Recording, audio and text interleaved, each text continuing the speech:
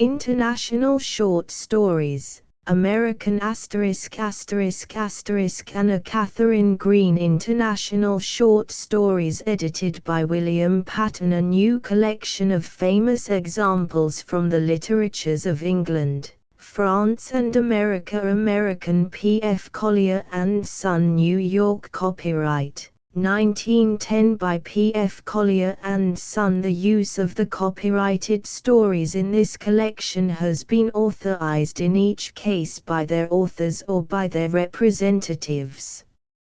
American Stories: The Prophetic Pictures by Nathaniel Hawthorne, The Legend of Sleepy Hollow by Washington Irving, The Goldbug by Edgar Allan Poe, Corporal Flint's Murder, From the Oak Openings, by J. Fenimore Cooper, Uncle Jim and Uncle Billy by Bret Harte, The Notary of Perigo by H. W. Longfellow, The Widow's Cruise by F. R. Stockton, The Count and the Wedding Quest by O. Henry, Miss Tooker's Wedding Gift by John Kendrick Bangs, The Fable of the Two Mandolin Players and the Willing Performer by George Ade, The Fable of the Preacher Who Flew His Kite, but not because he wished to do so by George Ade, The Shadows on the Wall by Mary E. Wilkins Freeman, Major Purdue's Bargain by Joel Chandler Harris, A Kentucky Cinderella by F. Hopkinson Smith, By the Waters of Paradise by F. Marion Crawford, A Memorable Night by Anna Katharine Green, The Man from Red Dog by Alfred Henry Lewis, Jean Michaud's Little Ship by Charles G. D. Roberts, Those Old Loons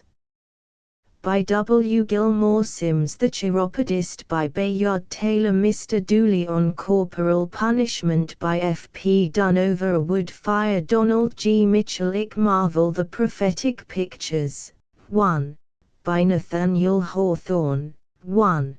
This story was suggested by an anecdote of Stuart, related in Dunlap's History of the Arts of Design, a most entertaining book to the general reader, and a deeply interesting one, we should think, to the artist.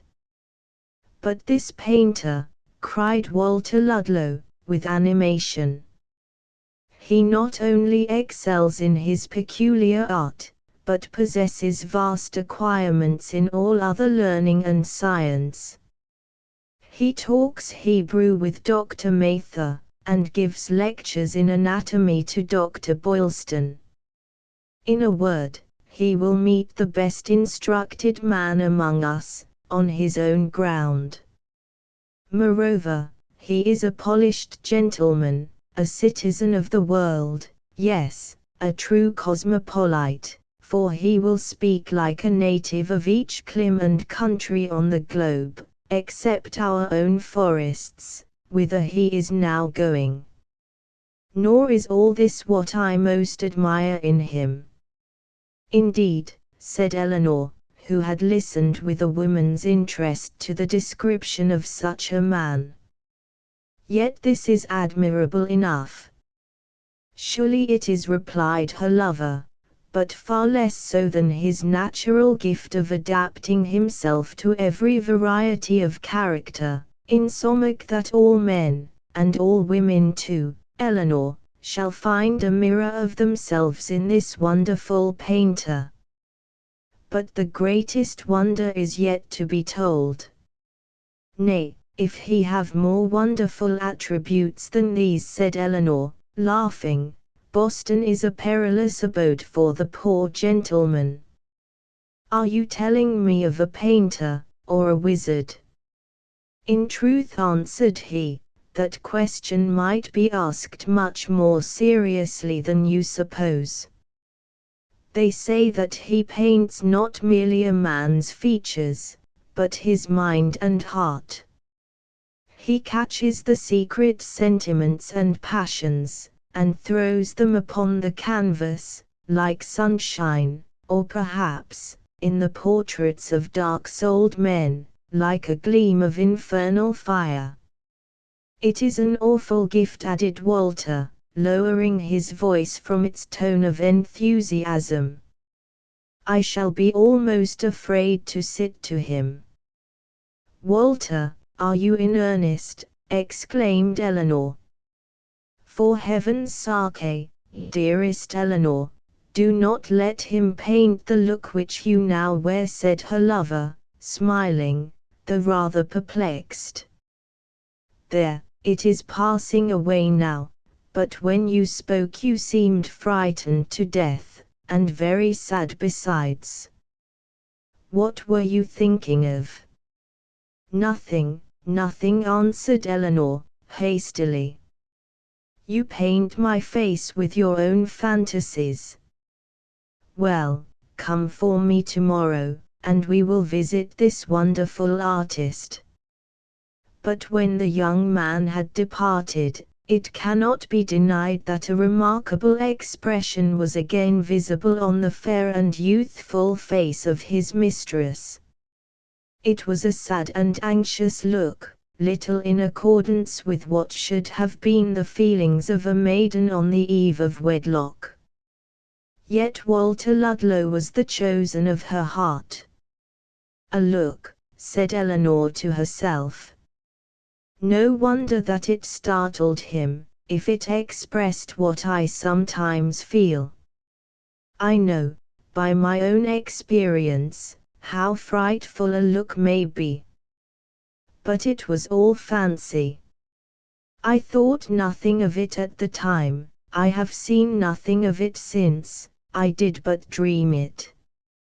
And she busied herself about the embroidery of a ruff, in which she meant that her portrait should be taken.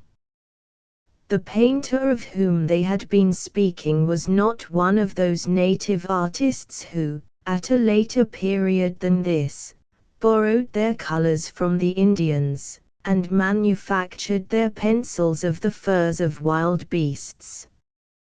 Perhaps, if he could have revoked his life and prearranged his destiny, he might have chosen to belong to that school without a master, in the hope of being at least original, since there were no works of art to imitate, nor rules to follow. But he had been born and educated in Europe. People said that he had studied the grandeur or beauty of conception, and every touch of the master hand, in all the most famous pictures, in cabinets and galleries, and on the walls of churches, till there was nothing more for his powerful mind to learn. Art could add nothing to its lessons, but nature might. He had therefore visited a world whither none of his professional brethren had preceded him, to feast his eyes on visible images that were noble and picturesque, yet had never been transferred to canvas. America was too poor to afford other temptations to an artist of eminence, though many of the colonial gentry, on the painter's arrival, had expressed a wish to transmit their lineaments to posterity by means of his skill. Whenever such proposals were made, he fixed his piercing eyes on the applicant, and seemed to look him through and through. If he beheld only a sleek and comfortable visage, though there were a gold-laced coat to adorn the picture, and golden guineas to pay for it, he civilly rejected the task and the reward. But if the face were the index of anything uncommon, in thought, sentiment, or experience, or if he met a beggar in the street, with a white beard and a furrowed brow, or if sometimes a child happened to look up and smile, he would exhaust all the art on them that he denied to wealth. Pictorial skill being so rare in the colonies, the painter became an object of general curiosity. If few or none could appreciate the technical merit of his productions, yet there were points in regard to which the opinion of the crowd was as valuable as the refined judgment of the amateur. He watched the effect that each picture produced on such untutored beholders, and derived profit from their remarks, while they would as soon have thought of instructing nature herself as him who seemed to rival her. Their admiration, it must be owned, was tinctured with the prejudices of the age and country. Some deemed it an offense against the Mosaic law, and even a presumptuous mockery of the Creator, to bring into existence such lively images of his creatures. Others, frightened at the art which could raise phantoms at will, and keep the form of the dead among the living, were inclined to consider the painter as a magician, or perhaps the famous black man, of old witch times, plotting mischief in a new guise. These foolish fancies were more than half believed among the mob. Even in superior circles, his character was invested with a vague awe, partly rising like smoke wreaths from the popular superstitions, but chiefly caused by the varied knowledge and talents which he made subservient to his profession. Being on the eve of marriage, Walter Ludlow and Eleanor were eager to obtain their portraits, as the first of what, they doubtless hoped, would be a long series of family pictures. The day after the conversation above recorded, they visited the painter's rooms. A servant ushered them into an apartment, where, though the artist himself was not visible, there were personages whom they could hardly forbear greeting with reverence. They knew, indeed, that the whole assembly were but pictures, yet felt it impossible to separate the idea of life and intellect from such striking counterfeits. Several of the portraits were known to them, either as distinguished characters of the day, or their private acquaintances. There was Governor Burnet, looking as if he had just received an undutiful communication from the House of Representatives, and were inditing a most sharp response. Mr. Cook hung beside the ruler whom he opposed, sturdy, and somewhat puritanical, as befitted a popular leader. The ancient lady of Sir William Phipps eyed them from the wall, in ruff and fardingale, an imperious old dame, not unsuspected of witchcraft. John Winslow, then a very young man, wore the expression of warlike enterprise which long afterward made him a distinguished general. Their personal friends were recognized at a glance.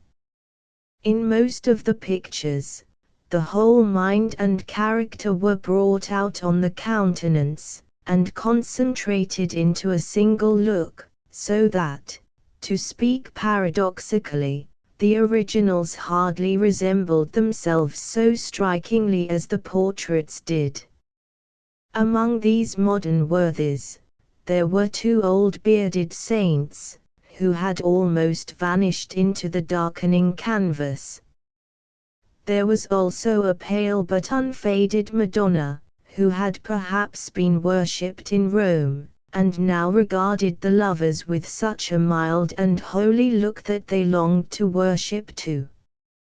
How singular a thought, observed Walter Ludlow, that this beautiful face has been beautiful for above 200 years. Oh, if all beauty would endure so well! Do you not envy her, Eleanor? If earth were heaven, I might, she replied. But where all things fade, how miserable to be the one that could not fade. This dark old Saint Peter has a fierce and ugly scowl, saint though he be, continued Walter. He troubles me. But the Virgin looks kindly at us. Yes, but very sorrowfully, methinks, said Eleanor.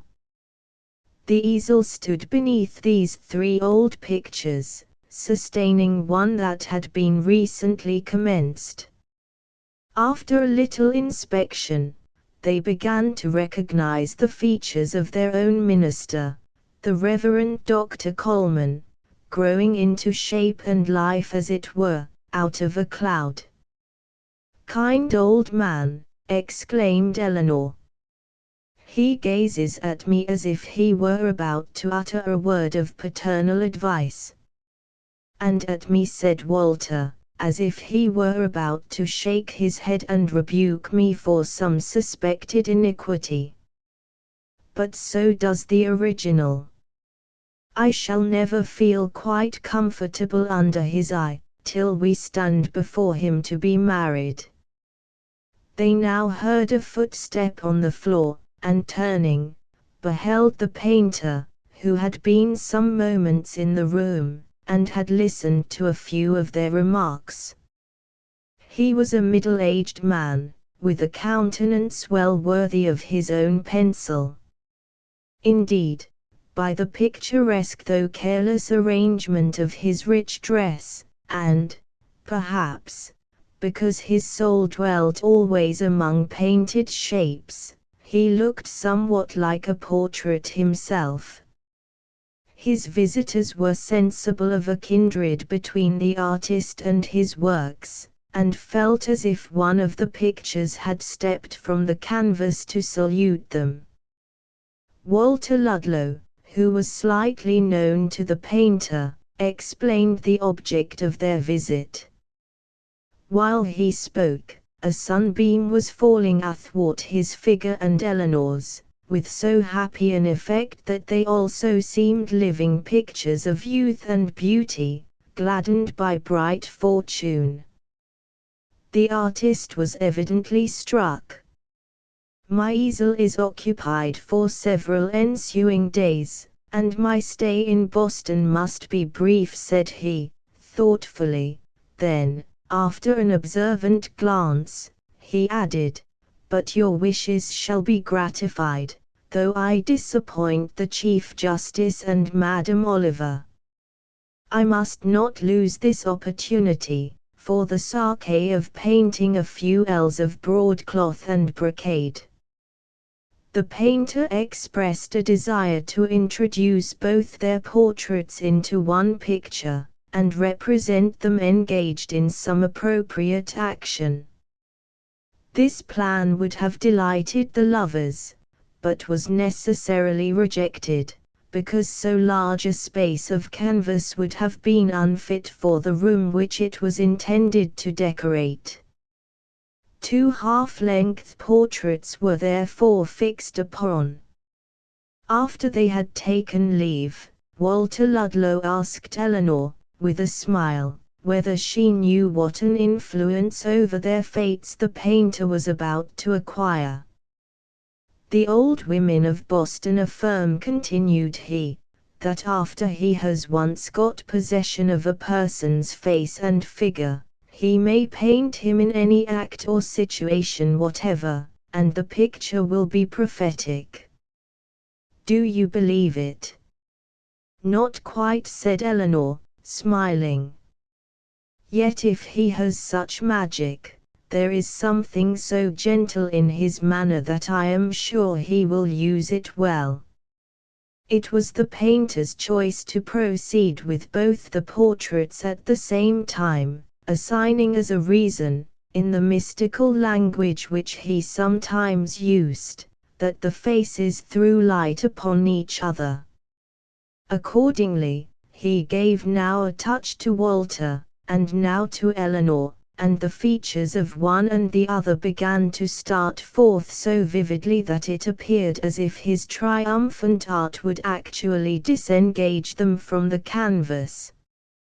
Amid the rich light and deep shade they beheld their phantom selves. But, though the likeness promised to be perfect, they were not quite satisfied with the expression. It seemed more vague than in most of the painter's works. He, however, was satisfied with the prospect of success, and being much interested in the lovers, employed his leisure moments, unknown to them, in making a crayon sketch of their 2 figures. During their sittings, he engaged them in conversation, and kindled up their faces with characteristic traits, which, though continually varying, it was his purpose to combine and fix. At length he announced that at their next visit both the portraits would be ready for delivery. "If my pencil will but be true to my conception, in the few last touches which I meditate," observed he, "these two pictures will be my very best performances." Seldom, indeed, has an artist such subjects. While speaking, he still bent his penetrative eye upon them, nor withdrew it till they had reached the bottom of the stairs. Nothing, in the whole circle of human vanities, takes stronger hold of the imagination than this affair of having a portrait painted. Yet why should it be so? The looking-glass, the polished globes of the andirons, the mirror-like water, and all other reflecting surfaces, continually present us with portraits, or rather ghosts, of ourselves, which we glance at, and straightway forget them. But we forget them only because they vanish. It is the idea of duration, of earthly immortality, that gives such a mysterious interest to our own portraits. Walter and Eleanor were not insensible to this feeling, and hastened to the painter's room, punctually at the appointed hour, to meet those pictured shapes which were to be their representatives with posterity. The sunshine flashed after them into the apartment, but left it somewhat gloomy, as they closed the door. Their eyes were immediately attracted to their portraits, which rested against the furthest wall of the room. At the first glance, through the dim light and the distance, seeing themselves in precisely their natural attitudes, and with all the air that they recognized so well, they uttered a simultaneous exclamation of delight. "There we stand," cried Walter, enthusiastically, "fixed in sunshine forever. No dark passions can gather on our faces." "No," said Eleanor, more calmly, "no dreary change can sadden us." This was said while they were approaching, and had yet gained only an imperfect view of the pictures. The painter, after saluting them, busied himself at a table in completing a crayon sketch, leaving his visitors to form their own judgment as to his perfected labors. At intervals, he sent a glance from beneath his deep eyebrows, watching their countenances in profile, with his pencil suspended over the sketch. They had now stood some moments, each in front of the other's picture, contemplating it with entranced attention, but without uttering a word. At length Walter stepped forward, then back, viewing Eleanor's portrait in various lights, and finally spoke. "Is there not a change?" said he, in a doubtful and meditative tone. "Yes, the perception of it grows more vivid, the longer I look. It is certainly the same picture that I saw yesterday, the dress, the features, all are the same, and yet something is altered." "Is, then, the picture less like than it was yesterday?" inquired the painter, now drawing near, with irrepressible interest. "The features are perfect," Eleanor answered Walter, "and, at the first glance, the expression seemed also hers. But, I could fancy that the portrait has changed countenance while I have been looking at it. The eyes are fixed on mine with a strangely sad and anxious expression. Nay, it is grief and terror. Is this like Eleanor? Compare the living face with the pictured one, said the painter. Walter glanced sidelong at his mistress and started. Motionless and absorbed, fascinated as it were, in contemplation of Walter's portrait, Eleanor's face had assumed precisely the expression of which he had just been complaining. Had she practiced for whole hours before a mirror, she could not have caught the look so successfully. Had the picture itself been a mirror, it could not have thrown back her present aspect, with stronger and more melancholy truth. She appeared quite unconscious of the dialogue between the artist and her lover. "Eleanor," exclaimed Walter, in amazement, "what change has come over you?" She did not hear him, nor desist from her fixed gaze, till he seized her hand, and thus attracted her notice. Then, with a sudden tremor, she looked from the picture to the face of the original. "Do you see no change in your portrait?" asked she. "In mine, none," replied Walter, examining it. "But let me see. Yes, there is a slight change, an improvement, I think, in the picture, though none in the likeness. It has a livelier expression than yesterday, as if some bright thought were flashing from the eyes, and about to be uttered from the lips. Now that I have caught the look, it becomes very decided." While he was intent on these observations, Eleanor turned to the painter. She regarded him with grief and awe, and felt that he repaid her with sympathy and commiseration, though wherefore she could but vaguely guess. "That look," whispered she, and shuddered. "How came it there?" "Madam," said the painter, sadly, taking her hand, and leading her apart, "in both these pictures I have painted what I saw. The artist, the true artist, must look beneath the exterior. It is his gift, his proudest but often a melancholy one, to see the inmost soul, and by a power indefinable even to himself to make it glow or darken upon the canvas, in glances that express the thought and sentiment of years. Would that I might convince myself of error in the present instance." They had now approached the table, on which were heads in chalk, hands almost as expressive as ordinary faces, ivied church towers, thatched cottages, old thunder-stricken trees, oriental and antique costume, and all such picturesque vagaries of an artist's idle moments. Turning them over, with seeming carelessness, a crayon sketch of two figures was disclosed.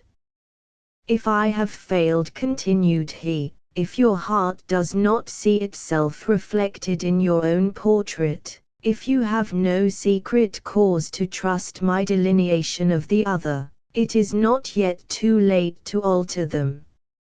I might change the action of these figures too. But would it influence the event?"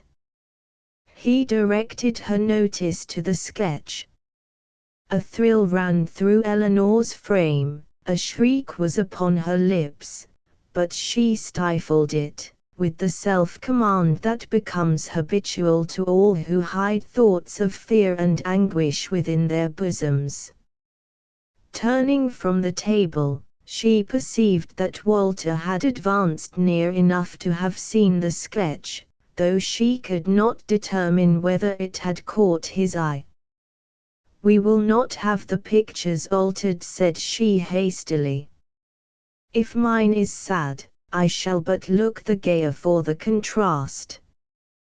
"Be it so," answered the painter, bowing.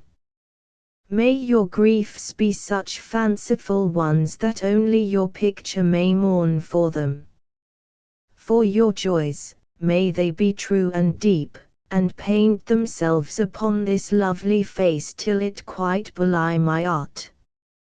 After the marriage of Walter and Eleanor, the pictures formed the two most splendid ornaments of their abode. They hung side by side, separated by a narrow panel, appearing to eye each other constantly, yet always returning the gaze of the spectator. Travelled gentlemen, who professed a knowledge of such subjects, reckoned these among the most admirable specimens of modern portraiture, while common observers compared them with the originals, feature by feature, and were rapturous in praise of the likeness. But it was on a third class, neither travelled connoisseurs nor common observers, but people of natural sensibility, that the pictures wrought their strongest effect. Such persons might gaze carelessly at first, but, becoming interested, would return day after day, and study these painted faces like the pages of a mystic volume. Walter Ludlow's portrait attracted their earliest notice. In the absence of himself and his bride, they sometimes disputed as to the expression which the painter had intended to throw upon the features, all agreeing that there was a look of earnest import, though no two explained it alike. There was less diversity of opinion in regard to Eleanor's picture. They differed, indeed, in their attempts to estimate the nature and depth of the gloom that dwelt upon her face, but agreed that it was gloom, and alien from the natural temperament of their youthful friend. A certain fanciful person announced, as the result of much scrutiny, that both these pictures were parts of one design, and that the melancholy strength of feeling, in Eleanor's countenance, bore reference to the more vivid emotion, or, as he termed it, the wild passion, in that of Walter. Though unskilled in the art, he even began a sketch, in which the action of the two figures was to correspond with their mutual expression. It was whispered among friends, that, day by day, Eleanor's face was assuming a deeper shade of pensiveness, which threatened soon to render her too true a counterpart of her melancholy picture.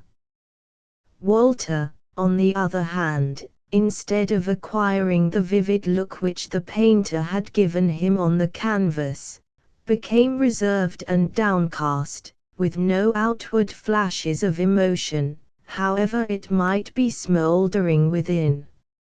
In course of time, Eleanor hung a gorgeous curtain of purple silk, wrought with flowers, and fringed with heavy golden tassels, before the pictures, under pretence that the dust would tarnish their hues, or the light dim them. It was enough. Her visitors felt that the massive folds of the silk must never be withdrawn, nor the portraits mentioned in her presence. Time wore on, and the painter came again. He had been far enough to the north to see the silver cascade of the Crystal Hills, and to look over the vast round of cloud and forest, from the summit of New England's loftiest mountain. But he did not profane that scene by the mockery of his art. He had also lain in a canoe on the bosom of Lake George, making his soul the mirror of its loveliness and grandeur, till not a picture in the Vatican was more vivid than his recollection. He had gone with the Indian hunters to Niagara, and there, again, had flung his hopeless pencil down the precipice, feeling that he could as soon paint the roar as aught else that goes to make up the wondrous cataract. In truth, It was seldom his impulse to copy natural scenery, except as a framework for the delineations of the human form and face, instinct with thought, passion, or suffering. With store of such, his adventurous ramble had enriched him.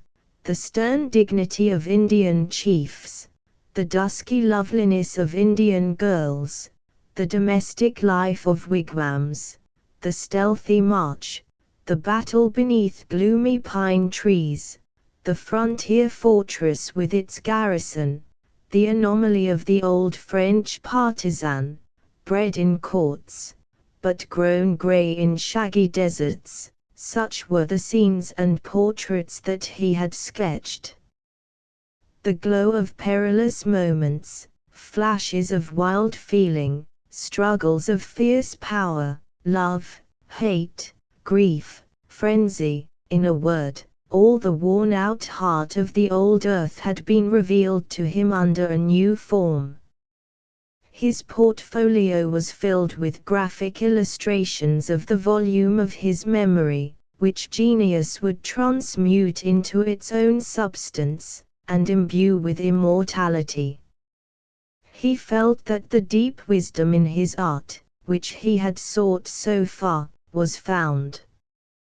But, amid stern or lovely nature, in the perils of the forest, or its overwhelming peacefulness, still there had been two phantoms, the companions of his way.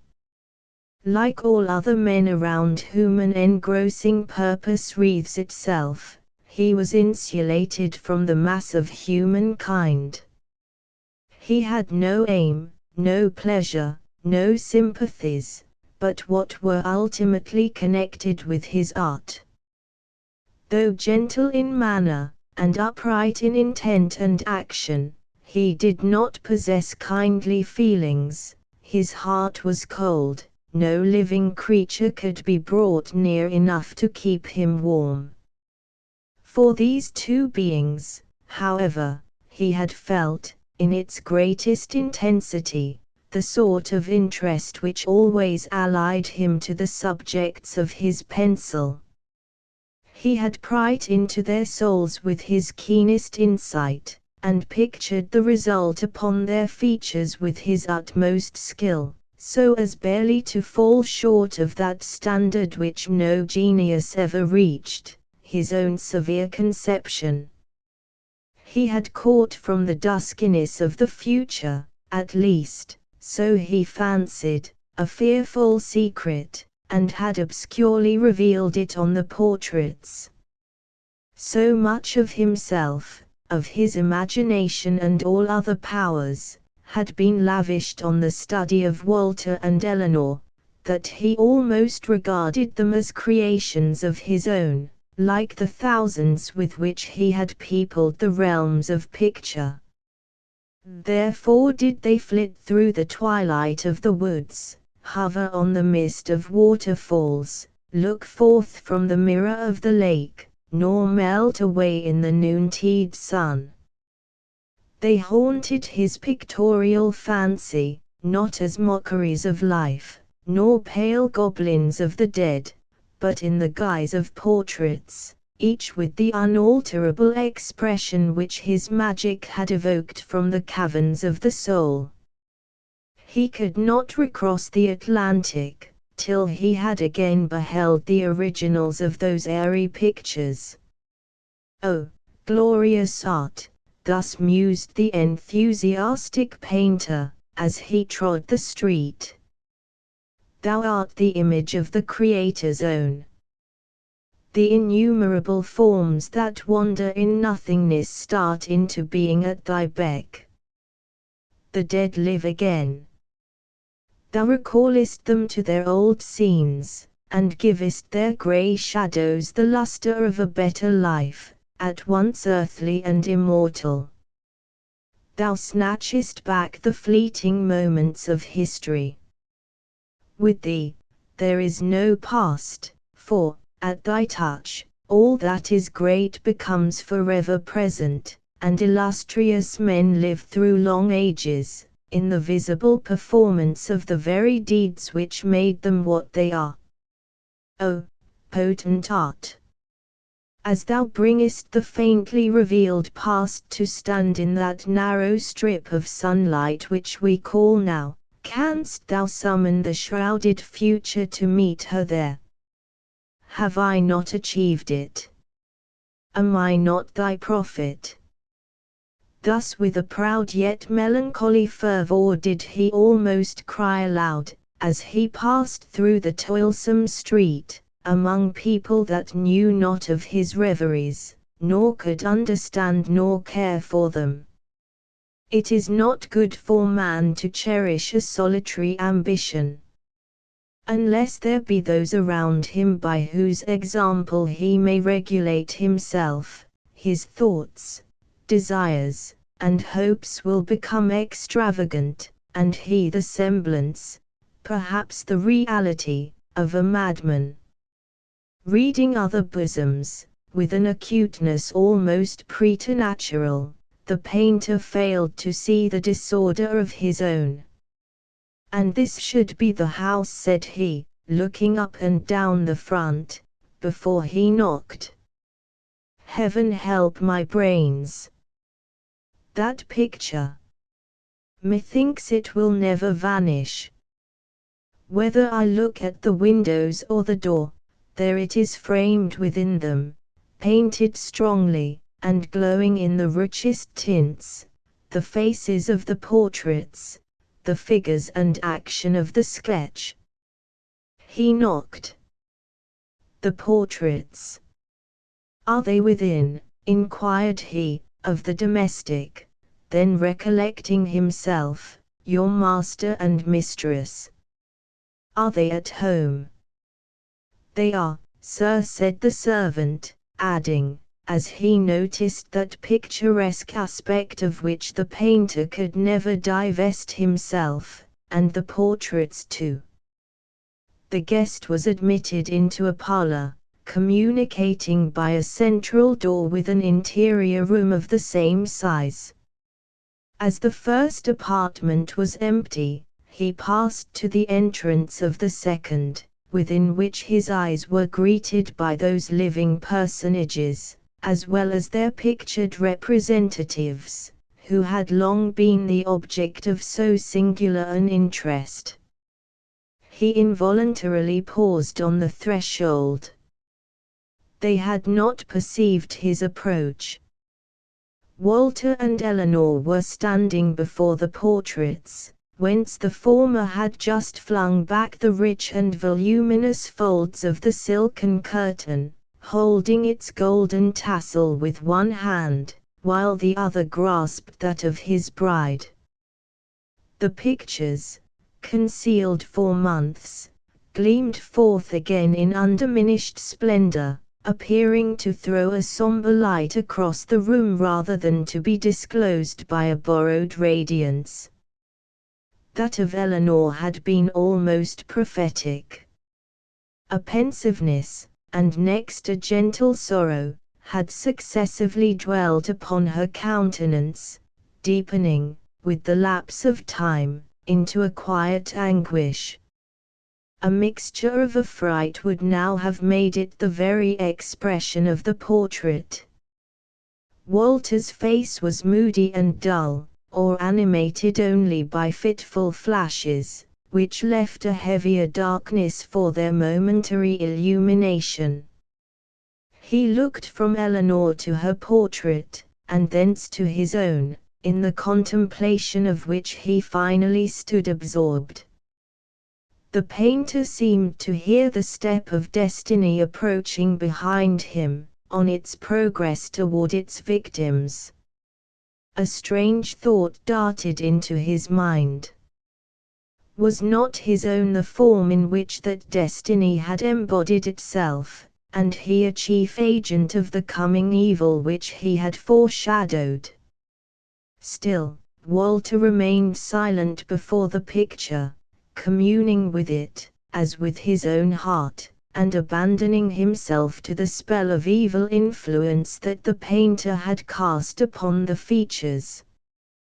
Gradually his eyes kindled, while, as Eleanor watched the increasing wildness of his face, her own assumed a look of terror, and when at last he turned upon her, the resemblance of both to their portraits was complete. "Our fate is upon us," howled Walter. "Die!" Drawing a knife, he sustained her, as she was sinking to the ground, and aimed it at her bosom. In the action and in the look and attitude of each, the painter beheld the figures of his sketch. The picture, with all its tremendous coloring, was finished. "Hold, madman!" cried he, sternly. He had advanced from the door, and interposed himself between the wretched beings, with the same sense of power to regulate their destiny as to alter a scene upon the canvas. He stood like a magician, controlling the phantoms which he had evoked. "What?" muttered Walter Ludlow, as he relapsed from fierce excitement into silent gloom. "Does fate impede its own decree?" "Wretched lady," said the painter, "did I not warn you?" "You did," replied Eleanor, calmly, as her terror gave place to the quiet grief which it had disturbed. "But, I loved him. Is there not a deep moral in the tale? Could the result of one, or all our deeds, be shadowed forth and set before us, some would call it fate and hurry onward, others be swept along by their passionate desires, and none be turned aside by the prophetic pictures." The Legend of Sleepy Hollow by Washington Irving, found among the papers of the late Diedrich Knickerbocker, a pleasing land of drowsy head it was, of dreams that wave before the half-shut eye, and of gay castles in the clouds that pass, forever flushing round a summer sky. Castle of indolence in the bosom of one of those spacious coves which indent the eastern shore of the Hudson, at that broad expansion of the river denominated by the ancient Dutch navigators the Tapper and Zee, and where they always prudently shortened sail and implored the protection of Saint Nicholas when they crossed, there lies a small market town or rural port, which by some is called Greensburg, but which is more generally and properly known by the name of Tarrytown. This name was given it, we are told, in former days, by the good housewives of the adjacent country, from the inveterate propensity of their husbands to linger about the village tavern on market days. Be that as it may, I do not vouch for the fact, but merely advert to it, for the sake of being precise and authentic. Not far from this village, perhaps about 3 miles, there is a little valley or rather lap of land among high hills, which is one of the quietest places in the whole world. A small brook glides through it, with just murmur enough to lull one to repose, and the occasional whistle of a quail, or tapping of a woodpecker, is almost the only sound that ever breaks in upon the uniform tranquillity. I recollect that, when a stripling, my first exploit in squirrel shooting was in a grove of tall walnut trees that shades one side of the valley. I had wandered into it at noontime, when all nature is peculiarly quiet, and was startled by roar of my own gun, as it broke the Sabbath stillness around and was prolonged and reverberated by the angry echoes. If ever I should wish for a retreat whither I might steal from the world and its distractions, and dream quietly away the remnant of a troubled life, I know of none more promising than this little valley. From the listless repose of the place and the peculiar character of its inhabitants, who are descendants from the original Dutch settlers. This sequestered glen has long been known by the name of Sleepy Hollow, and its rustic lads are called the Sleepy Hollow Boys throughout all the neighboring country. A drowsy, dreamy influence seems to hang over the land and to pervade the very atmosphere. Some say that the place was bewitched by a High German doctor during the early days of the settlement, others, that an old Indian chief, the prophet or wizard of his tribe, held his powwows there before the country was discovered by Master Hendrik Hudson. Certain it is, the place still continues under the sway of some witching power that holds a spell over the minds of the good people, causing them to walk in a continual reverie. They are given to all kinds of marvelous beliefs, are subject to trances and visions, and frequently see strange sights, and hear music and voices in the air. The whole neighborhood abounds with local tales, haunted spots, and twilight superstitions. Stars shoot and meteors glare oftener across the valley than in any other part of the country, and the nightmare, with her whole ninefold, seems to make it the favorite scene of her gambols. The dominant spirit, however, that haunts this enchanted region and seems to be commander-in-chief of all the powers of the air, is the apparition of a figure on horseback without a head.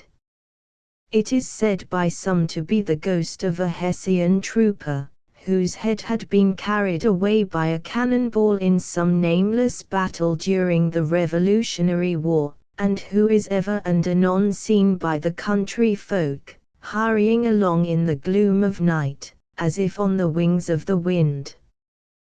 His haunts are not confined to the valley, but extend at times to the adjacent roads, and especially to the vicinity of a church that is at no great distance.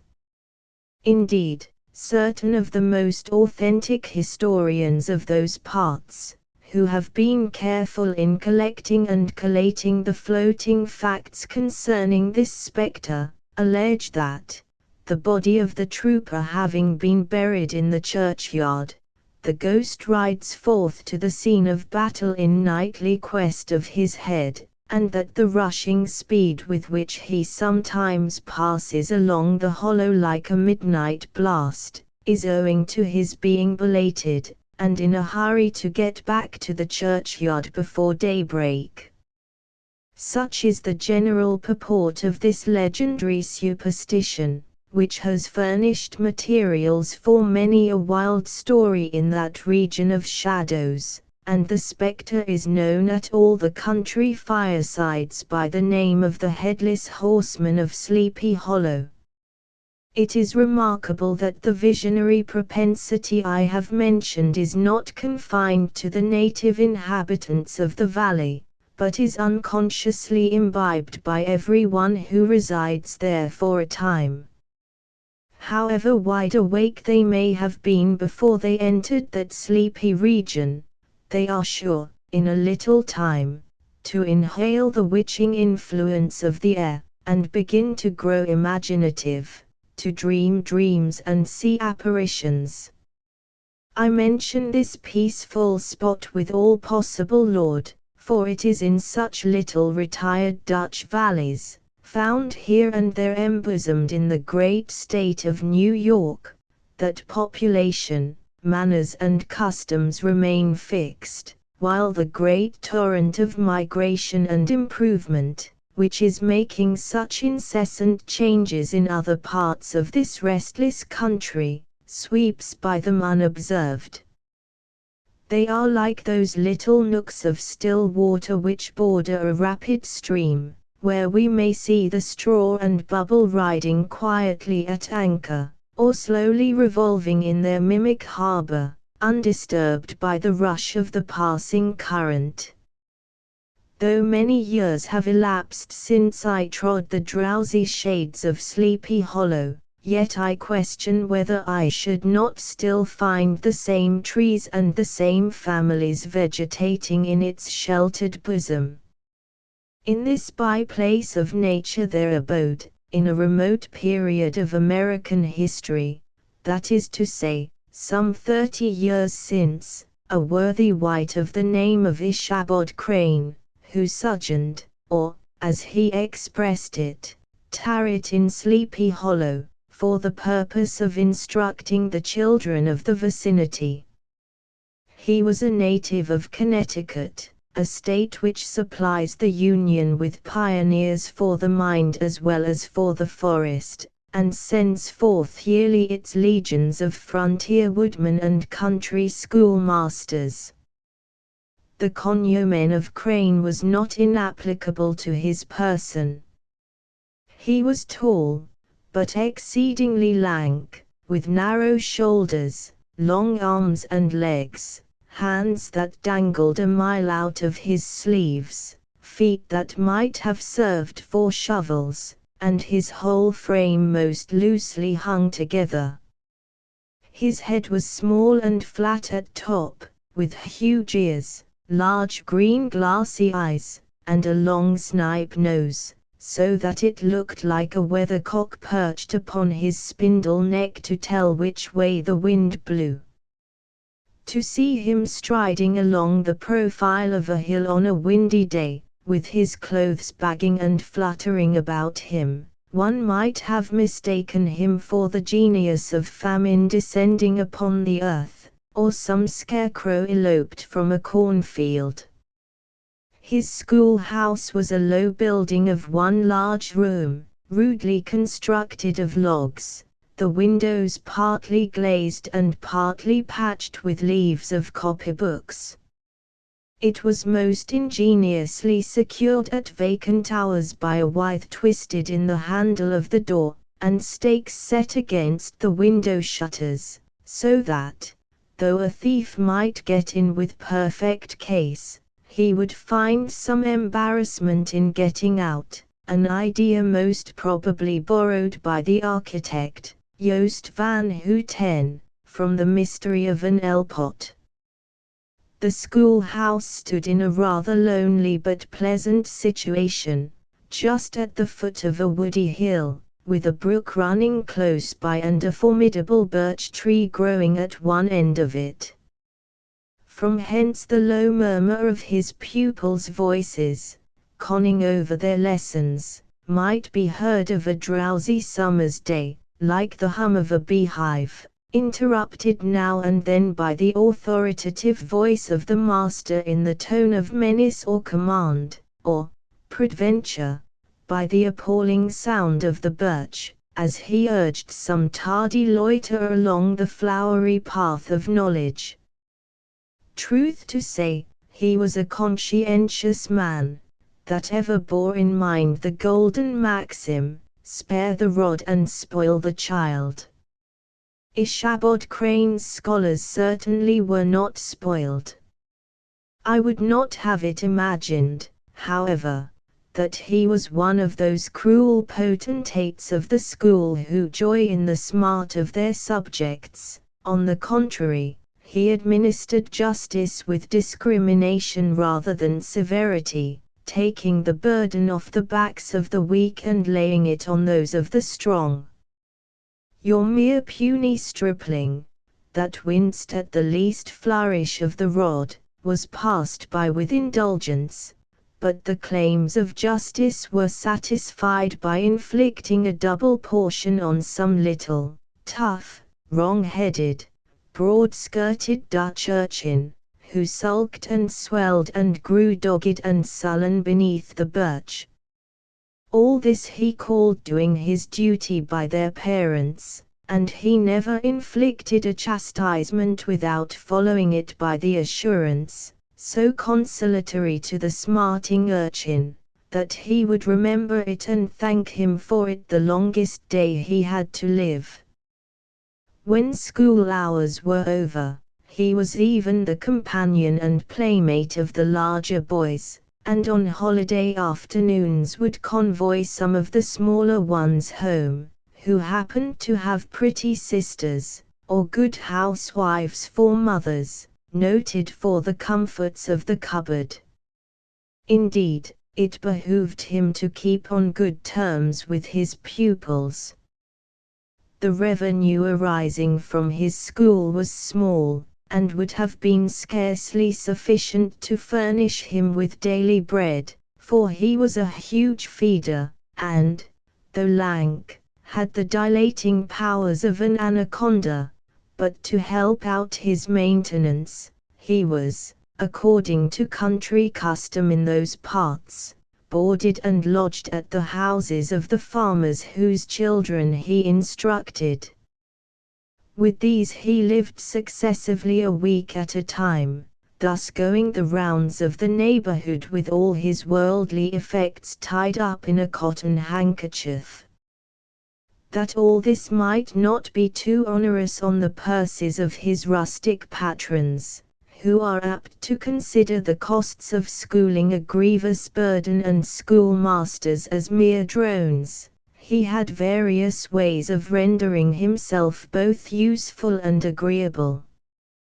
He assisted the farmers occasionally in the lighter labors of their farms, helped to make hay, mended the fences, took the horses to water, drove the cows from pasture, and cut wood for the winter fire. He laid aside, too, all the dominant dignity and absolute sway with which he lauded it in his little empire, the school, and became wonderfully gentle and ingratiating. He found favor in the eyes of the mothers, by petting the children, particularly the youngest, and like the lion bold, which whilom so magnanimously the lamb did hold, he would sit with a child on one knee and rock a cradle with his foot for whole hours together. In addition to his other vocations, he was the singing master of the neighborhood, and picked up many bright shillings by instructing the young folks in psalmody. It was a matter of no little vanity to him on Sundays to take his station in front of the church gallery, with a band of chosen singers, where, in his own mind, he completely carried away the palm from the parson. Certain it is, his voice resounded far above all the rest of the congregation, and there are peculiar quavers still to be heard in that church, and which may even be heard half a mile off, quite to the opposite side of the mill pond, on a still Sunday morning, which are said to be legitimately descended from the nose of Ichabod Crane. Thus by divers little makeshifts, in that ingenious way which is commonly denominated by hook and by crook, the worthy pedagogue got on tolerably enough, and was thought, by all who understood nothing of the labor of head work, to have a wonderfully easy life of it. The schoolmaster is generally a man of some importance in the female circle of a rural neighborhood, being considered a kind of idle gentleman-like personage, of vastly superior taste and accomplishments to the rough country swains, and, indeed, inferior in learning only to the parson. His appearance, therefore, is apt to occasion some little stir at the tea-table of a farmhouse, and the addition of a supernumerary dish of cakes or sweetmeats, or, peradventure, the parade of a silver teapot. Our man of letters, therefore, was peculiarly happy in the smiles of all the country damsels.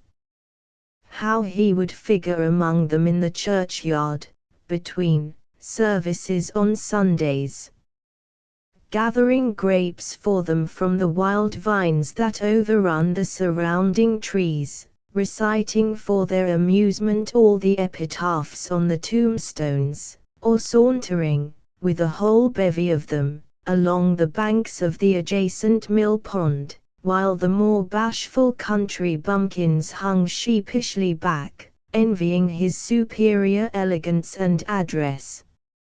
From his half-itinerant life, also, he was a kind of traveling gazette, carrying the whole budget of local gossip from house to house, so that his appearance was always greeted with satisfaction.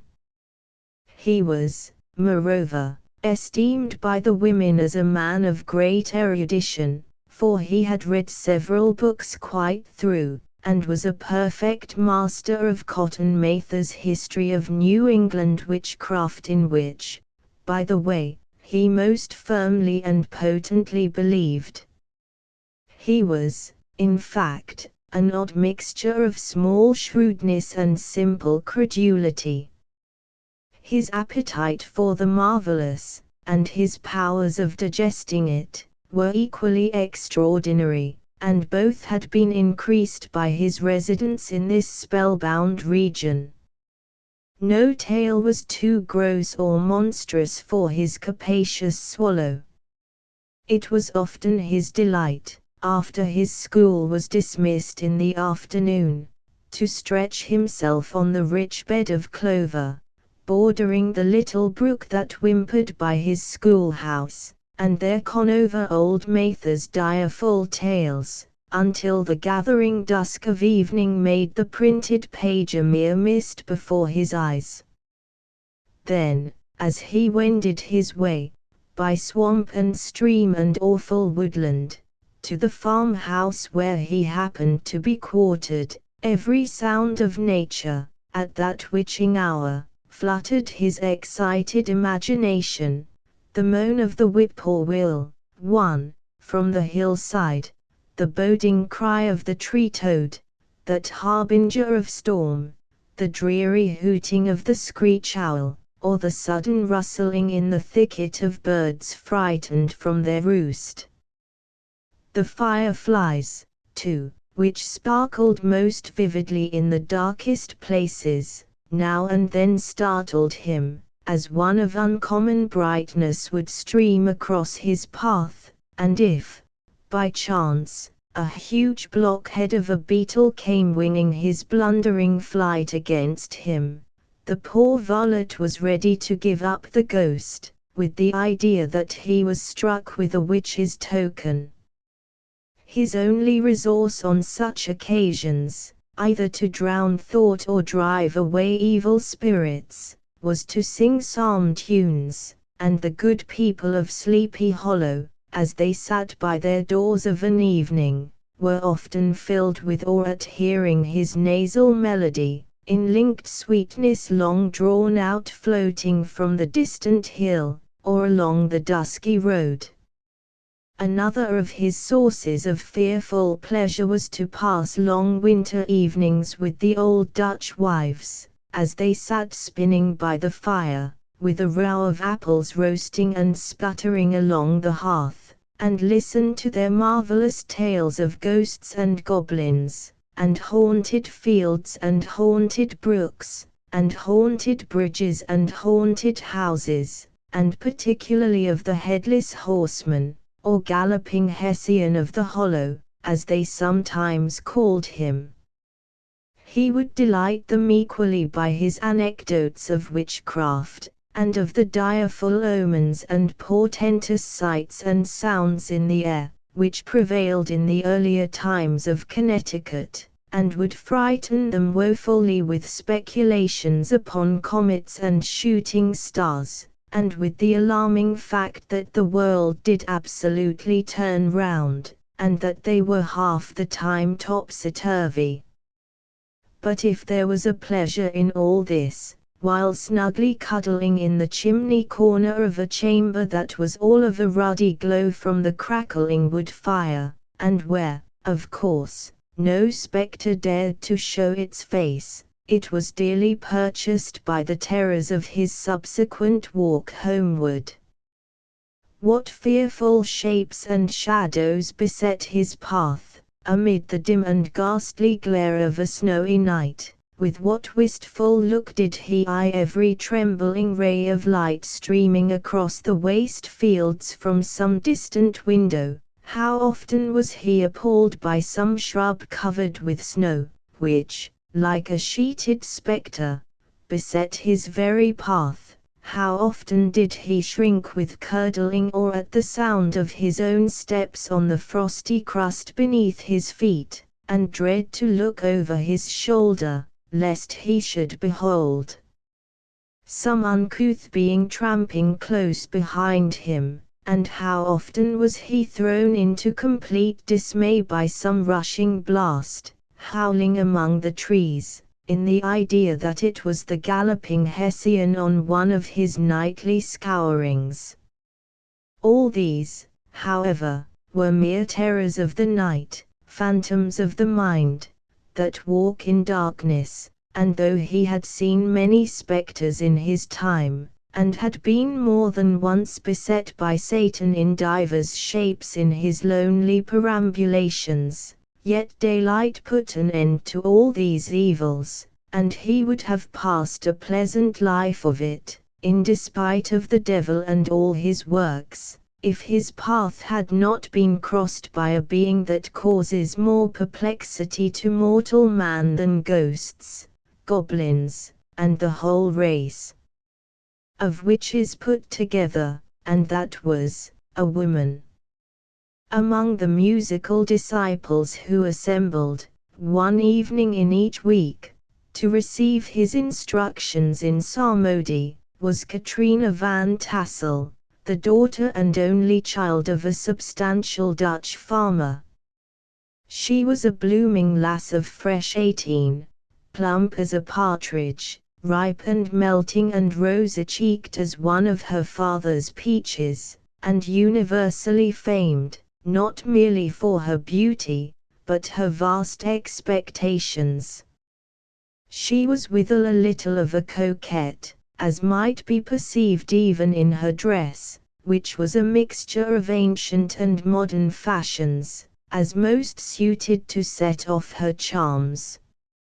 She wore the ornaments of pure yellow gold which her great-great-grandmother had brought over from Sodom, the tempting stomacher of the olden time, and withal a provokingly short petticoat, to display the prettiest foot and ankle in the country round. Ichabod Crane had a soft and foolish heart toward the sex, and it is not to be wondered at that so tempting a morsel soon found favor in his eyes, more especially after he had visited her in her paternal mansion. Old Baltus van Tassel was a perfect picture of a thriving, contented, liberal-hearted farmer. He seldom, it is true, sent either his eyes or his thoughts beyond the boundaries of his own farm, but within these, everything was snug, happy, and well-conditioned. He was satisfied with his wealth, but not proud of it, and piqued himself upon the hearty abundance, rather than the style in which he lived. His stronghold was situated on the banks of the Hudson, in one of those green, sheltered, fertile nooks in which the Dutch farmers are so fond of nestling. A great elm tree spread its broad branches over it, at the foot of which bubbled up a spring of the softest and sweetest water, in a little well formed of a barrel, and then stole sparkling away through the grass, to a neighboring brook that babbled along among alders and dwarf willows. Hard by the farmhouse was a vast barn that might have served for a church, every window and crevice of which seemed bursting forth with the treasures of the farm. The flail was busily resounding within it from morning to night. Swallows and martins skimmed twittering about the eaves, and rows of pigeons, some with one eye turned up, as if watching the weather, some with their heads under their wings, or buried in their bosoms, and others, swelling, and cooing, and bowing about their dames, were enjoying the sunshine on the roof. Sleek, Unwieldy porkers were grunting in the repose and abundance of their pens, from whence sallied forth, now and then, troops of sucking pigs, as if to snuff the air. A stately squadron of snowy geese were riding in an adjoining pond, convoying whole fleets of ducks. Regiments of turkeys were gobbling through the farmyard, and guineafowls fretting about it like ill-tempered housewives, with their peevish, discontented cry. Before the barn door strutted the gallant cock, that pattern of a husband, a warrior and a fine gentleman, clapping his burnished wings and crowing in the pride and gladness of his heart, sometimes tearing up the earth with his feet, and then generously calling his ever-hungry family of wives and children to enjoy the rich morsel which he had discovered. The pedagogue's mouth watered as he looked upon this sumptuous promise of luxurious winter fare. In his devouring mind's eye, he pictured to himself every roasting pig running about, with a pudding in its belly and an apple in its mouth. The pigeons were snugly put to bed in a comfortable pie and tucked in with a coverlay of crust. The geese were swimming in their own gravy, and the ducks pairing cosily in dishes, like snug married couples, with a decent competency of onion sauce.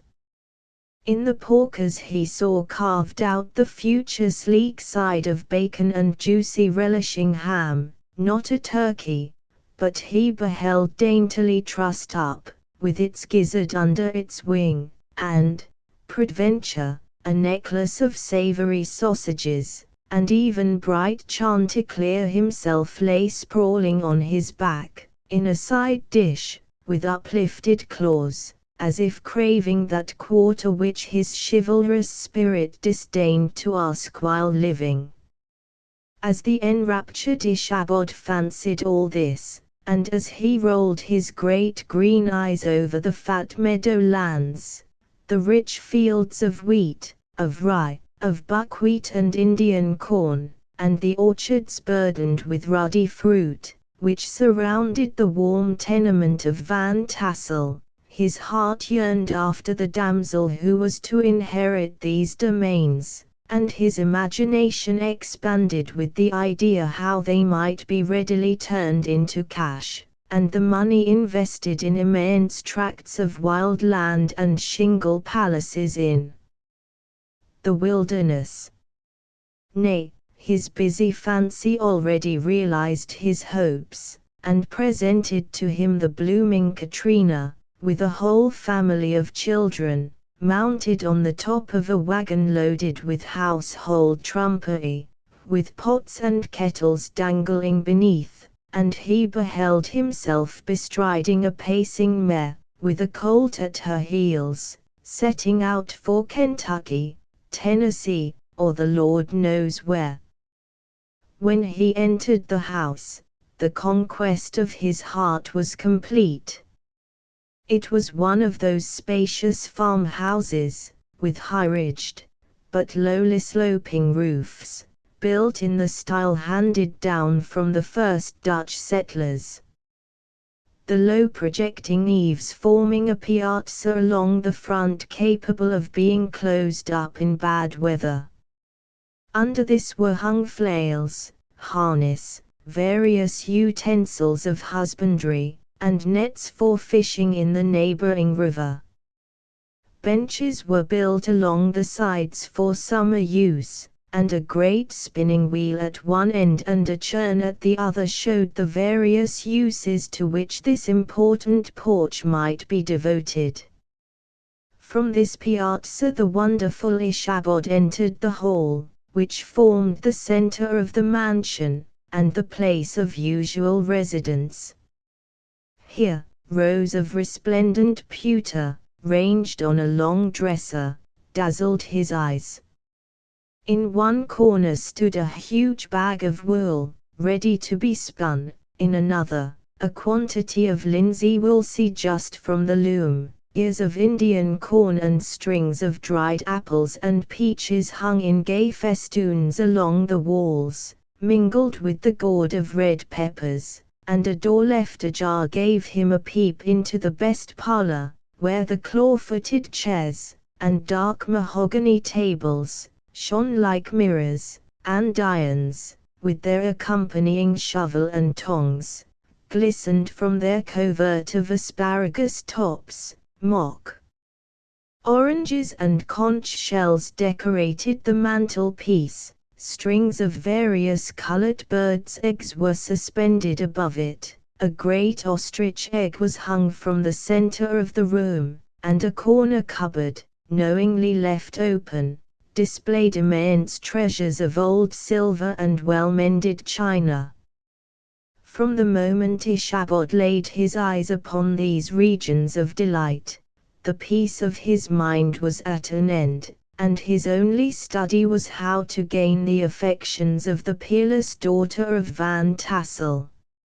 In this enterprise, however, he had more real difficulties than generally fell to the lot of a knight-errant of yore, who seldom had anything but giants, enchanters, fiery dragons, and such like easily conquered adversaries, to contend with, and had to make his way merely through gates of iron and brass and walls of adamant to the castle keep, where the lady of his heart was confined, all which he achieved as easily as a man would carve his way to the center of a Christmas pie, and then the lady gave him her hand as a matter of course.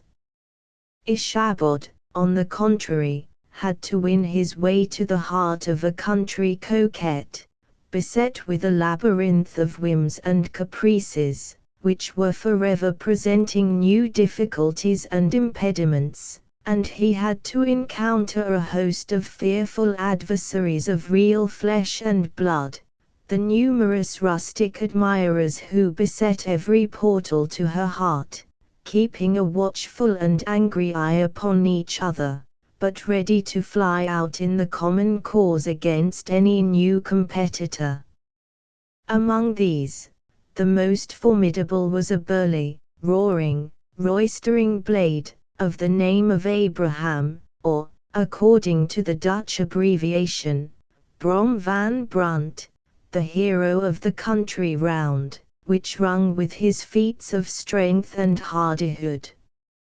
He was broad-shouldered and double-jointed, with short curly black hair, and a bluff, but not unpleasant countenance, having a mingled air of fun and arrogance.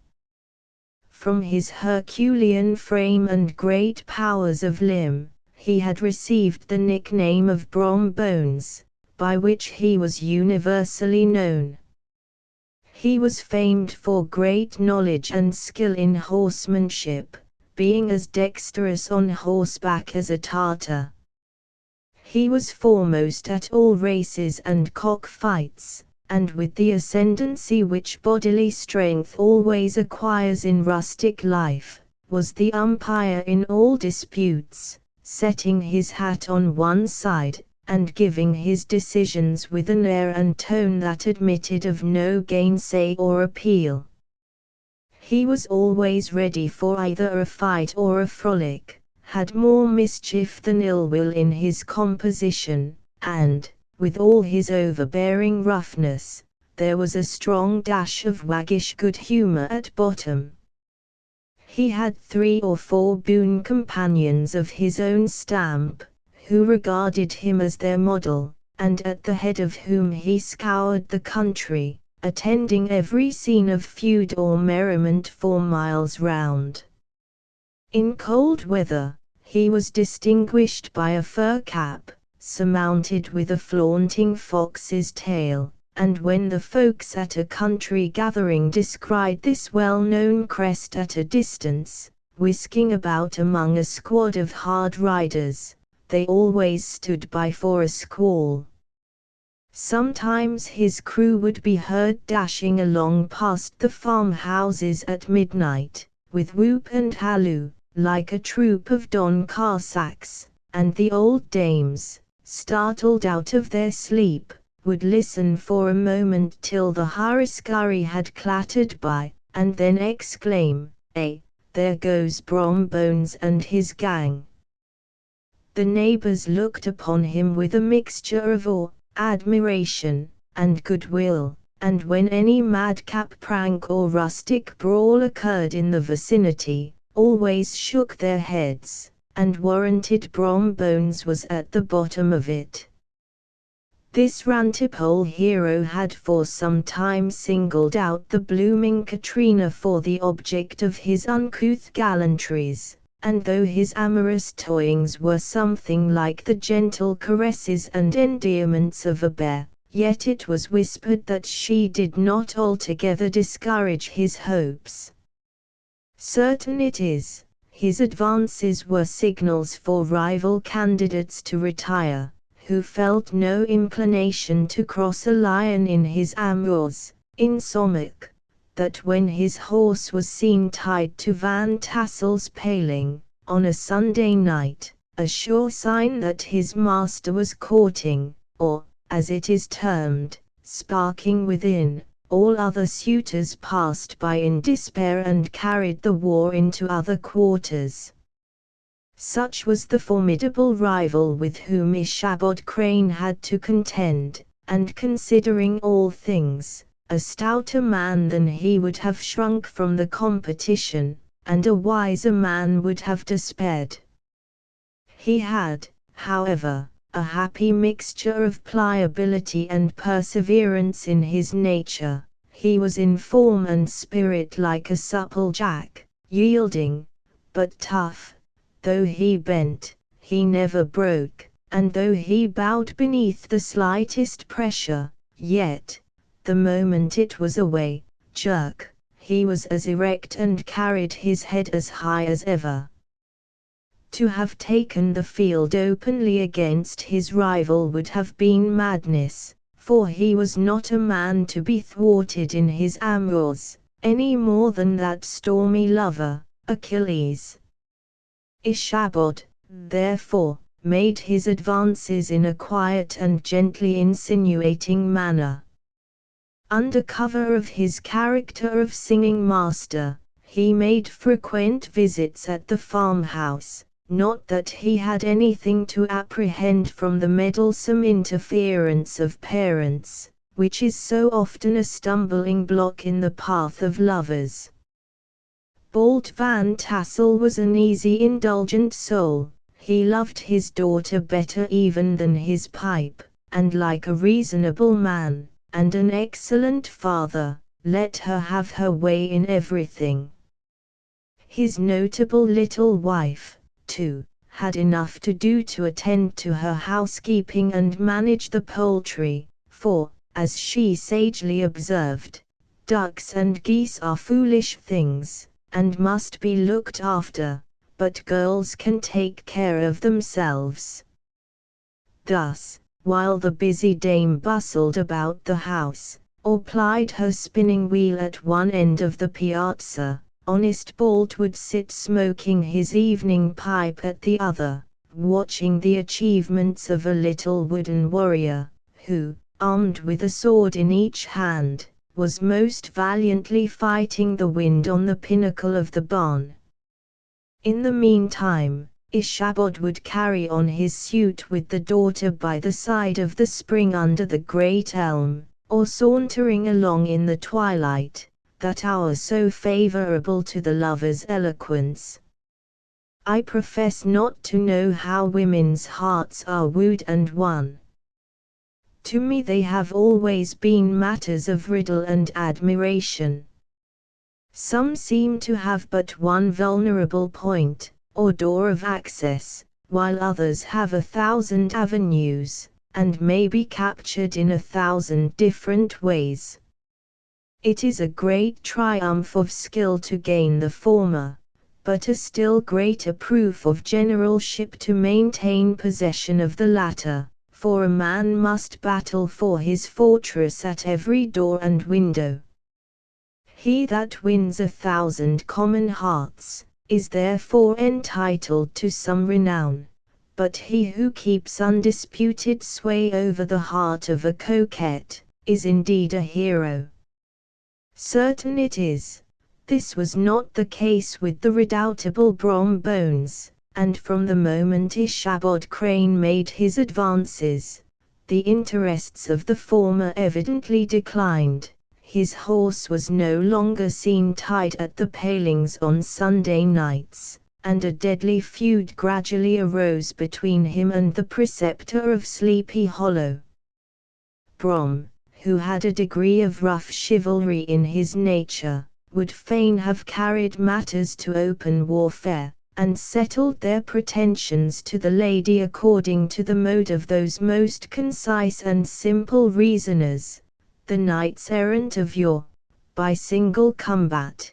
But Ichabod was too conscious of the superior might of his adversary to enter the lists against him. He had overheard the boast of Bones, that he would double the schoolmaster up, and put him on a shelf, and he was too wary to give him an opportunity. There was something extremely provoking in this obstinately pacific system. It left Brom no alternative but to draw upon the funds of rustic waggery in his disposition, and to play off boorish practical jokes upon his rival. Ichabod became the object of whimsical persecution to Bones and his gang of rough riders. They harried his hitherto peaceful domains, smoked out his singing school, by stopping up the chimney, broke into the schoolhouse at night, in spite of its formidable fastenings of withe and window stakes, and turned everything topsy-turvy, so that the poor schoolmaster began to think all the witches in the country held their meetings there. But what was still more annoying, Brom took all opportunities of turning him into ridicule in presence of his mistress, and had a scoundrel dog whom he taught to whine in the most ludicrous manner, and introduced as a rival of Ichabod's, to instruct her in psalmody. In this way, matters went on for some time, without producing any material effect on the relative situations of the contending powers. On a fine autumnal afternoon, Ichabod, in pensive mood, sat enthroned on the lofty stool from whence he usually watched all the concerns of his little literary realm. In his hand he swayed a ferule, that sceptre of despotic power. The birch of justice reposed on 3 nails, behind the throne, a constant terror to evildoers, while on the desk before him might be seen sundry contraband articles and prohibited weapons, detected upon the persons of idle urchins, such as half-munched apples, pop-guns, whirligigs, fly-cages, and whole legions of rampant little paper gamecocks. Apparently there had been some appalling act of justice recently inflicted, for his scholars were all busily intent upon their books, or slyly whispering behind them with one eye kept upon the master, and a kind of buzzing stillness reigned throughout the schoolroom. It was suddenly interrupted by the appearance of a negro in tow-cloth jacket and trousers, a round-crowned fragment of a hat, like the cap of Mercury, and mounted on the back of a ragged, wild, half-broken colt, which he managed with a rope by way of halter. He came clattering up to the school door with an invitation to Ichabod to attend a merrymaking, or quilting frolic to be held that evening at Mynheer Van Tassel's, and having delivered his message with that air of importance, and effort at fine language, which a negro is apt to display on petty embassies of the kind, he dashed over the brook, and was seen scampering away up the hollow, full of the importance and hurry of his mission. All was now bustle and hubbub in the late quiet schoolroom. The scholars were hurried through their lessons, without stopping at trifles. Those who were nimble skipped over half with impunity, and those who were tardy had a smart application now and then in the rear, to quicken their speed, or help them over a tall word. Books were flung aside, without being put away on the shelves, inkstands were overturned, benches thrown down, and the whole school was turned loose an hour before the usual time, bursting forth like a legion of young imps, yelping and racketing about the green, in joy at their early emancipation. The gallant Ishabod now spent at least an extra half-hour at his toilet, brushing and furbishing up his best, and indeed only suit of rusty black, and arranging his looks by a bit of broken looking-glass that hung up in the schoolhouse. That he might make his appearance before his mistress in the true style of a cavalier, he borrowed a horse from the farmer with whom he was domiciliated, a choleric old Dutchman, of the name of Hans van Rupper, and thus gallantly mounted, issued forth like a knight-errant in quest of adventures. But it is meet I should, in the true spirit of romantic story, give some account of the looks and equipments of my hero and his steed. The animal he bestrode was a broken-down plough horse that had outlived almost everything but his viciousness. He was gaunt and shagged, with a ewe-neck and a head like a hammer. His rusty mane and tail were tangled and knotted with burrs, one eye had lost its pupil, and was glaring and spectral, but the other had the gleam of a genuine devil in it. Still he must have had fire and metal in his day, if we may judge from his name, which was Gunpowder. He had, in fact, been a favourite steed of his master's, the choleric Van Rupper, who was a furious rider, and had infused, very probably, some of his own spirit into the animal, for, old and broken down as he looked, there was more of the lurking devil in him than in any young filly in the country. Ishabod was a suitable figure for such a steed. He rode with short stirrups, which brought his knees nearly up to the pommel of the saddle, his sharp elbows stuck out like grasshoppers. He carried his whip perpendicularly in his hand, like a scepter, and as the horse jogged on, the motion of his arms was not unlike the flapping of a pair of wings. A small wool hat rested on the top of his nose, for so his scanty strip of forehead might be called, and the skirts of his black coat fluttered out almost to the horse's tail. Such was the appearance of Ishabod and his steed as they shambled out of the gate of Hans van Rupper, and it was altogether such an apparition as is seldom to be met with in broad daylight. It was, as I have said, a fine autumnal day. The sky was clear and serene, and nature wore that rich and golden livery which we always associate with the idea of abundance. The forests had put on their sober brown and yellow, while some trees of the tenderer kind had been nipped by the frosts into brilliant dyes of orange, purple, and scarlet.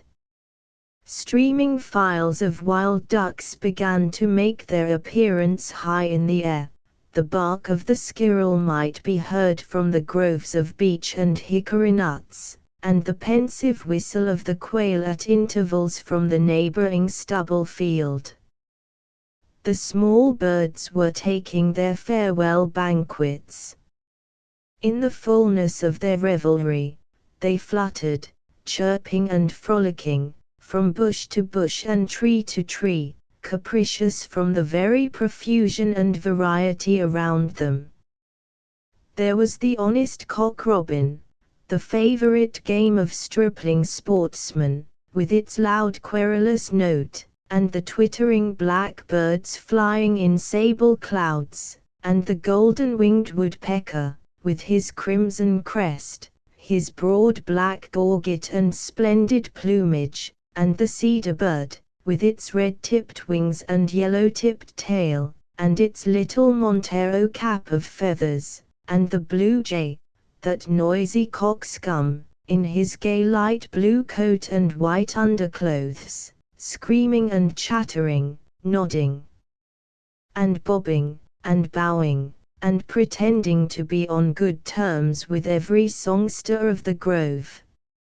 As Ichabod jogged slowly on his way, his eye, ever open to every symptom of culinary abundance, ranged with delight over the treasures of jolly autumn.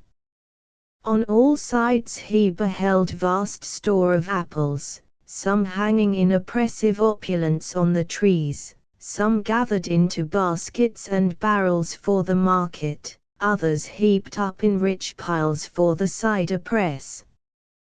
Further on he beheld great fields of Indian corn, with its golden ears peeping from their leafy coverts and holding out the promise of cakes and hasty pudding, and the yellow pumpkins lying beneath them, turning up their fair round bellies to the sun, and giving ample prospects of the most luxurious of pies, and anon he passed the fragrant buckwheat fields, breathing the odor of the beehive, and as he beheld them, soft anticipations stole over his mind of dainty slapjacks, well buttered, and garnished with honey or treacle, by the delicate little dimpled hand of Katrina Van Tassel. Thus feeding his mind with many sweet thoughts and sugared suppositions, he journeyed along the sides of a range of hills which look out upon some of the goodliest scenes of the mighty Hudson. The sun gradually wheeled his broad disk down into the west. The wide bosom of the Tappernsee lay motionless and glassy, excepting that here and there a gentle undulation waved and prolonged the blue shadow of the distant mountain. A few amber clouds floated in the sky, without a breath of air to move them. The horizon was of a fine golden tint, changing gradually into a pure apple green, and from that into the deep blue of the mid-heaven. A slanting ray lingered on the woody crests of the precipices that overhung some parts of the river, giving greater depth to the dark grey and purple of their rocky sides. A sloop was loitering in the distance, dropping slowly down with the tide, her sail hanging uselessly against the mast, and as the reflection of the sky gleamed along the still water, it seemed as if the vessel was suspended in the air. It was toward evening that Ichabod arrived at the castle of the Heer Van Tassel, which he found thronged with the pride and flower of the adjacent country. Old farmers, a spare leathern-faced race, in homespun coats and breeches, blue stockings, huge shoes, and magnificent pewter buckles. Their brisk, withered little dames, in close crimped caps, long-waisted gowns, homespun petticoats, with scissors and pincushions, and gay calico pockets hanging on the outside. Buxom lasses, almost as antiquated as their mothers, excepting wear a straw hat, a fine ribbon, or perhaps a white frock, gave symptoms of city innovations.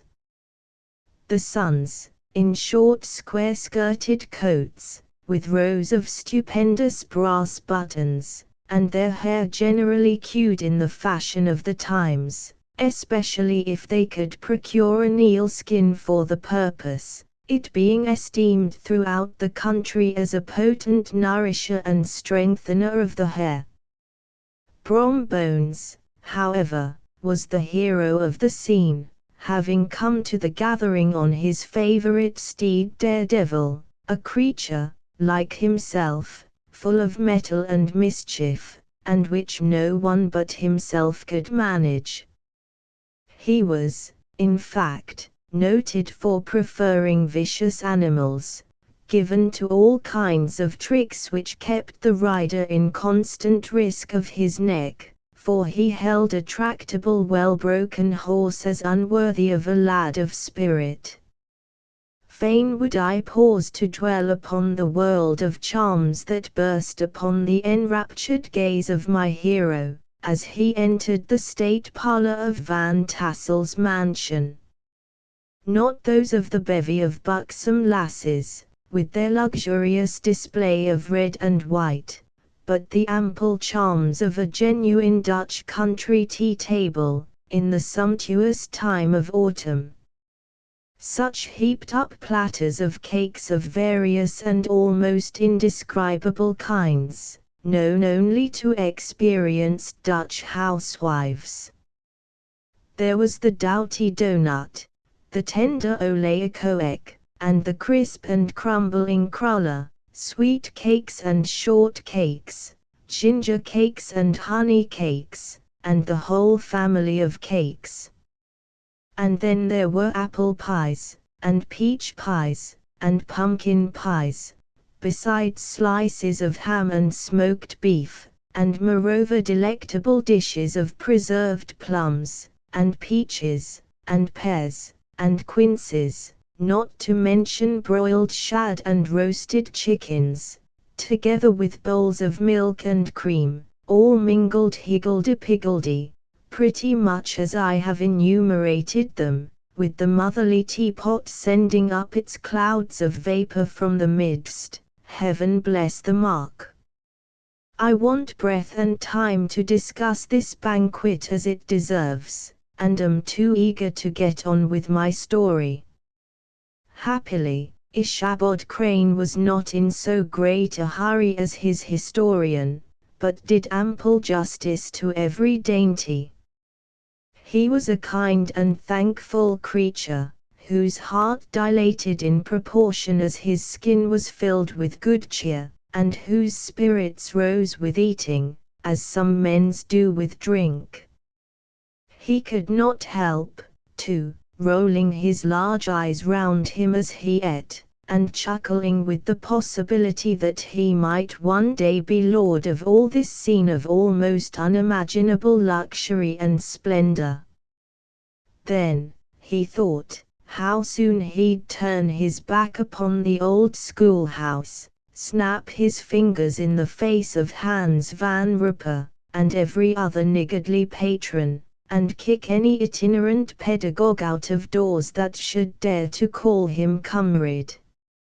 Old Baltus Van Tassel moved about among his guests with a face dilated with content and good humor, round and jolly as the harvest moon. His hospitable attentions were brief, but expressive, being confined to a shake of the hand, a slap on the shoulder, a loud laugh, and a pressing invitation to fall to and help themselves. And now the sound of the music from the common room, or hall, summoned to the dance. The musician was an old grey-headed Negro, who had been the itinerant orchestra of the neighborhood for more than half a century. His instrument was as old and battered as himself. The greater part of the time he scraped away on 2 or 3 strings, accompanying every movement of the bow with a motion of the head, bowing almost to the ground, and stamping with his foot whenever a fresh couple were to start. Ichabod prided himself upon his dancing as much as upon his vocal powers.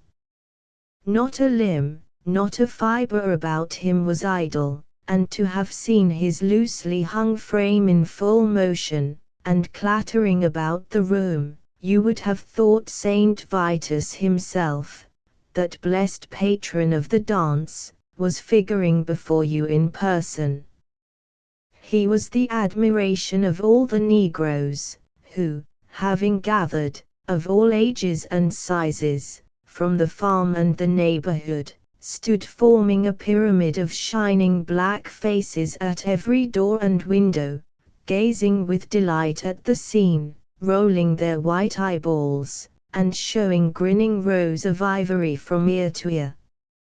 How could the flogger of urchins be otherwise than animated and joyous?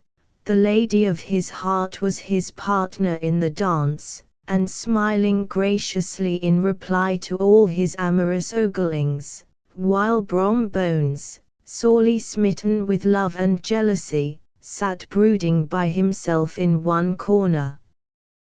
When the dance was at an end, Ichabod was attracted to a knot of the sager folks, who, with old Van Tassel, sat smoking at one end of the piazza, gossiping over former times, and drawling out long stories about the war.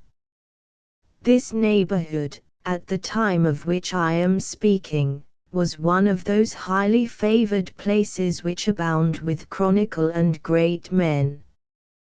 The British and American line had run near it during the war. It had, therefore, been the scene of marauding, and infested with refugees, cowboys, and all kind of border chivalry.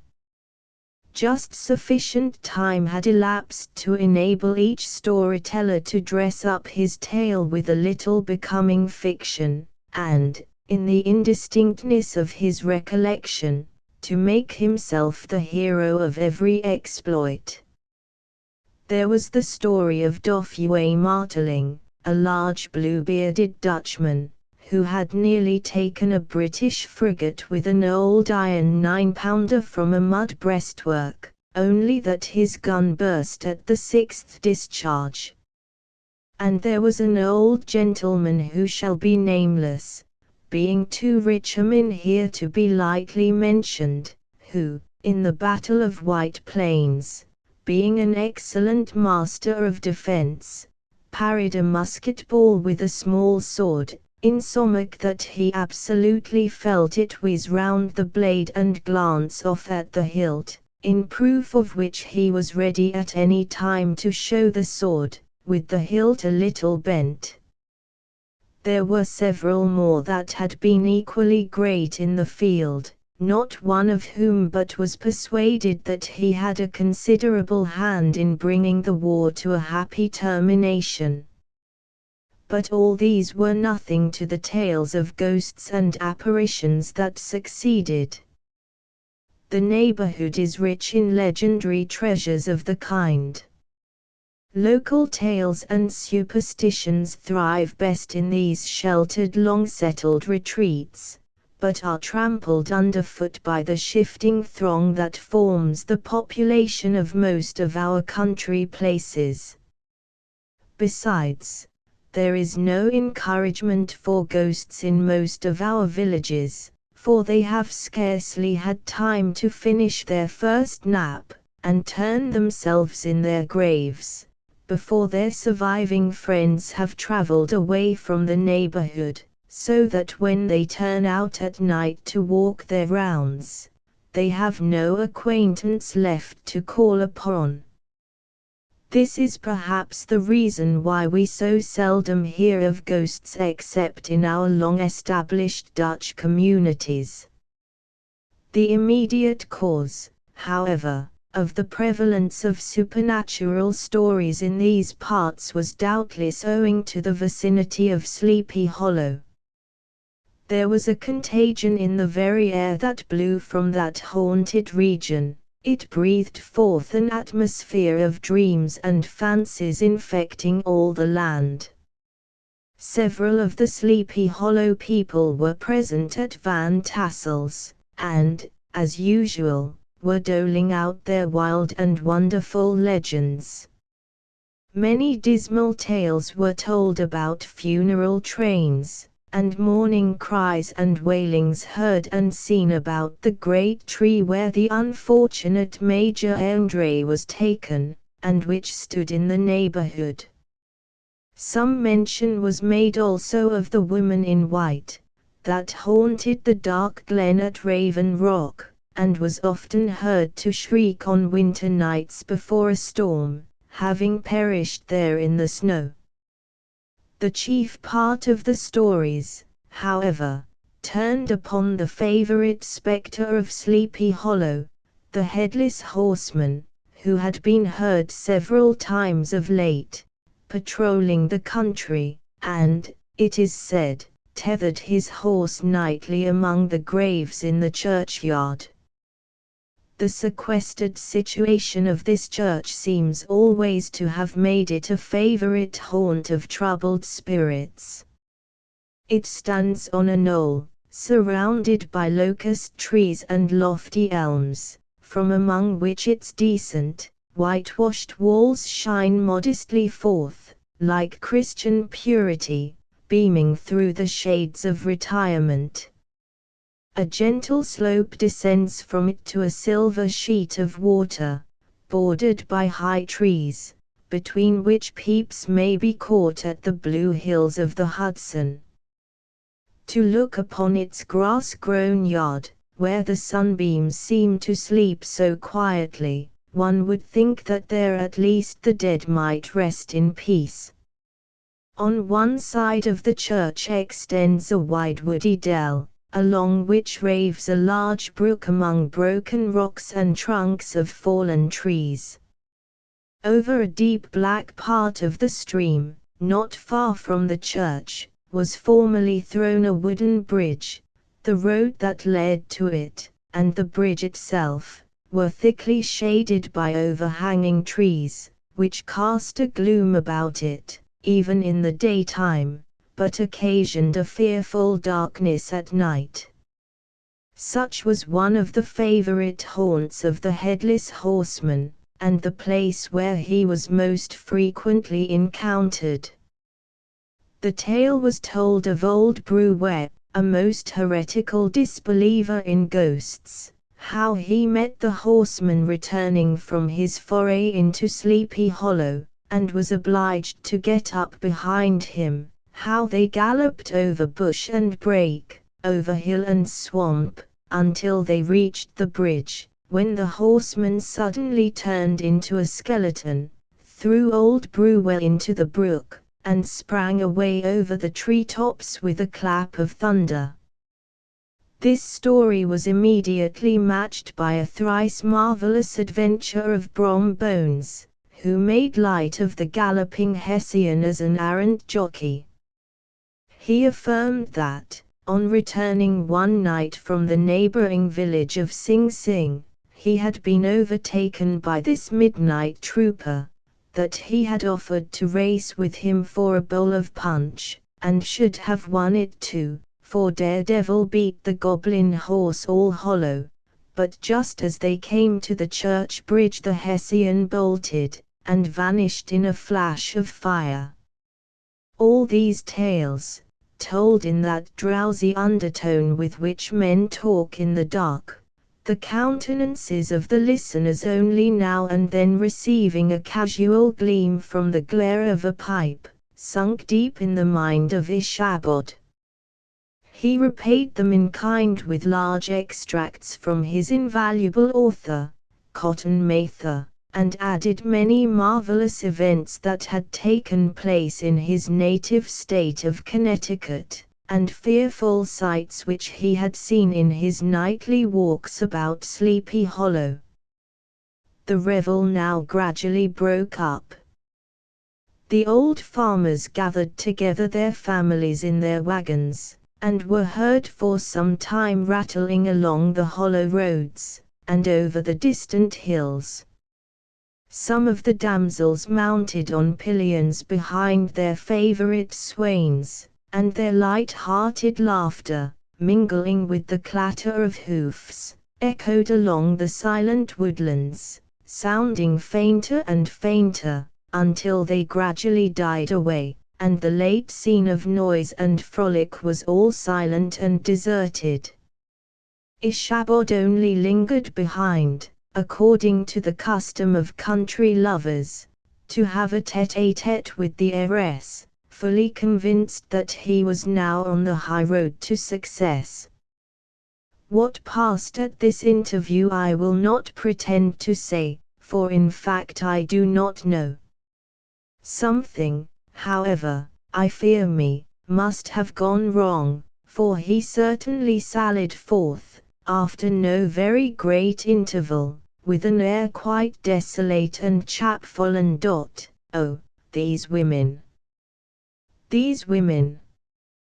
Could that girl have been playing off any of her coquettish tricks? Was her encouragement of the poor pedagogue all a mere sham to secure her conquest of his rival? Heaven only knows, not I. Let it suffice to say, Ichabod stole forth with the air of one who had been sacking a hen roost, rather than a fair lady's heart. Without looking to the right or left to notice the scene of rural wealth on which he had so often gloated, he went straight to the stable, and with several hearty cuffs and kicks roused his steed most uncourteously from the comfortable quarters in which he was soundly sleeping, dreaming of mountains of corn and oats, and whole valleys of timothy and clover.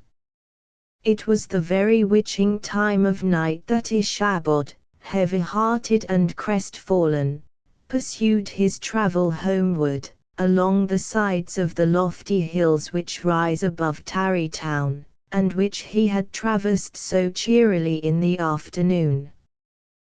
The hour was as dismal as himself.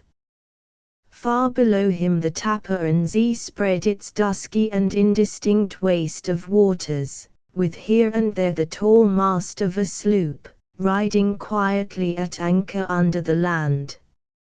In the dead hush of midnight he could even hear the barking of the watchdog from the opposite shore of the Hudson, but it was so vague and faint as only to give an idea of his distance from this faithful companion of man. Now and then, too, the long-drawn crowing of a cock, accidentally awakened, would sound far, far off, from some farmhouse away among the hills, but it was like a dreaming sound in his ear. No signs of life occurred near him, but occasionally the melancholy chirp of a cricket, or perhaps the guttural twang of a bullfrog from a neighboring marsh, as if sleeping uncomfortably, and turning suddenly in his bed. All the stories of ghosts and goblins that he had heard in the afternoon now came crowding upon his recollection.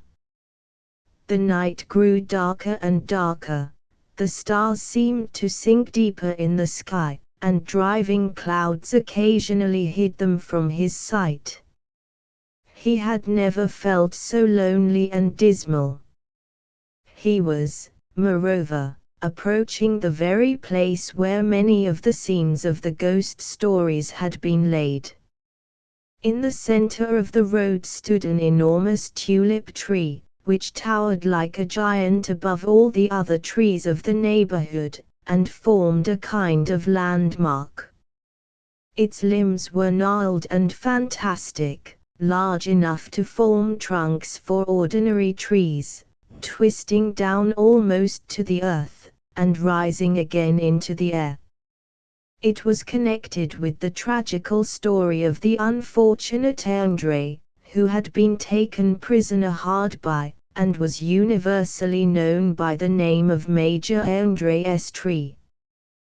The common people regarded it with a mixture of respect and superstition, partly out of sympathy for the fate of its ill-starred namesake, and partly from the tales of strange sights and doleful lamentations told concerning it.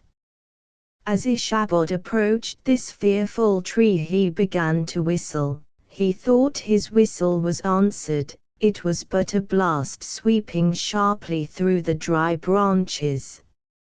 As he approached a little nearer, he thought he saw something white hanging in the midst of the tree. He paused, and ceased whistling, but, on looking more narrowly, perceived that it was a place where the tree had been scathed by lightning and the white wood laid bare. Suddenly he heard a groan, his teeth chattered, and his knees smote against the saddle. It was but the rubbing of one huge bough upon another, as they were swayed about by the breeze. He passed the tree in safety, but new perils lay before him. About 200 yards from the tree a small brook crossed the road, and ran into a marshy and thickly wooded glen known by the name of Wiley's Swamp. A few rough logs, laid side by side, served for a bridge over this stream. On that side of the road where the brook entered the wood a group of oaks and chestnuts, matted thick with wild grapevines, threw a cavernous gloom over it. To pass this bridge was the severest trial. It was at this identical spot that the unfortunate André was captured, and under the covert of those chestnuts and vines were the sturdy yeomen concealed who surprised him. This has ever since been considered a haunted stream, and fearful are the feelings of a schoolboy who has to pass it alone after dark. As he approached the stream his heart began to thump. He summoned up, however, all his resolution, gave his horse half a score of kicks in the ribs, and attempted to dash briskly across the bridge, but instead of starting forward, the perverse old animal made a lateral movement, and ran broadside against the fence. Ishabod, whose fears increased with the delay, jerked the reins on the other side, and kicked lustily with the contrary foot. It was all in vain. His steed started, it is true, but it was only to plunge to the opposite side of the road into a thicket of brambles and alder bushes. The schoolmaster now bestowed both whip and heel upon the starveling ribs of old Gunpowder, who dashed forward, snuffling and snorting, but came to a stand just by the bridge with a suddenness that had nearly sent his rider sprawling over his head. Just at this moment a plashy tramp by the side of the bridge caught the sensitive ear of Ishabod.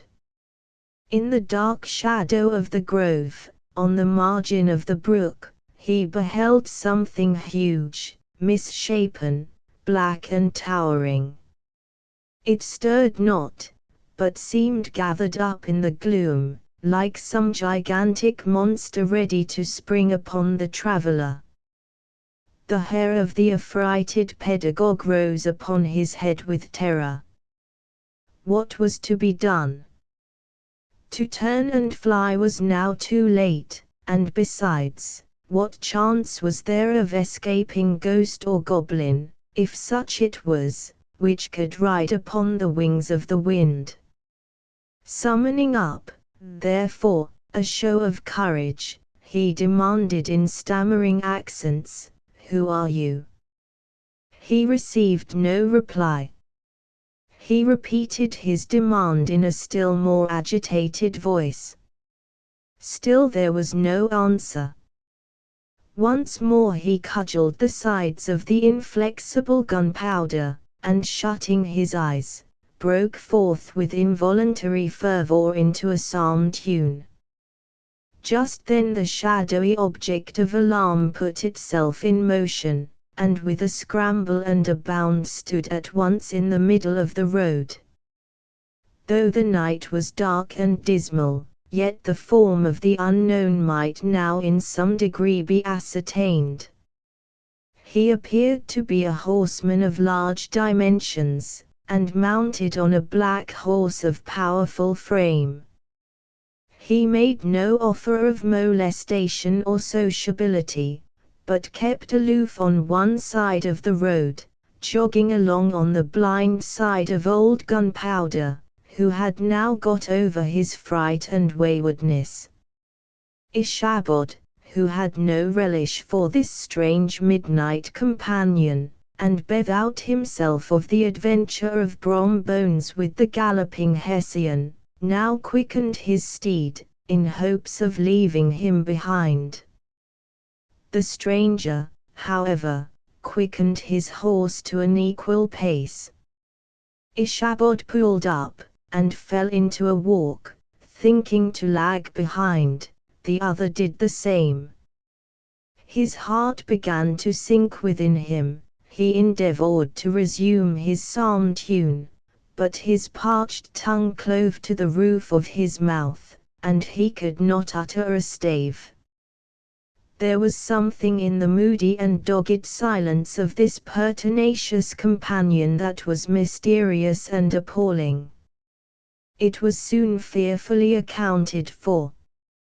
On mounting a rising ground, which brought the figure of his fellow traveler in relief against the sky, gigantic in height, and muffled in a cloak, Ichabod was horror-struck, on perceiving that he was headless.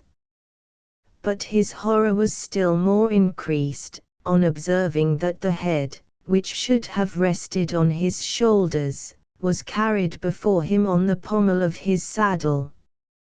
His terror rose to desperation. He rained a shower of kicks and blows upon Gunpowder, hoping, by a sudden movement, to give his companion the slip, but the spectre started full jump with him. Away, then, they dashed through thick and thin, stones flying and sparks flashing at every bound. Ichabod's flimsy garments fluttered in the air, as he stretched his long lank body away over his horse's head, in the eagerness of his flight. They had now reached the road which turns off to Sleepy Hollow, but Gunpowder, who seemed possessed with a demon, instead of keeping up it, made an opposite turn, and plunged headlong downhill to the left. This road leads through a sandy hollow, shaded by trees for about a quarter of a mile, where it crosses the bridge famous in Goblin story, and just beyond swells the green knoll on which stands the whitewashed church. As yet the panic of the steed had given his unskilful rider an apparent advantage in the chase, but just as he had got halfway through the hollow, the girths of the saddle gave way, and he felt it slipping from under him. He seized it by the pommel, and endeavored to hold it firm, but in vain, and had just time to save himself by clasping old Gunpowder round the neck, when the saddle fell to the earth, and he heard it trampled underfoot by his pursuer. For a moment the terror of Hans van Ruppers's wrath passed across his mind, for it was his Sunday saddle, but this was no time for petty fears.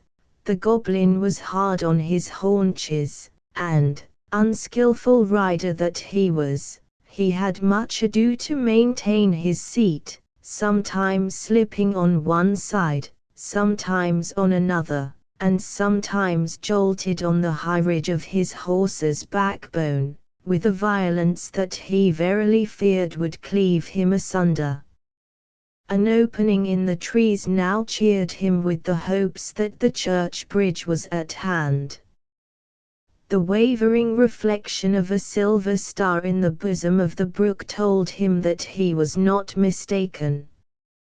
He saw the walls of the church dimly glaring under the trees beyond. He recollected the place where Brom Bones's ghostly competitor had disappeared. If I can but reach that bridge, thought Ichabod, I am safe. Just then he heard the black steed panting and blowing close behind him. He even fancied that he felt his hot breath. Another convulsive kick in the ribs, and old Gunpowder sprung upon the bridge. He thundered over the resounding planks. He gained the opposite side, and now Ishabod cast a look behind to see if his pursuer should vanish, according to rule, in a flash of fire and brimstone. Just then he saw the goblin rising in his stirrups, and in the very act of hurling his head at him. Ishabod endeavored to dodge the horrible missile, but too late. It encountered his cranium with a tremendous crash. He was tumbled headlong into the dust, and Gunpowder, the black steed, and the goblin rider, passed by like a whirlwind. The next morning the old horse was found without his saddle, and with the bridle under his feet, soberly cropping the grass at his master's gate. Ishabod did not make his appearance at breakfast. Dinner hour came, but no Ishabod. The boys assembled at the schoolhouse, and strolled idly about the banks of the brook, but no schoolmaster. Hans van Rupper now began to feel some uneasiness about the fate of poor Ishabod, and his saddle. An inquiry was set on foot, and after diligent investigation they came upon his traces. In one part of the road leading to the church was found the saddle trampled in the dirt, the tracks of horses' hoofs deeply dented in the road, and evidently at furious speed, were traced to the bridge, beyond which, on the bank of a broad part of the brook, where the water ran deep and black, was found the hat of the unfortunate Ishabod, and close beside it a shattered pumpkin. The brook was searched, but the body of the schoolmaster was not to be discovered.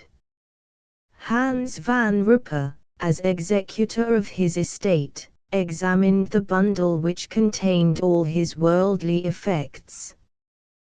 They consisted of 2 shirts and a half, 2 stocks for the neck, a pair or 2 of worsted stockings, an old pair of corduroy small clothes, a rusty razor, a book of psalm tunes full of dog's ears, and a broken pitch pipe. As to the books and furniture of the schoolhouse, they belonged to the community, excepting Cotton Mather's History of Witchcraft, a New England Almanac, and a book of dreams and fortune-telling, in which last was a sheet of foolscap much scribbled and blotted, by several fruitless attempts to make a copy of verses in honor of the heiress of Van Tassel. These magic books and the poetic scroll were forthwith consigned to the flames by Hans van Rupper, who, from that time forward, determined to send his children no more to school, observing that he never knew any good come of this same reading and writing. Whatever money the schoolmaster possessed, and he had received his quarter's pay but a day or 2 before, he must have had about his person at the time of his disappearance. The mysterious event caused much speculation at the church on the following Sunday. Knots of gazers and gossips were collected in the churchyard, at the bridge, and at the spot where the hat and pumpkin had been found. The stories of Bruet, of Bones, and a whole budget of others, were called to mind, and when they had diligently considered them all, and compared them with the symptoms of the present case, they shook their heads, and came to the conclusion that Ishabod had been carried off by the galloping Hessian. As he was a bachelor, and in nobody's debt, nobody troubled his head any more about him. The school was removed to a different quarter of the hollow, and another pedagogue reigned in his stead. It is true, an old farmer, who had been down to New York on a visit several years after, and from whom this account of the ghostly adventure was received, brought home the intelligence that Ishabod Crane was still alive, that he had left the neighborhood partly through fear of the goblin and Hans van Rupper, and partly in mortification at having been suddenly dismissed by the heiress, that he had changed his quarters to a distant part of the country, had kept school and studied law at the same time, had been admitted to the bar, turned politician, electioneered, written for the newspapers, and finally had been made a justice of the £10 court. Brom Bones too, who, shortly after his rival's disappearance, conducted the blooming Katrina in triumph to the altar, was observed to look exceedingly knowing whenever the story of Ichabod was related, and always burst into a hearty laugh at the mention of the pumpkin, which led some to suspect that he knew more about the matter than he chose to tell. The old country wives, however, who are the best judges of these matters, maintain to this day that Ichabod was spirited away by supernatural means, and it is a favorite story often told about the neighborhood round the winter evening fire. The bridge became more than ever an object of superstitious awe, and that may be the reason why the road has been altered of late years, so as to approach the church by the border of the mill pond. The schoolhouse being deserted, soon fell to decay, and was reported to be haunted by the ghost of the unfortunate pedagogue, and the ploughboy, loitering homeward of a still summer evening, has often fancied his voice at a distance, chanting a melancholy psalm tune among the tranquil solitudes of Sleepy Hollow. Postscript found in the handwriting of Mr. Knickerbocker. The preceding tale is given, almost in the precise words in which I heard it related at a corporation meeting of the ancient city of the Manhattans, too, at which were present many of its sagest and most illustrious burghers. The narrator was a pleasant, shabby, gentlemanly old fellow in pepper and salt clothes, with a sadly humorous face, and one whom I strongly suspected of being poor. He made such efforts to be entertaining. When his story was concluded there was much laughter and approbation, particularly from 2 or 3 deputy aldermen, who had been asleep the greater part of the time. There was, however, one tall, dry-looking old gentleman, with beetling eyebrows, who maintained a grave and rather severe face throughout, now and then folding his arms, inclining his head, and looking down upon the floor, as if turning a doubt over in his mind. He was one of your wary men, who never laugh but upon good grounds, when they have reason and the law on their side. When the mirth of the rest of the company had subsided, and silence was restored, he leaned one arm on the elbow of his chair, and sticking the other akimbo, demanded, with a slight but exceedingly sage motion of the head and contraction of the brow, what was the moral of the story, and what it went to prove. The storyteller, who was just putting a glass of wine to his lips, as a refreshment after his toils, paused for a moment, looked at his inquirer with an air of infinite deference, and lowering the glass slowly to the table, observed that the story was intended most logically to prove that there is no situation in life but has its advantages and pleasures, provided we will but take a joke as we find it, that, therefore, he that runs races with goblin troopers is likely to have rough riding of it. Ergo, for a country schoolmaster to be refused the hand of a Dutch heiress is a certain step to high preferment in the state. The cautious old gentleman knit his brows tenfold closer after this explanation, being sorely puzzled by the ratiocination of the syllogism, while, methought, the one in pepper and salt eyed him with something of a triumphant leer. At length he observed, that all this was very well, but still he thought the story a little on the extravagant. There were 1 or 2 points on which he had his doubts. Faith, sir, replied the storyteller, as to that matter, I don't believe one half of it myself. DK 1. The whippoorwill is a bird which is only heard at night. It receives its name from its note, which is thought to resemble those words. 2. New York. The Gold Bug by Edgar Allan Poe. What ho! What ho! This fellow is dancing mad. He hath been bitten by the tarantula. All in the wrong. Many years ago, I contracted an intimacy with a Mr. William Legrand. He was of an ancient Huguenot family, and had once been wealthy, but a series of misfortunes had reduced him to want.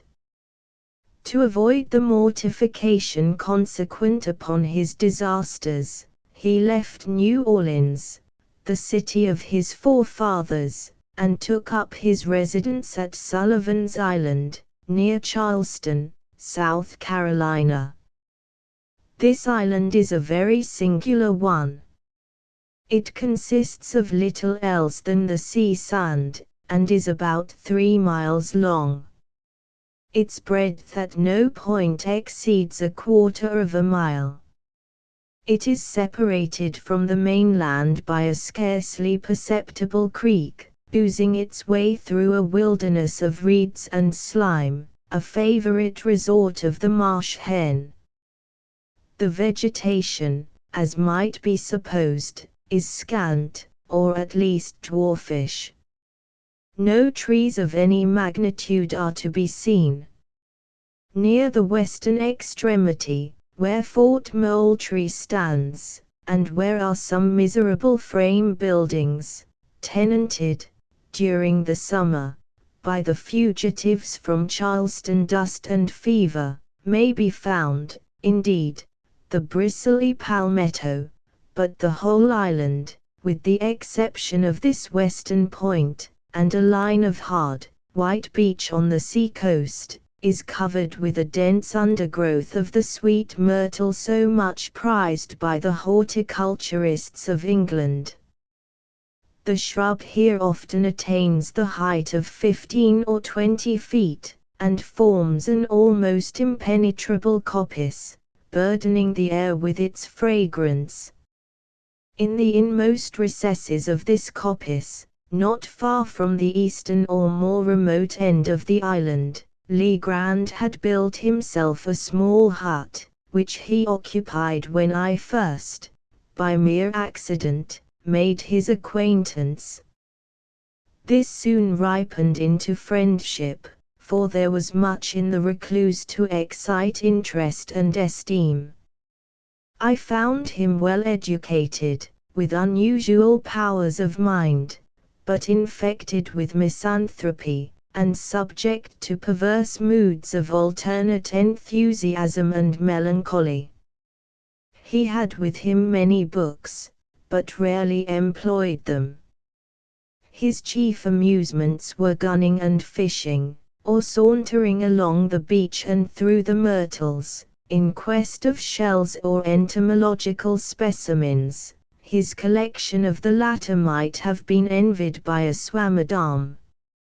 In these excursions he was usually accompanied by an old Negro, called Jupiter, who had been manumitted before the reverses of the family, but who could be induced, neither by threats nor by promises, to abandon what he considered his right of attendance upon the footsteps of his young Massa Will. It is not improbable that the relatives of Legrand, conceiving him to be somewhat unsettled in intellect, had contrived to instill this obstinacy into Jupiter, with a view to the supervision and guardianship of the wanderer. The winters in the latitude of Sullivan's Island are seldom very severe, and in the fall of the year it is a rare event indeed when a fire is considered necessary. About the middle of October, 18, there occurred, however, a day of remarkable chilliness. Just before sunset I scrambled my way through the evergreens to the hut of my friend, whom I had not visited for several weeks, my residence being, at that time, in Charleston, a distance of 9 miles from the island, while the facilities of passage and repassage were very far behind those of the present day. Upon reaching the hut I rapped, as was my custom, and getting no reply, sought for the key where I knew it was secreted, unlocked the door, and went in. A fine fire was blazing upon the hearth. It was a novelty, and by no means an ungrateful one.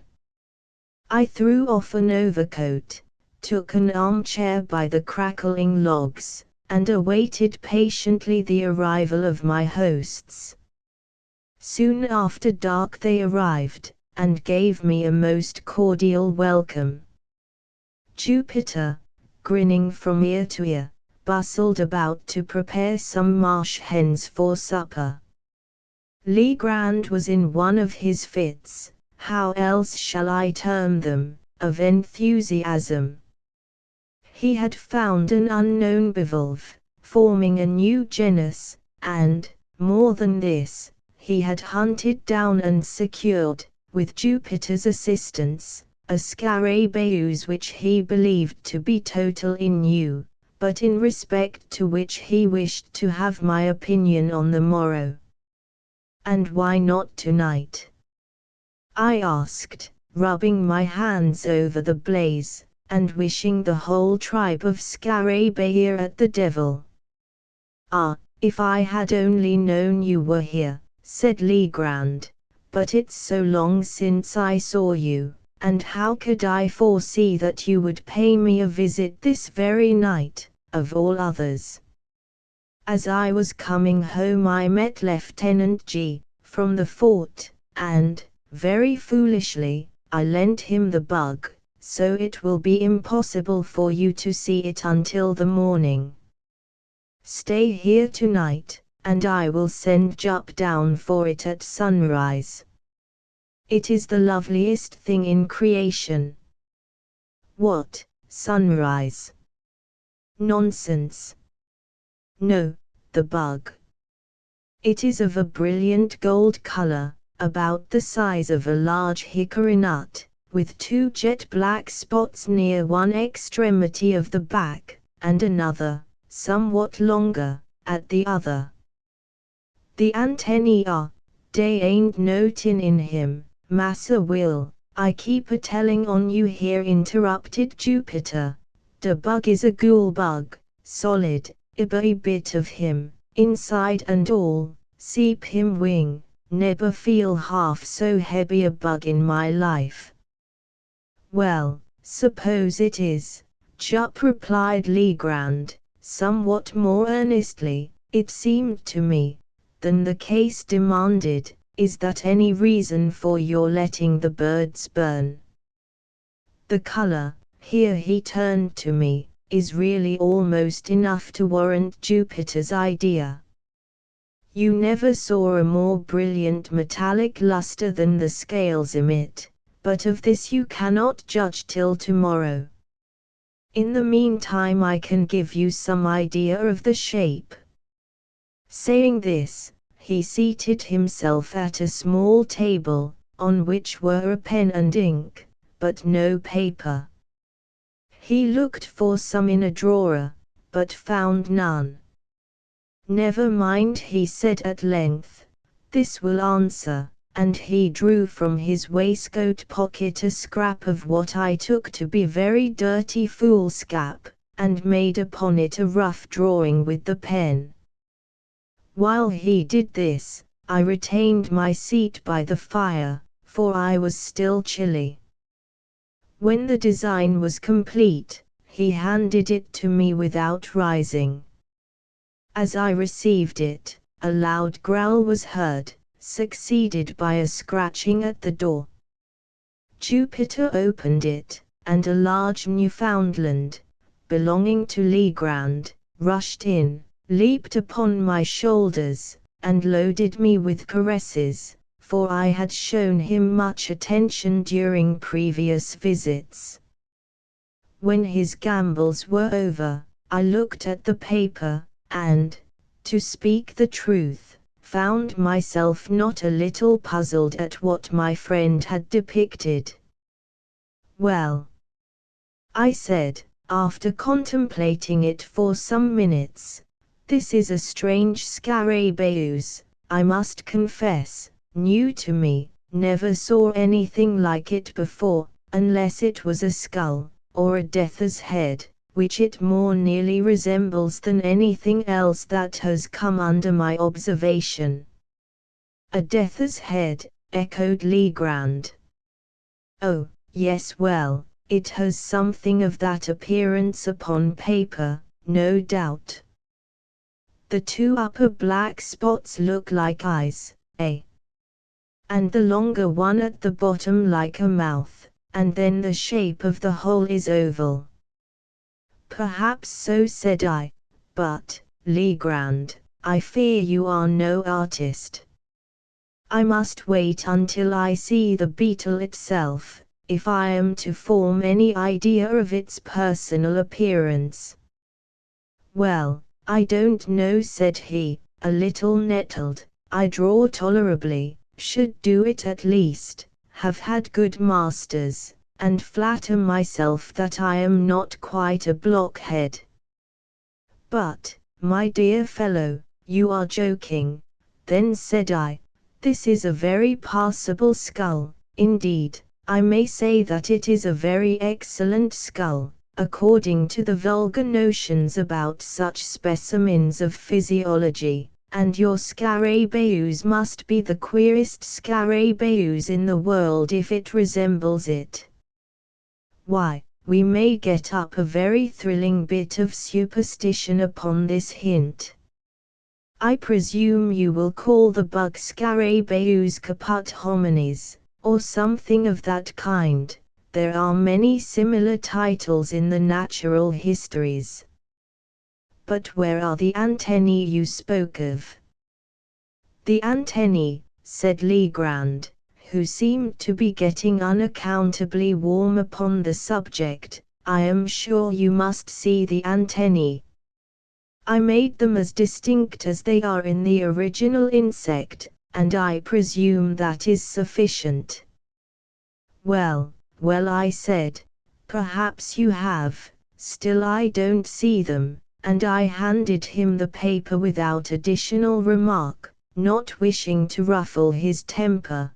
But I was much surprised at the turn affairs had taken. His ill humor puzzled me, and, as for the drawing of the beetle, there were positively no antennae visible, and the whole did bear a very close resemblance to the ordinary cuts of a death's head. He received the paper very peevishly, and was about to crumple it, apparently to throw it in the fire, when a casual glance at the design seemed suddenly to rivet his attention. In an instant his face grew violently red, in another excessively pale. For some minutes he continued to scrutinize the drawing minutely where he sat. At length he arose, took a candle from the table, and proceeded to seat himself upon a sea-chest in the furthest corner of the room. Here again he made an anxious examination of the paper, turning it in all directions. He said nothing, however, and his conduct greatly astonished me, Yet I thought it prudent not to exacerbate the growing moodiness of his temper by any comment. Presently he took from his coat pocket a wallet, placed the paper carefully in it, and deposited both in a writing desk, which he locked. He now grew more composed in his demeanor, but his original air of enthusiasm had quite disappeared. Yet he seemed not so much sulky as abstracted. As the evening wore away he became more and more absorbed in reverie, from which no sallies of mine could arouse him. It had been my intention to pass the night at the hut, as I had frequently done before, but, seeing my host in this mood, I deemed it proper to take leave. He did not press me to remain, but, as I departed, he shook my hand with even more than his usual cordiality. It was about a month after this, and during the interval I had seen nothing of Legrand, when I received a visit, at Charleston, from his man, Jupiter. I had never seen the good old Negro look so dispirited, and I feared that some serious disaster had befallen my friend. "Well, Jup," said I, "what is the matter now? How is your master?" "Why, to speak the truth, massa, him not so very well as mout be." "Not well? I am truly sorry to hear it. What does he complain of?" "Dar. That's it, him nebber plain of notin', but him very sick for all that." "Very sick, Jupiter, why didn't you say so at once? Is he confined to bed?" "No, that he ain't findy now, that's just hward a shoe pinch. My mind is got to be very heavy 'bout poor Massa Will." "Jupiter, I should like to understand what it is you are talking about. You say your master is sick. Hasn't he told you what ails him?" "Why, massa, 'tain't worthwhile for to git mad about the matter. Massa will say novin at all ain't the matter wid him, but den what make him go about looking dis here way, wid he head down and he soldiers up, and as white as a goose? And den he keep a siphon all the time." "Keeps a what, Jupiter?" "Keeps a siphon wid the figures on the slate, the queerest figures I eber did see. I's gittin' to be skeered, I tell you. Hab for to keep mighty tight eye pon him noovers. Todder day he gib me slip 'fore de sun up and was gone de whole ob de blessed day. I had a big stick ready cut for to gib him deuced good beating when he did come, but I's sick a fool that I hadn't a heart arter all, he looked so very poorly." "Eh, what? Ah yes, upon the whole I think you had better not be too severe with the poor fellow. Don't flog him, Jupiter, he can't very well stand it. But can you form no idea of what has occasioned this illness, or rather this change of conduct? Has anything unpleasant happened since I saw you?" "No, massa, dey ain't been novin unpleasant since den. 'Twas for den I'm feared, 'twas the very day you was dere." "How? What do you mean?" "Why, massa, I mean the bug, dere now." "The what?" "The bug. I'm very sarteen that Massa Will been bit somewhere 'bout the head by that ghoul bug." "And what cause have you, Jupiter, for such a supposition?" "Claws enough, massa, and mouth, too. I neber did see sick a deuced bug. he kick and he bite abating what come near him. Massa will catch him fuss, but had for to let him go gin mighty quick, I tell you, den was de time he must ha got de bite. I didn't like de look ob de bug mouth, myself, nohow, so I wouldn't take hold ob him wid my finger, but I catch him wid a piece ob paper that I found. I wrap him up in de paper and stuff a piece of it in he mouth, that was de way. And you think, then, that your master was really bitten by the beetle, and that the bite made him sick? I don't think novin about it, I knows it. What make him dream bout de ghoul so much, if tain't cause he bit by the ghoul bug? I's heard bout dem ghoul bugs for dis. But how do you know he dreams about gold? How I know? Why, cause he talk about it in he sleep, that's how I knows. Well, Jup, perhaps you are right, but to what fortunate circumstance am I to attribute the honor of a visit from you today? What the matter, massa? Did you bring any message from Mr. Legrand? No, massa, I bring dis here pissel, and here Jupiter handed me a note which ran thus. My dear, why have I not seen you for so long a time? I hope you have not been so foolish as to take offense at any little brusquerie of mine, but no, that is improbable. Since I saw you I have had great cause for anxiety. I have something to tell you, yet scarcely know how to tell it, or whether I should tell it at all. I have not been quite well for some days past, and poor old Jup annoys me, almost beyond endurance, by his well-meant attentions. Would you believe it? He had prepared a huge stick, the other day, with which to chastise me for giving him the slip, and spending the day, solus, among the hills on the mainland. I verily believe that my ill looks alone saved me a flogging. I have made no addition to my cabinet since we met. If you can, in any way, make it convenient, come over with Jupiter. Do come. I wish to see you tonight, upon business of importance. I assure you that it is of the highest importance. Ever yours, William Legrand. There was something in the tone of this note which gave me great uneasiness.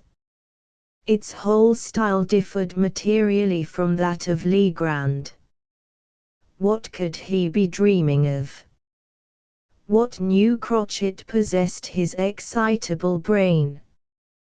What business of the highest importance could he possibly have to transact? Jupiter's account of him boded no good. I dreaded lest the continued pressure of misfortune had, at length, fairly unsettled the reason of my friend. Without a moment's hesitation, therefore, I prepared to accompany the Negro. Upon reaching the wharf, I noticed a scythe and 3 spades, all apparently new, lying in the bottom of the boat in which we were to embark. What is the meaning of all this, Jup? I inquired. Him scythe, massa, and spade. Very true, but what are they doing here? Him de scythe and de spade what massa will sis pon my buying for him in de town, and de debil's own lot of money I had to give for 'em. But what, in the name of all that is mysterious, is your massa will going to do with scythes and spades? That's more dan I know, and debil take me if I don't believe 'tis more dan he know, too. But it's all come ob the bug. Finding that no satisfaction was to be obtained of Jupiter, whose whole intellect seemed to be absorbed by the bug, I now stepped into the boat, and made sail. With a fair and strong breeze we soon ran into the little cove to the northward of Port Moultrie, and a walk of some 2 miles brought us to the hut. It was about 3 in the afternoon when we arrived. Legrand had been awaiting us in eager expectation. He grasped my hand with a nervous empressement which alarmed me and strengthened the suspicions already entertained. His countenance was pale even to ghastliness, and his deep-set eyes glared with unnatural luster. After some inquiries respecting his health, I asked him, not knowing what better to say, if he had yet obtained the Scarabaeus from Lieutenant G. "Oh, yes," he replied, coloring violently, "I got it from him the next morning. Nothing should tempt me to part with that Scarabaeus." "Do you know that Jupiter is quite right about it?" "In what way?" I asked, with a sad foreboding at heart. "In supposing it to be a bug of real gold." He said this with an air of profound seriousness, and I felt inexpressibly shocked. "This bug is to make my fortune," he continued, with a triumphant smile, "to reinstate me in my family possessions. Is it any wonder, then, that I prize it? Since fortune has thought fit to bestow it upon me, I have only to use it properly, and I shall arrive at the gold of which it is the index. Jupiter, bring me that Scarabaeus." "What? De bug, massa? I'd rudder not go fur trouble that bug. You muse git him for your own self." Hereupon Legrand arose, with a grave and stately air, and brought me the beetle from a glass case in which it was enclosed. It was a beautiful Scarabaeus, and, at that time, unknown to naturalists, of course a great prize in a scientific point of view. There were 2 round black spots near one extremity of the back, and a long one near the other. The scales were exceedingly hard and glossy, with all the appearance of burnished gold. The weight of the insect was very remarkable, and, taking all things into consideration, I could hardly blame Jupiter for his opinion respecting it. But what to make of Legrand's concordance with that opinion, I could not, for the life of me, tell. "I sent for you," said he, in a grandiloquent tone, when I had completed my examination of the beetle. "I sent for you that I might have your counsel and assistance in furthering the views of fate and of the frag." "My dear Legrand," I cried, interrupting him, "you are certainly unwell, and had better use some little precautions. You shall go to bed, and I will remain with you a few days, until you get over this. You are feverish and feel my pulse," said he.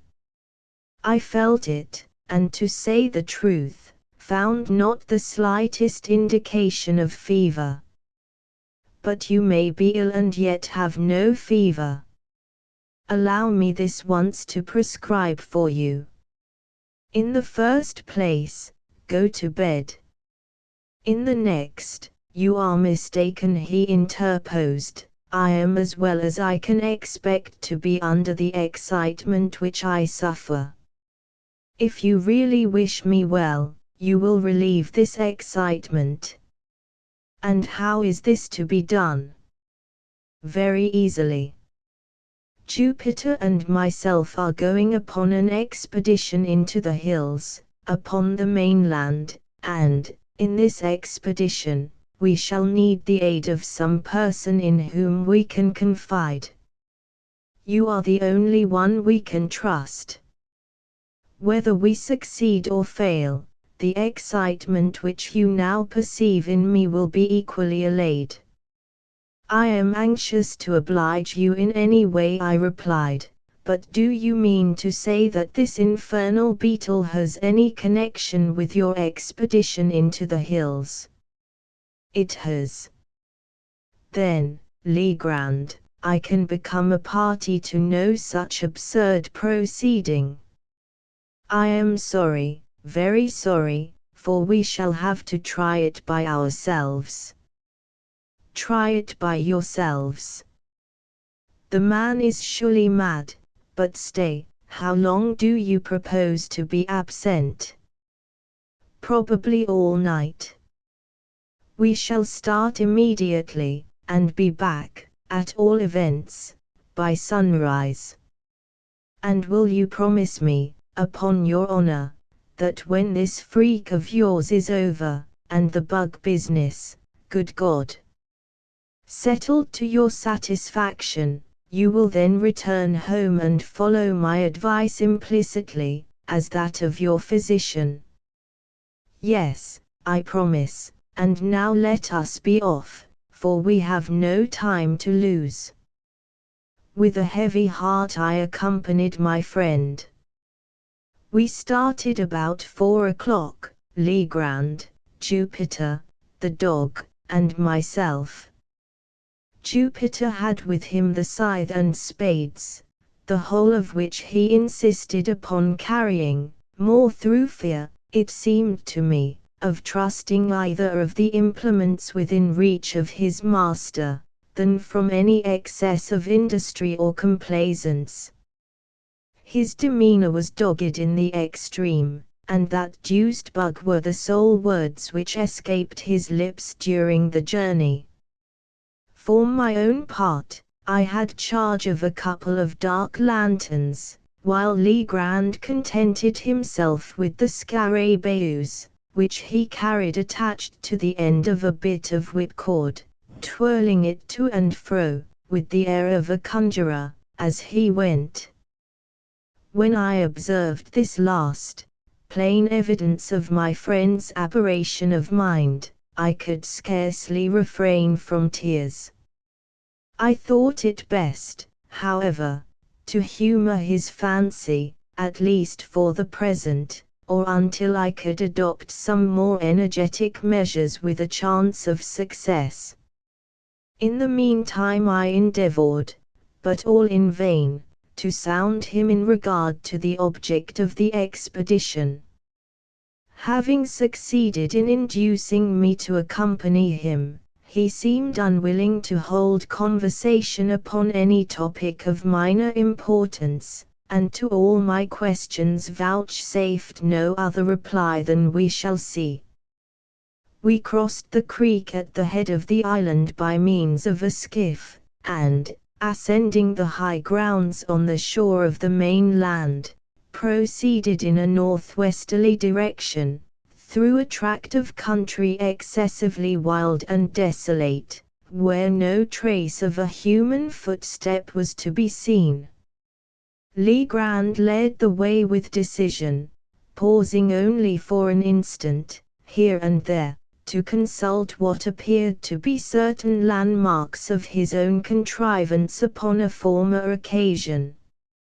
In this manner we journeyed for about 2 hours, and the sun was just setting when we entered a region infinitely more dreary than any yet seen.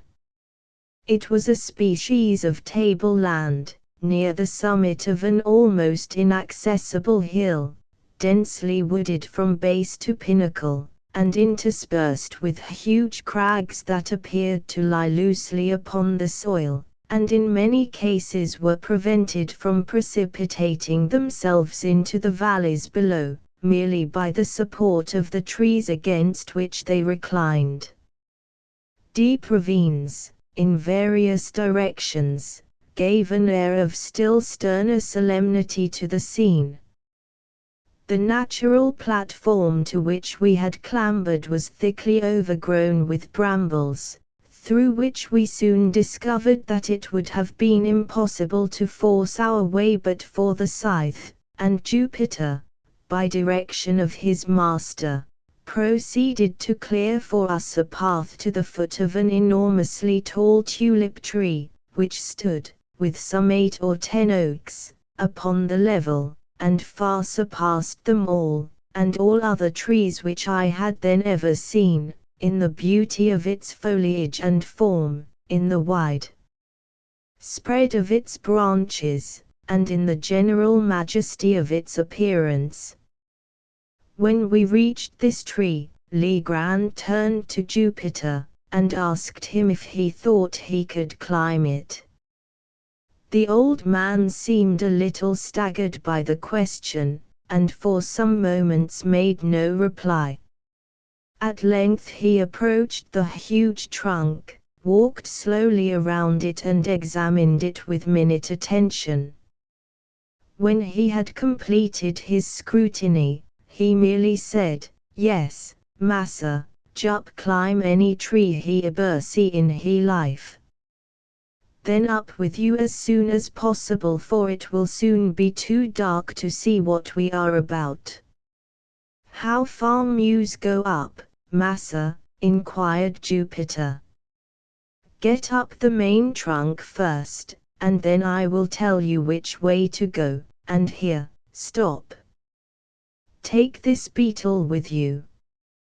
"De bug, Massa Will, de ghoul bug," cried the Negro, drawing back in dismay. "What for Muse tote de bug way up de tree, and if I do?" "If you are afraid, Jup, a great big Negro like you, to take hold of a harmless little dead beetle, why you can carry it up by this string, but if you do not take it up with you in some way, I shall be under the necessity of breaking your head with this shovel." "What de matter now, massa?" said Jup, evidently shamed into compliance. "Always want for to raise fuss wid old nigger. Was only funnin', anyhow. Me feared de bug. What I care for de bug."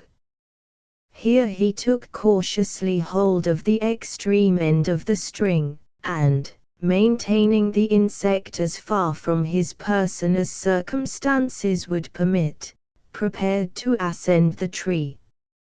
In youth, the tulip tree, Oleriodendron tulipiferum, the most magnificent of American foresters, has a trunk peculiarly smooth, and often rises to a great height without lateral branches, but, in its riper age, the bark becomes gnarled and uneven, while many short limbs make their appearance on the stem. Thus the difficulty of ascension, in the present case, lay more in semblance than in reality. Embracing the huge cylinder, as closely as possible with his arms and knees, seizing with his hands some projections, and resting his naked toes upon others, Jupiter, after 1 or 2 narrow escapes from falling, at length wriggled himself into the first great fork, and seemed to consider the whole business as virtually accomplished. The risk of the achievement was, in fact, now over, although the climber was some 60 or 70 feet from the ground. "Which way Muse go now, Massa Will?" he asked. "Keep up the largest branch, the one on this side," said Legrand. The Negro obeyed him promptly, and apparently with but little trouble, ascending higher and higher, until no glimpse of his squat figure could be obtained through the dense foliage which enveloped it.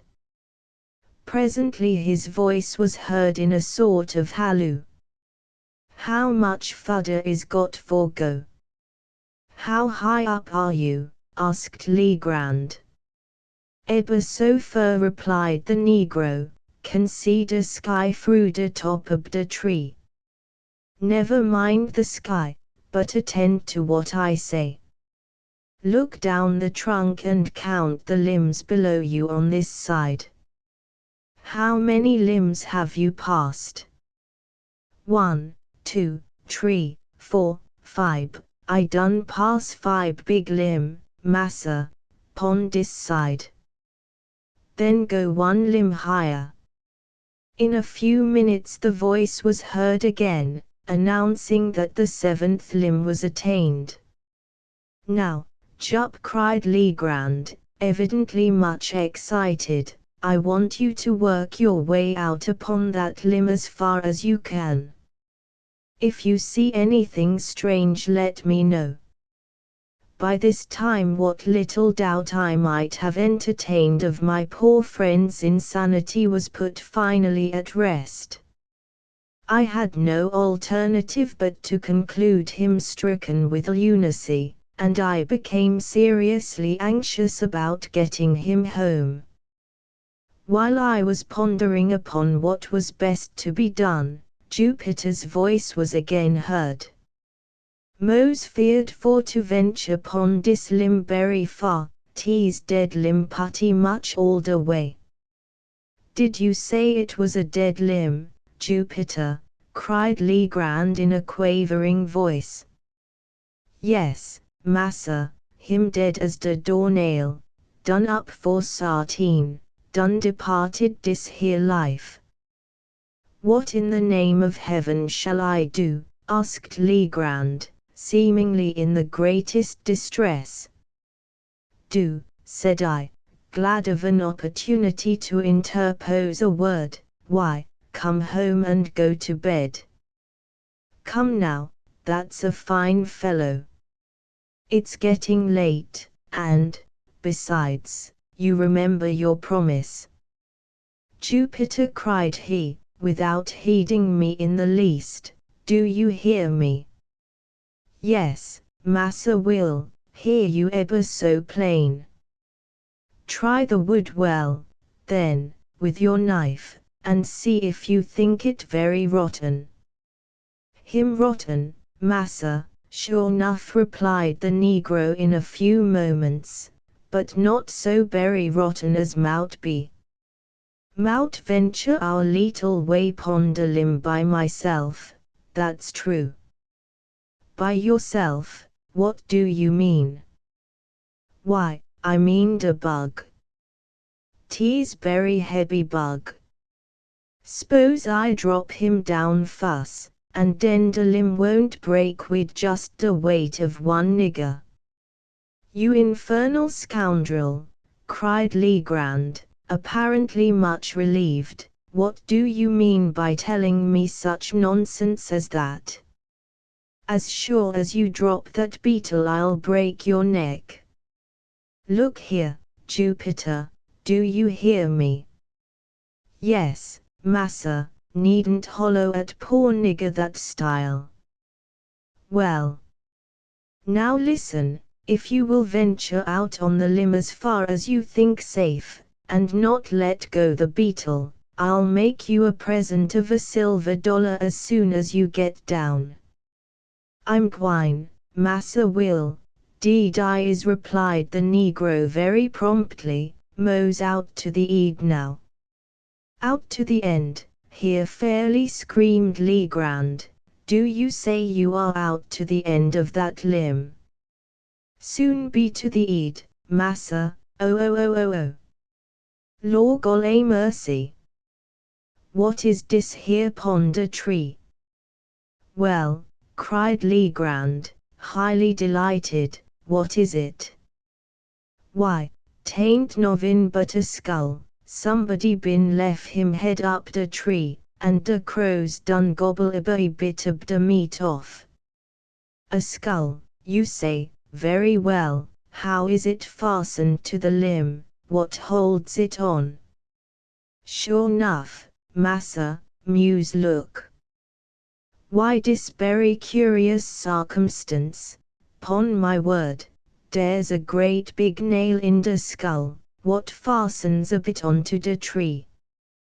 Well now, Jupiter, do exactly as I tell you, do you hear?" "Yes, massa." "Pay attention, then, find the left eye of the skull." "Who? That's good. Why dey ain't no eye left at all?" "Curse your stupidity. Do you know your right hand from your left?" "Yes, I knows that, knows all about that, 'tis my left hand what I chops de wood wid." "To be sure. You are left-handed, and your left eye is on the same side as your left hand. Now, I suppose, you can find the left eye of the skull, or the place where the left eye has been." "Have you found it?" Here was a long pause. At length the Negro asked, "Is de left eye of de skull pon de same side as de left hand of de skull, too? 'Cause de skull ain't got not a bit of a hand at all, neber mind." "I got de left eye now, here de left eye." "What muse do wid it?" "Let the beetle drop through it, as far as the string will reach, but be careful and not let go your hold of the string." "All that done, Massa Will, mighty easy ting for to put de bug through de hole, look out for him dere below." During this colloquy no portion of Jupiter's person could be seen, but the beetle, which he had suffered to descend, was now visible at the end of the string, and glistened, like a globe of burnished gold, in the last rays of the setting sun, some of which still faintly illumined the eminence upon which we stood. The scarabaeus hung quite clear of any branches, and, if allowed to fall, would have fallen at our feet. Legrand immediately took the scythe, and cleared with it a circular space, 3 or 4 yards in diameter, just beneath the insect, and having accomplished this, ordered Jupiter to let go the string and come down from the tree.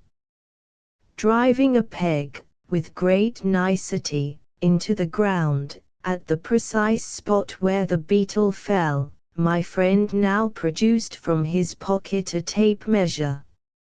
Fastening one end of this at that point of the trunk of the tree which was nearest the peg, he unrolled it till it reached the peg and thence further unrolled it, in the direction already established by the 2 points of the tree and the peg, for the distance of 50 feet, Jupiter clearing away the brambles with the scythe. At the spot thus attained a second peg was driven, and about this, as a center, a rude circle, about 4 feet in diameter, described. Taking now a spade himself, and giving one to Jupiter and one to me, Legrand begged us to set about digging as quickly as possible. To speak the truth, I had no especial relish for such amusement at any time, and, at that particular moment, would willingly have declined it, for the night was coming on, and I felt much fatigued with the exercise already taken, but I saw no mode of escape, and was fearful of disturbing my poor friend's equanimity by a refusal. Could I have depended, indeed, upon Jupiter's aid, I would have had no hesitation in attempting to get the lunatic home by force, but I was too well assured of the old Negro's disposition to hope that he would assist me, under any circumstances, in a personal contest with his master. I made no doubt that the latter had been infected with some of the innumerable Southern superstitions about money buried, and that his fantasy had received confirmation by the finding of the Scarabaeus, or, perhaps, by Jupiter's obstinacy in maintaining it to be a bug of real gold. A mind disposed to lunacy would readily be led away by such suggestions, especially if chiming in with favorite preconceived ideas, and then I called to mind the poor fellow's speech about the beetles being the index of his fortune. Upon the whole, I was sadly vexed and puzzled, but, at length, I concluded to make a virtue of necessity, to dig with a good will, and thus the sooner to convince the visionary, by ocular demonstration, of the fallacy of the opinion he entertained. The lanterns having been lit, we all fell to work with a zeal worthy a more rational cause, and, as the glare fell upon our persons and implements, I could not help thinking how picturesque a group we composed, and how strange and suspicious our labours must have appeared to any interloper who, by chance, might have stumbled upon our whereabout. We dug very steadily for 2 hours. Little was said, and our chief embarrassment lay in the yelpings of the dog, who took exceeding interest in our proceedings. He, at length, became so obstreperous that we grew fearful of his giving the alarm to some stragglers in the vicinity, or, rather, this was the apprehension of Legrand. For myself, I should have rejoiced at any interruption which might have enabled me to get the wanderer home. The noise was, at length, very effectually silenced by Jupiter, who, getting out of the hole with a dogged air of deliberation, tied the brute's mouth up with one of his suspenders, and then returned, with a grave chuckle, to his task. When the time mentioned had expired, we had reached a depth of 5 feet, and yet no signs of any treasure became manifest. A general pause ensued, and I began to hope that the farce was at an end.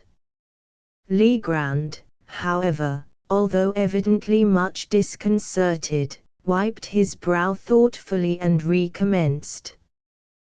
We had excavated the entire circle of 4 feet diameter, and now we slightly enlarged the limit, and went to the further depth of 2 feet. Still nothing appeared. The gold seeker, whom I sincerely pitied, at length clambered from the pit, with the bitterest disappointment imprinted upon every feature, and proceeded, slowly and reluctantly, to put on his coat, which he had thrown off at the beginning of his labor. In the meantime I made no remark. Jupiter, at a signal from his master, began to gather up his tools. This done, and the dog having been unmuzzled, we turned in profound silence toward home. We had taken, perhaps, a dozen steps in this direction, when, with a loud oath, Legrand strode up to Jupiter, and seized him by the collar. The astonished Negro opened his eyes and mouth to the fullest extent, let fall the spades, and fell upon his knees. "You scoundrel," said Legrand, hissing out the syllables from between his clenched teeth, "you infernal black villain, speak, I tell you, answer me this instant, without prevarication, which is your left eye?" "Oh, my golly, Massa Will! Ain't dis here my lef' eye for a tain?" roared the terrified Jupiter, placing his hand upon his right organ of vision, and holding it there with a desperate pertinacity, as if in immediate dread of his master's attempt at a gouge. "I thought so, I knew it. "Hurrah!" vociferated Legrand, letting the negro go and executing a series of curvets and caracols, much to the astonishment of his valet, who, arising from his knees, looked, mutely, from his master to myself, and then from myself to his master. "Come. We must go back," said the latter, "the game's not up yet," and he again led the way to the tulip tree. "Jupiter," said he, when we reached its foot, "come here." Was the skull nailed to the limb with the face outward, or with the face to the limb? "De face was out, massa, so that de crows could get at de eyes good, widout any trouble." "Well, then, was it this eye or that through which you dropped the beetle?" Here Legrand touched each of Jupiter's eyes. "'Twas dis eye, massa, de left eye, jes as you tell me," and here it was his right eye that the negro indicated. "That will do, we must try it again. Here, my friend, about whose madness I now saw, or fancied that I saw, certain indications of method, removed the peg which marked the spot where the beetle fell, to a spot about 3 inches to the westward of its former position. Taking, now, the tape measure from the nearest point of the trunk to the peg, as before, and continuing the extension in a straight line to the distance of 50 feet, a spot was indicated, removed, by several yards, from the point at which we had been digging. Around the new position a circle, somewhat larger than in the former instance, was now described, and we again set to work with the spade. I was dreadfully weary, but, scarcely understanding what had occasioned the change in my thoughts, I felt no longer any great aversion from the labor imposed. I had become most unaccountably interested, nay, even excited. Perhaps there was something, amid all the extravagant demeanor of Legrand, some air of forethought, or of deliberation, which impressed me. I dug eagerly, and now and then caught myself actually looking, with something that very much resembled expectation, for the fancied treasure, the vision of which had demented my unfortunate companion. At a period when such vagaries of thought most fully possessed me, and when we had been at work perhaps an hour and a half, we were again interrupted by the violent howlings of the dog. His uneasiness, in the first instance, had been, evidently, but the result of playfulness or caprice, but he now assumed a bitter and serious tone. Upon Jupiter's again attempting to muzzle him, he made furious resistance, and, leaping into the hole, tore up the mold frantically with his claws. In a few seconds he had uncovered a mass of human bones, forming 2 complete skeletons, intermingled with several buttons of metal, and what appeared to be the dust of decayed woolen. 1 or 2 strokes of a spade upturned the blade of a large Spanish knife, and, as we dug further, 3 or 4 loose pieces of gold and silver coin came to light. At sight of these the joy of Jupiter could scarcely be restrained, but the countenance of his master wore an air of extreme disappointment. He urged us, however, to continue our exertions, and the words were hardly uttered when I stumbled and fell forward, having caught the toe of my boot in a large ring of iron that lay half buried in the loose earth. We now worked in earnest, and never did I pass 10 minutes of more intense excitement.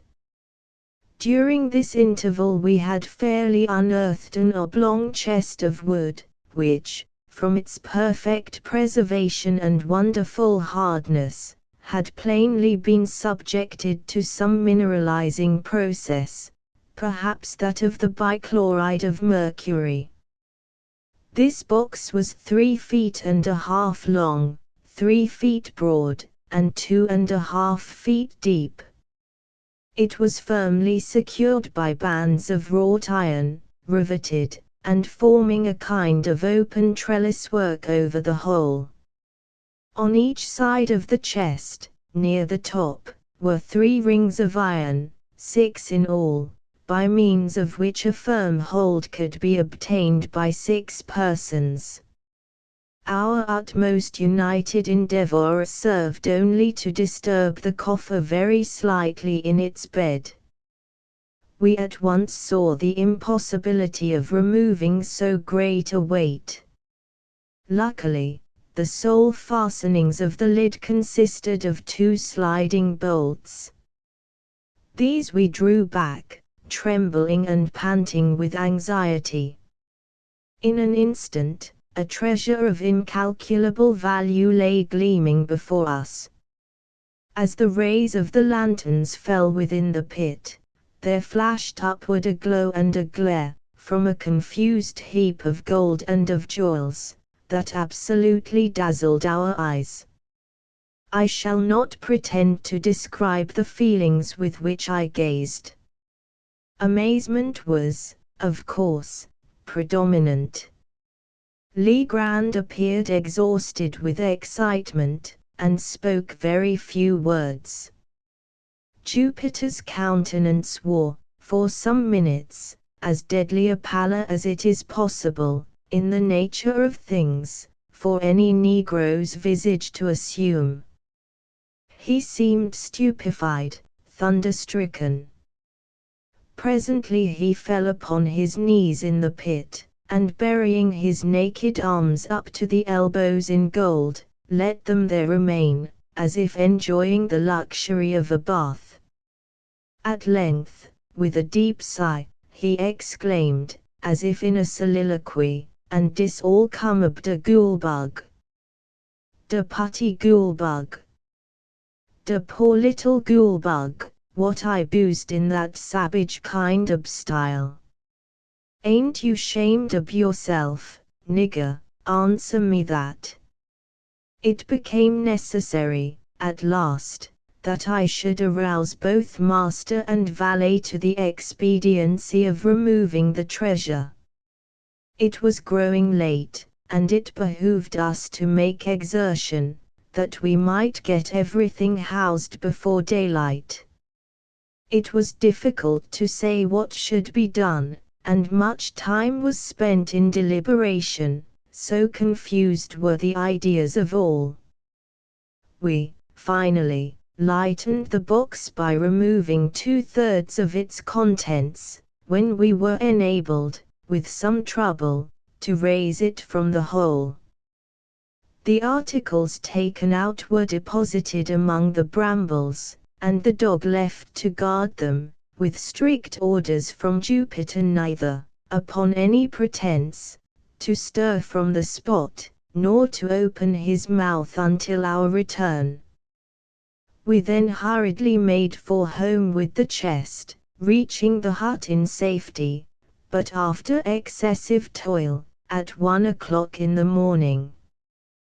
Worn out as we were, it was not in human nature to do more immediately. We rested until 2, and had supper, starting for the hills immediately afterward, armed with 3 stout sacks, which, by good luck, were upon the premises. A little before 4 we arrived at the pit, divided the remainder of the booty, as equally as might be, among us, and, leaving the holes unfilled, again set out for the hut, at which, for the second time, we deposited our golden burdens, just as the first faint streaks of the dawn gleamed from over the treetops in the east. We were now thoroughly broken down, but the intense excitement of the time denied us repose. After an unquiet slumber of some 3 or 4 hours' duration, we arose, as if by preconcert, to make examination of our treasure. The chest had been full to the brim, and we spent the whole day, and the greater part of the next night, in a scrutiny of its contents. There had been nothing like order or arrangement. Everything had been heaped in promiscuously. Having assorted all with care, we found ourselves possessed of even vaster wealth than we had at first supposed. In coin, there was rather more than $450,000, estimating the value of the pieces, as accurately as we could, by the tables of the period. There was not a particle of silver. All was gold of antique date and of great variety, French, Spanish, and German money, with a few English guineas, and some counters, of which we had never seen specimens before. There were several very large and heavy coins, so worn that we could make nothing of their inscriptions. There was no American money. The value of the jewels we found more difficulty in estimating. There were diamonds, some of them exceedingly large and fine, 110 in all, and not one of them small, 18 rubies of remarkable brilliancy, 310 emeralds, all very beautiful, and 21 sapphires, with an opal. These stones had all been broken from their settings and thrown loose in the chest. The settings themselves, which we picked out from among the other gold, appeared to have been beaten up with hammers, as if to prevent identification. Besides all this, there was a vast quantity of solid gold ornaments, nearly 200 massive finger and earrings, rich chains, 30 of these, if I remember, 83 very large and heavy crucifixes, 5 gold censers of great value, a prodigious golden punch bowl, ornamented with richly chased vine leaves and bacchanalian figures, with 2 sword handles exquisitely embossed, and many other smaller articles which I cannot recollect. The weight of these valuables exceeded 350 pounds of wadoupois, and in this estimate I have not included 197 superb gold watches, 3 of the number being worth each $500, if one. Many of them were very old, and as timekeepers, valueless, the works having suffered, more or less, from corrosion, but all were richly jeweled and in cases of great worth. We estimated the entire contents of the chest, that night, at $1.5 million, and upon the subsequent disposal of the trinkets and jewels, a few being retained for our own use, it was found that we had greatly undervalued the treasure. When, at length, we had concluded our examination, and the intense excitement of the time had, in some measure, subsided, Legrand, who saw that I was dying with impatience for a solution of this most extraordinary riddle, entered into a full detail of all the circumstances connected with it. "You remember," said he, "the night when I handed you the rough sketch I had made of the Scarabaeus. You recollect, also, that I became quite vexed at you for insisting that my drawing resembled a death's head. When you first made this assertion I thought you were jesting, but afterward I called to mind the peculiar spots on the back of the insect, and admitted to myself that your remark had some little foundation in fact. Still, the sneer at my graphic powers irritated me, for I am considered a good artist, and, therefore, when you handed me the scrap of parchment, I was about to crumple it up and throw it angrily into the fire. The scrap of paper, you mean, said I. No, it had much of the appearance of paper, and at first I supposed it to be such, but when I came to draw upon it, I discovered it at once to be a piece of very thin parchment. It was quite dirty, you remember. Well, as I was in the very act of crumpling it up, my glance fell upon the sketch at which you had been looking, and you may imagine my astonishment when I perceived, in fact, the figure of a death's head just where, it seemed to me, I had made the drawing of the beetle. For a moment I was too much amazed to think with accuracy. I knew that my design was very different in detail from this, although there was a certain similarity in general outline. Presently I took a candle, and seating myself at the other end of the room, proceeded to scrutinize the parchment more closely. Upon turning it over, I saw my own sketch upon the reverse, just as I had made it. My first idea, now, was mere surprise at the really remarkable similarity of outline, at the singular coincidence involved in the fact that, unknown to me, there should have been a skull upon the other side of the parchment, immediately beneath my figure of the Scarabaeus, and that this skull, not only in outline but in size, should so closely resemble my drawing. I say the singularity of this coincidence absolutely stupefied me for a time.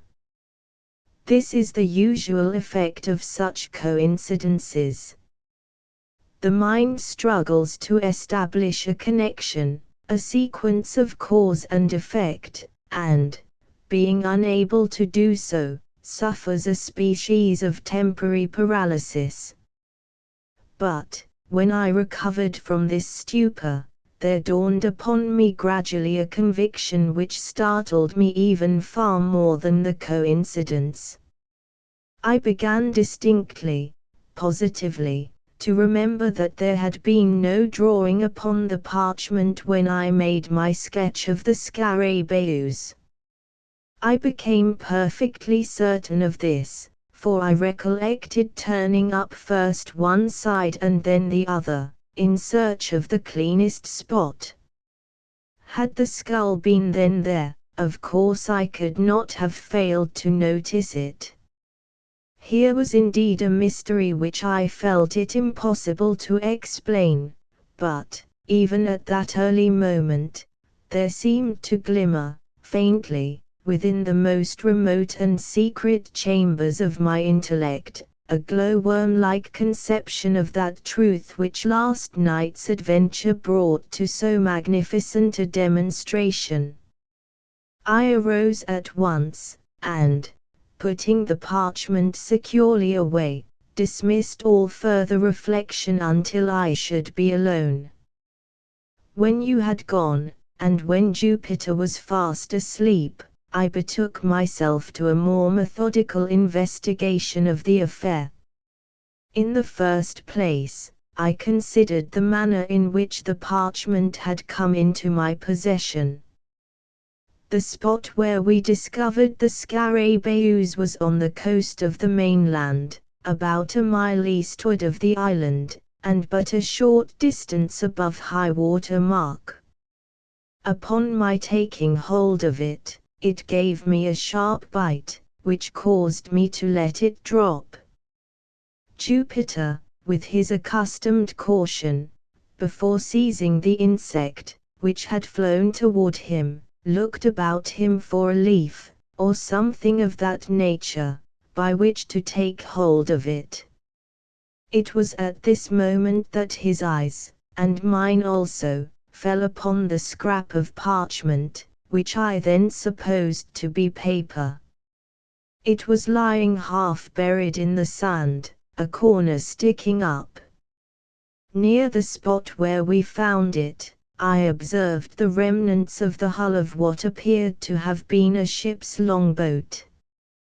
The wreck seemed to have been there for a very great while, for the resemblance to boat timbers could scarcely be traced.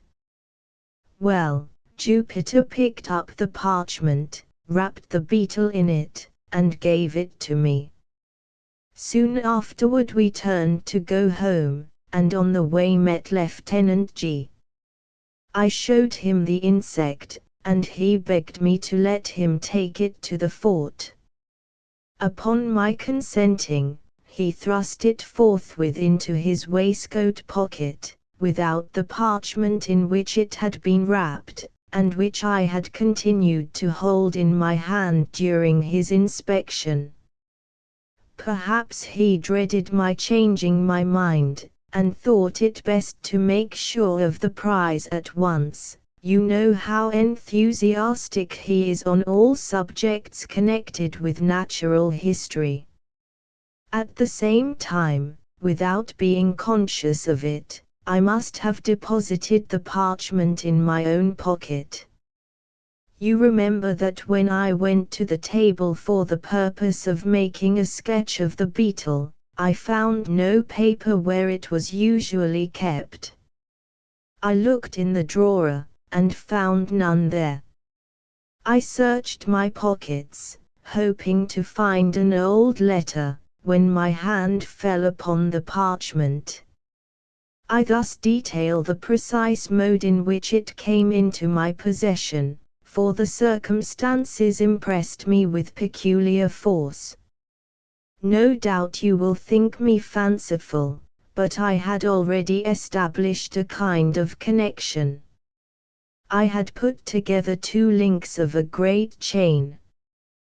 There was a boat lying upon a sea coast, and not far from the boat was a parchment, not a paper, with a skull depicted upon it.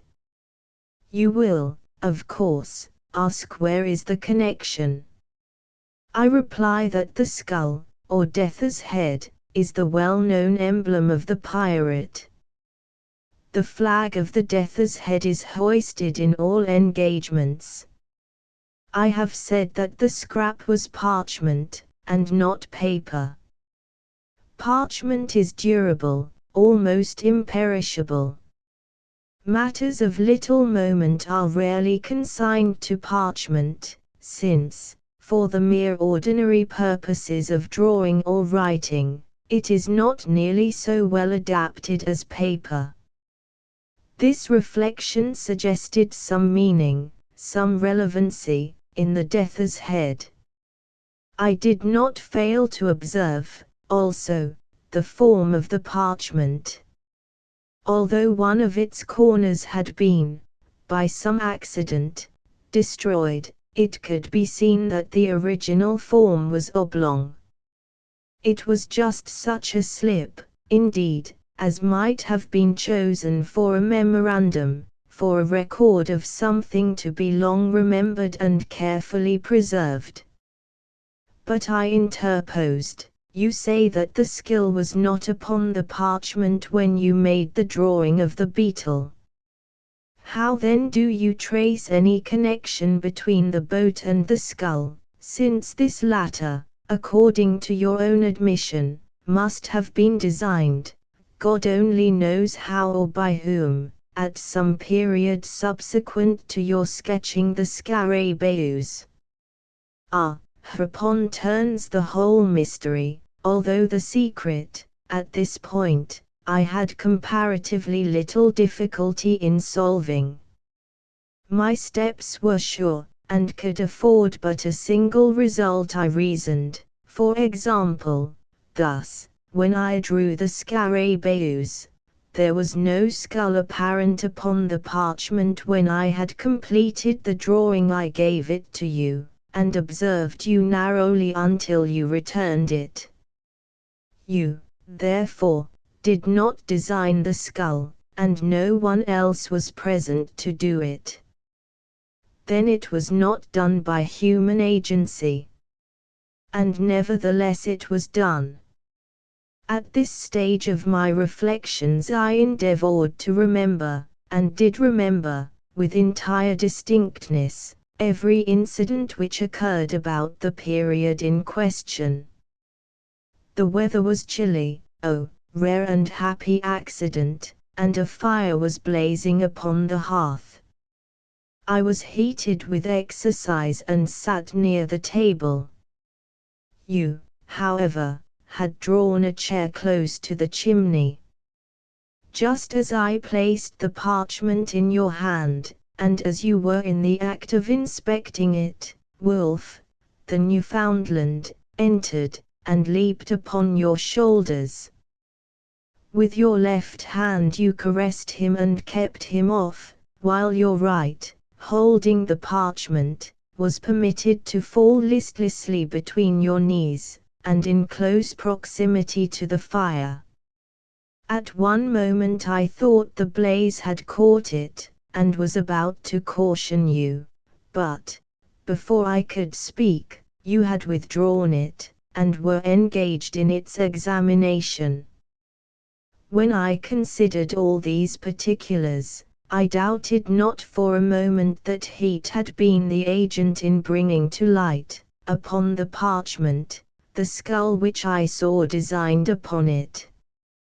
You are well aware that chemical preparations exist, and have existed time out of mind, by means of which it is possible to write upon either paper or vellum, so that the characters shall become visible only when subjected to the action of fire. Zaffre, digested in aqua regia, and diluted with 4 times its weight of water, is sometimes employed. A green tint results. The regulus of cobalt, dissolved in spirit of nitra, gives a red. These colors disappear at longer or shorter intervals after the material written upon cools, but again become apparent upon the reapplication of heat. I now scrutinized the death's head with care. Its outer edges, the edges of the drawing nearest the edge of the vellum, were far more distinct than the others. It was clear that the action of the caloric had been imperfect or unequal. I immediately kindled a fire, and subjected every portion of the parchment to a glowing heat. At first, the only effect was the strengthening of the faint lines in the skull, but, upon persevering in the experiment, there became visible, at the corner of the slip, diagonally opposite to the spot in which the death's head was delineated, the figure of what I at first supposed to be a goat. A closer scrutiny, however, satisfied me that it was intended for a kid. "Ha! Ha!" said I. "To be sure I have no right to laugh at you, $1.5 million of money is too serious a matter for mirth, but you are not about to establish a third link in your chain, you will not find any especial connection between your pirates and a goat. Pirates, you know, have nothing to do with goats, they appertain to the farming interest. But I have just said that the figure was not that of a goat. Well, a kid, then, pretty much the same thing." "Pretty much, but not altogether," said Legrand. "You may have heard of one Captain Kidd." I at once looked upon the figure of the animal as a kind of punning or hieroglyphical signature. I say signature, because its position upon the vellum suggested this idea. The death's head at the corner diagonally opposite, had, in the same manner, the air of a stamp, or seal. But I was sorely put out by the absence of all else, of the body to my imagined instrument, of the text for my context. I presume you expected to find a letter between the stamp and the signature. Something of that kind. The fact is, I felt irresistibly impressed with a presentiment of some vast good fortune impending. I can scarcely say why. Perhaps, after all, it was rather a desire than an actual belief. But do you know that Jupiter's silly words, about the bug being of solid gold, had a remarkable effect upon my fancy? And then the series of accidents and coincidence, these were so very extraordinary. Do you observe how mere an accident it was that these events should have occurred upon the sole day of all the year in which it has been, or may be sufficiently cool for foe, and that without the fire, or without the intervention of the dog at the precise moment in which he appeared, I should never have become aware of the Death's Head, and so never the possessor of the treasure. But proceed, I am all impatience. Well, you have heard, of course, the many stories current, the 1,000 vague rumors afloat about money buried, somewhere upon the Atlantic coast, by Kidd and his associates. These rumors must have had some foundation in fact. And that the rumors have existed so long and so continuously, could have resulted, it appeared to me, only from the circumstance of the buried treasures still remaining entombed.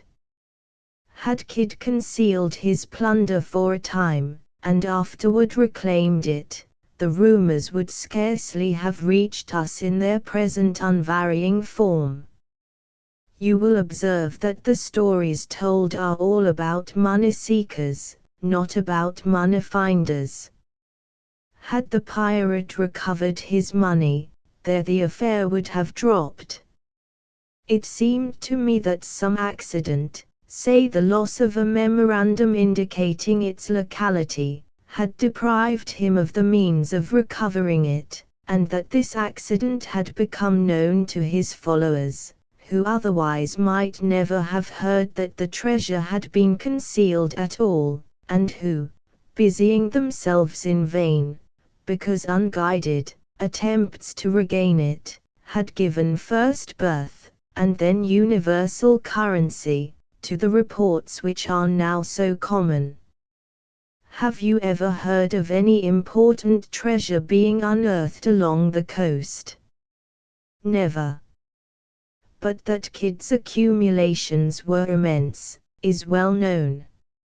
I took it for granted, therefore, that the earth still held them, and you will scarcely be surprised when I tell you that I felt a hope, nearly amounting to certainty, that the parchment so strangely found involved a lost record of the place of deposit. But how did you proceed? I held the vellum again to the fire, after increasing the heat, but nothing appeared. I now thought it possible that the coating of dirt might have something to do with the failure, so I carefully rinsed the parchment by pouring warm water over it, and, having done this, I placed it in a tin pan, with the skull downward, and put the pan upon a furnace of lighted charcoal. In a few minutes, the pan having become thoroughly heated, I removed the slip, and, to my inexpressible joy, found it spotted, in several places, with what appeared to be figures arranged in lines. Again I placed it in the pan, and suffered it to remain another minute. Upon taking it off, the whole was just as you see it now. Here Legrand, having reheated the parchment, submitted it to my inspection. The following characters were rudely traced in a red tint, between the death's head and the goat.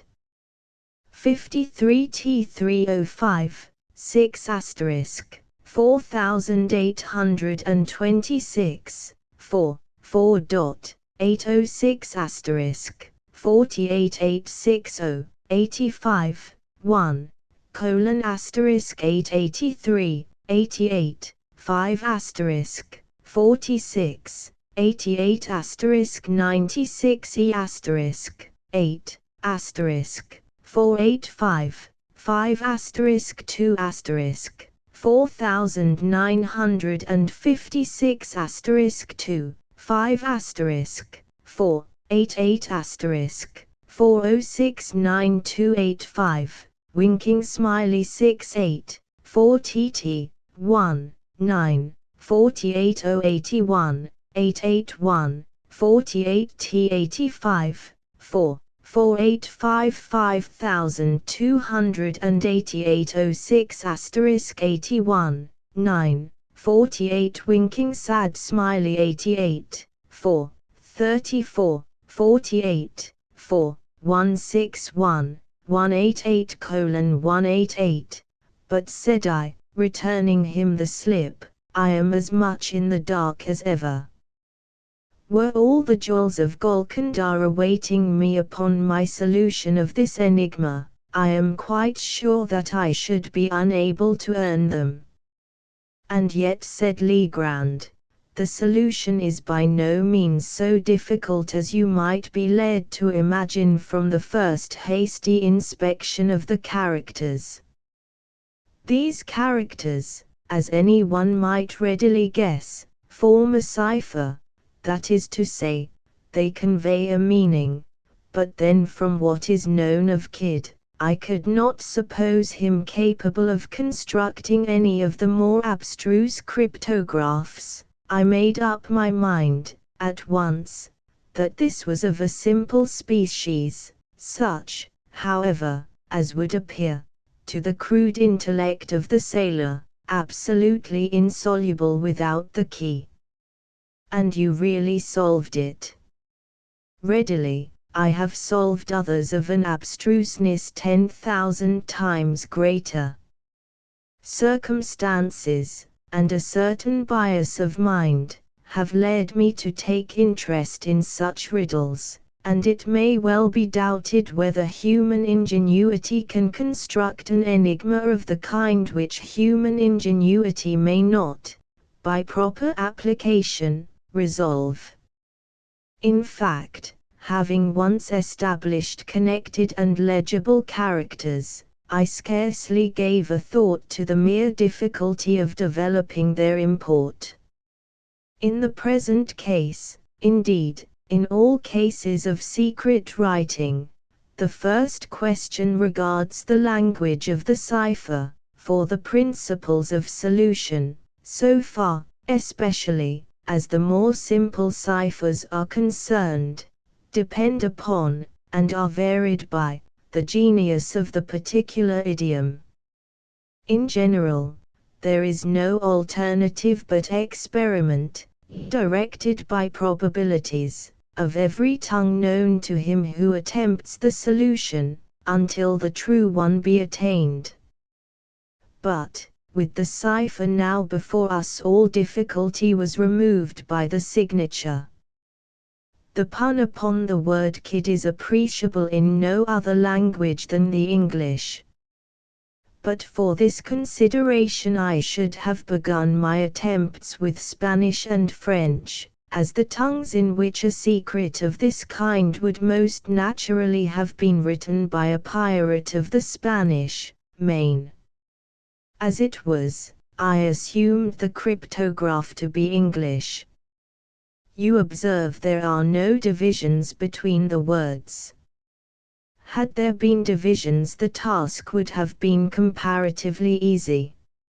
In such cases I should have commenced with a collation and analysis of the shorter words, and, had a word of a single letter occurred, as is most likely, a or I, for example, I should have considered the solution as assured. But, there being no division, my first step was to ascertain the predominant letters, as well as the least frequent. Counting all, I constructed a table thus: of the characters 8 there are 33.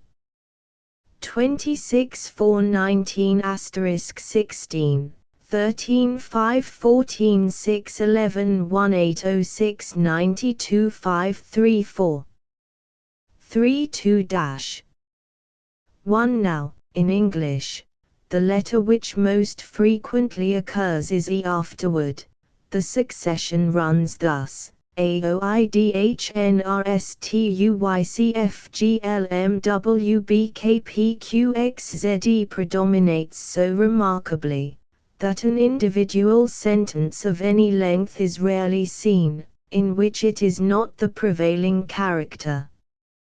Here, then, we have, in the very beginning, the groundwork for something more than a mere guess. The general use which may be made of the table is obvious, but, in this particular cipher, we shall only very partially require its aid. As our predominant character is 8, we will commence by assuming it as the E of the natural alphabet. To verify the supposition, let us observe if the 8 be seen often in couples, for E is doubled with great frequency in English, in such words, for example, as meet, fleet, speed, seen, been, agree, etc. In the present instance we see it doubled no less than 5 times, although the cryptograph is brief. Let us assume 8, then, as E. Now, of all words in the language, the is most usual. Let us see, therefore, whether there are not repetitions of any 3 characters, in the same order of collocation, the last of them being 8. If we discover repetitions of such letters, so arranged, they will most probably represent the word the. Upon inspection, we find no less than 7 such arrangements, the characters being 48. We may, therefore, assume that represents T, 4 represents H, and 8 represents E, the last being now well confirmed. Thus a great step has been taken. But, having established a single word, we are enabled to establish a vastly important point, that is to say, several commencements and terminations of other words. Let us refer, for example, to the last instance but one, in which the combination 48 occurs, not far from the end of the cipher. We know that the immediately ensuing is the commencement of a word, and, of 6 characters succeeding this we are cognizant of no less than 5. Let us set these characters down, thus, by the letters we know them to represent, leaving a space for the unknown, teeth. Here we are enabled, at once, to discard the th as forming no portion of the word commencing with the first t, since, by experiment of the entire alphabet for a letter adapted to the vacancy, we perceive that no word can be formed of which this th can be a part. We are thus narrowed into tee, and, going through the alphabet, if necessary, as before, we arrive at the word tree as the sole possible reading. We thus gain another letter, R, represented by, with the words the tree in juxtaposition. Looking beyond these words, for a short distance, we again see the combination, 48, and employ it by way of termination to what immediately precedes. We have thus this arrangement: the tree, 4, dagger, 34 the, or, substituting the natural letters, where known, it reads thus: the tree thr, double dagger, 3h the. Now, if, in the place of the unknown characters, we leave blank spaces, or substitute dots, we read thus: the tree thr, h the, when the word through makes itself evident at once. But this discovery gives us three new letters, O, U, and G, represented by double dagger, and 3. Looking now, narrowly, through the cipher for combinations of known characters, we find, not very far from the beginning, this arrangement, 83, 88, or agree, which plainly is the conclusion of the word degree and gives us another letter, D, represented by dagger. 4 letters beyond the word degree we perceive the combination, 46, 88, translating the known characters, and representing the unknown by dots. As before, we read thus, th.at, an arrangement immediately suggestive of the word 13 and again furnishing us with 2 new characters, I and n, represented by 6 and asterisk. Referring, now, to the beginning of the cryptograph, we find the combination, 53, double dagger, dagger. Translating as before, we obtain .good, which assures us that the first letter is a, and that the first 2 words are a good. It is now time that we arrange our key, as far as discovered, in a tabular form, to avoid confusion. It will stand thus: 5 represents AD83G4H6I*NO, R, T, U. We have, therefore, no less than 11 of the most important letters represented, and it will be unnecessary to proceed with the details of the solution. I have said enough to convince you that ciphers of this nature are readily soluble, and to give you some insight into the rationale of their development. But be assured that the specimen before us appertains to the very simplest species of cryptograph. It now only remains to give you the full translation of the characters upon the parchment, as unriddled. Here it is: a good glass in the bishop's hostel in the Devil's Seat, 41 degrees and 13 minutes northeast and by North Main Branch 7th limb east side, shoot from the left eye of the Death's Head, a beeline from the tree through the shot 50 feet out.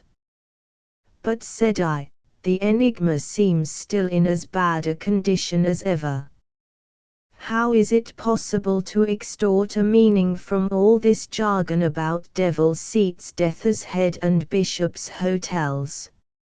I confess, replied Legrand, that the matter still wears a serious aspect, when regarded with a casual glance. My first endeavor was to divide the sentence into the natural division intended by the cryptographist. You mean, to punctuate it? Something of that kind. But how was it possible to effect this?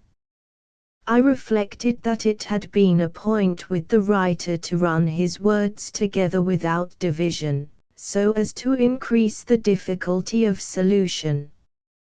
Now, a not over-acute man, in pursuing such an object, would be nearly certain to overdo the matter. When, in the course of his composition, he arrived at a break in his subject which would naturally require a pause, or a point, he would be exceedingly apt to run his characters, at this place, more than usually close together. If you will observe the MS, in the present instance, you will easily detect 5 such cases of unusual crowding. Acting upon this hint, I made the division thus: a good glass in the bishop's hostel in the Devil's Seat, 41 degrees and 13 minutes, northeast and by north, main branch 7th limb east side, shoot from the left eye of the Death's Head, a beeline from the tree through the shot 50 feet out. Even this division, said I, leaves me still in the dark. It left me also in the dark, replied Legrand, for a few days, during which I made diligent inquiry in the neighborhood of Sullivan's Island, for any building which went by name of the Bishop's Hotel, for, of course, I dropped the obsolete word hostel. Gaining no information on the subject, I was on the point of extending my sphere of search, and proceeding in a more systematic manner, when, one morning, it entered into my head, quite suddenly, that this bishop's hostel might have some reference to an old family, of the name of Bishop, which, time out of mind, had held possession of an ancient manor house, about 4 miles to the northward of the island. I accordingly went over to the plantation, and reinstituted my inquiries among the older Negroes of the place. At length one of the most aged of the women said that she had heard of such a place as Bishop's Castle, and thought that she could guide me to it, but that it was not a castle, nor a tavern, but a high rock. I offered to pay her well for her trouble, and, after some demur, she consented to accompany me to the spot. We found it without much difficulty, when, dismissing her, I proceeded to examine the place. The castle consisted of an irregular assemblage of cliffs and rocks, one of the latter being quite remarkable for its height as well as for its insulated and artificial appearance. I clambered to its apex, and then felt much at a loss as to what should be next done. While I was busied in reflection, my eyes fell upon a narrow ledge in the eastern face of the rock, perhaps a yard below the summit upon which I stood. This ledge projected about 18 inches, and was not more than a foot wide, while a niche in the cliff just above it gave it a rude resemblance to one of the hollow-backed chairs used by our ancestors. I made no doubt that here was the Devil's Seat alluded to in the MS, and now I seemed to grasp the full secret of the riddle. The good glass, I knew, could have reference to nothing but a telescope, for the word glass is rarely employed in any other sense by seamen. Now here, I at once saw, was a telescope to be used, and a definite point of view, admitting no variation, from which to use it. Nor did I hesitate to believe that the phrases, 41 degrees and 13 minutes and northeast and by north were intended as directions for the leveling of the glass. Greatly excited by these discoveries, I hurried home, procured a telescope, and returned to the rock. I let myself down to the ledge, and found that it was impossible to retain a seat upon it except in one particular position. This fact confirmed my preconceived idea. I proceeded to use the glass. Of course, the 41 degrees and 13 minutes could allude to nothing but elevation above the visible horizon, since the horizontal direction was clearly indicated by the words, northeast and by north. This latter direction I at once established by means of a pocket compass, then, pointing the glass as nearly at an angle of 41 degrees of elevation as I could do it by guess, I moved it cautiously up or down, until my attention was arrested by a circular rift or opening in the foliage of a large tree that overtopped its fellows in the distance. In the center of this rift I perceived a white spot, but could not, at first, distinguish what it was. Adjusting the focus of the telescope, I again looked, and now made it out to be a human skull. Upon this discovery I was so sanguine as to consider the enigma solved, for the phrase main branch, seventh limb, east side could refer only to the position of the skull upon the tree, while shoot from the left eye of the death's head admitted, also, of but one interpretation, in regard to a search for buried treasure. I perceived that the design was to drop a bullet from the left eye of the skull, and that a bee-line, or, in other words, a straight line, drawn from the nearest point of the trunk through the shot, or the spot where the bullet fell, and thence extended to a distance of 50 feet, would indicate a definite point, and beneath this point I thought it at least possible that a deposit of value lay concealed.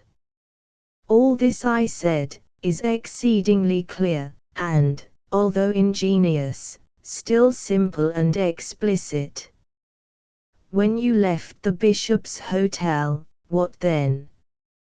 Why, having carefully taken the bearings of the tree, I turned homeward. The instant that I left the Devil's Seat, however, the circular rift vanished, nor could I get a glimpse of it afterward, turn as I would. What seems to me the chief ingenuity in this whole business, is the fact, for repeated experiment has convinced me it is a fact, that the circular opening in question is visible from no other attainable point of view than that afforded by the narrow ledge upon the face of the rock. In this expedition to the Bishop's Hotel I had been attended by Jupiter, who had, no doubt, observed, for some weeks past, the abstraction of my demeanor, and took especial care not to leave me alone. But, on the next day, getting up very early, I contrived to give him the slip, and went into the hills in search of the tree. After much toil I found it. When I came home at night my valet proposed to give me a flogging. With the rest of the adventure I believe you are as well acquainted as myself. I suppose, said I, you missed the spot, in the first attempt at digging, through Jupiter's stupidity in letting the bug fall through the right instead of through the left eye of the skull. Precisely. This mistake made a difference of about 2.5 inches in the shot, that is to say, in the position of the peg nearest the tree, and had the treasure been beneath the shot the error would have been of little moment, but the shot together with the nearest point of the tree, were merely 2 points for the establishment of a line of direction. Of course, the error, however trivial in the beginning, increased as we proceeded with the line, and by the time we had gone 50 feet through, us quite off the scent. But for my deep-seated impressions that treasure was here somewhere actually buried, we might have had all our labor in vain. But your grandiloquence, and your conduct in swinging the beetle, how excessively odd! I was sure you were mad.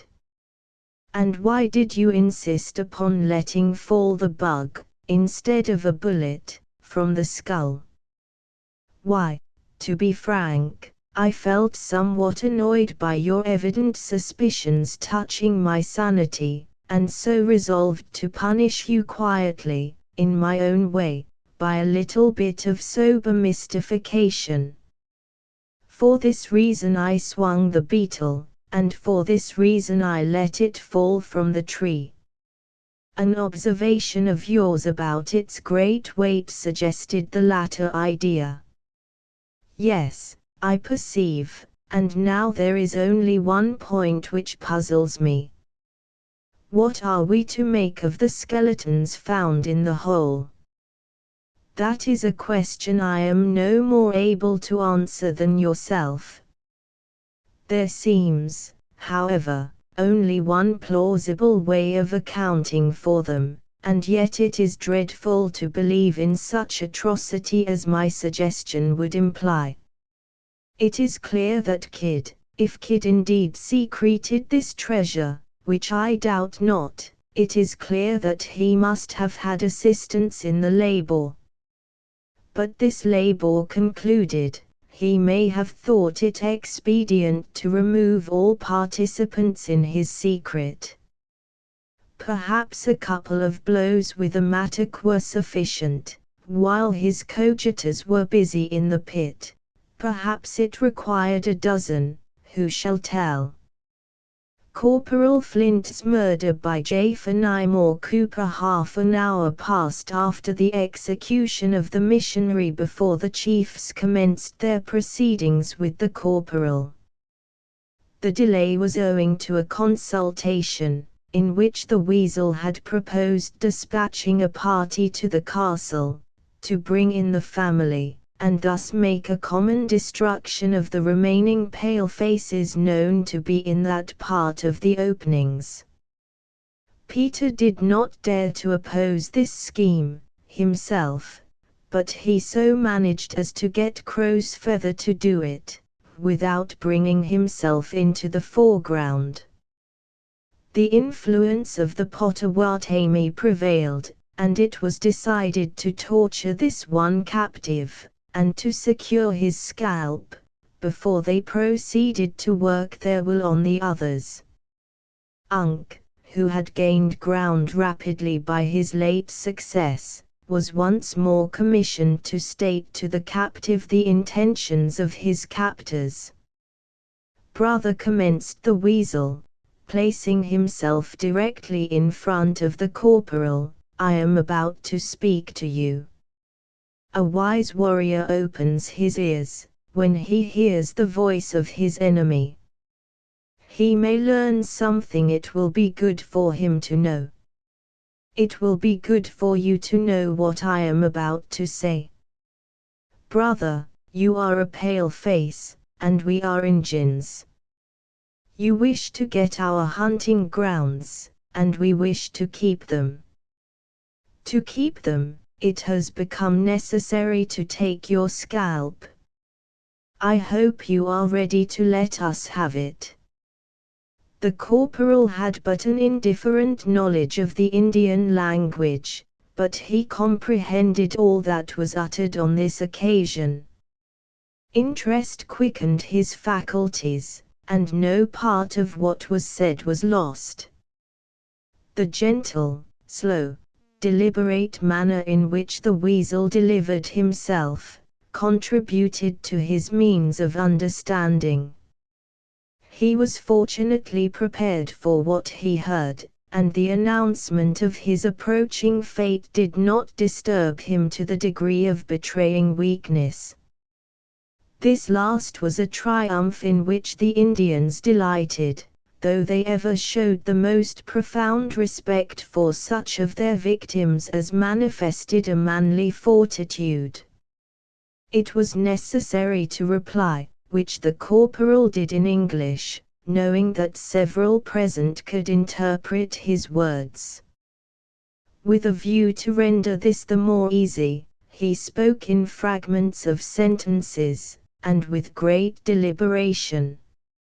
Injuns, returned the corporal, you surrounded me, and I have been taken prisoner. Had there been a platoon on us, you mightn't have made out quite so well.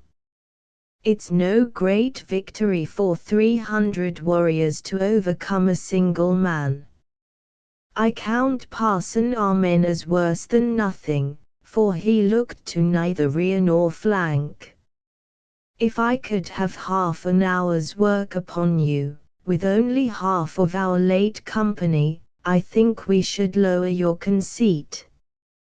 But that is impossible, and so you may do just what you please with me.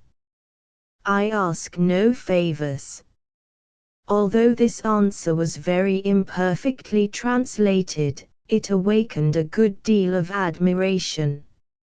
A man who could look death so closely in the face, with so much steadiness, became a sort of hero in Indian eyes, and with the North American savage, fortitude is a virtue not inferior to courage. Murmurs of approbation were heard, and Unk was privately requested to urge the captive further, in order to see how far present appearances were likely to be maintained. "Brother, I have said that we are Injuns," resumed the Weasel, with an air so humble, and a voice so meek, that a stranger might have supposed he was consoling, instead of endeavoring to intimidate, the prisoner. "It is true. We are nothing but poor, ignorant Injuns. We can only torment our prisoners after Injun fashion. If we were pale faces, we might do better. We did not torment the medicine priest. We were afraid he would laugh at our mistakes. He knew a great deal. We know but little. We do as well as we know how. Brother, when Injuns do as well as they know how, a warrior should forget their mistakes. We wish to torment you, in a way to prove that you are all over man. We wish so to torment you that you will stand up under the pain in such a way that it will make our young men think your mother was not a squaw, that there is no woman in you. We do this for our own honor, as well as for yours. It will be an honor to us to have such a captive, it will be an honor to you to be such a captive. We shall do as well as we know how. Brother, it is most time to begin. The tormenting will last a long time. We must not let the medicine priest get too great a start on the path to the happy hunting grounds of your." Here, a most unexpected interruption occurred, that effectually put a stop to the eloquence of Unk. In his desire to make an impression, the savage approached within reach of the captive's arm, while his own mind was intent on the words that he hoped would make the prisoner quail. The corporal kept his eye on that of the speaker, charming him, as it were, into a riveted gaze, in return. Watching his opportunity, he caught the tomahawk from the Weasel's belt, and by a single blow, felled him dead at his feet. Not content with this, the old soldier now bounded forward, striking right and left, inflicting 6 or 8 wounds on others, before he could be again arrested, disarmed, and bound. While the last was doing, Peter withdrew, unobserved. Many were the hues and other exclamations of admiration that succeeded this display of desperate manhood. The body of the Weasel was removed, and interred, while the wounded withdrew to attend to their hurts, leaving the arena to the rest assembled there. As for the corporal, he was pretty well blown, and, in addition to being now bound hand and foot, his recent exertions, which were terrific while they lasted, effectually incapacitated him from making any move, so long as he was thus exhausted and confined. A council was now held by the principal chiefs. Unk had few friends. In this, he shared the fate of most demagogues, who are commonly despised even by those they lead and deceive. No one regretted him much, and some were actually glad at his fate. But the dignity of the conquerors must be vindicated. It would never do to allow a pale-face to obtain so great an advantage, and not take a signal vengeance for his deeds.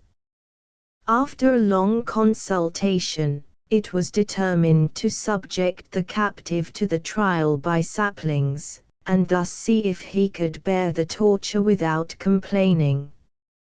As some of our readers may not understand what this fell mode of tormenting is, it may be necessary to explain. There is scarcely a method of inflicting pain that comes within the compass of their means, that the North American Indians have not essayed on their enemies. When the infernal ingenuity that is exercised on these occasions fails of its effect, the captives themselves have been heard to suggest other means of torturing that they have known practiced successfully by their own people. There is often a strange strife between the tormentors and the tormented, the one to manifest skill in inflicting pain, and the other to manifest fortitude in enduring it. As has just been said, quite as much renown is often acquired by the warrior, in setting all the devices of his conquerors at defiance, while subject to their hellish attempts, as in deeds of arms. It might be more true to say that such was the practice among the Indians, than to say, at the present time, that such is, for it is certain that civilization in its approaches, while it has in many particulars even degraded the red man, has had a silent effect in changing and mitigating many of his fiercer customs, this, perhaps, among the rest. It is probable that the more distant tribes still resort to all these ancient usages, but it is both hoped and believed that those nearer to the whites do not. The torture by saplings is one of those modes of inflicting pain that would naturally suggest themselves to savages. Young trees that do not stand far apart are trimmed of their branches, and brought nearer to each other by bending their bodies. The victim is then attached to both trunks, sometimes by his extended arms, at others by his legs, or by whatever part of the frame cruelty can suggest. When the saplings are released, and permitted to resume their upright positions, of course, the sufferer is lifted from the earth, and hangs suspended by his limbs, with a strain on them that soon produces the most intense anguish. The celebrated punishment of the knout partakes a good deal of this same character of suffering. Bough of the Oak now approached the corporal, to let him know how high an honor was in reserve for him. "Brother," said this ambitious orator, "you are a brave warrior. You have done well. Not only have you killed one of our chiefs, but you have wounded several of our young men. No one but a brave could have done this. You have forced us to bind you, lest you might kill some more. It is not often that captives do this. Your courage has caused us to consult how we might best torture you, in a way most to manifest your manhood. After talking together, the chiefs have decided that a man of your firmness ought to be hung between two young trees. We have found the trees, and have cut off their branches. You can see them. If they were a little larger their force would be greater, and they would give you more pain, would be more worthy of you, but these are the largest saplings we could find. Had there been any larger, we would have let you have them. We wish to do you honor, for you are a bold warrior, and worthy to be well tormented. Brother, look at these saplings. They are tall and straight. When they are bent by many hands, they will come together. Take away the hands, and they will become straight again. Your arms must then keep them together. We wish we had some papooses here, that they might shoot arrows into your flesh. That would help much to torment you. You cannot have this honor, for we have no papooses. We are afraid to let our young men shoot arrows into your flesh. They are strong, and might kill you. We wish you to die between the saplings, as is your right, being so great a brave. Brother, we think much better of you since you killed the weasel, and hurt our young men. If all your warriors at Chicago had been as bold as you, Blackbird would not have taken that fort. You would have saved many scalps. This encourages us. It makes us think the Great Spirit means to help us, and that we shall kill all the palefaces. When we get further into your settlements, we do not expect to meet many such braves as you. They tell us we shall then find men who will run, and screech like women. It will not be a pleasure to torment such men. We had rather torment a bold warrior, like you, who makes us admire him for his manliness. We love our squaws, but not in the war path. They are best in the lodges, here we want nothing but men. You are a man, a brave, we honor you. We think, notwithstanding, we shall yet make you weak. It will not be easy, yet we hope to do it. We shall try. We may not think quite so well of you, if we do it, but we shall always call you a brave. A man is not a stone. We can all feel, and when we have done all that is in our power, no one can do more. It is so with Injuns. We think it must be so with palefaces. We mean to try and see how it is. The corporal understood very little of this harangue, though he perfectly comprehended the preparations of the saplings, and bough of the oak's allusions to them. He was in a cold sweat at the thought, for resolute as he was, he foresaw sufferings that human fortitude could hardly endure. In this state of the case, and in the frame of mind he was in, he had recourse to an expedient of which he had often heard, and which he thought might now be practiced to some advantage. It was to open upon the savages with abuse, and to exasperate them, by taunts and sarcasm, to such a degree as might induce some of the weaker members of the tribe to dispatch him on the spot. As the corporal, with the perspective of the saplings before his eyes, manifested a good deal of ingenuity on this occasion, we shall record some of his efforts. "Do ye call yourselves chiefs and warriors?" he began, upon a pretty high key. "I call ye squaws. There is not a man among ye. Dogs would be the best name. You are poor Injuns. A long time ago, the palefaces came here in 2 or 3 little canoes. They were but a handful, and you were plentier than prairie wolves. Your bark could be heard throughout the land. Well, what did this handful of palefaces? It drove your fathers before them, until they got all the best of the hunting grounds.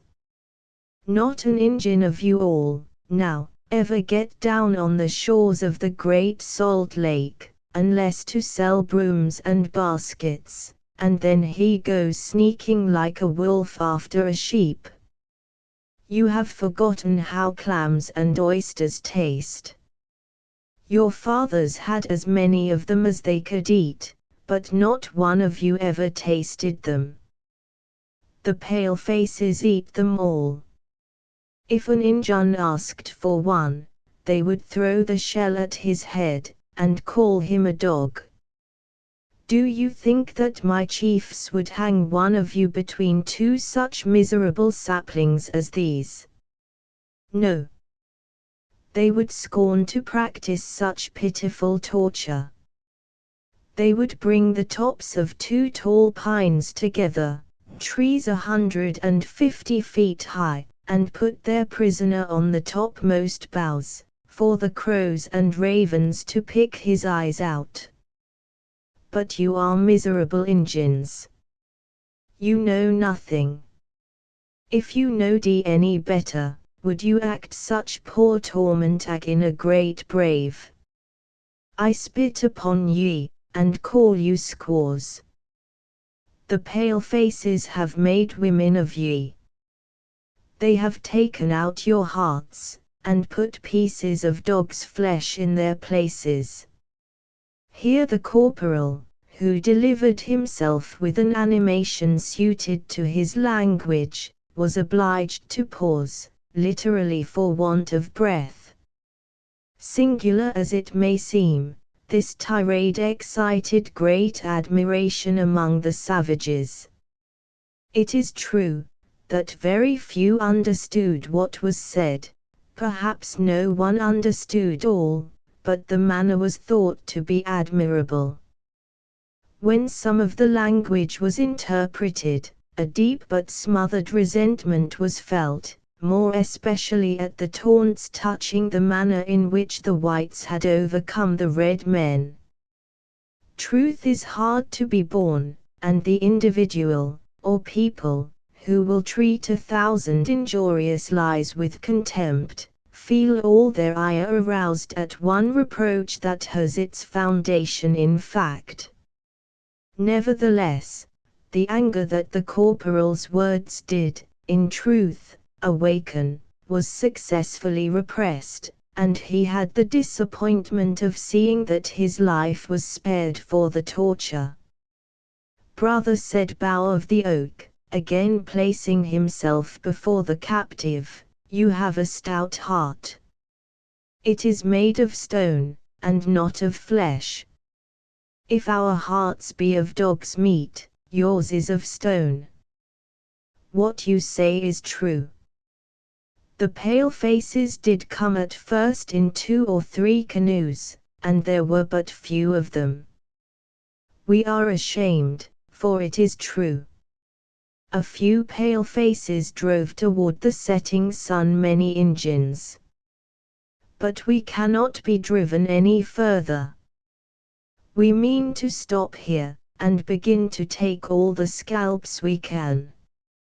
A great chief, who belongs to no one tribe, but belongs to all tribes, who speaks all tongues, has been sent by the Great Spirit to arouse us. He has done it. You know him. He came from the head of the lake with you, and kept his eye on your scalp. He has meant to take it from the first. He waited only for an opportunity. That opportunity has come, and we now mean to do as he has told us we ought to do. This is right. Squaws are in a hurry, warriors know how to wait. We would kill you at once, and hang your scalp on our pole, but it would not be right. We wish to do what is right. If we are poor Injuns, and know but little, we know what is right. It is right to torment so great a brave, and we mean to do it. It is only just to you to do so.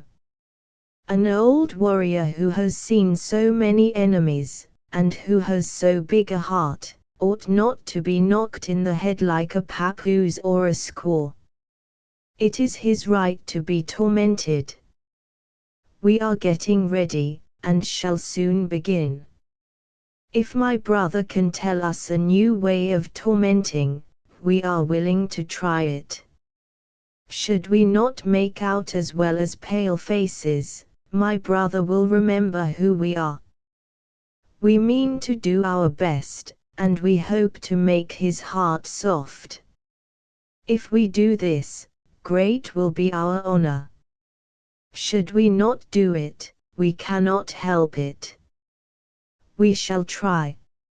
It was now the corporal's turn to put in a rebuttal. This he did without any failure in will or performance. By this time he was so well warmed as to think or care very little about the saplings, and to overlook the pain they might occasion. Dogs can do little but bark, specially Injun dogs, he said. Injuns themselves are little better than their own dogs. They can bark, but they don't know how to bite. You have many great chiefs here. Some are panthers, and some bears, and some buffaloes, but where are your weasels? I have fit you now these 20 years, and never have I known ye to stand up to the bag on it. It's not Injun nature to do that. Here the corporal, without knowing it, made some such reproach to the aboriginal warriors of America as the English used to throw into the teeth of ourselves, that of not standing up to a weapon which neither party possessed. It was matter of great triumph that the Americans would not stand the charge of the bayonet at the renowned fight on Breed's, for instance, when it is well known that not one man in 5 among the colonists had any such weapon at all to stand up with. A different story was told at Guilford, and Stony Point, and Utah, and Bennington, and Bemis Heights, and 50 other places that might be named, after the troops were furnished with bayonets. Then it was found that the Americans could use them as well as others, and so might it have proved with the red men, though their discipline, or mode of fighting, scarce admitted of such systematic charges. All this, however, the corporal overlooked, much as if he were a regular historian who was writing to make out a case. Harkee, brother, since you will call me brother, though, heaven be praised, not a drop of nigger or Injun blood runs in my veins, resumed the corporal. Hearken, friend Redskin, answer me one thing. Did you ever hear of such a man as Mad Anthony? He was the tickler for your infernal tribes. You pulled no saplings together for him. He put you up with the long knives and leather stockings, and you outrun his fleetest horses. I was with him, and saw more naked backs than naked faces among your people, that day. Your great bear got a rap on his nose that sent him to his village yelping like a cur. Again was the corporal compelled to stop to take breath. The allusion to Wayne, and his defeat of the Indians, excited so much ire, that several hands grasped knives and tomahawks, and one arrow was actually drawn nearly to the head, but the frown of bear's meat prevented any outbreak, or actual violence.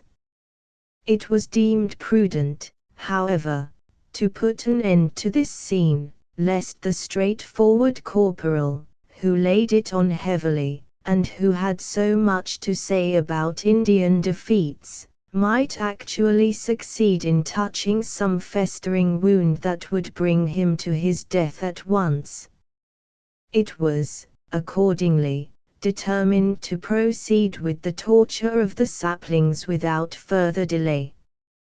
The corporal was removed accordingly, and placed between the two bended trees, which were kept together by withes around their tops. An arm of the captive was bound tightly at the wrist to the top of each tree, so that his limbs were to act as the only tie between the saplings, as soon as the withes should be cut. The Indians now worked in silence, and the matter was getting to be much too serious for the corporal to indulge in any more words. The cold sweat returned, and many an anxious glance was cast by the veteran on the fell preparations. Still he maintained appearances, and when all was ready, not a man there was aware of the agony of dread which prevailed in the breast of the victim. It was not death that he feared as much as suffering. A few minutes, the corporal well knew, would make the pain intolerable, while he saw no hope of putting a speedy end to his existence. A man might live hours in such a situation. Then it was that the teachings of childhood were revived in the bosom of this hardened man, and he remembered the being that died for him, in common with the rest of the human race, on the tree. The seeming similarity of his own execution struck his imagination, and brought a tardy but faint recollection of those lessons that had lost most of their efficacy in the wickedness and impiety of camps. His soul struggled for relief in that direction, but the present scene was too absorbing to admit of its lifting itself so far above his humanity. "Warrior of the pale faces," said Bough of the Oak, "we are going to cut the withe. You will then be where a brave man will want all his courage. If you are firm, we will do you honor; if you faint and screech, our young men will laugh at you. This is the way with Injuns. They honor braves, they point the finger at cowards."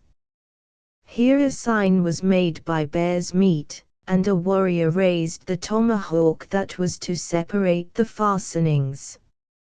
His hand was in the very act of descending, when the crack of a rifle was heard, and a little smoke rose out of the thicket, near the spot where the bee hunter and the corporal, himself, had remained so long hid, on the occasion of the council first held in that place. The tomahawk fell, however, the withes were parted, and up flew the saplings, with a violence that threatened to tear the arms of the victim out of their sockets. The Indians listened, expecting the screeches and groans. They gazed, hoping to witness the writhings of their captive. But they were disappointed. There hung the body, its arms distended, still holding the tops of the saplings bowed, but not a sign of life was seen. A small line of blood trickled down the forehead, and above it was the nearly imperceptible hole made by the passage of a bullet. The head itself had fallen forward, and a little on one shoulder. The corporal had escaped the torments reserved for him, by this friendly blow.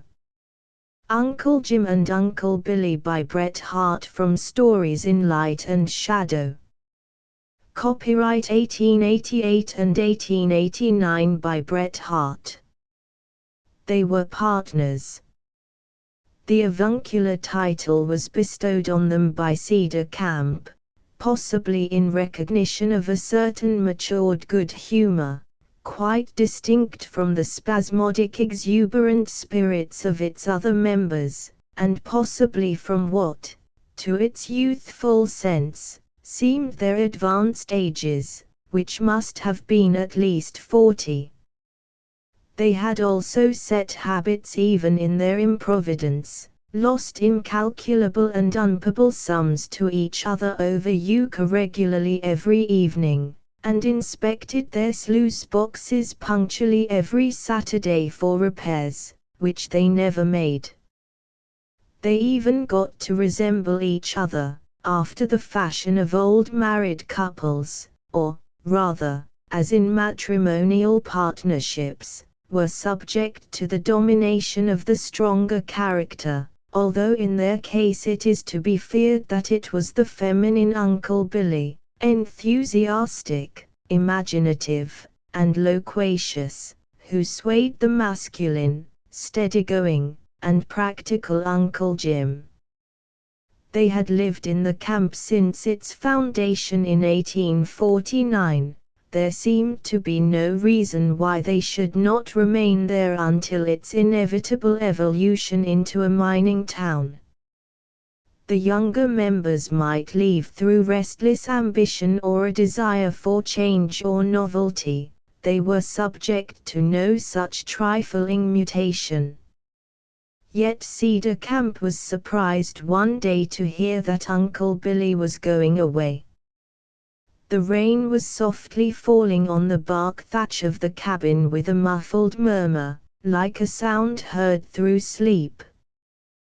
The southwest trades were warm even at that altitude, as the open door testified, although a fire of pine bark was flickering on the adobe hearth and striking out answering fires from the freshly scoured culinary utensils on the rude sideboard, which Uncle Jim had cleaned that morning with his usual serious persistency. Their best clothes, which were interchangeable and worn alternately by each other on festal occasions, hung on the walls, which were covered with a coarse sailcloth canvas instead of lath and plaster, and were diversified by pictures from illustrated papers and stains from the exterior weather. 2 bunks like ship's berths, an upper and lower one, occupied the gable end of this single apartment, and on beds of coarse sacking, filled with dry moss, were carefully rolled their respective blankets and pillows. They were the only articles not used in common, and whose individuality was respected. Uncle Jim, who had been sitting before the fire, rose as the square bulk of his partner appeared at the doorway with an armful of wood for the evening stove. By that sign he knew it was 9 o'clock. For the last 6 years Uncle Billy had regularly brought in the wood at that hour, and Uncle Jim had as regularly closed the door after him, and set out their single table, containing a greasy pack of cards taken from its drawer, a bottle of whiskey, and 2 tin drinking cups. To this was added a ragged memorandum book and a stick of pencil. The 2 men drew their stools to the table. "Hold on a minute," said Uncle Billy. His partner laid down the cards as Uncle Billy extracted from his pocket a pill box, and, opening it, gravely took a pill. This was clearly an innovation on their regular proceedings, for Uncle Billy was always in perfect health. "What's this for?" asked Uncle Jim half scornfully. "A gin-ager." "You ain't got no ager," said Uncle Jim, with the assurance of intimate cognizance of his partner's physical condition.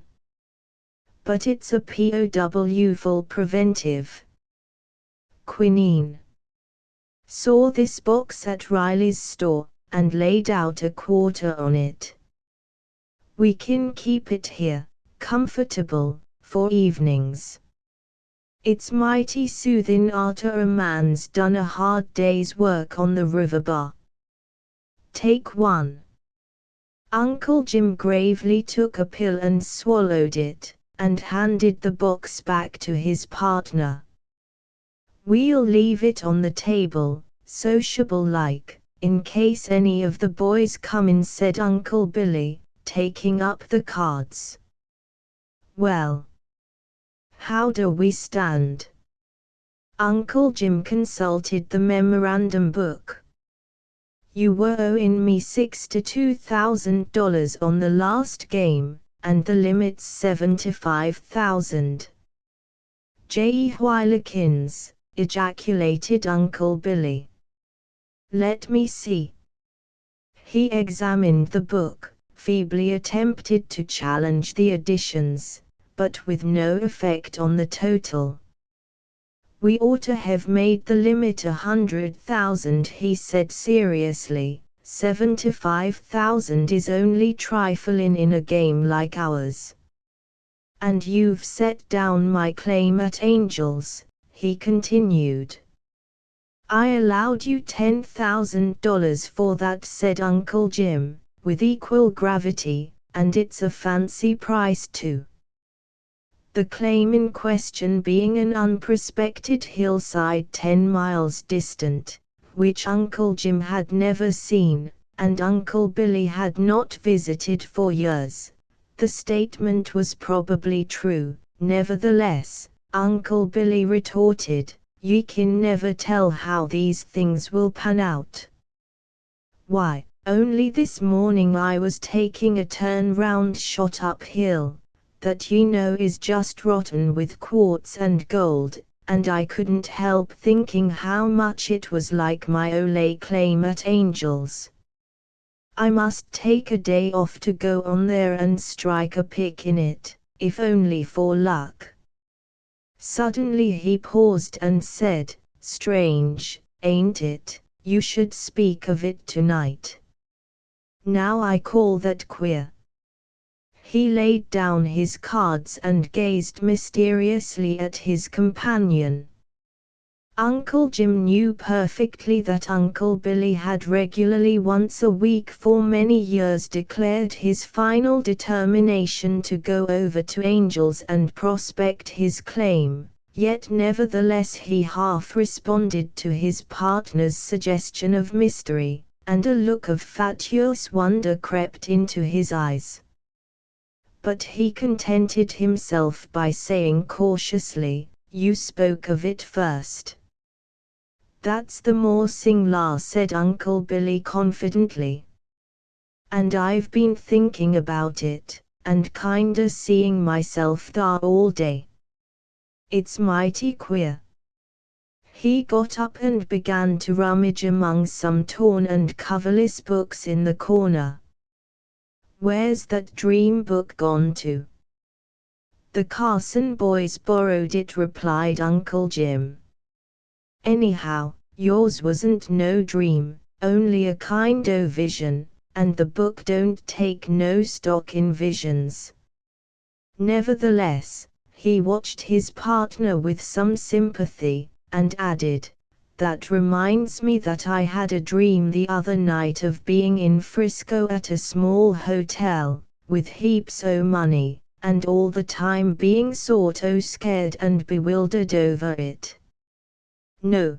queried his partner eagerly yet reproachfully. "You never let on anything about it to me. It's mighty queer you having these strange feelings, for I've had 'em myself. And only tonight, coming up from the spring, I saw two crows hopping in the trail, and I says, if I see another, it's luck, sure. And you'll think I'm lying, but when I went to the woodpile just now there was the third one sitting up on a log as plain as I see you. Tell 'ee what, folks can laugh, but that's just what Jim Filgy saw the night before he made the big strike."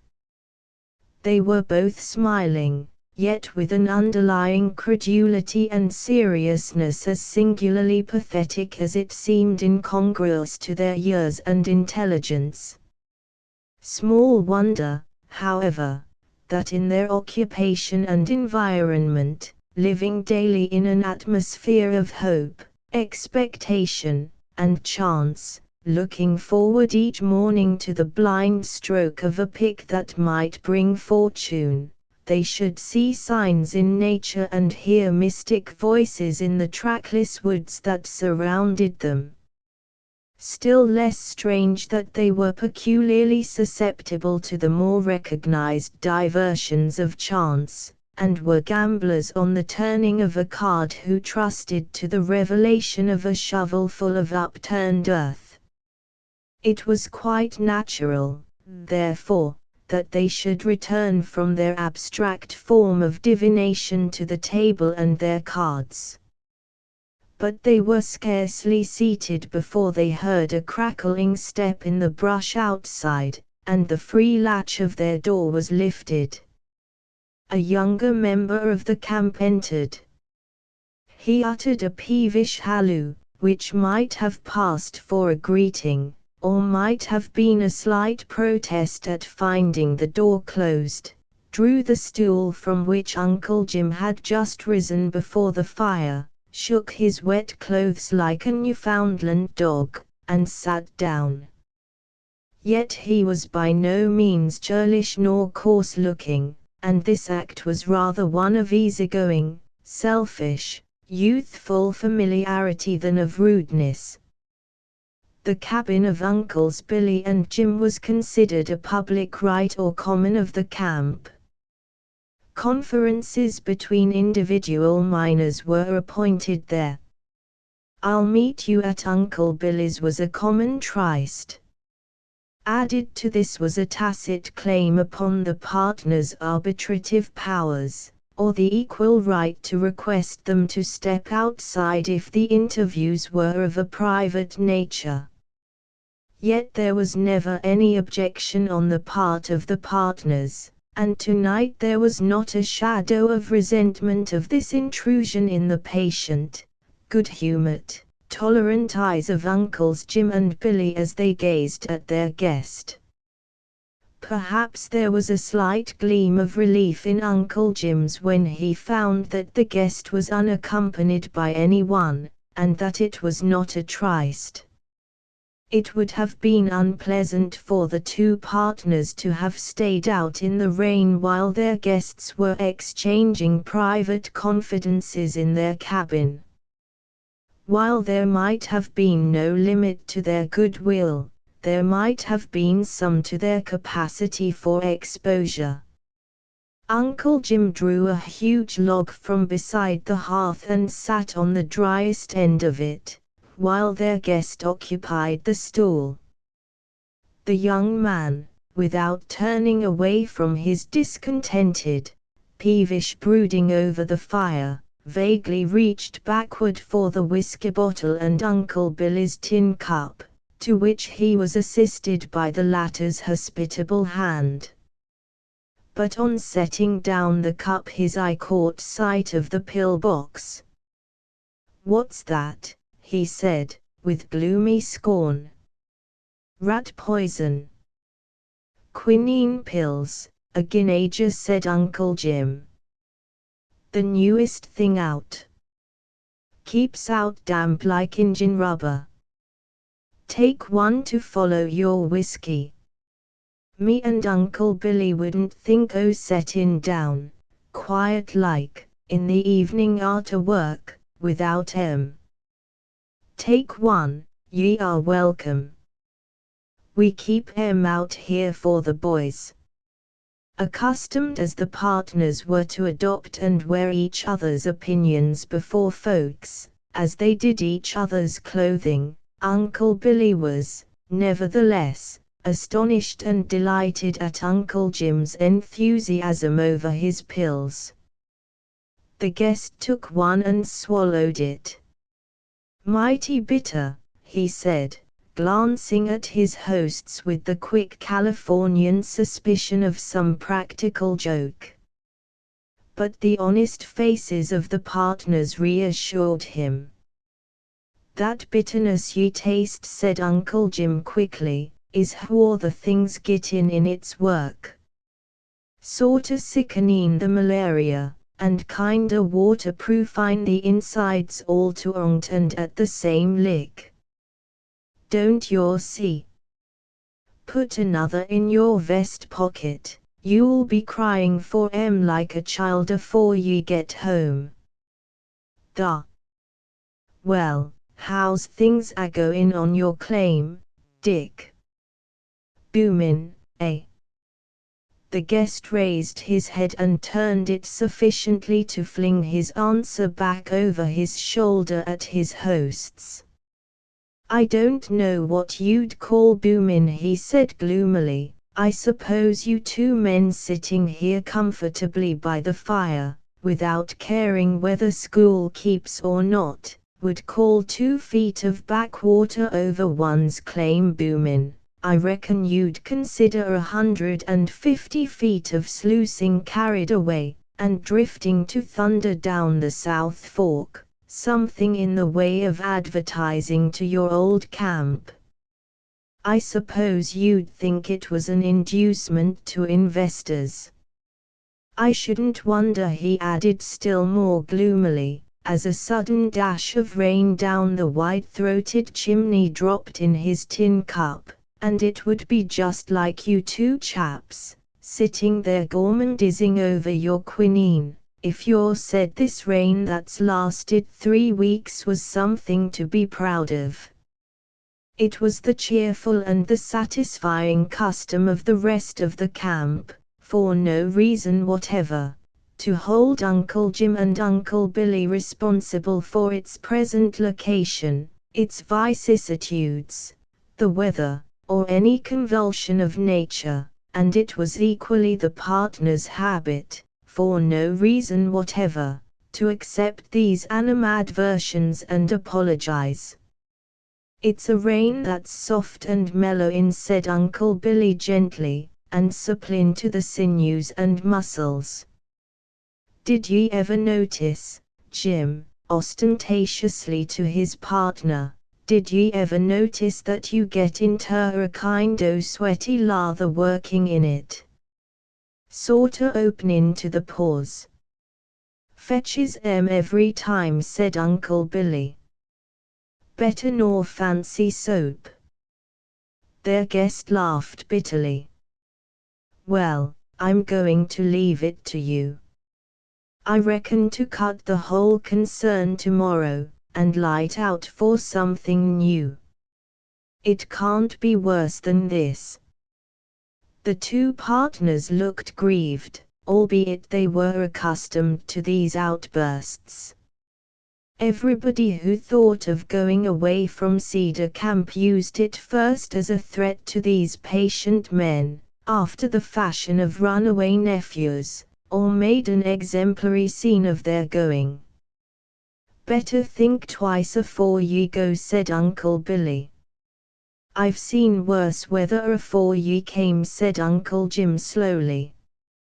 Water all over the bar, the mud so deep ye couldn't get to Angel's for a sack o' flour, and we had to grub on pine nuts and jackass rabbits. And yet, we stuck by the camp, and here we are. The mild answer apparently goaded their guest to fury.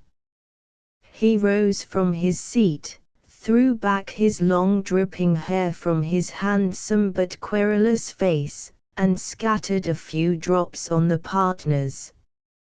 Yes, that's just it. That's what gets me. Here you stick, and here you are. And here you'll stick and rust until you starve or drown. Here you are, two men who ought to be out in the world, playing your part as grown men, stuck here like children playing house in the woods, playing work in your wretched mud pie ditches, and content. Two men not so old that you mightn't be taking your part in the fun of the world, going to balls or theaters, or paying attention to girls, and yet old enough to have married and have your families around you, content to stay in this God-forsaken place, old bachelors, pigging together like poorhouse paupers. That's what gets me. Say you like it. Say you expect by hanging on to make a strike, and what does that amount to? What are your chances? How many of us have made, or are making, more than grub wages? Say you're willing to share and share alike as you do, have you got enough for two? Aren't you actually living off each other? Aren't you grinding each other down, choking each other's struggles, as you sink together deeper and deeper in the mud of this cussed camp? And while you're doing this, aren't you, by your age and position here, holding out hopes to others that you know cannot be fulfilled? Accustomed as they were to the half-querulous, half-humorous, but always extravagant, criticism of the others, there was something so new in this arraignment of themselves that the partners for a moment sat silent. There was a slight flush on Uncle Billy's cheek, there was a slight paleness on Uncle Jim's. He was the first to reply. But he did so with a certain dignity which neither his partner nor their guest had ever seen on his face before. As it's our fire that's warmed ye up like this, Dick Bullen, he said, slowly rising, with his hand resting on Uncle Billy's shoulder, and as it's our whiskey that's loosened your tongue, I reckon we must put up with what ye are saying, just as we've managed to put up with our own way o' living, and not quarrel with ye under our own roof. The young fellow saw the change in Uncle Jim's face and quickly extended his hand, with an apologetic backward shake of his long hair. "Hang it all, old man," he said, with a laugh of mingled contrition and amusement, "you mustn't mind what I said just now. I've been so worried thinking of things about myself and, maybe, a little about you, that I quite forgot I hadn't a call to preach to anybody, least of all to you. So we part friends, Uncle Jim, and you too, Uncle Billy, and you'll forget what I said. In fact, I don't know why I spoke at all, only I was passing your claim just now, and wondering how much longer your old sluice boxes would hold out, and where in thunder you'd get others when they caved in. I reckon that sent me off. That's all, old chap." Uncle Billy's face broke into a beaming smile of relief, and it was his hand that first grasped his guest's. Uncle Jim quickly followed with as honest a pressure, but with eyes that did not seem to be looking at Bullen, though all trace of resentment had died out of them. He walked to the door with him, again shook hands, but remained looking out in the darkness some time after Dick Bullen's tangled hair and broad shoulders had disappeared. Meantime, Uncle Billy had resumed his seat and was chuckling and reminiscent as he cleaned out his pipe. "Kinda reminds me of Joe Sharp, when he was cleaned out at poker by his own partners in his own cabin, coming up here and bedevilin' us about it. What was it you lent him?"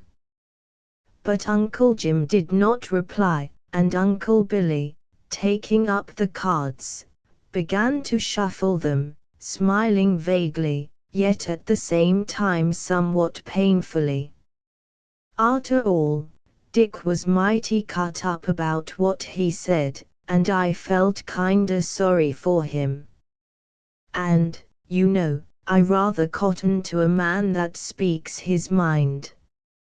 Sorta clears him out, you know, of all the slumgullion that's in him. It's just like washin' out a pan o' prospecting, you pour in the water, and keep slushing it round, and out comes first the mud and dirt, and then the gravel, and then the black sand, and then, it's all out, and there's a speck o' gold glistening at the bottom. Then you think there was suthin' in what he said Uncle Jim, facing about slowly. An odd tone in his voice made Uncle Billy look up. No, he said quickly, shying with the instinct of an easy pleasure-loving nature from a possible grave situation. No, I don't think he ever got the color. But what are ye moonin' about for? Ain't ye going to play? It's more'n 9:30 now. Thus adjured, Uncle Jim moved up to the table and sat down, while Uncle Billy dealt the cards, turning up the jack or right bower, but without that exclamation of delight which always accompanied his good fortune, nor did Uncle Jim respond with the usual corresponding simulation of deep disgust. Such a circumstance had not occurred before in the history of their partnership. They both played in silence, a silence only interrupted by a larger splash of raindrops down the chimney. "We ought to put a couple of stones on the chimney top, edgewise, like Jack Curtis does. It keeps out the rain without interfering with the draft," said Uncle Billy musingly. "What's the use if what?" said Uncle Billy quietly. "If we don't make it broader," said Uncle Jim half wearily. They both stared at the chimney, but Uncle Jim's eye followed the wall around to the bunks. There were many discolorations on the canvas, and a picture of the Goddess of Liberty from an illustrated paper had broken out in a kind of damp, measly eruption. "I'll stick that funny handbill of the washin' soda I got at the grocery store the other day right over the Liberty gal. It's a mighty purty woman washin' with short sleeves," said Uncle Billy. "That's the comfort of them pictures, you kin always get something new, and it adds thickness to the wall." Uncle Jim went back to the cards in silence. After a moment he rose again, and hung his overcoat against the door. "Wind's coming in," he said briefly. "Yes," said Uncle Billy cheerfully, "but it wouldn't seem natural if there wasn't that crack in the door to let the sunlight in o' mornings. Makes a kind o' sundial, you know. When the streak o' light's in that corner, I says 6 o'clock, when it's across the chimney I say 7, and so 'tis." It certainly had grown chilly, and the wind was rising. The candle guttered and flickered, the embers on the hearth brightened occasionally, as if trying to dispel the gathering shadows, but always ineffectually. The game was frequently interrupted by the necessity of stirring the fire. After an interval of gloom, in which each partner successively drew the candle to his side to examine his cards, Uncle Jim said, "Say." "Well," responded Uncle Billy. "Are you sure you saw that third crow on the wood pile?" "Sure as I see you now, and a darned sight plainer." "Why?" "Nothing, I was just thinking. Look here. How do we stand now?" Uncle Billy was still losing. "Nevertheless," he said cheerfully, "I'm owing you a matter of $60,000. Uncle Jim examined the book abstractedly. "Suppose," he said slowly, but without looking at his partner, "suppose, as it's gettin' late now, we play for my half share of the claim agin the limit, 70,000, to square up." "Your half share," repeated Uncle Billy, with amused incredulity. My half share of the claim, of this your house, you know, one half of all that Dick Bullen calls our rotten starvation property, reiterated Uncle Jim, with a half smile. Uncle Billy laughed. It was a novel idea, it was, of course, all in the air like the rest of their game, yet even then he had an odd feeling that he would have liked Dick Bullen to have known it. "Wade in, old pard," he said. "I'm on it." Uncle Jim lit another candle to reinforce the fading light, and the deal fell to Uncle Billy. He turned up Jack of clubs. He also turned a little redder as he took up his cards, looked at them, and glanced hastily at his partner. "It's no use playing," he said. "Look here." He laid down his cards on the table. They were the ace, king and queen of clubs, and jack of spades, or left bower, which, with the turned-up jack of clubs, or right bower, comprised all the winning cards. By jingo! If we'd been playing four-handed, say you and me against some other ducks, we'd have made four in that deal, and H'isted some money, eh?" and his eyes sparkled. Uncle Jim, also, had a slight tremulous light in his own. "Oh no. I didn't see no three crows this afternoon," added Uncle Billy gleefully, as his partner, in turn, began to shuffle the cards with laborious and conscientious exactitude. Then dealing, he turned up a heart for trumps. Uncle Billy took up his cards one by one, but when he had finished his face had become as pale as it had been red before. "What's the matter?" said Uncle Jim quickly, his own face growing white. Uncle Billy slowly and with breathless awe laid down his cards, face up on the table. It was exactly the same sequence in hearts, with the knave of diamonds added. He could again take every trick. They stared at each other with vacant faces and a half-drawn smile of fear. They could hear the wind moaning in the trees beyond. There was a sudden rattling at the door. Uncle Billy started to his feet, but Uncle Jim caught his arm. "Don't leave the cards. It's only the wind. Sit down," he said in a low or hushed voice. "It's your deal. You were 2 before, and 2 now. That makes you 4. You've only 1 point to make to win the game. Go on." They both poured out a cup of whiskey, smiling vaguely, yet with a certain terror in their eyes. Their hands were cold.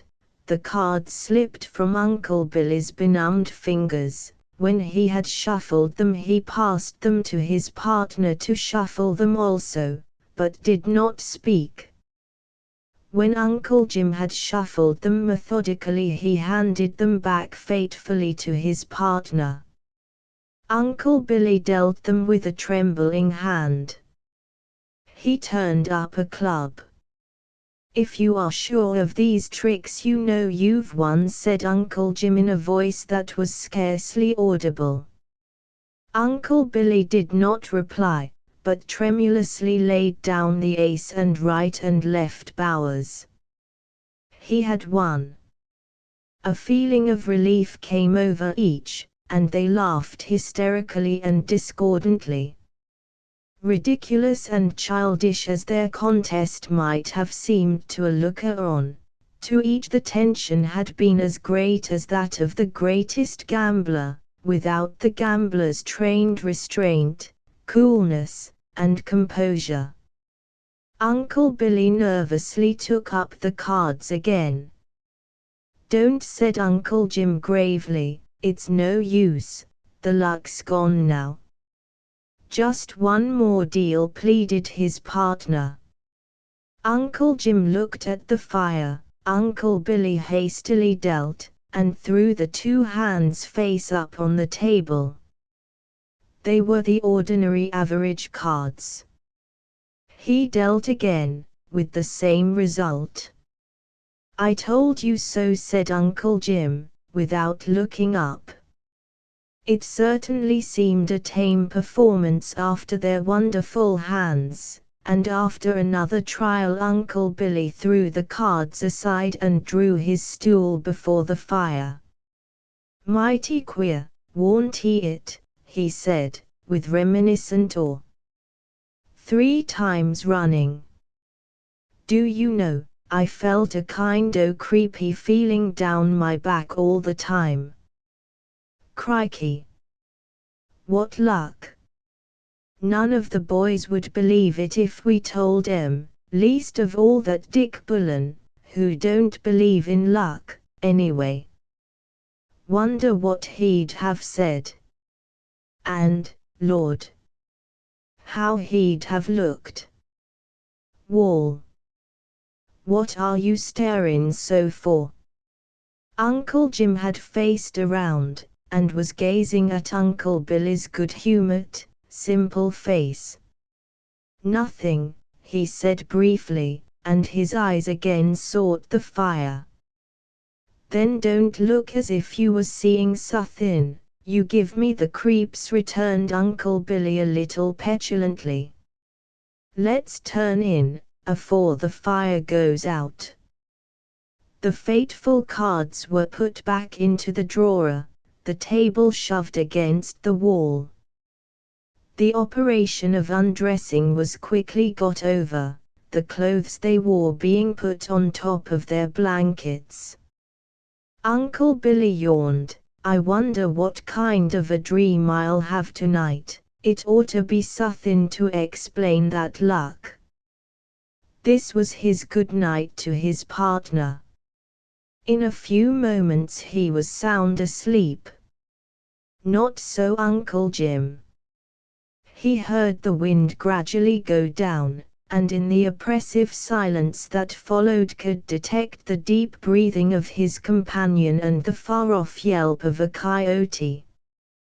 His eyesight becoming accustomed to the semi-darkness, broken only by the scintillation of the dying embers of their fire, he could take in every detail of their sordid cabin and the rude environment in which they had lived so long. The dismal patches on the bark roof, the wretched makeshifts of each day, the dreary prolongation of discomfort, were all plain to him now, without the sanguine hope that had made them bearable.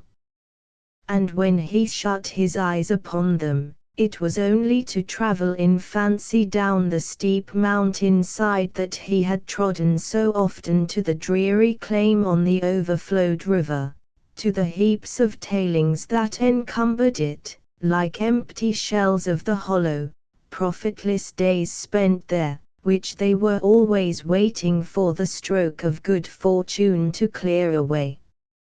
He saw again the rotten sluicing through whose hopeless rifts and holes even their scant daily earnings had become scantier. At last he arose, and with infinite gentleness let himself down from his berth without disturbing his sleeping partner, and wrapping himself in his blanket, went to the door, which he noiselessly opened. From the position of a few stars that were glittering in the northern sky he knew that it was yet scarcely midnight. There were still long, restless hours before the day. In the feverish state into which he had gradually worked himself, it seemed to him impossible to wait the coming of the dawn. But he was mistaken. For even as he stood there all nature seemed to invade his humble cabin with its free and fragrant breath, and invest him with its great companionship. He felt again, in that breath, that strange sense of freedom, that mystic touch of partnership with the birds and beasts, the shrubs and trees, in this greater home before him. It was this vague communion that had kept him there, that still held these world-sick, weary workers in their rude cabins on the slopes around him, and he felt upon his brow that balm that had nightly lulled him and them to sleep and forgetfulness. He closed the door, turned away, crept as noiselessly as before into his bunk again, and presently fell into a profound slumber. But when Uncle Billy awoke the next morning he saw it was late, for the sun, piercing the crack of the closed door, was sending a pencil of light across the cold hearth, like a match to rekindle its dead embers. His first thought was of his strange luck the night before, and of disappointment that he had not had the dream of divination that he had looked for. He sprang to the floor, but as he stood upright his glance fell on Uncle Jim's bunk. It was empty.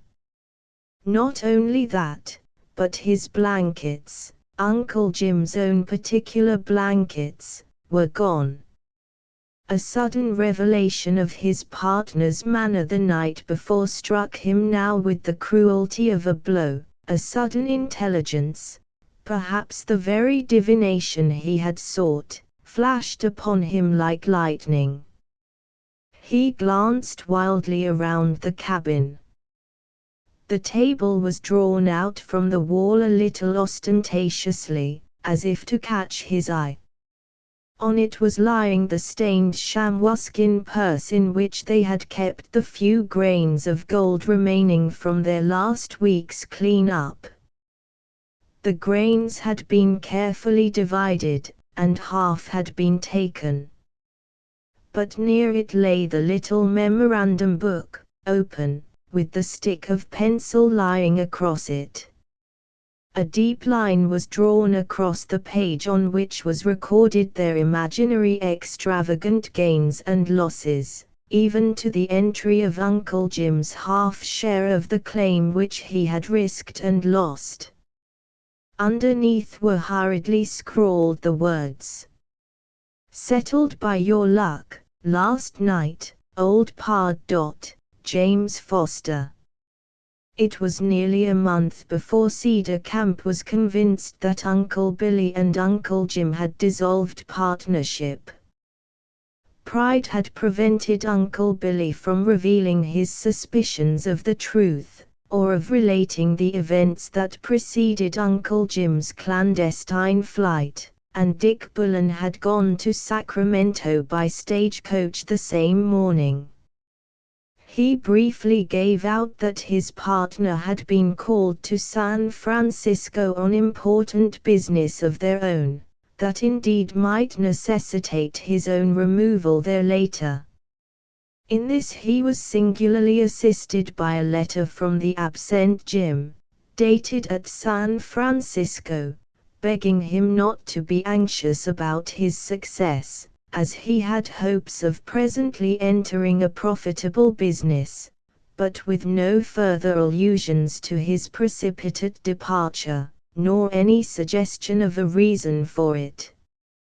For 2 or 3 days Uncle Billy was staggered and bewildered. In his profound simplicity he wondered if his extraordinary good fortune that night had made him deaf to some explanation of his partner's, or, more terrible, if he had shown some low and incredible intimation of taking his partner's extravagant bet as real and binding.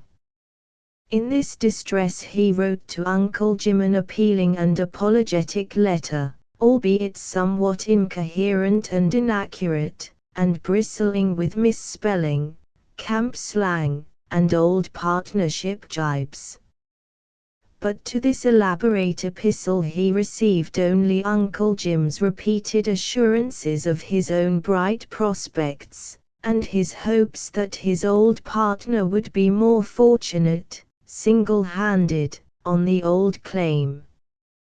For a whole week or two Uncle Billy sulked, but his invincible optimism and good humor got the better of him, and he thought only of his old partner's good fortune.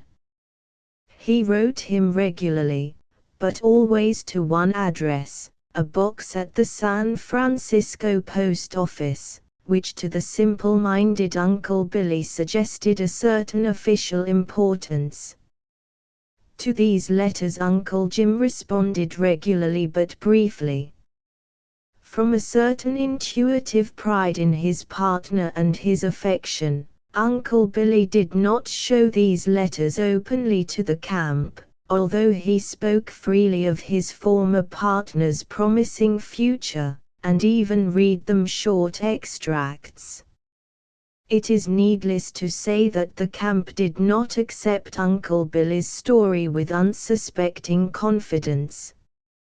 On the contrary, 100 surmises, humorous or serious, but always extravagant, were afloat in Cedar Camp.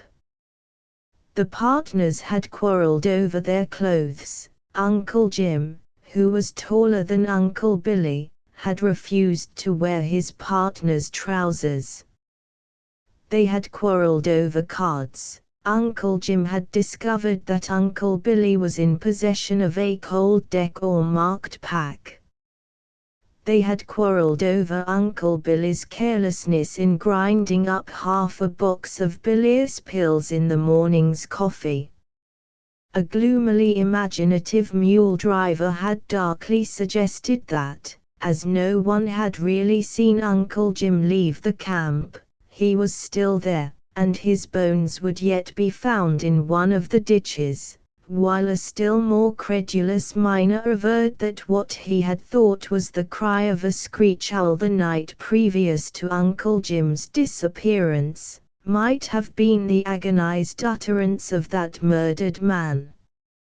It was highly characteristic of that camp, and, indeed, of others in California, that nobody, not even the ingenious theorists themselves, believed their story, and that no one took the slightest pains to verify or disprove it.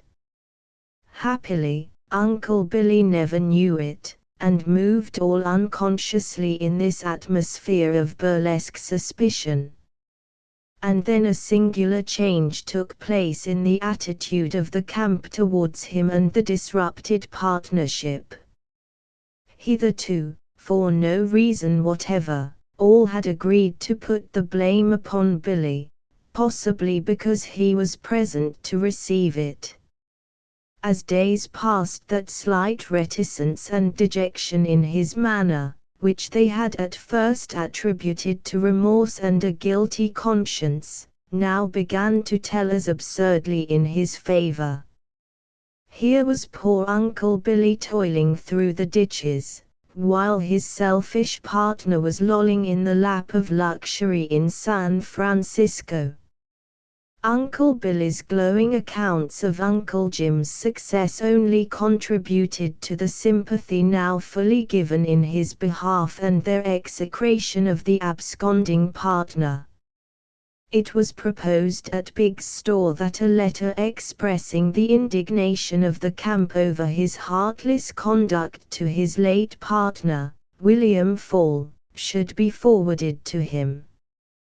Condolences were offered to Uncle Billy, and uncouth attempts were made to cheer his loneliness. A procession of half a dozen men twice a week to his cabin, carrying their own whiskey and winding up with a stag dance before the premises, was sufficient to lighten his eclipsed gaiety and remind him of a happier past. Surprise working parties visited his claim with spasmodic essays towards helping him, and great good humor and hilarity prevailed. It was not an unusual thing for an honest miner to arise from an idle gathering in some cabin and excuse himself with the remark that he reckoned he'd put in an hour's work in Uncle Billy's tailings. And yet, as before, It was very improbable if any of these reckless benefactors really believed in their own earnestness or in the gravity of the situation. Indeed, a kind of hopeful cynicism ran through their performances. Like as not, Uncle Billy is still in cahoots, i.e., shares, with his old pard, and is just laughing at us as he's sending him accounts of our tomfooling. And so the winter passed and the rains, and the days of cloudless skies and chill starlit nights began. There were still fresh haze from the snow reservoirs piled high in the Ciaran passes, and the bar was flooded, but that passed too, and only the sunshine remained. Monotonous as the seasons were, there was a faint movement in the camp with the stirring of the sap in the pines and cedars. And then, one day, there was a strange excitement on the bar. Men were seen running hither and thither, but mainly gathering in a crowd on Uncle Billy's claim, that still retained the old partners' names in the Fall and Foster. To add to the excitement, there was the quickly repeated report of a revolver, to all appearance aimlessly exploded in the air by someone on the outskirts of the assemblage. As the crowd opened, Uncle Billy appeared, pale, hysterical, breathless, and staggering a little under the backslapping and hand-shaking of the whole camp. For Uncle Billy had struck it rich, had just discovered a pocket roughly estimated to be worth $15,000. Although in that supreme moment he missed the face of his old partner, he could not help seeing the unaffected delight and happiness shining in the eyes of all who surrounded him. It was characteristic of that sanguine but uncertain life that success and good fortune brought no jealousy nor envy to the unfortunate, but was rather a promise and prophecy of the fulfillment of their own hopes. The gold was there, nature but yielded up her secret. There was no prescribed limit to her bounty. So strong was this conviction that a long-suffering but still hopeful miner, in the enthusiasm of the moment, stooped down and patted a large boulder with the apostrophic "good old gal." Then followed a night of jubilee, a next morning of hurried consultation with a mining expert and speculator lured to the camp by the good tidings, and then the very next night, to the utter astonishment of Cedar Camp, Uncle Billy, with a draft for $20,000 in his pocket, started for San Francisco, and took leave of his claim and the camp forever. When Uncle Billy landed at the wharves of San Francisco he was a little bewildered. The Golden Gate beyond was obliterated by the incoming sea fog, which had also roofed in the whole city, and lights already glittered along the grey streets that climbed the greyer sand hills. As a Western man, brought up by inland rivers, he was fascinated and thrilled by the tall-masted sea-going ships, and he felt a strange sense of the remoter mysterious ocean, which he had never seen. But he was impressed and startled by smartly dressed men and women, the passing of carriages, and a sudden conviction that he was strange and foreign to what he saw. It had been his cherished intention to call upon his old partner in his working clothes, and then clap down on the table before him a draft for $10,000 as his share of their old claim. But in the face of these brilliant strangers a sudden and unexpected timidity came upon him. He had heard of a cheap popular hotel, much frequented by the returning gold miner, who entered its hospitable doors, which held an easy access to shops, and emerged in a few hours a gorgeous butterfly of fashion, leaving his old chrysalis behind him. Thence he inquired his way, hence he afterwards issued in garments glaringly new and ill-fitting. But he had not sacrificed his beard, and there was still something fine and original in his handsome weak face that overcame the cheap convention of his clothes. Making his way to the post office, he was again discomfited by the great size of the building, and bewildered by the array of little square letterboxes behind glass which occupied one whole wall, and an equal number of opaque and locked wooden ones legibly numbered. His heart leaped, he remembered the number, and before him was a window with a clerk behind it. Uncle Billy leaned forward.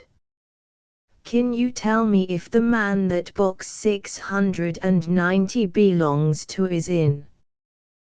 The clerk stared, made him repeat the question, and then turned away. But he returned almost instantly, with 2 or 3 grinning heads besides his own, apparently set behind his shoulders. Uncle Billy was again asked to repeat his question. He did so. "Why don't you go and see if 690 is in the box?" said the first clerk, turning with affected asperity to one of the others. The clerk went away, returned, and said with singular gravity, "He was there a moment ago, but he's gone out to stretch his legs. It's rather cramping at first, and he can't stand it more than 10 hours at a time, you know. But simplicity has its limits." Uncle Billy had already guessed his real error in believing his partner was officially connected with the building. His cheek had flushed and then paled again. The pupils of his blue eyes had contracted into suggestive black points. "If you'll let me in at that window, young fellas," he said, with equal gravity, "I'll show you how I can make you small enough to go in a box without cramping." But I only wanted to know where Jim Foster lived. At which the first clerk became perfunctory again, but civil. "A letter left in his box would get you that information," he said, "and here's paper and pencil to write it now." Uncle Billy took the paper and began to write, "Just got here. Come and see me at," he paused. A brilliant idea had struck him. He could impress both his old partner and the upstarts at the window. He would put in the name of the latest swell hotel in San Francisco, said to be a fairy dream of opulence. He added the Oriental and without folding the paper shoved it in the window. "Don't you want an envelope?" asked the clerk. "Put a stamp on the corner of it," responded Uncle Billy, laying down a coin, "and she'll go through." The clerk smiled, but affixed the stamp, and Uncle Billy turned away. But it was a short-lived triumph. The disappointment at finding Uncle Jim's address conveyed no idea of his habitation seemed to remove him farther away, and lose his identity in the great city. Besides, he must now make good his own address, and seek rooms at the Oriental. He went thither. The furniture and decorations, even in these early days of hotel building in San Francisco, were extravagant and overstrained, and Uncle Billy felt lost and lonely in his strange surroundings. But he took a handsome suite of rooms, paid for them in advance on the spot, and then, half frightened, walked out of them to ramble vaguely through the city in the feverish hope of meeting his old partner. At night his inquietude increased. He could not face the long row of tables in the pillared dining room, filled with smartly dressed men and women. He evaded his bedroom, with its brocade satin chairs and its gilt bedstead, and fled to his modest lodgings at the Good Cheer House, and appeased his hunger at its cheap restaurant, in the company of retired miners and freshly arrived Eastern emigrants. 2 or 3 days passed thus in this quaint double existence. 3 or 4 times a day he would enter the gorgeous Oriental with affected ease and carelessness, demand his key from the hotel clerk, ask for the letter that did not come, go to his room, gaze vaguely from his window on the passing crowd below for the partner he could not find, and then return to the Good Cheer House for rest and sustenance. On the 4th day he received a short note from Uncle Jim. It was couched in his usual sanguine but brief and businesslike style. He was very sorry, but important and profitable business took him out of town, but he trusted to return soon and welcome his old partner. He was also, for the first time, jocose, and hoped that Uncle Billy would not see all the sights before he, Uncle Jim, returned. Disappointing as this procrastination was to Uncle Billy, a gleam of hope irradiated it. The letter had bridged over that gulf which seemed to yawn between them at the post office. His old partner had accepted his visit to San Francisco without question, and had alluded to a renewal of their old intimacy. For Uncle Billy, with all his trustful simplicity, had been tortured by 2 harrowing doubts. 1. Whether Uncle Jim in his new-fledged smartness as a city man, such as he saw in the streets, would care for his rough companionship. The other, whether he, Uncle Billy, ought not to tell him at once of his changed fortune. But, like all weak, unreasoning men, he clung desperately to a detail. He could not forego his old idea of astounding Uncle Jim by giving him his share of the strike as his first intimation of it, and he doubted, with more reason perhaps, if Jim would see him after he had heard of his good fortune. For Uncle Billy had still a frightened recollection of Uncle Jim's sudden stroke for independence, and that rigid punctiliousness which had made him doggedly accept the responsibility of his extravagant stake at euchre. With a view of educating himself for Uncle Jim's company, he saw the sights of San Francisco, as an overgrown and somewhat stupid child might have seen them, with great curiosity, but little contamination or corruption. But I think he was chiefly pleased with watching the arrival of the Sacramento and Stockton steamers at the wharves, in the hope of discovering his old partner among the passengers on the gangplank. Here, with his old superstitious tendency and gambler's instinct, he would augur great success in his search that day if any one of the passengers bore the least resemblance to Uncle Jim, if a man or woman stepped off first, or if he met a single person's questioning eye. Indeed, this got to be the real occupation of the day, which he would on no account have omitted, and to a certain extent revived each day in his mind the morning's work of their old partnership.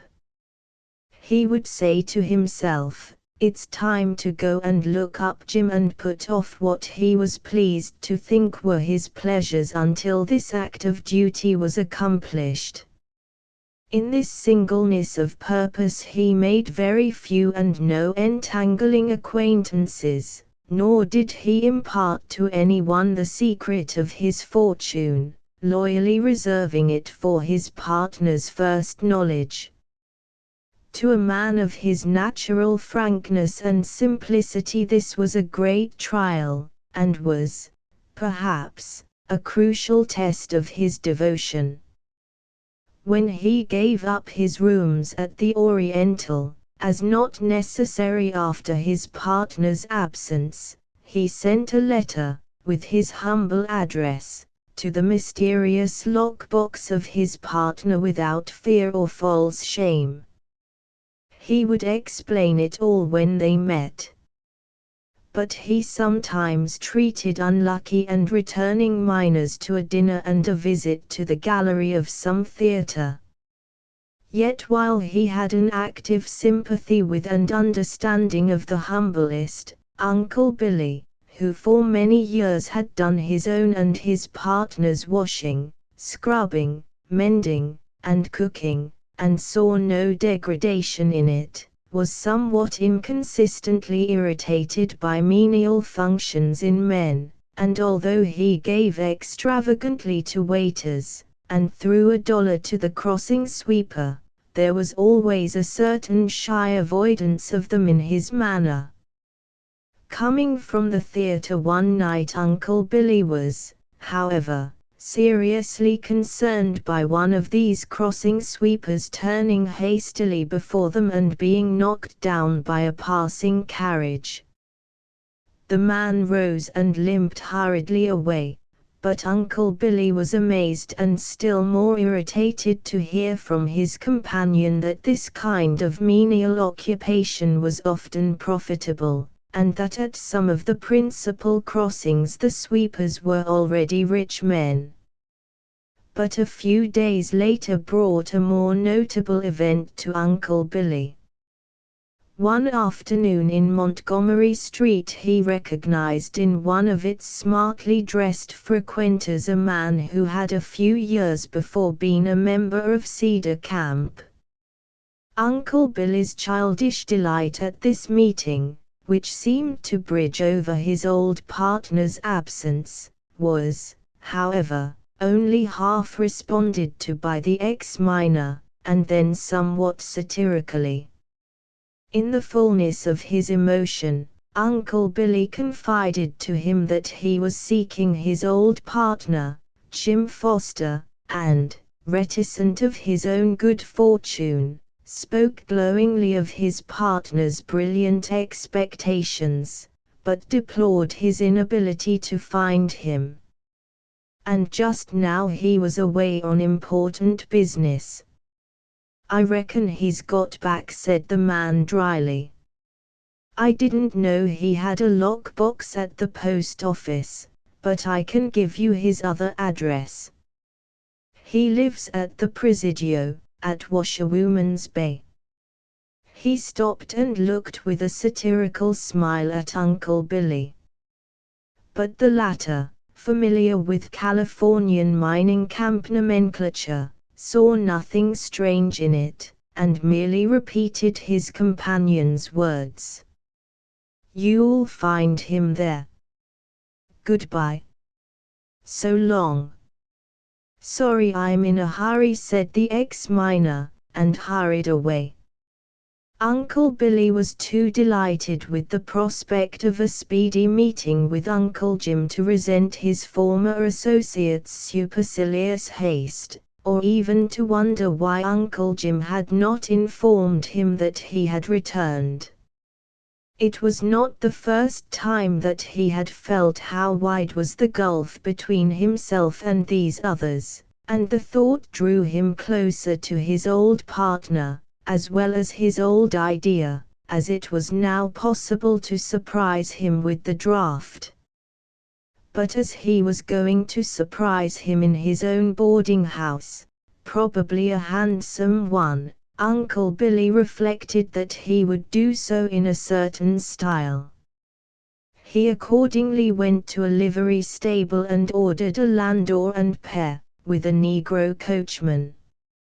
Seated in it, in his best and most ill-fitting clothes, he asked the coachman to take him to the Presidio, and leaned back in the cushions as they drove through the streets with such an expression of beaming gratification on his good-humored face that the passers-by smiled at the equipage and its extravagant occupant.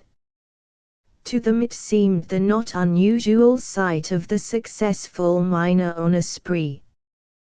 To the unsophisticated Uncle Billy their smiling seemed only a natural and kindly recognition of his happiness, and he nodded and smiled back to them with unsuspecting candor and innocent playfulness. "These your Frisco fellas ain't all slouches, you bet," he added to himself half aloud, at the back of the grinning coachman. Their way led through well-built streets to the outskirts, or rather to that portion of the city which seemed to have been overwhelmed by shifting sand dunes, from which half-submerged fences and even low houses barely marked the foe of highway. The resistless trade winds which had marked this change blew keenly in his face and slightly chilled his ardor. At a turn in the road the sea came in sight, and sloping towards it the great cemetery of Lone Mountain, with white shafts and marbles that glittered in the sunlight like the sails of ships waiting to be launched down that slope into the eternal ocean. Uncle Billy shuddered. What if it had been his fate to seek Uncle Jim there? "Diaz your Presidio," said the Negro coachman a few moments later, pointing with his whip, "and diaz your washwoman's bay." Uncle Billy stared. A huge quadrangular fort of stone with a flag flying above its battlements stood at a little distance, pressed against the rocks, as if beating back the encroaching surges. Between him and the fort but farther inland was a lagoon with a number of dilapidated, rudely patched cabins or cottages, like stranded driftwood around its shore. But there was no mansion, no block of houses, no street, not another habitation or dwelling to be seen. Uncle Billy's first shock of astonishment was succeeded by a feeling of relief. He had secretly dreaded a meeting with his old partner in the haunts of fashion. Whatever was the cause that made Uncle Jim seek this obscure retirement affected him but slightly. He even was thrilled with a vague memory of the old shiftless camp they had both abandoned. A certain instinct, he knew not why, or less still that it might be one of delicacy, made him alight before they reached the first house. Bidding the carriage wait, Uncle Billy entered, and was informed by a blousy Irish laundress at a tub that Jim Foster, or Arkansas Jim, lived at the fourth shanty Beyant. He was at home, for he'd sprained his foot. Uncle Billy hurried on, stopped before the door of a shanty scarcely less rude than their old cabin, and half timidly pushed it open. A growling voice from within, a figure that rose hurriedly, leaning on a stick, with an attempt to fly, but in the same moment sank back in a chair with an hysterical laugh, and Uncle Billy stood in the presence of his old partner. But as Uncle Billy darted forward, Uncle Jim rose again, and this time with outstretched hands. Uncle Billy caught them, and in one supreme pressure seemed to pour out and transfuse his whole simple soul into his partner's. There they swayed each other backwards and forwards and sideways by their still clasped hands, until Uncle Billy, with a glance at Uncle Jim's bandaged ankle, shoved him by sheer force down into his chair. Uncle Jim was first to speak. "Caught," begosh. I mighta known you'd be as big a fool as me. Look you, Billy Fall, do you know what you've done? You've druv me out o' the streets where I was markin' an honest living, by day, on 3 crossin's. Yes, he laughed forgivingly, you druv me out o' it, by day, just because I reckoned that sometime I might run into your darned fool face. Another laugh and a grasp of the hand, and then, begosh. Not content with ruinin' my business by day, when I took to it at night, you took to going out at nights too, and so put a stopper on me there. Shall I tell you what else you did? Well, by the holy poker, I owe this sprained foot to your darned foolishness and my own, for it was getting away from you one night after the theater that I got run into and run over. Ye see, he went on, unconscious of Uncle Billy's paling face, and with a knived, though perhaps not a delicacy, equal to Uncle Billy's own, I had to play roots on you with that lockbox business and these letters, because I did not want you to know what I was up to, for you mightn't like it, and might think it was lower into the old firm, don't you see? I wouldn't have gone into it, but I was played out, and I don't mind telling you now, old man, that when I wrote you that first chipper letter from the lockbox I hadn't eat anything for 2 days. But it's all right now with a laugh.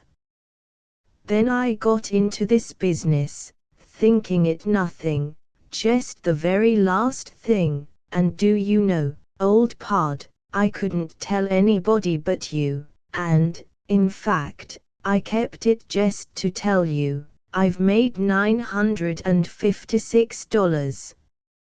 Yes, sir, $956.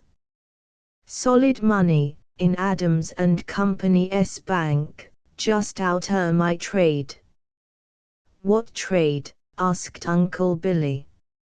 Uncle Jim pointed to the corner, where stood a large, heavy crossing sweeper's broom. That trade. Certainly, said Uncle Billy, with a quick laugh.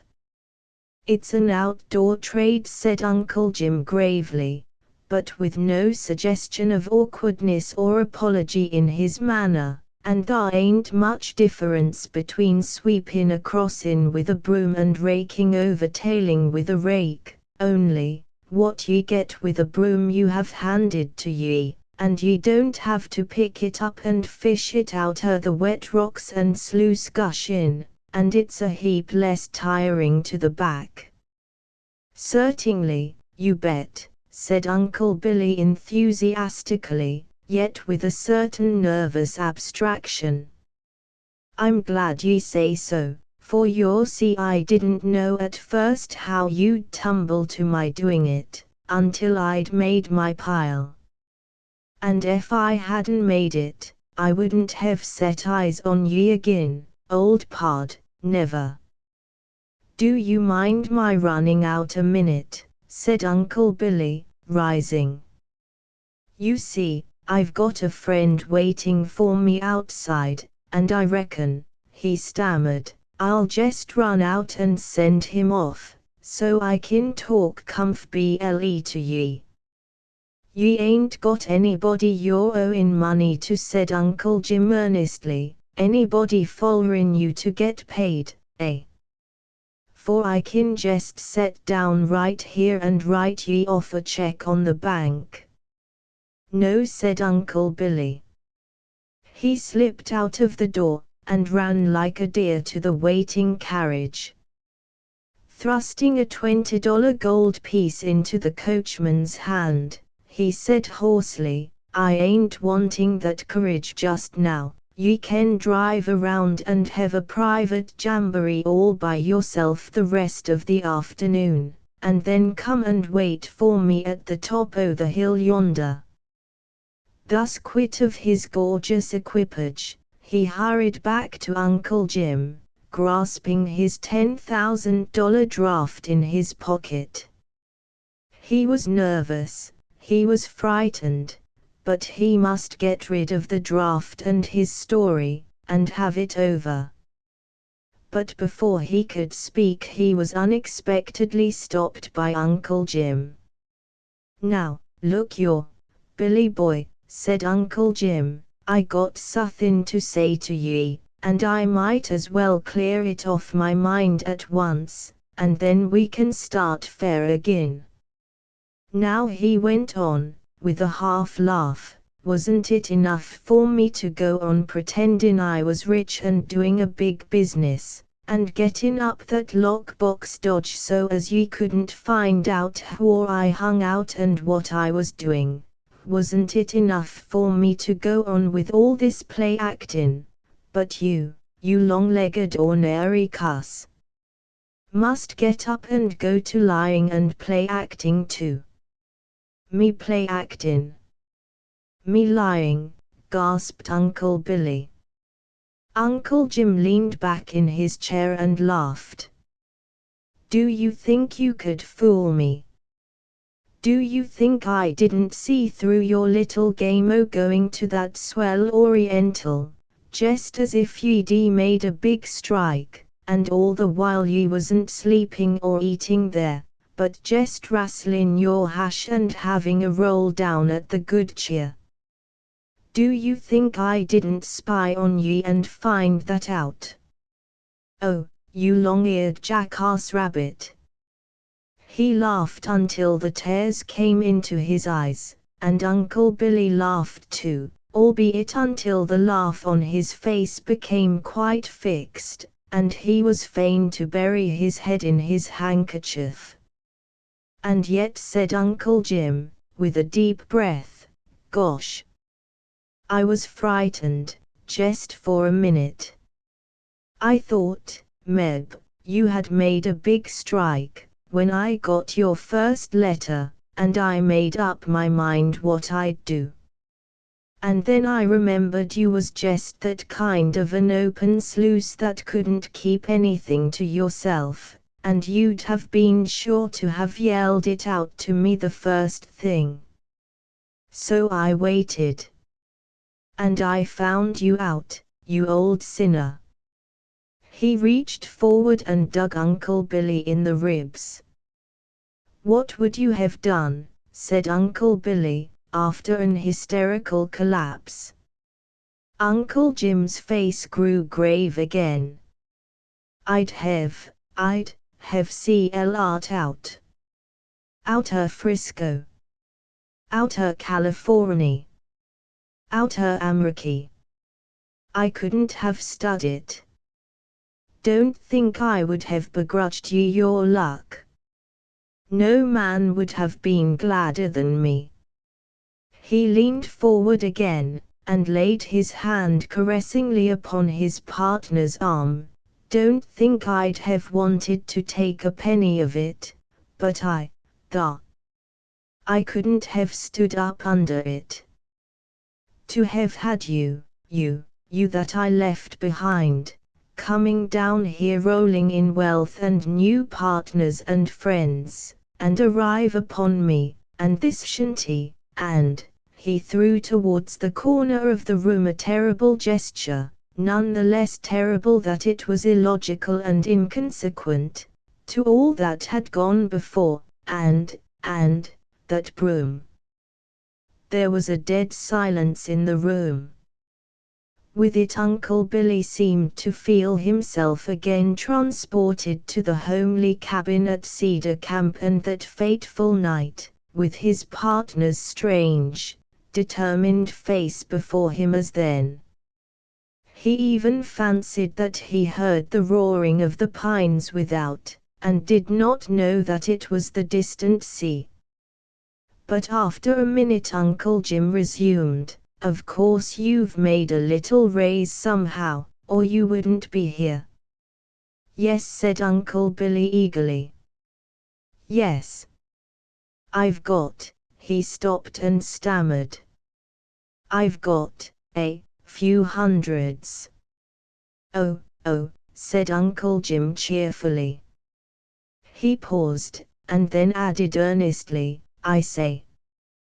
You ain't got left, over and above your D foolishness at the Oriental, as much as $500.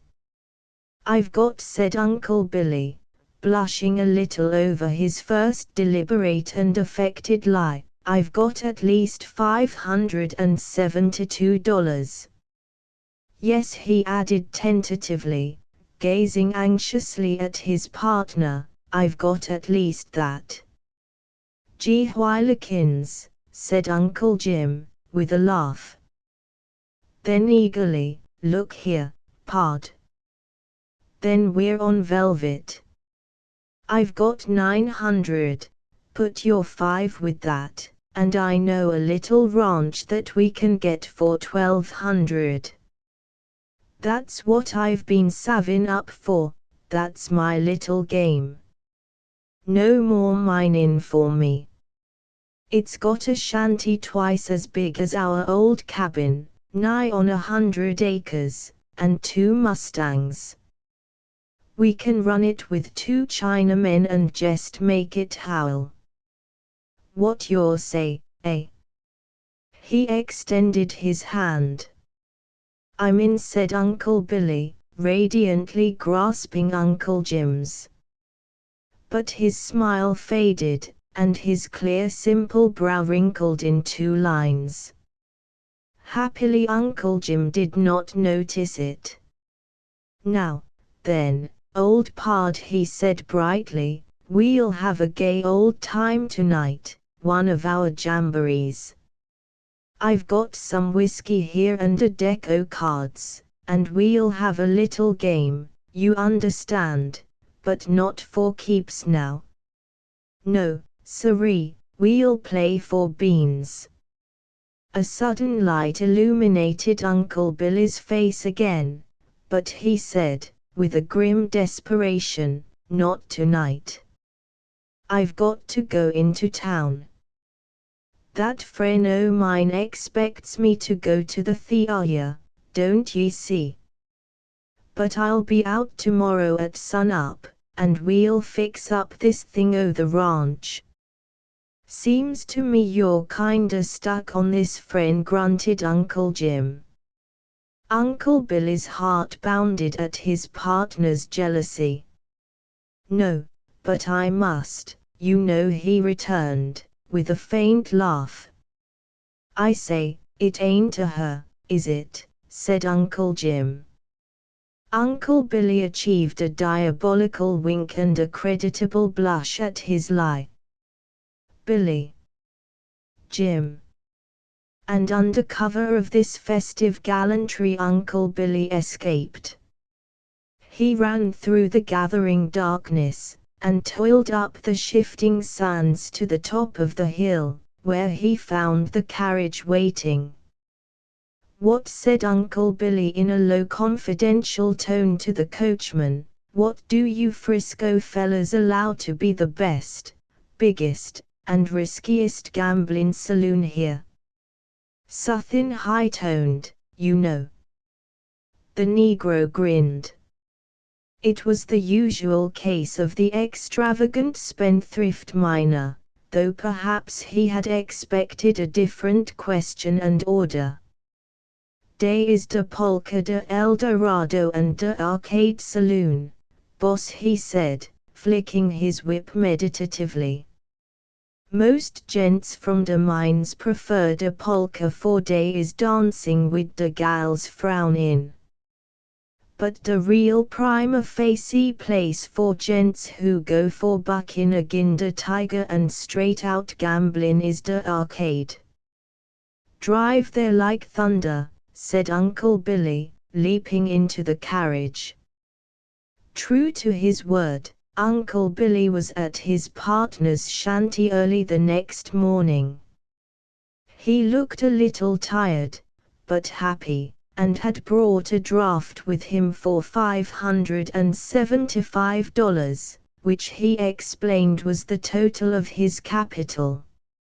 Uncle Jim was overjoyed. They would start for Napa that very day, and conclude the purchase of the ranch. Uncle Jim's sprained foot was a sufficient reason for his giving up his present vocation, which he could also sell at a small profit. His domestic arrangements were very simple. There was nothing to take with him, there was everything to leave behind. And that afternoon, at sunset, the two reunited partners were seated on the deck of the Napa boat as she swung into the stream. Uncle Billy was gazing over the railing with a look of abstracted relief towards the Golden Gate, where the sinking sun seemed to be drawing towards him in the ocean a golden stream that was forever pouring from the bay and the three-hilled city beside it. What Uncle Billy was thinking of, or what the picture suggested to him, did not transpire, for Uncle Jim, who, emboldened by his holiday, was luxuriating in an evening paper, suddenly uttered a long-drawn whistle, and moved closer to his abstracted partner. "Look here," he said, pointing to a paragraph he had evidently just read. "Just you listen to this, and see if we ain't lucky, you and me, to be just what we are, trustin' to our own hard work, and not thinking o' strikes and fortins. Jest unbutton your ears, Billy, while I reel off this your thing I've jest struck in the paper, and see what d fools some men kin make o' themselves. And that the reporter what wrote it, must have seed it really." Uncle Jim cleared his throat, and holding the paper close to his eyes read aloud slowly, "A scene of excitement that recalled the palmy days of '49 was witnessed last night at the Arcade Saloon. A stranger, who might have belonged to that reckless epoch, and who bore every evidence of being a successful Pike County miner out on a spree, appeared at one of the tables with a Negro coachman bearing 2 heavy bags of gold. Selecting a faro bank as his base of operations, he began to bet heavily and with apparent recklessness, until his play excited the breathless attention of everyone. In a few moments he had won a sum variously estimated at from $80,000 to $100,000.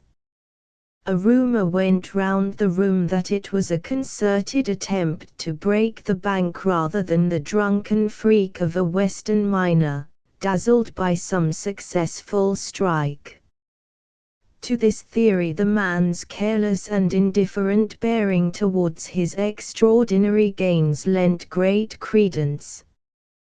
The attempt, if such it was, however, was unsuccessful.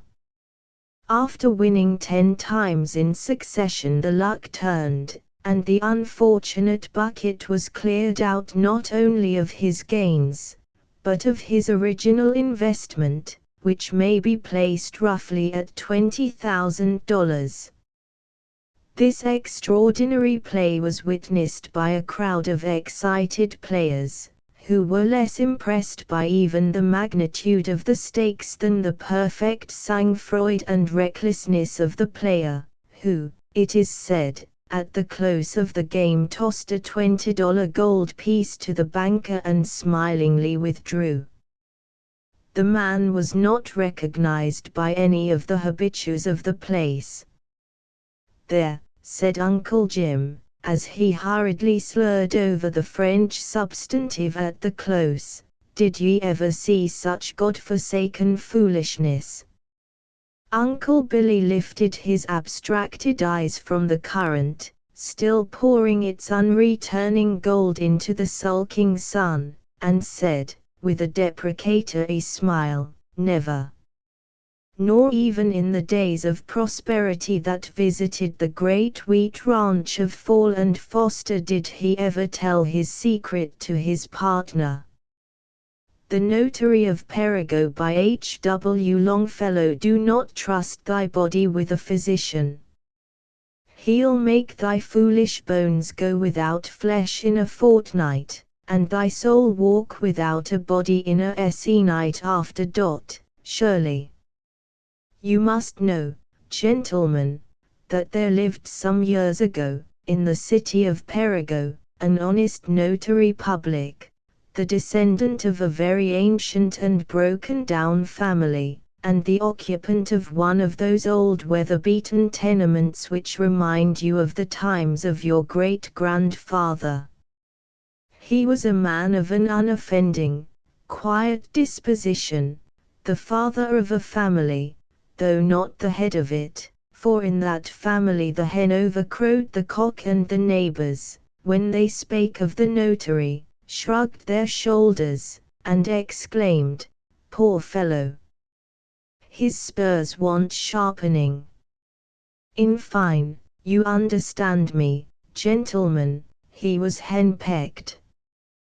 Well, finding no peace at home, he sought it elsewhere, as was very natural for him to do, and at length discovered a place of rest far beyond the cares and clamors of domestic life.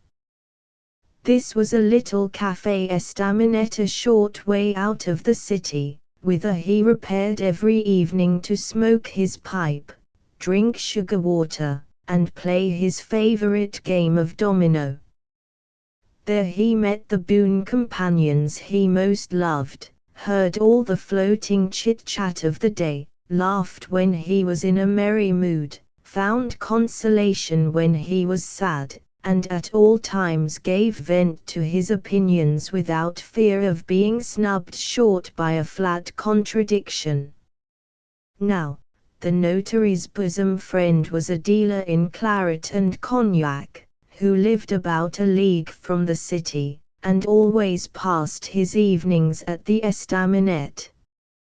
He was a gross, corpulent fellow, raised from a full-blooded Gascon breed, and sired by a comic actor of some reputation in his way. He was remarkable for nothing but his good humor, his love of cards, and a strong propensity to test the quality of his own liquors by comparing them with those sold at other places.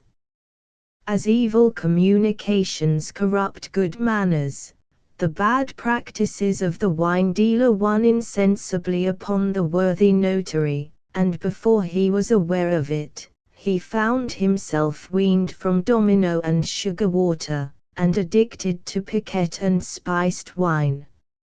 Indeed, it not infrequently happened that, after a long session at the estaminet, the two friends grew so urbane that they would waste a full half-hour at the door in friendly dispute which should conduct the other home.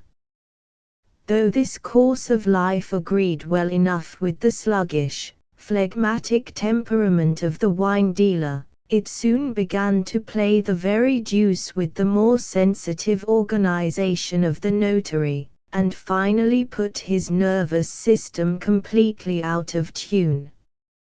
He lost his appetite, became gaunt and haggard, and could get no sleep.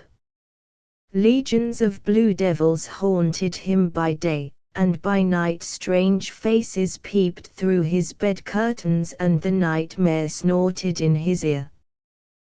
The worse he grew the more he smoked and tippled, and the more he smoked and tippled, why, as a matter of course, the worse he grew. His wife alternately stormed, remonstrated, entreated, but all in vain.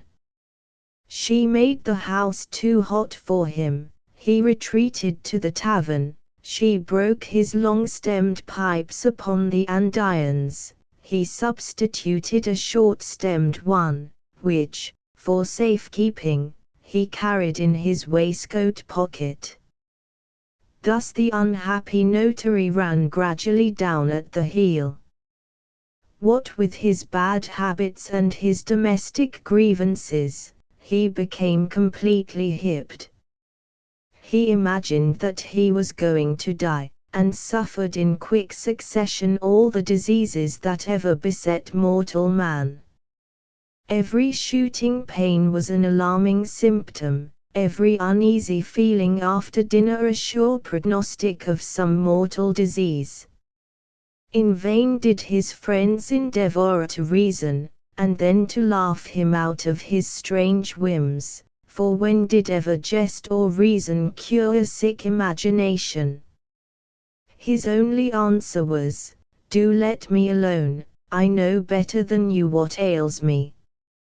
Well, gentlemen, things were in this state when, one afternoon in December, as he sat moping in his office, wrapped in an overcoat, with a cap on his head and his feet thrust into a pair of furred slippers, a cabriolet stopped at the door, and a loud knocking without aroused him from his gloomy reverie. It was a message from his friend the wine dealer, who had been suddenly attacked with a violent fever, and, growing worse and worse, bad now sent in the greatest haste for the notary to draw up his last will and testament. The case was urgent, and admitted neither excuse nor delay, and the notary, tying a handkerchief round his face, and buttoning up to the chin, jumped into the cabriolet, and suffered himself, though not without some dismal presentiments and misgivings of heart, to be driven to the wine dealer's house. When he arrived he found everything in the greatest confusion. On entering the house he ran against the apothecary, who was coming downstairs, with a face as long as your arm, and a few steps farther he met the housekeeper, for the wine dealer was an old bachelor, running up and down, and wringing her hands, for fear that the good man should die without making his will. He soon reached the chamber of his sick friend, and found him tossing about in a paroxysm of fever, and calling aloud for a draught of cold water. The notary shook his head. He thought this a fatal symptom, for 10 years back the wine dealer had been suffering under a species of hydrophobia, which seemed suddenly to have left him. When the sick man saw who stood by his bedside he stretched out his hand and exclaimed, "Ah, my dear friend! Have you come at last? You see it is all over with me. You have arrived just in time to draw up that passport of mine. Ah, grand diable! How hot it is here! Water, water, water! Will nobody give me a drop of cold water?" As the case was an urgent one, the notary made no delay in getting his papers in readiness, and in a short time the last will and testament of the wine dealer was drawn up in due form, the notary guiding the sick man's hand as he scrawled his signature at the bottom. As the evening wore away, the wine dealer grew worse and worse, and at length became delirious, mingling in his incoherent ravings the phrases of the Credo and Paternoster with the shibboleth of the dram shop and the card table. "Take care! Take care! There, now, Credo in, pop! Ting-a-ling-ling! Give me some of that! St. Edis! Why, you old publican, this wine is poisoned, I know your tricks, Sanctum Ecclesiam Catholicam, well, well, we shall see. Imbecile! To have a tierce major and a 7 of hearts, and discard the 7. By Saint Anthony, Capote! You are lurched, ha! Ha! I told you so. I knew very well. There, don't interrupt me, canis resurrectionem et vitam aeternam. With these words upon his lips the poor wine dealer expired. Meanwhile the notary sat cowering over the fire, aghast at the fearful scene that was passing before him, and now and then striving to keep up his courage by a glass of cognac. Already his fears were on the alert, and the idea of contagion flitted to and fro through his mind. In order to quiet these thoughts of evil import, he lighted his pipe, and began to prepare for returning home. At that moment the apothecary turned round to him and said, "Dreadful sickly time, this. The disorder seems to be spreading." "What disorder?" exclaimed the notary, with a movement of surprise. "2 died yesterday, and 3 today," continued the apothecary, without answering the question. "Very sickly time, sir, very. But what disorder is it? What disease has carried off my friend here so suddenly?" "What disease?" "Why, scarlet fever, to be sure." "And is it contagious?" "Certainly." "Then I am a dead man," exclaimed the notary, putting his pipe into his waistcoat pocket, and beginning to walk up and down the room in despair. "I am a dead man. Now don't deceive me, don't, will you?" What are the symptoms?" "A sharp burning pain in the right side," said the apothecary. "Oh, what a fool I was to come here!" In vain did the housekeeper and the apothecary strive to pacify him. He was not a man to be reasoned with. He answered that he knew his own constitution better than they did, and insisted upon going home without delay. Unfortunately, the vehicle he came in had returned to the city, and the whole neighborhood was abed and asleep. What was to be done?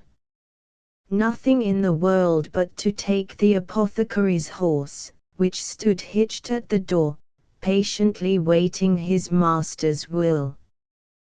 Well, gentlemen, as there was no remedy, our notary mounted this raw-boned steed, and set forth upon his homeward journey. The night was cold and gusty, and the wind right in his teeth. Overhead the leaden clouds were beating to and fro, and through them the newly risen moon seemed to be tossing and drifting along like a cock-boat in the surf, now swallowed up in a huge billow of cloud, and now lifted upon its bosom and dashed with silvery spray. The trees by the roadside groaned with a sound of evil omen, and before him lay 3 mortal miles, beset with 1,000 imaginary perils. Obedient to the whip and spur, the steed leaped forward by fits and starts, now dashing away in a tremendous gallop, and now relaxing into a long, hard trot, while the rider, filled with symptoms of disease and dire presentiments of death, urged him on, as if he were fleeing before the pestilence. In this way, by dint of whistling and shouting, and beating right and left, 1 mile of the fatal 3 was safely passed. The apprehensions of the notary had so far subsided that he even suffered the poor horse to walk uphill, but these apprehensions were suddenly revived again with tenfold violence by a sharp pain in the right side, which seemed to pierce him like a needle. "It is upon me at last," groaned the fear-stricken man. "Heaven be merciful to me, the greatest of sinners. And must I die in a ditch, after all?" Get up! Get up!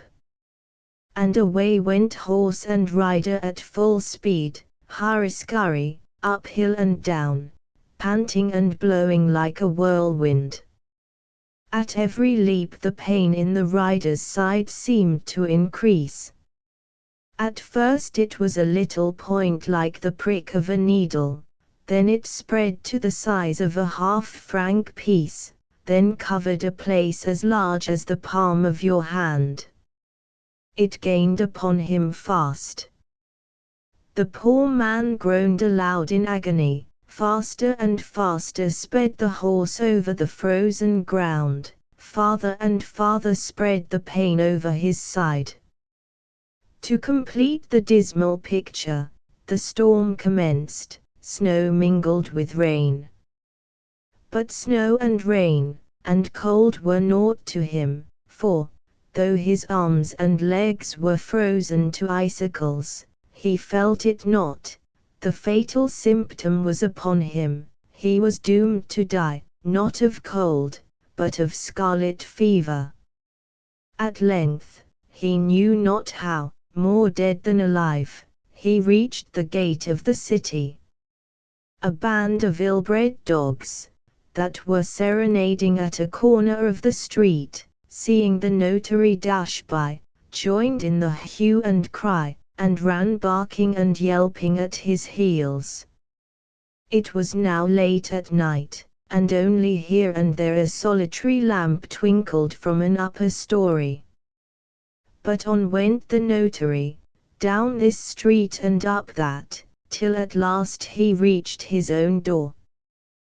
There was a light in his wife's bedchamber.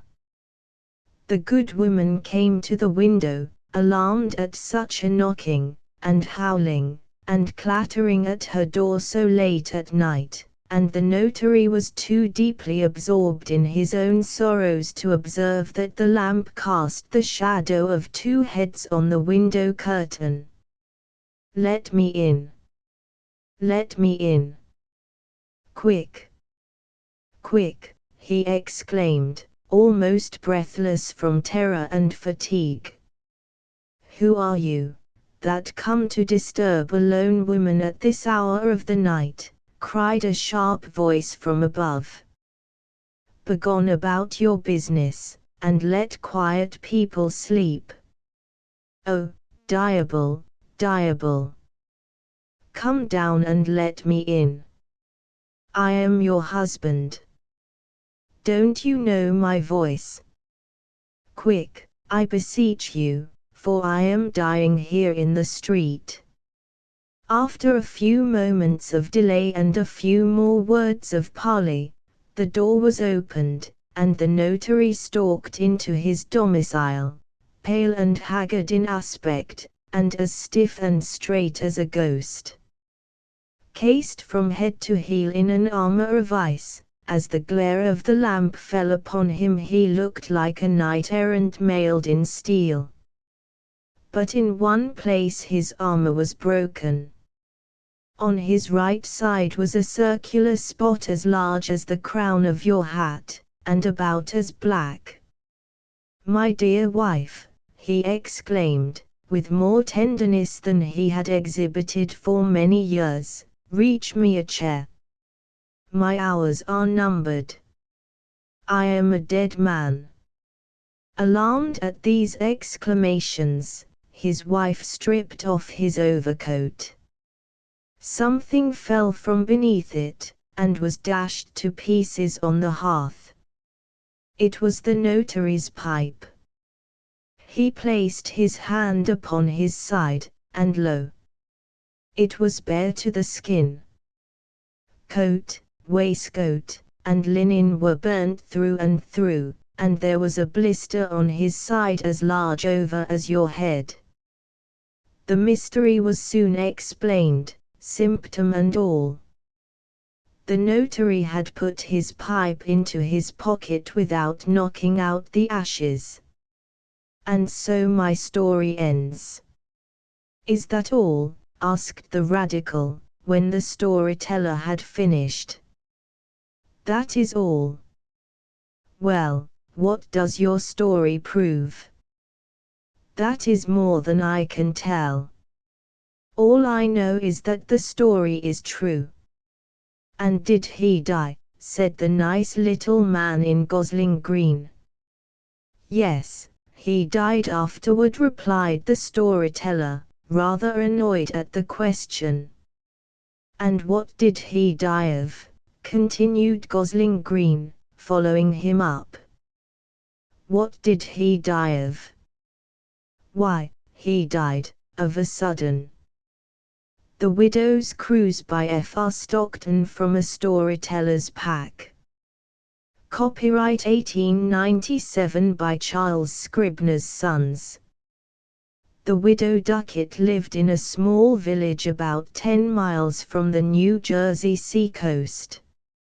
In this village she was born, here she had married and buried her husband, and here she expected somebody to bury her. But she was in no hurry for this, for she had scarcely reached middle age. She was a tall woman with no apparent fat in her composition, and full of activity, both muscular and mental. She rose at 6 o'clock in the morning, cooked breakfast, set the table, washed the dishes when the meal was over, milked, churned, swept, washed, ironed, worked in her little garden, attended to the flowers in the front yard, and in the afternoon knitted and quilted and sewed, and after tea she either went to see her neighbors or had them come to see her. When it was really dark she lighted the lamp in her parlor and read for an hour. And if it happened to be one of Miss Mary Wilkins's books that she read, she expressed doubts as to the realism of the characters therein described.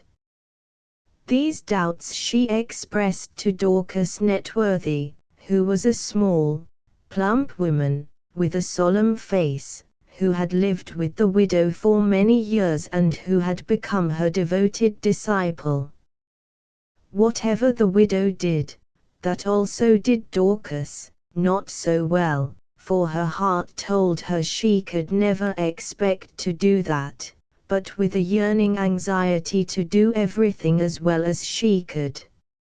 She rose at 5 minutes past 6, and in a subsidiary way she helped to get the breakfast, to eat it, to wash up the dishes, to work in the garden, to quilt, to sew, to visit and receive, and no one could have tried harder than she did to keep awake when the widow read aloud in the evening.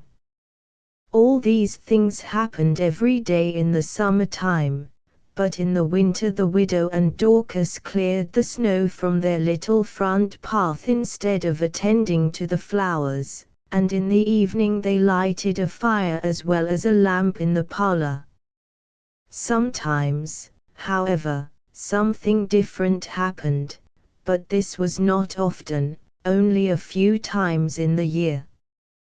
One of the different things occurred when Mrs. Duckett and Dorcas were sitting on their little front porch one summer afternoon, one on the little bench on one side of the door, and the other on the little bench on the other side of the door, each waiting until she should hear the clock strike 5, to prepare tea. But it was not yet 5:15 when a one-horse wagon containing 4 men came slowly down the street. Dorcas first saw the wagon, and she instantly stopped knitting. "Mercy on me," she exclaimed. "Whoever those people are, they are strangers here, and they don't know where to stop, for they first go to one side of the street and then to the other." The widow looked around sharply. "Humph," said she. "Those men are sailormen. You might see that in a twinkling of an eye. Sailormen always drive that way, because that is the way they sail ships. They first tack in one direction and then in another." "Mr. Duckett didn't like the sea," remarked Dorcas, for about the 300th time. No, he didn't, answered the widow, for about the 250th time, for there had been occasions when she thought Dorcas put this question inopportunely. He hated it, and he was drowned in it through trust in a sailorman, which I never did nor shall. Do you really believe those men are coming here? Upon my word I do, said Dorcas, and her opinion was correct. The wagon drew up in front of Mrs. Ducket's little white house, and the two women sat rigidly, their hands in their laps, staring at the man who drove. This was an elderly personage with whitish hair, and under his chin a thin whitish beard, which waved in the gentle breeze and gave Dorcas the idea that his head was filled with hair which was leaking out from below. "Is this the Widow Ducket's?" inquired this elderly man, in a strong, penetrating voice. "That's my name," said the widow, and laying her knitting on the bench beside her, she went to the gate. Dorcas also laid her knitting on the bench beside her and went to the gate. "I was told," said the elderly man, "at a house we touched at about a quarter of a mile back, that the Widow Ducket's was the only house in this village where there was any chance of me and my mates getting a meal. We are 4 sailors, and we are making from the bay over to Cuppertown, and that's 8 miles ahead yet, and we are all pretty sharp set for something to eat." "This is the place," said the widow, "and I do give meals if there is enough in the house and everything comes handy." "Does everything come handy today?" said he. "It does," said she, "and you can hitch your horse and come in, but I haven't got anything for him." "Oh, that's all right," said the man, "we brought along stores for him, so we'll just make fast and then come in." The two women hurried into the house in a state of bustling preparation, for the furnishing of this meal meant $1 in cash. The 4 mariners, all elderly men, descended from the wagon, each one scrambling with alacrity over a different wheel. A box of broken ship biscuit was brought out and put on the ground in front of the horse, who immediately set himself to eating with great satisfaction. Tea was a little late that day, because there were 6 persons to provide for instead of 2, but it was a good meal, and after the 4 seamen had washed their hands and faces at the pump in the backyard and had wiped them on 2 towels furnished by Dorcas, they all came in and sat down. Mrs. Ducket seated herself at the head of the table with the dignity proper to the mistress of the house, and Dorcas seated herself at the other end with the dignity proper to the disciple of the mistress. No service was necessary, for everything that was to be eaten or drunk was on the table. When each of the elderly mariners had had as much bread and butter, quickly baked soda biscuit, dried beef, cold ham, cold tongue, and preserved fruit of every variety known, as his storage capacity would permit, the mariner in command, Captain Bird, pushed back his chair, whereupon the other mariners pushed back their chairs. "Madam," said Captain Bird, "we have all made a good meal, which didn't need to be no better nor more of it, and we're satisfied, but that horse out there has not had time to rest himself enough to go the 8 miles that lies ahead of us, so, if it's all the same to you and this good lady, we'd like to sit on that front porch a while and smoke our pipes." "I was looking at that porch when I came in," and I thought to myself what a rare good place it was to smoke a pipe in. "There's pipes been smoked there," said the widow, rising, "and it can be done again. Inside the house I don't allow tobacco, but on the porch neither of us minds." So the 4 captains betook themselves to the porch, 2 of them seating themselves on the little bench on one side of the door, and 2 of them on the little bench on the other side of the door, and lighted their pipes. "Shall we clear off the table and wash up the dishes?" said Dorcas, "or wait until they are gone?"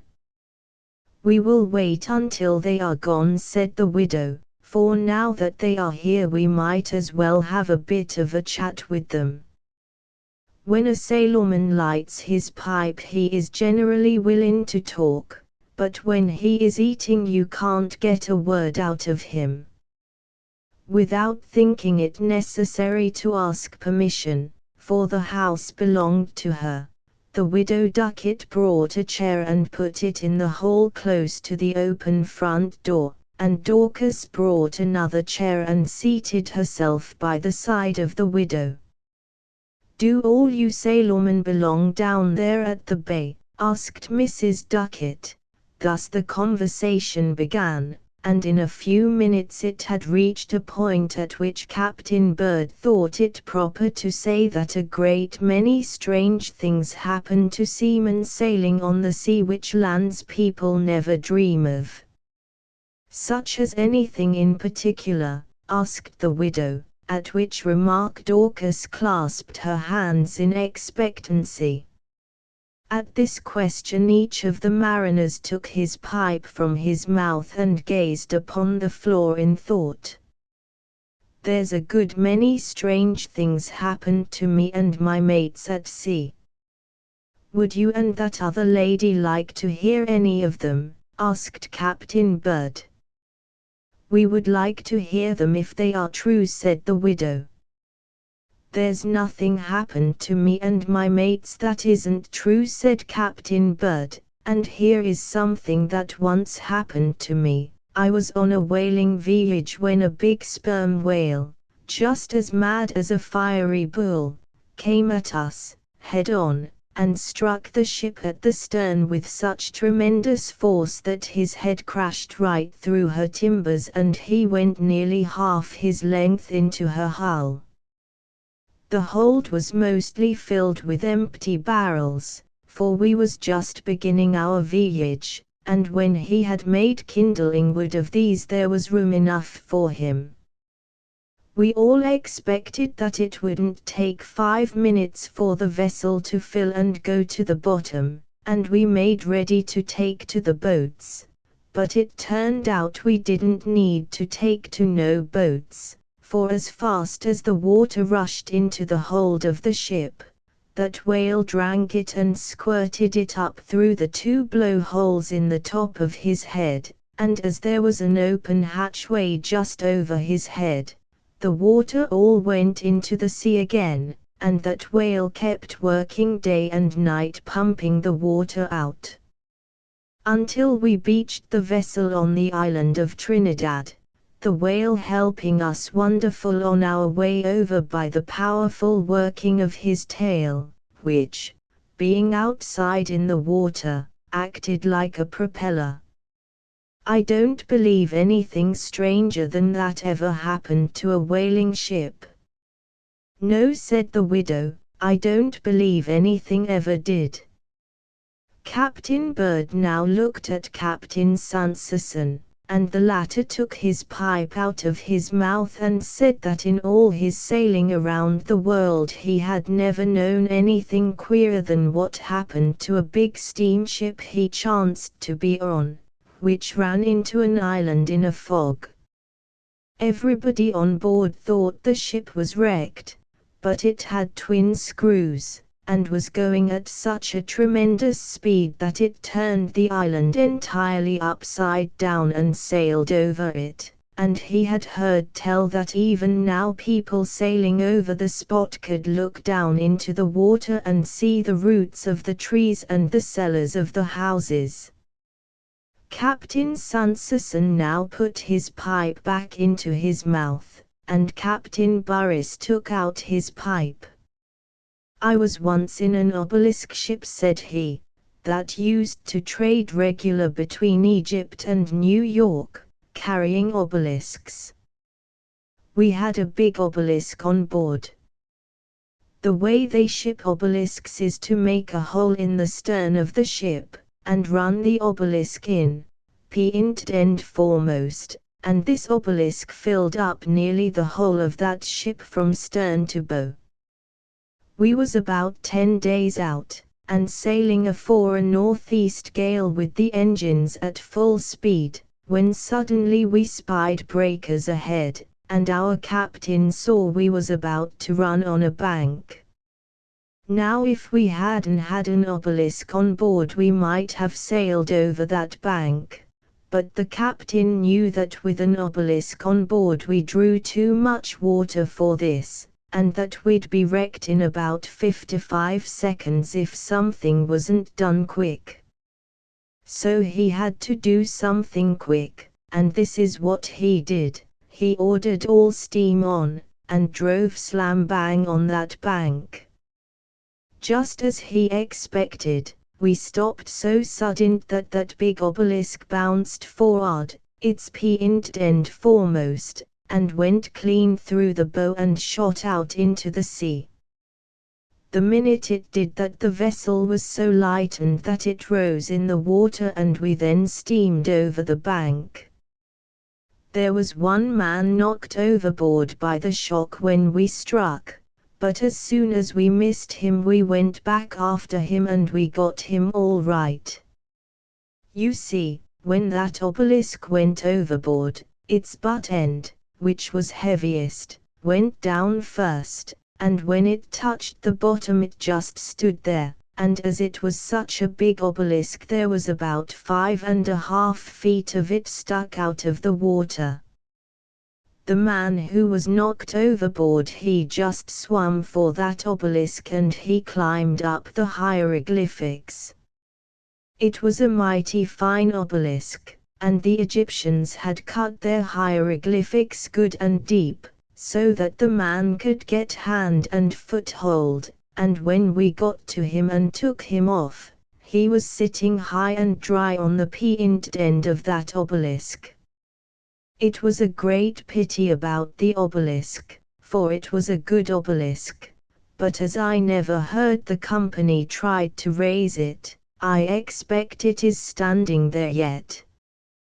Captain Burris now put his pipe back into his mouth and looked at Captain Jenkinson, who removed his pipe and said, "The queerest thing that ever happened to me was about a shark. We was off the banks, and the time of year was July, and the ice was coming down, and we got in among a lot of it. Not far away, off our weather bow, there was a little iceberg which had such a queerness about it that the captain and 3 men went in a boat to look at it. The ice was mighty clear ice, and you could see almost through it, and right inside of it, not more than 3 feet above the waterline, and about 2 feet, or maybe 20 inches, inside the ice, was a whopping big shark, about 14 feet long, a regular man-eater, frozen in there hard and fast." "Bless my soul," said the captain, "this is a wonderful curiosity, and I'm going to get him out." Just then one of the men said he saw that shark wink, but the captain wouldn't believe him, for he said that shark was frozen stiff and hard and couldn't wink. You see, the captain had his own days about things, and he knew that whales was warm-blooded and would freeze if they was shut up in ice, but he forgot that sharks was not whales and that they are cold-blooded just like toads. and there is toads that has been shut up in rocks for thousands of years, and they stayed alive, no matter how cold the place was, because they was cold-blooded, and when the rocks was split, out hopped the frog. But, as I said before, the captain forgot sharks was cold-blooded, and he determined to get that one out. Now you both know, being housekeepers, that if you take a needle and drive it into a hunk of ice you can split it. The captain had a sail needle with him, and so he drove it into the iceberg right alongside of the shark and split it. Now the minute he did it he knew that the man was right when he said he saw the shark wink, for it flopped out of that iceberg quicker nor a flash of lightning. What a happy fish he must have been, ejaculated Dorcas, forgetful of precedent, so great was her emotion. Yes, said Captain Jenkinson, it was a happy fish enough, but it wasn't a happy captain. You see, that shark hadn't had anything to eat, perhaps for 1,000 years, until the captain came along with his sail needle. Surely you sailormen do see strange things now, said the widow, and the strangest thing about them is that they are true. Yes, indeed, said Dorcas, that is the most wonderful thing. You wouldn't suppose, said the widow Ducket, glancing from one bench of mariners to the other, that I have a sea story to tell, but I have, and if you like I will tell it to you. Captain Bird looked up a little surprised. We would like to hear it, indeed, we would, madam, said he. Said Captain Burris, and the two other mariners nodded. It was a good while ago, she said, when I was living on the shore near the head of the bay, that my husband was away and I was left alone in the house. One morning my sister-in-law, who lived on the other side of the bay, sent me word by a boy on a horse that she hadn't any oil in the house to fill the lamp that she always put in the window to light her husband home, who was a fisherman, and if I would send her some by the boy she would pay me back as soon as they bought oil. The boy said he would stop on his way home and take the oil to her, but he never did stop, or perhaps he never went back. And about 5 o'clock I began to get dreadfully worried, for I knew if that lamp wasn't in my sister-in-law's window by dark she might be a widow before midnight. So I said to myself, I've got to get that oil to her, no matter what happens or how it's done.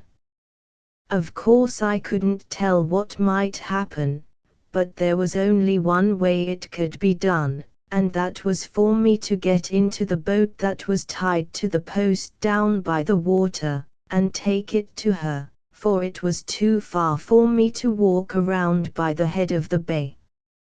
Now, the trouble was, I didn't know no more about a boat and the managing of it than any one of you sailormen knows about clear starchin'. But there wasn't no use of thinking what I knew and what I didn't know, for I had to take it to her, and there was no way of doing it except in that boat.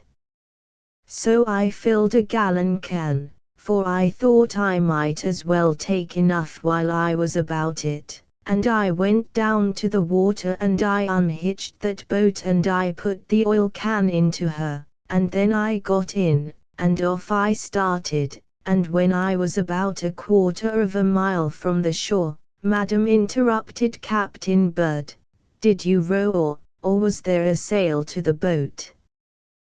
The widow looked at the questioner for a moment. No, said she, I didn't row. I forgot to bring the oars from the house, but it didn't matter, for I didn't know how to use them, and if there had been a sail I couldn't have put it up, for I didn't know how to use it, either. I used the rudder to make the boat go. The rudder was the only thing I knew anything about. I'd held a rudder when I was a little girl, and I knew how to work it. So I just took hold of the handle of the rudder and turned it round and round, and that made the boat go ahead, you know, and, madam, exclaimed Captain Bird, and the other elderly mariners took their pipes from their mouths.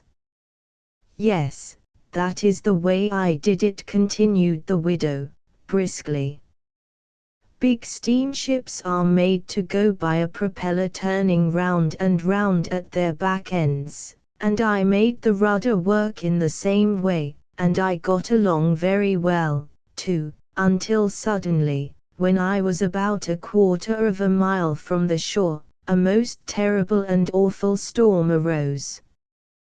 There must have been a typhoon or a cyclone out at sea, for the waves came up the bay bigger than houses, and when they got to the head of the bay they turned around and tried to get out to sea again. So in this way they continually met, and made the most awful and roaring pillin' up of waves that ever was known. My little boat was pitched about as if it had been a feather in a breeze, and when the front part of it was cleaving itself down into the water the hind part was sticking up until the rudder whizzed around like a patent churn with no milk in it. The thunder began to roar and the lightning flashed, and 3 seagulls, so nearly frightened to death that they began to turn up the whites of their eyes, flew down and sat on one of the seats of the boat, forgetting in that awful moment that man was their natural enemy.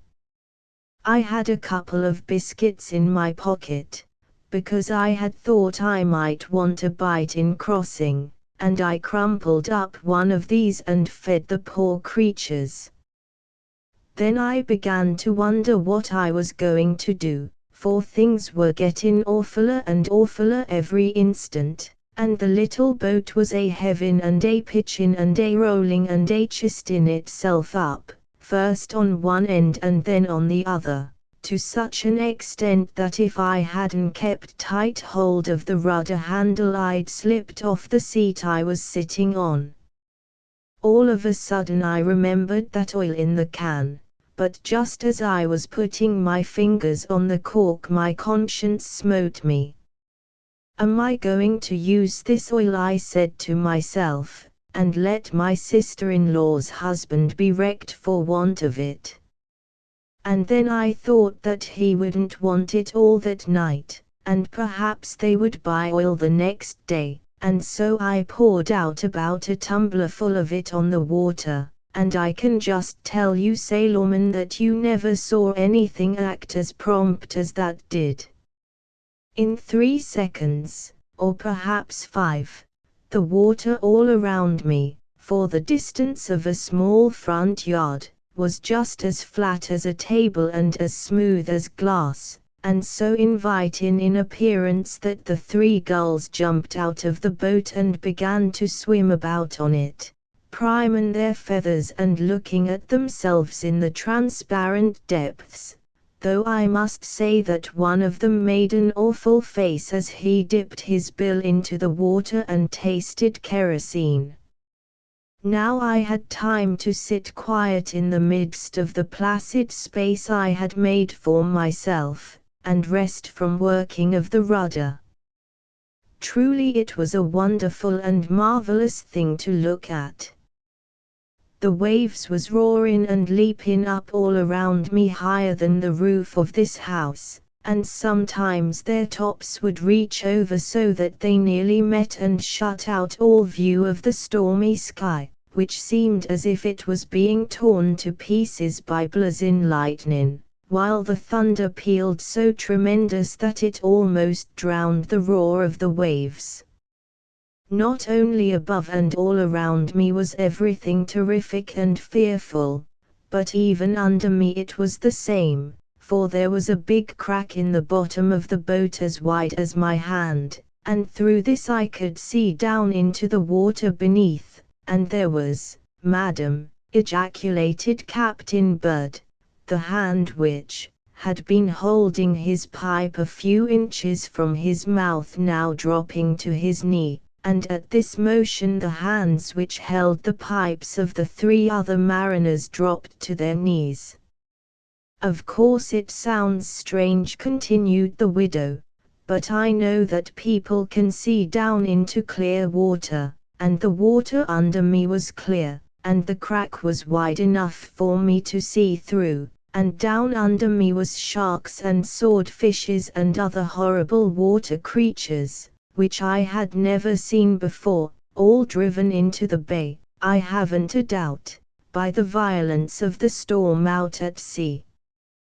The thought of my being upset and falling in among those monsters made my very blood run cold, and involuntarily I began to turn the handle of the rudder, and in a moment I shot into a wall of raging sea water that was towering around me. For a second I was fairly blinded and stunned, but I had the cork out of that oil can in no time, and very soon, you'd scarcely believe it if I told you how soon, I had another placid mill pond surroundin' of me. I sat there a-pantin' and fannin' with my straw hat, for you'd better believe I was flustered, and then I began to think how long it would take me to make a line of mill ponds clean across the head of the bay, and how much oil it would need, and whether I had enough. So I sat and calculated that if a tumbler full of oil would make a smooth place about 7 yards across, which I should say was the width of the one I was in, which I calculated by a measure of my eye as to how many breadths of carpet it would take to cover it, and if the bay was 2 miles across betwixt our house and my sister-in-law's, and, although I couldn't get the thing down to exact figures, I saw pretty soon that I wouldn't have oil enough to make a level cut in through all those mountainous billows, and besides, even if I had enough to take me across, what would be the good of going if there wasn't any oil left to fill my sister-in-law's lamp? While I was thinking and calculating, a perfectly dreadful thing happened, which made me think if I didn't get out of this pretty soon I'd find myself in a mighty risky predicament. The oil can, which I had forgotten to put the cork in, toppled over, and before I could grab it every drop of the oil ran into the hind part of the boat, where it was soaked up by a lot of dry dust that was there. No wonder my heart sank when I saw this.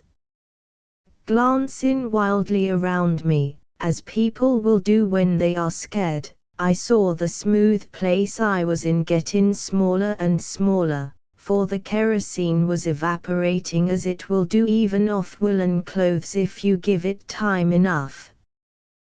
The first pond I had come out of seemed to be covered up, and the great, towering, throbbing precipice of sea water was a-closin' around me. Casting down my eyes in despair, I happened to look through the crack in the bottom of the boat, and oh, what a blessed relief it was!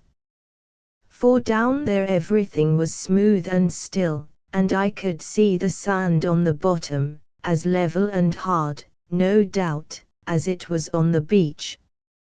Suddenly the thought struck me that that bottom would give me the only chance I had of getting out of the frightful fix I was in. If I could fill that oil can with air, and then putting it under my arm and taking a long breath, if I could drop down on that smooth bottom, I might run along toward shore, as far as I could, and then, when I felt my breath was giving out, I could take a pull at the oil can and take another run, and then take another pull and another run, and perhaps the can would hold air enough for me until I got near enough to shore to wade to dry land. To be sure, the sharks and other monsters were down there, but then they must have been awfully frightened, and perhaps they might not remember that man was their natural enemy. Anyway, I thought it would be better to try the smooth water passage down there than stay and be swallowed up by the raging waves on top. So I blew the can full of air and corked it, and then I tore up some of the boards from the bottom of the boat so as to make a hole big enough for me to get through, and you sailormen needn't wriggle so when I say that, for you all know a divine bell hasn't any bottom at all and the water never comes in, and so when I got the hole big enough I took the oil can under my arm, and was just about to slip down through it when I saw an awful turtle walking through the sand at the bottom. Now, I might trust sharks and swordfishes and sea serpents to be frightened and forget about their natural enemies, but I never could trust a grey turtle as big as a cart, with a black neck a yard long, with yellow bags to its jaws, to forget anything or to remember anything. I'd as lieve get into a bathtub with a live crab as to go down there. It wasn't of no use even so much as thinking of it, so I gave up that plan and didn't once look through that hole again. "And what did you do, madam?" asked Captain Bird, who was regarding her with a face of stone. "I used electricity," she said. "Now don't start as if you had a shock of it. That's what I used. When I was younger than I was then, and sometimes visited friends in the city, we often amused ourselves by rubbing our feet on the carpet until we got ourselves so full of electricity that we could put up our fingers and light the gas. So I said to myself that if I could get full of electricity for the purpose of lighting the gas I could get full of it for other purposes, and so, without losing a moment, I set to work. I stood up on one of the seats, which was dry, and rubbed the bottoms of my shoes backward and forward on it with such violence and swiftness that they pretty soon got warm and I began filling with electricity, and when I was fully charged with it from my toes to the top of my head, I just sprang into the water and swam ashore. Of course I couldn't sink, being full of electricity." Captain Bird heaved a long sigh and rose to his feet, whereupon the other mariners rose to their feet. "Madam," said Captain Bird, "what's to pay for the supper and the rest of the entertainment?" "The supper is 25 cents apiece," said the Widow Ducket, "and everything else is free, gratis." Whereupon each mariner put his hand into his trousers pocket, pulled out a silver quarter, and handed it to the widow. Then, with 4 solemn good evenings, they went out to the front gate. "Cast off, Captain Jenkinson," said Captain Bird, "and you, Captain Burris, clew him up forward. You can stay in the bow, Captain Sanderson, and take the sheet lines. I'll go aft." All being ready, each of the elderly mariners clambered over a wheel, and having seated themselves, they prepared to lay their course for Cupar Town. But just as they were about to start, Captain Jenkinson asked that they lay to a bit, and clambering down over his wheel, he re-entered the front gate and went up to the door of the house, where the widow and Dorcas were still standing. "Madam," said he, I just came back to ask what became of your brother-in-law through his wife's not being able to put no light in the window. The storm drove him ashore on our side of the bay, said she, and the next morning he came up to our house, and I told him all that had happened to me. And when he took our boat and went home and told that story to his wife, she just packed up and went out west, and got divorced from him. And it served him right, too. Thank you, said Captain Jenkinson, and going out of the gate, he clambered up over the wheel, and the wagon cleared for Cupar Town. When the elderly mariners were gone, the widow Ducat, still standing in the door, turned to Dorcas. Think of it, she said. To tell all that to me, in my own house. And after I had opened my one jar of branded peaches, that I'd been keeping for special company. In your own house, ejaculated Dorcas. And not one of them branded peaches left. The widow jingled the 4 quarters in her hand before she slipped them into her pocket. Anyway, Dorcas, she remarked, I think we can now say we are square with all the world, and so let's go in and wash the dishes. Yes, said Dorcas, we're square. The Count and the Wedding Guest by O. Henry, copyright 1907 by McClure, Phillips and Company. One evening when Andy Donovan went to dinner at his 2nd Avenue boarding house, Mrs. Scott introduced him to a new boarder, a young lady, Miss Conway. Miss Conway was small and unobtrusive. She wore a plain, snuffy brown dress, and bestowed her interest, which seemed languid, upon her plate. She lifted her diffident eyelids and shot one perspicuous, judicial glance at Mr. Donovan, politely murmured his name, and returned to her mutton.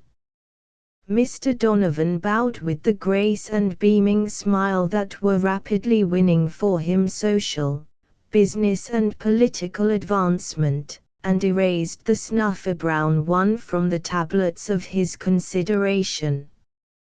2 weeks later Andy was sitting on the front steps enjoying his cigar. There was a soft rustle behind and above him, and Andy turned his head, and had his head turned. Just coming out the door was Miss Conway.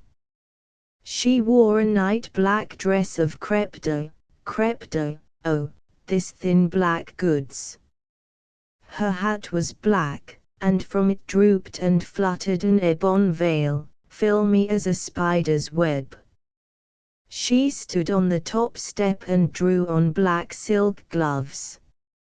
Not a speck of white or a spot of color about her dress anywhere. Her rich golden hair was drawn, with scarcely a ripple, into a shining, smooth knot low on her neck. Her face was plain rather than pretty, but it was now illuminated and made almost beautiful by her large gray eyes that gazed above the houses across the street into the sky with an expression of the most appealing sadness and melancholy. Gather the idea, girls, all black, you know, with the preference for crepe de, oh, crepe de chine, that's it. All black, and that sad, faraway look, and the hair shining under the black veil. You have to be a blonde, of course, and try to look as if, although your young life had been blighted just as it was about to give a hop, skip and a jump over the threshold of life, a walk in the park might do you good, and be sure to happen out the door at the right moment, and, oh, it'll fetch 'em every time.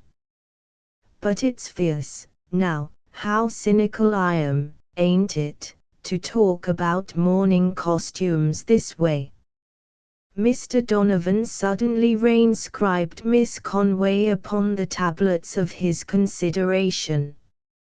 He threw away the remaining inch and a quarter of his cigar, that would have been good for 8 minutes yet, and quickly shifted his center of gravity to his low-cut patent leathers. "It's a fine, clear evening, Miss Conway," he said, and if the Weather Bureau could have heard the confident emphasis of his tones it would have hoisted the square white signal and nailed it to the mast. "To them that has the heart to enjoy it, it is, Mr. Donovan," said Miss Conway, with a sigh. Mr. Donovan in his heart cursed fair weather. Heartless weather. It should hail and blow and snow to be consonant with the mood of Miss Conway. "I hope none of your relatives, I hope you haven't sustained a loss," ventured Mr. Donovan. "Death has claimed," said Miss Conway, hesitating, "not a relative, but one who— but I will not intrude my grief upon you, Mr. Donovan." "Intrude," protested Mr. Donovan. "Why, say, Miss Conway, I'd be delighted, that is, I'd be sorry, I mean I'm sure nobody could sympathize with you truer than I would." Miss Conway smiled a little smile. And oh, it was sadder than her expression in repose. "Laugh, and the world laughs with you, weep, and they give you the laugh," she quoted. "I have learned that, Mr. Donovan. I have no friends or acquaintances in this city. But you have been kind to me. I appreciate it highly." He had passed her the pepper twice at the table. "It's tough to be alone in New York, that's a cinch," said Mr. Donovan. "But, say, whenever this little old town does loosen up and get friendly it goes the limit. Say you took a little stroll in the park, Miss Conway, don't you think it might chase away some of your mully-grubs? And if you'd allow me, thanks, Mr. Donovan. I'd be pleased to accept of your escort if you think the company of one whose heart is filled with gloom could be anyways agreeable to you." Through the open gates of the iron-railed, old, downtown park, where the elect once took the air, they strolled and found a quiet bench. There is this difference between the grief of youth and that of old age. Youth's burden is lightened by as much of it as another shares, old age may give and give, but the sorrow remains the same. "He was my fiancé," confided Miss Conway, at the end of an hour. "We were going to be married next spring. I don't want you to think that I am stringing you, Mr. Donovan, but he was a real count. He had an estate and a castle in Italy. Count Fernando Mazzini was his name. I never saw the beat of him for elegance. Papa objected, of course, and once we eloped, but Papa overtook us, and took us back. I thought sure Papa and Fernando would fight a duel. Papa has a livery business, in Poughkeepsie, you know. Finally, Papa came around all right, and said we might be married next spring. Fernando showed him proofs of his title and wealth, and then went over to Italy to get the castle fixed up for us.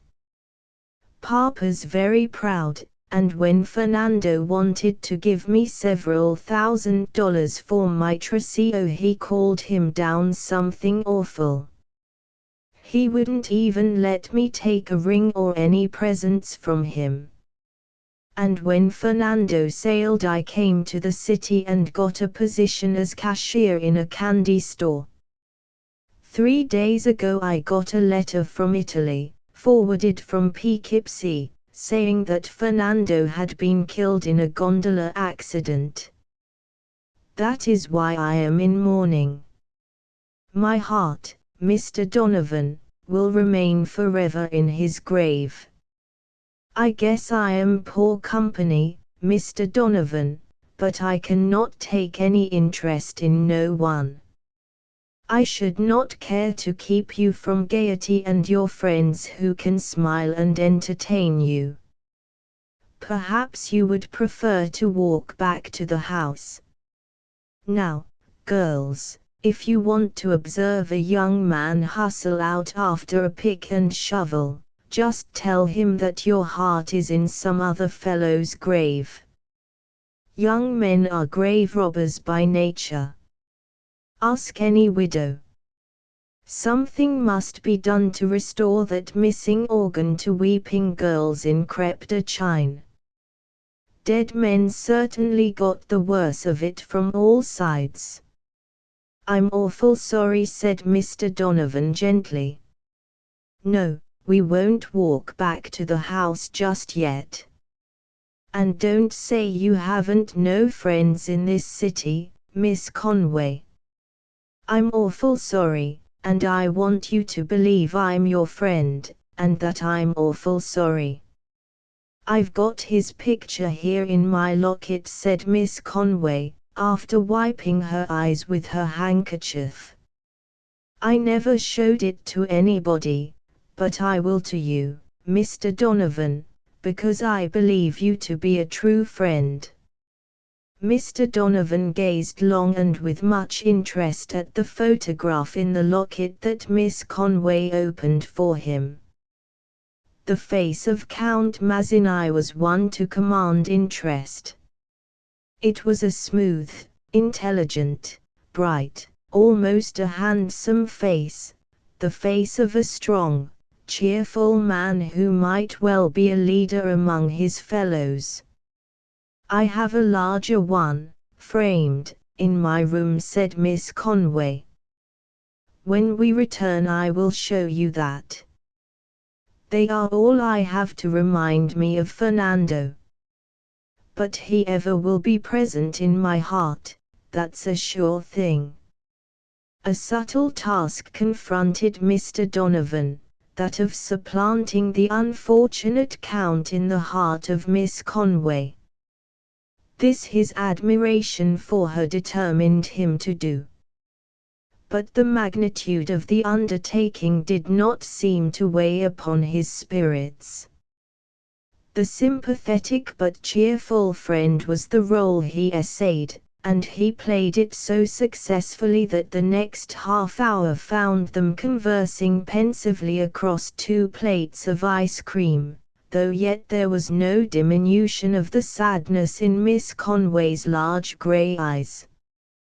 Before they parted in the hall that evening she ran upstairs and brought down the framed photograph wrapped lovingly in a white silk scarf.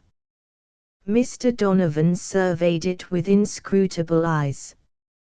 He gave me this the night he left for Italy, said Miss Conway. I had one for the locket made from this. A fine-looking man, said Mr. Donovan heartily. How would it suit you, Miss Conway, to give me the pleasure of your company to Coney next Sunday afternoon? A month later they announced their engagement to Mrs. Scott and the other boarders. Miss Conway continued to wear black. A week after the announcement the two sat on the same bench in the downtown park, while the fluttering leaves of the trees made a dim kinetoscopic picture of them in the moonlight. But Donovan had worn a look of abstracted gloom all day. He was so silent tonight that Love's lips could not keep back any longer the questions that Love's heart propounded. "What's the matter, Andy? You are so solemn and grouchy tonight. Nothing, Maggie. I know better. Can't I tell? You never acted this way before. What is it? It's nothing much, Maggie. Yes it is, and I want to know. I'll bet it's some other girl you are thinking about. All right. Why don't you go and get her if you want her? Take your arm away, if you please. I'll tell you then, said Andy wisely, but I guess you won't understand it exactly. You've heard of Mike Sullivan, haven't you? Big Mike Sullivan, everybody calls him. No, I haven't, said Maggie. And I don't want to, if he makes you act like this. Who is he? He's the biggest man in New York, said Andy, almost reverently. He can do about anything he wants to with Tammany or any other old thing in the political line. He's a mile high and as broad as East River. You say anything against Big Mike and you'll have 1,000,000 men on your collarbone in about 2 seconds. Why, he made a visit over to the old country a while back, and the kings took to their holes like rabbits. Well, Big Mike's a friend of mine.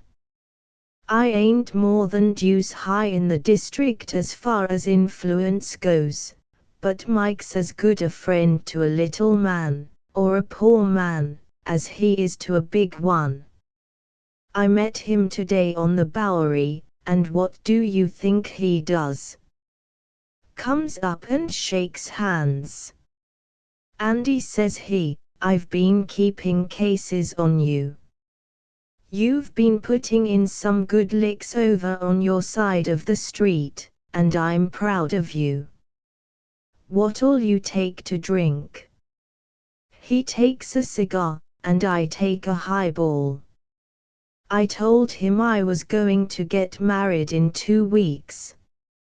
Andy, says he, send me an invitation, so I'll keep in mind of it, and I'll come to the wedding.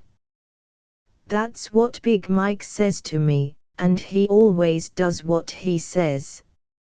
You don't understand it, Maggie, but I'd have one of my hands cut off to have Big Mike Sullivan at our wedding. It would be the proudest day of my life.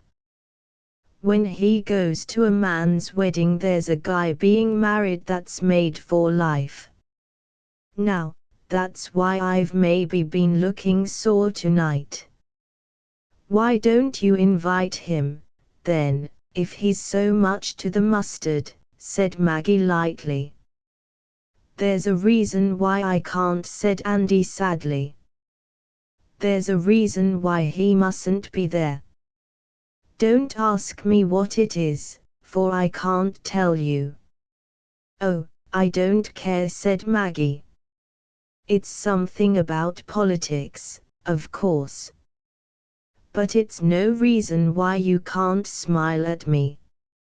Maggie, said Andy presently, do you think as much of me as you did of the Count Mazzini? He waited a long time, but Maggie did not reply. And then, suddenly she leaned against his shoulder and began to cry and shake with sobs, holding his arm tightly and wetting the crepe de chine with tears. There, soothed Andy, putting aside his own trouble. And what is it now? Andy, sobbed Maggie, I've lied to you and you'll never marry me, or love me anymore. But I feel that I've got to tell. Andy, there never was so much as the little finger of a count. I never had a beau in my life. But all the other girls had, and they talked about M, and that seemed to make the fellows like M more. And, Andy, I look swell in black, you know I do. So I went out to a photograph store and bought that picture, and had a little one made for my locket, and made up all that story about the Count and about his being killed, so I could wear black. And nobody can love a liar, and you'll shake me, Andy, and I'll die for shame.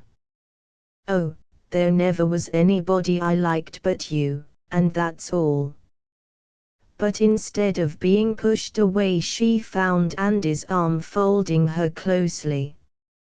She looked up and saw his face cleared and smiling. Could you forgive me, Andy?" "Sure," said Andy. "It's all right about that. Back to the cemetery for the Count. You've straightened everything out, Maggie. I was in hopes you would before the wedding day." "Bully girl," Andy said Maggie with a somewhat shy smile, after she had been thoroughly assured of forgiveness. "Did you believe all that story about the Count?"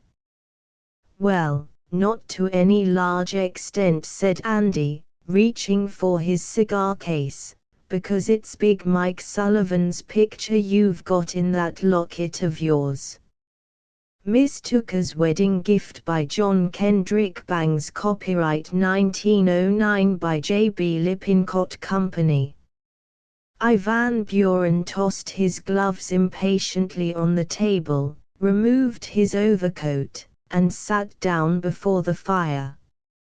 He was apparently deeply concerned about something, for when Nicky, his Japanese valet, entered the room and placed the whiskey and soda on the little table at his side, Van Buren paid no more attention to him than he would to a vagrant sunmote that crossed his path. Long and steadily he gazed into the broad fireplace, watching the dancing flames at play, pausing only to light his pipe, upon which he pulled fiercely. Finally he spoke, leaning forward and to all intents and purposes addressing the Andians. "Confound the money," he said impatiently.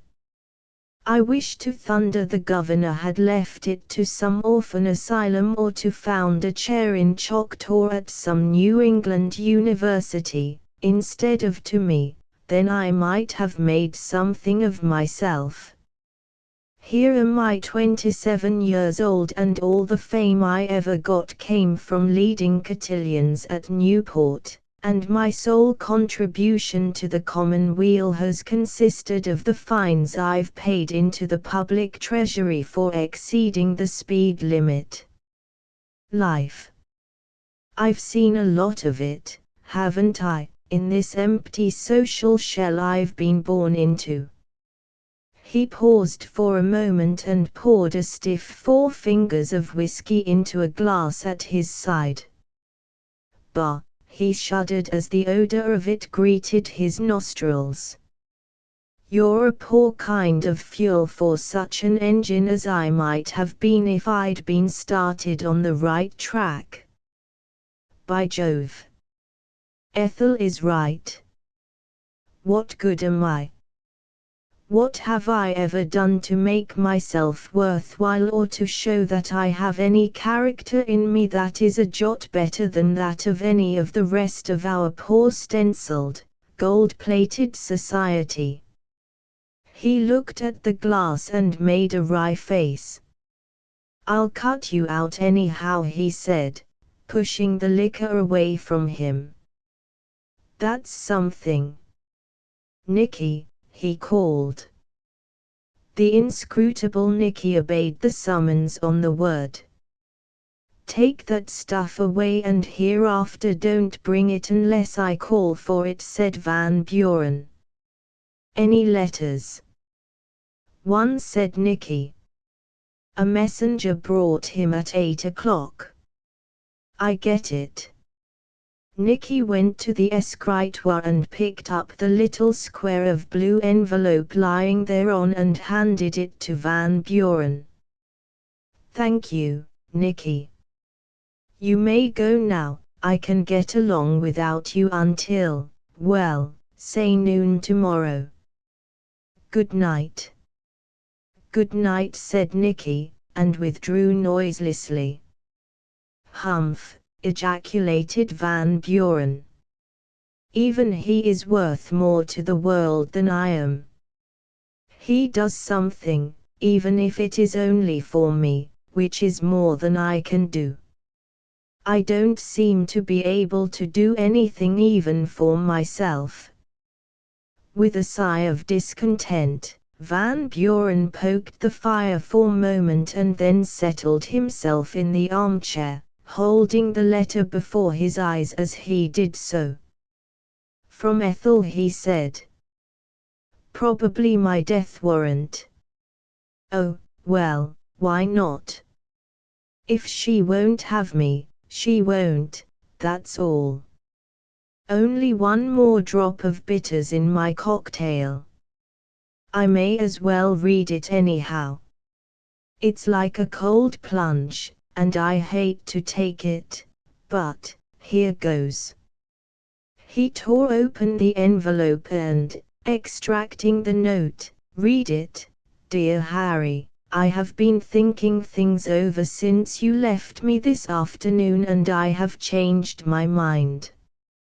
Van Buren's eyes lighted with hope. "I do care for you, but I cannot see much happiness ahead for either of us unless one or the other of us changes radically. It may be my fault, but I cannot forget that if I married a man I should want always to be proud of him, and ambitious for his success in the world. If I were not ambitious, I could be proud of you just as you are, for I know you for the fine fellow that you are. While you do none of the things that I should love to have my future husband do, you at least do none of those other things that men make a practice of, and that mean so much misery for their womenkind, whether they show it or not. But, dear Harry, why can you not make yourself more of a man than you are? Why be content with just the splendid foundation, and let it lie, gradually disintegrating because you have failed to rear upon it some kind of a superstructure that would be in keeping with what rests beneath? You can, I know you can, and that is why I have decided to withdraw what appeared to be my final answer of this afternoon, and, if you want it, to give you another chance." "If I want it," ejaculated Van Buren. "Lord knows how I want it. Come to me at the end of a year and show me the record of something accomplished, that lifts you out this awful social rut we have all managed to get into, and my no of this afternoon may be turned into a yes and the misery of my heart be turned to joy. Of course you will say that it is all very easy for me to write this, and to tell you to go out and do something, but that the hard thing would be to tell you what to go out and do, and you will be perfectly right. General advice is the easiest thing in the world, but the specific, constructive suggestion is very different. So I will give you the specific suggestion, and it is this: why do you not write a novel? You used in your days at Harvard to write clever skits for the Lampoon, and one or two of your little stories in the Advocate showed that you at least know how to put words and sentences together in a pleasing way, even if the themes of your stories were slight and the plots not very intricate. Do this, Harry. Surely with your experience in life you can think of something to write about. Apply yourself to this work during the coming year, and when your book is published and has proven a success, come to me again, and maybe I shall have some good news to tell you. It may be, dear Harry, that you will not think it worthwhile. For myself, I hardly think the prize is worth the winning, but you seem to feel differently about that, if I may judge from what you said this afternoon, and you did seem to mean it all, every word of it, you poor boy. We shall meet, of course, as frequently as ever, but until the year is up, and that a year of achievement, you must not speak of the matter again, and must regard me as I shall hope in any event always to remain, your devoted friend, Ethel Tooker. Van Buren laughed nervously, as he finished the letter, and again lit his pipe, which had gone out while he read. Write a novel, eh? He muttered with a grin. A nice, easy task that. 150,000 words, all meaning something. Army. Why the dickens wasn't I born in an age when knighthood was in flower and my lady fair set Sir Hubert some easy task like putting on a tin suit and going out on the highway and swatting another potted Sir Bedivere on the head with an antique axe. The Quest of the Golden Fleece was an easy stunt alongside of writing a novel these times, and I fear I'm more of a Jason than a Henry James.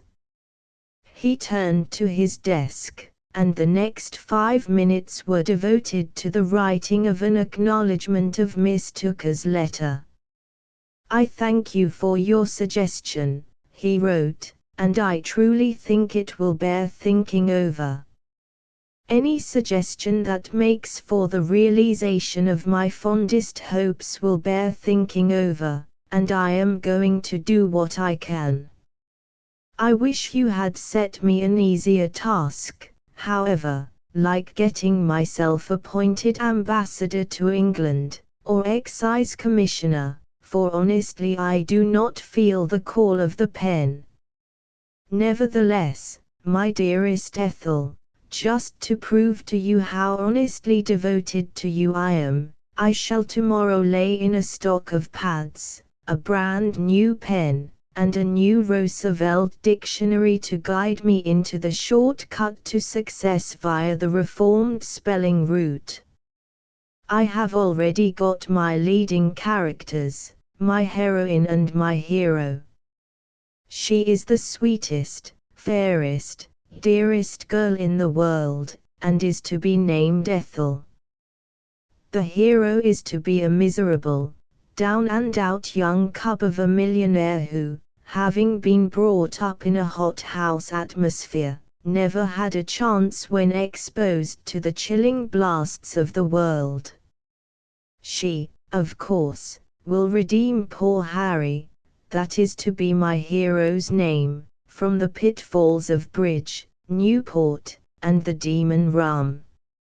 And, of course, she will marry him in the end.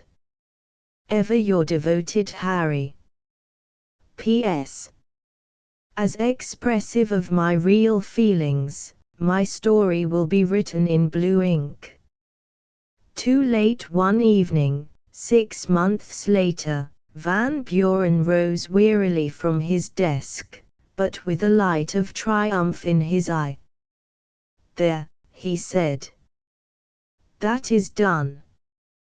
The City of Credit is at last un fait accompli.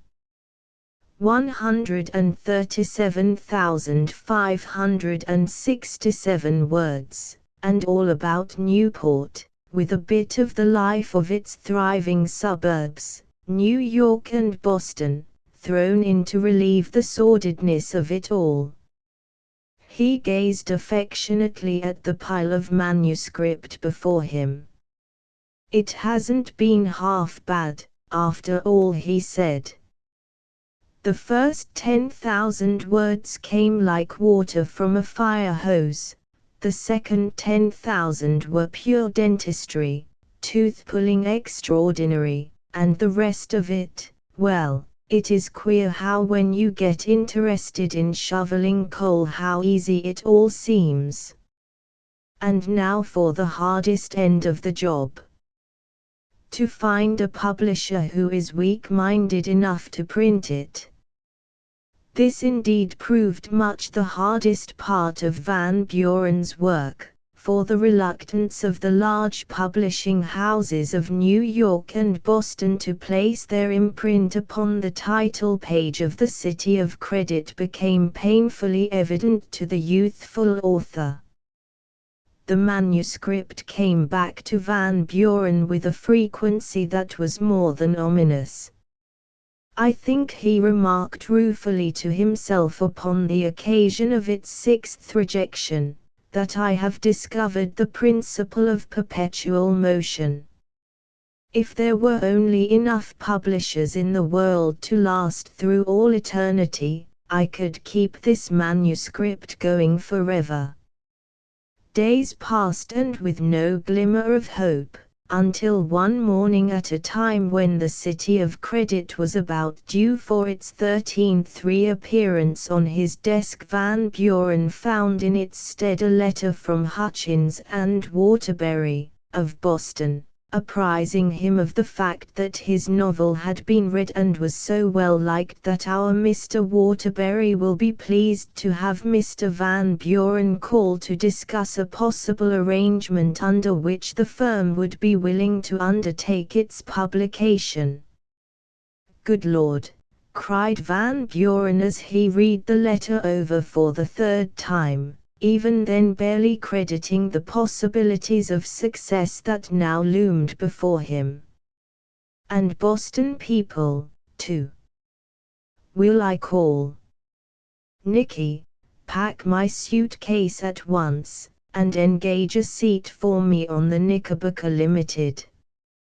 The following morning an interview between our Mr. Waterbury and Van Buren took place in the firm's private office on Tremont Street, Boston. It appeared that while the readers of the firm of Hutchins and Waterbury had unanimously condemned the book, Mr. Waterbury, himself, having read it, rather thought it might have a living chance.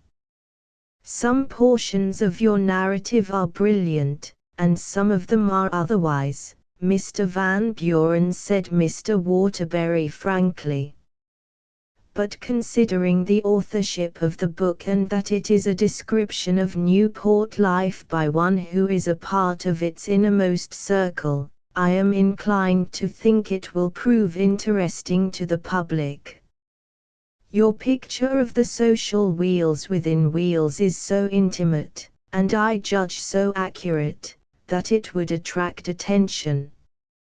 "I am glad you think so," said Van Buren, with a dry throat. The idea that his book might be published after all was really overpowering.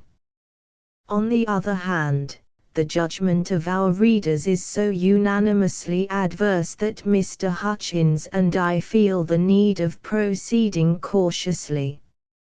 Now, what would you say to our publishing the book on your account, as it were?" "You want me to," began Van Buren. "To pay for the plates and advertising," said Mr. Waterbury. "We will stand for the paper and the binding, and will act as your agents in the distribution of the book, accounting to you for every copy printed and sold." Is that quite en règle?" asked Van Buren dubiously. "It is quite customary," replied Mr. Waterbury. "In fact, 90% of our business is conducted upon that basis." "I see," said Van Buren. "You hand us your check for $2,500 to cover the expenses I have specified," continued the astute publisher, "and we will publish your book, allowing you a royalty of 50% on every copy sold." I suppose the first edition would be, said Van Buren hesitatingly. 500 copies, said Waterbury. The smaller your first edition, the sooner you are likely to go into a second, and, as you know, it is a great advantage for a book to go into a second edition quickly, if only for advertising purposes. Think it over, and let me know this afternoon if you can. I have to leave for Chicago tonight, and if we are to have the City of Credit ready for the autumn trade, we should begin work on it right away. I understand, said Van Buren. Well, I guess it's all right. It's only the principle of the thing, but if, as you say, it is quite customary, why, yes. I'll give you my check now. Do you want it certified? That will not be at all necessary, Mr. Van Buren, said Waterbury magnanimously. We are quite aware that your own signature to a check is a sufficient certification. The afternoon train for Newport carried Van Buren back to the social capital with a contract in his pocket, signed by Messrs. Hutchins and Waterbury, assuring the early publication of the City of Credit, but in view of certain of its financial stipulations. Jubilant as he was over the success of his first real step toward fame, Van Buren did not show it to Miss Tooker, as he might have done had it contained no reference to a check on the 10th National Bank of New York calling for the payment of $2,500 to the Boston firm of publishers. 3 In September the City of Credit was published, and widely advertised by Messrs. Hutchins and Waterbury, and Van Buren took particular pains to secure the first copy from the press and to send it by messenger with a suitable inscription and a note to Miss Tooker. I send you my book, he wrote, not because I think it is worth reading, but for the double purpose of showing you that I have tried my best to fulfill your wishes, and to assure the work of at least the circulation of one copy. It has all of my heart in it. For one reason or another, doubtless because there were quite 500 other novels of a similar character put forth about the same time. By the end of October the world had not yet been consumed by any conflagration of Van Buren's lighting. The book hangs fire, said Mr. Waterbury when Van Buren called upon him at his Boston office to inquire how things were going. We printed 500 copies, and this morning's report shows 230 still on hand. 160 were sent for review. I wish they hadn't been, said Van Buren, with a rueful smile. They have provided just 160 separate pieces of fuel for the critics to roast me with. Have there been any favorable reviews of the book? None that I have seen. But don't you worry about that, replied Mr. Waterbury comfortingly. It's the counting room, not the critics, that tell the story. Something may happen yet to pull us out. What, for instance? Asked Van Buren. No, I don't know, said Waterbury. You might do something sensational and get it in the papers. That would help. It's up to you, Mr. Van Buren. I guess I'm all in, said Van Buren to himself as he walked down Tremont Street. Up to me to do something, by Jove, he interrupted himself abruptly. He had suddenly espied a copy of the City of Credit in a shop window. "Up to me, is it? Well, I think I shall rise to the occasion, and not by doing anything sensational either." He entered the shop. "I want 6 copies of the City of Credit," he said quietly to the salesman. "It's a first-class story. Much of a demand for it." "No," said the salesman. "We have only the window copy, and we've had that over a month. I can get them for you, however." "All right," said Van Buren. "Just send them to Charles H. Harney, the Helicon Club, New York. I'll pay for them now." Van Buren paid his bill, and, returning to the street, hailed a hansom. "Take me to some good bookshop," he said to the cabby. Instanter he was whirled around into Winter Street, where stands one of Boston's most famous literary distributing centers. "Have you the City of Credit?" he asked the salesman. "I think we have a copy in stock," replied the latter. "If we haven't, we can get it for you." "Do so, please," said Van Buren. "I want a dozen copies. Send them by express to Charles H. Harney, the Helicon Club, New York." "How much?" "It's $1.50 book, I think," said the clerk. "The discount will make it $1.20 a dozen, did you say?" 25 cents expressage, that will make it $14.65. Van Buren paid up without a whimper. Once in the hansom again, he called up through the little hole in the top. "Isn't there any other bookshop in town where I can get what I want?" he demanded. "There's a dozen of 'em," replied the cabby. "Then go to them all," said Van Buren. That night when Van Buren started for New York, he had purchased 150 copies of the City of Credit and had ordered them all to be addressed to the clerk at the Helicon Club, with whom, upon his arrival in town, he arranged for their immediate reshipment to the Harrison Safety Deposit Storage Company on 42nd Street. "I'm going to have my happiness, if I have to buy it," Van Buren muttered doggedly, as he crept into bed shortly after midnight. And then, tossing sleeplessly in his bed and at last rejoicing in the possession of his late father's millions to back him in his enterprise, he laid the foundations of a plan comparable only to that of the wheat king who corners the market, or the man of cotton who loads himself up with more bales of that useful commodity than all the fertile acres of the South could raise in 7 seasons.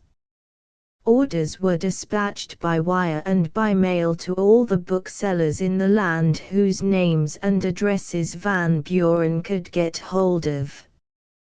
Department stores were put under contribution and their stock commandeered, and one of the biggest booms in the whole history of literature set in. The City of Credit went into its 2nd, 5th, 20th, 50th large edition. Hutchins and Waterbury wrote Van Buren stating that a sudden turn in the market had made his book one of the 6 best sellers not only of this century but of all centuries. Their presses were seething to the point of white heat with the copies of the City of Credit needed to supply the demand. Their binders were working day and night with a double force, and their shipping department was pretty nearly swamped with the strain put upon it. Your royalty check on the 1st of January will be the fattest in the land, wrote Waterbury in a moment of enthusiasm. We are thinking of sending our staff of readers to the lunatic asylum and getting an entirely new set. An order for 4,000 has come in from Chicago this morning. St. Louis wants 1,500, and pretty nearly every other able-bodied town in the country is asking for from 1 to 150.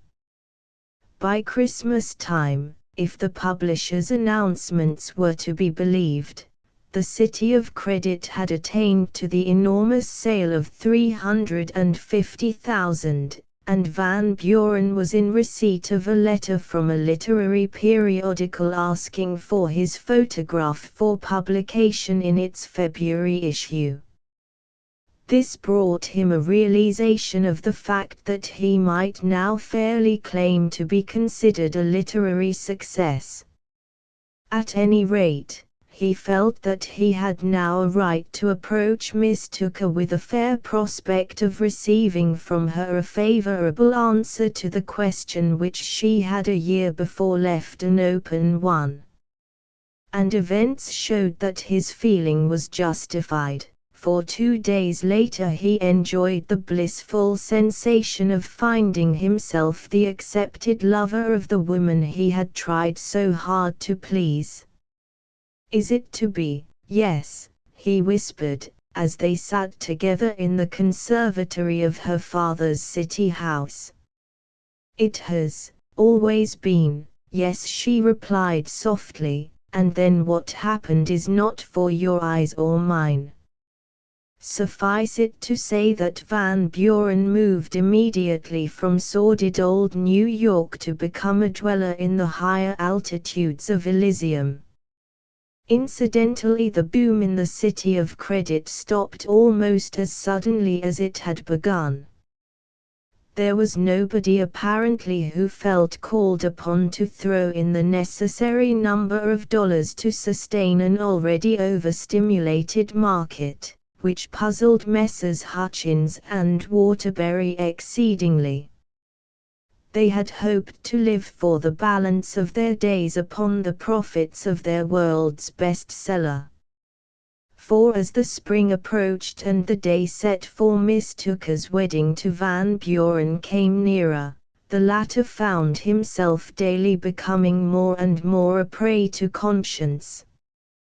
There was a decidedly large fly in the amber of his happiness, for as he viewed the part he had played in the forced success of the City of Credit, he began to see it in its true light. The 1st of March brought him his royalty check from Hutchins and Waterbury, and it was, as had been predicted, gratifyingly large, and reduced materially what he had called his campaign expenses.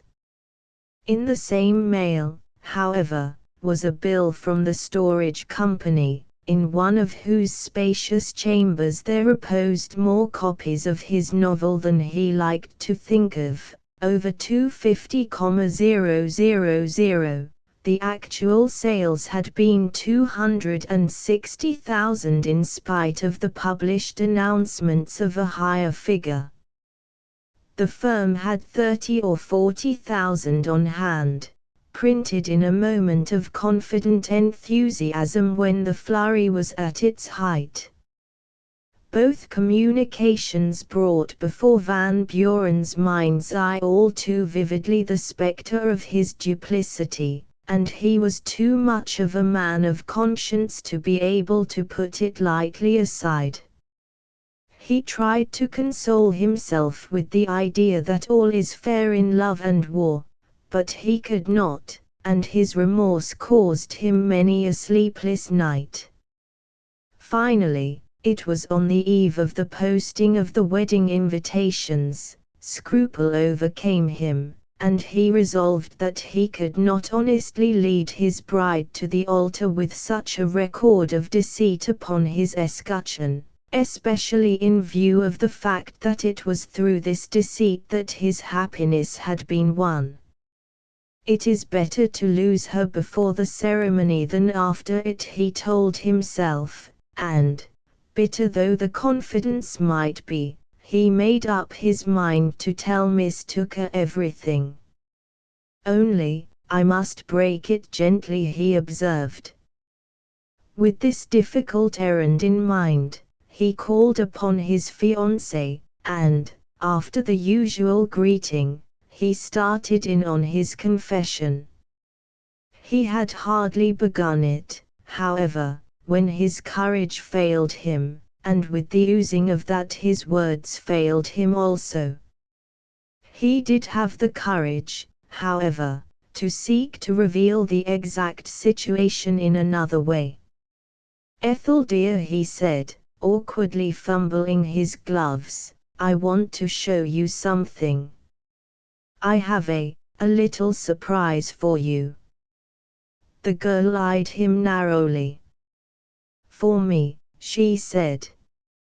"Yes," he answered. "The fact is, it's a sort of wedding present I have for you, and I think you ought to see it before, well, now. Will you go?" Miss Tooker was interested at once, and, taking a hansom, they were driven to the Harrison storage warehouse on 42nd Street. Arrived there, Van Buren led her to the elevator and thence up to the small room in which lay the corroding and telltale packages, an enormous bulk, that were slowly but surely eating up his happiness. "Why, Harry," she cried as she gazed in bewilderment at the huge pile of unopened bundles. "Are these all for me?" "Yes," gulped Van Buren, his face flaming. "But, what do they contain?" she asked. 250,000 copies of my book, The City of Credit," said Van Buren, his eyes cast down. "You mean that you," she began. "Yes, it's exactly that, Ethel. I bought 'em all to boom the sales and to make a name for myself in the world," he said sheepishly, "or rather for you, but I suppose now that you know, then all this tremendous sale was arranged between you and your publishers to deceive me," she asked. "Not at all," protested the unhappy Van Buren. "On the contrary, I did it all myself. Hutchins and Waterbury don't know any more about it than you did an hour ago.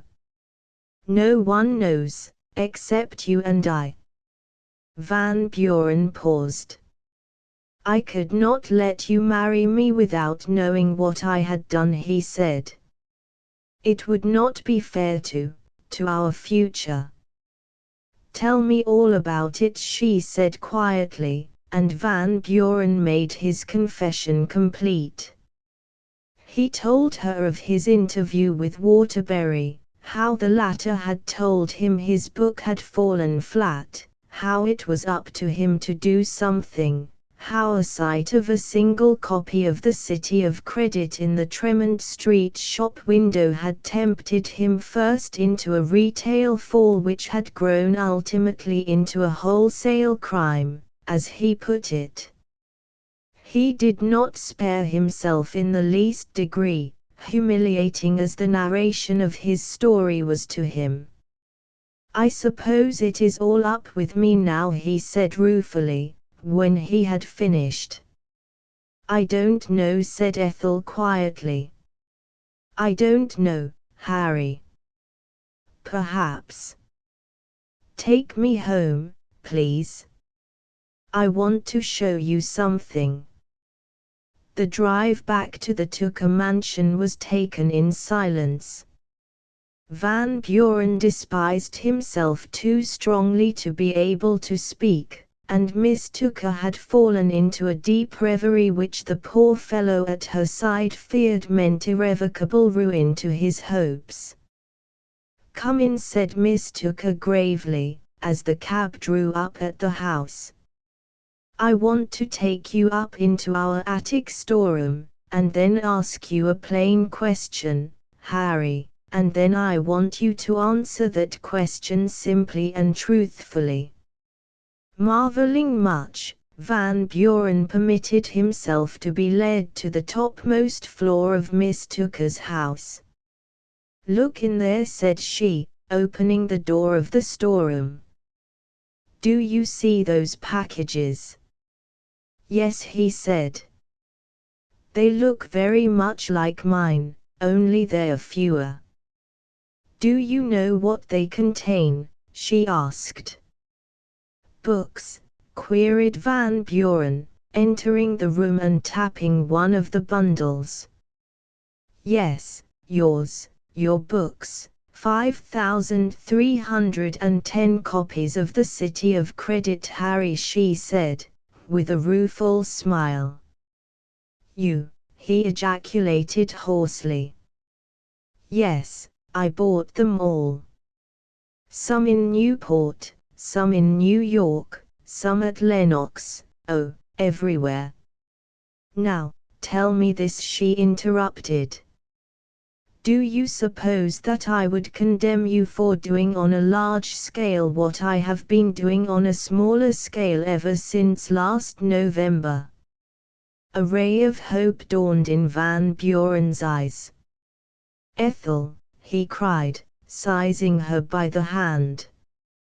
"You bought all those, for me?" "I certainly did, Harry," she said quietly. "With my pin money, and my bridge money, and all the other kinds of money that I could wheedle out of my dear old daddy. But answer me.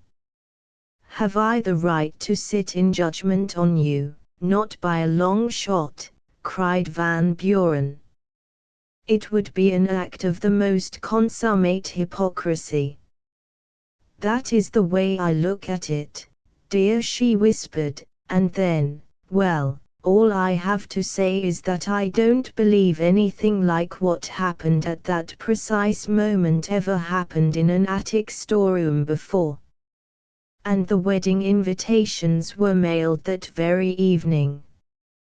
The Fable of the Two Mandolin Players and the Willing Performer by George Ade, copyright 1899 by Herbert S. Stone and Company. A very attractive debutante knew two young men, who called on her every Thursday evening and brought their mandolins along. They were conventional young men, of the kind that you see wearing spring overcoats in the clothing advertisements. One was named Fred, and the other was Eustace. The mothers of the neighborhood often remarked what perfect manners Fred and Eustace have. Merely as an aside, it may be added that Fred and Eustace were more popular with the mothers than they were with the younger set, although no one could say a word against either of them. Only it was rumored in Keene society that they didn't belong. The fact that they went calling in a crowd, and took their mandolins along, may give the acute reader some idea of the life that Fred and Eustace held out to the young women of their acquaintance. The debutante's name was Myrtle.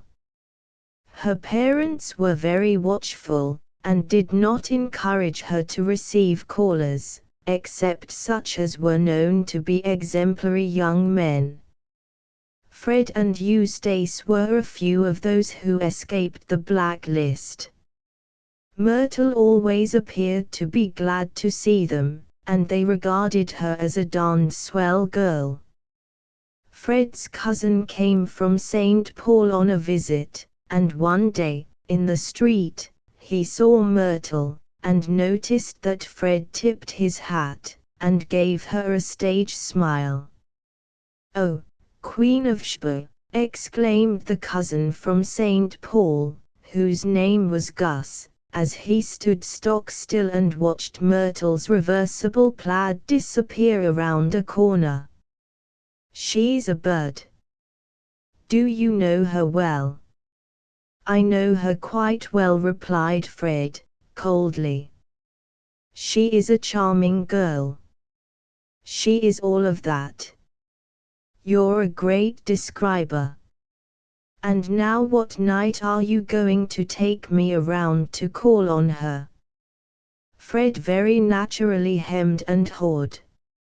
It must be remembered that Myrtle was a member of an excellent family, and had been schooled in the proprieties, and it was not to be supposed that she would crave the society of slangy old Gus, who had an abounding nerve, and furthermore was as fresh as the mountain air.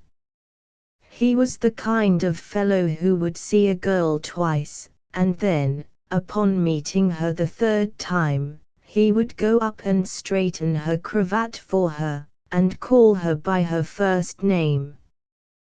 Put him into a strange company, en route to a picnic, and by the time the baskets were unpacked he would have a blonde all to himself, and she would have traded her fan for his college pin. If a fair looker on the street happened to glance at him hard, he would run up and seize her by the hand, and convince her that they had met. And he always got away with it, too. In a department store, while awaiting for the cash boy to come back with the change, he would find out the girl's name, her favorite flower, and where a letter would reach her. Upon entering a parlor car at St. Paul, he would select a chair next to the most promising one in sight, and ask her if she cared to have the shade lowered. Before the train cleared the yards, he would have the porter bringing a footstool for the lady. At Hastings he would be asking her if she wanted something to read. At Red Wing he would be telling her that she resembled Maxine Elliott, and showing her his watch, left to him by his grandfather, a prominent Virginian. At La Crosse he would be reading the menu card to her, and telling her how different it is when you have someone to join you in a bite. At Milwaukee he would go out and buy a bouquet for her, and when they rode into Chicago they would be looking but of the same window, and he would be arranging for her baggage with the transfer man. After that they would be old friends. Now, Fred and Eustace had been at school with Gus, and they had seen his work, and they were not disposed to introduce him into one of the most exclusive homes in the city. They had known Myrtle for many years, but they did not dare to address her by her first name, and they were positive that if Gus attempted any of his usual tactics with her she would be offended, and, naturally enough, they would be blamed for bringing him to the house. But Gus insisted. He said he had seen Myrtle, and she suited him from the ground up, and he proposed to have friendly doings with her. At last they told him they would take him if he promised to behave.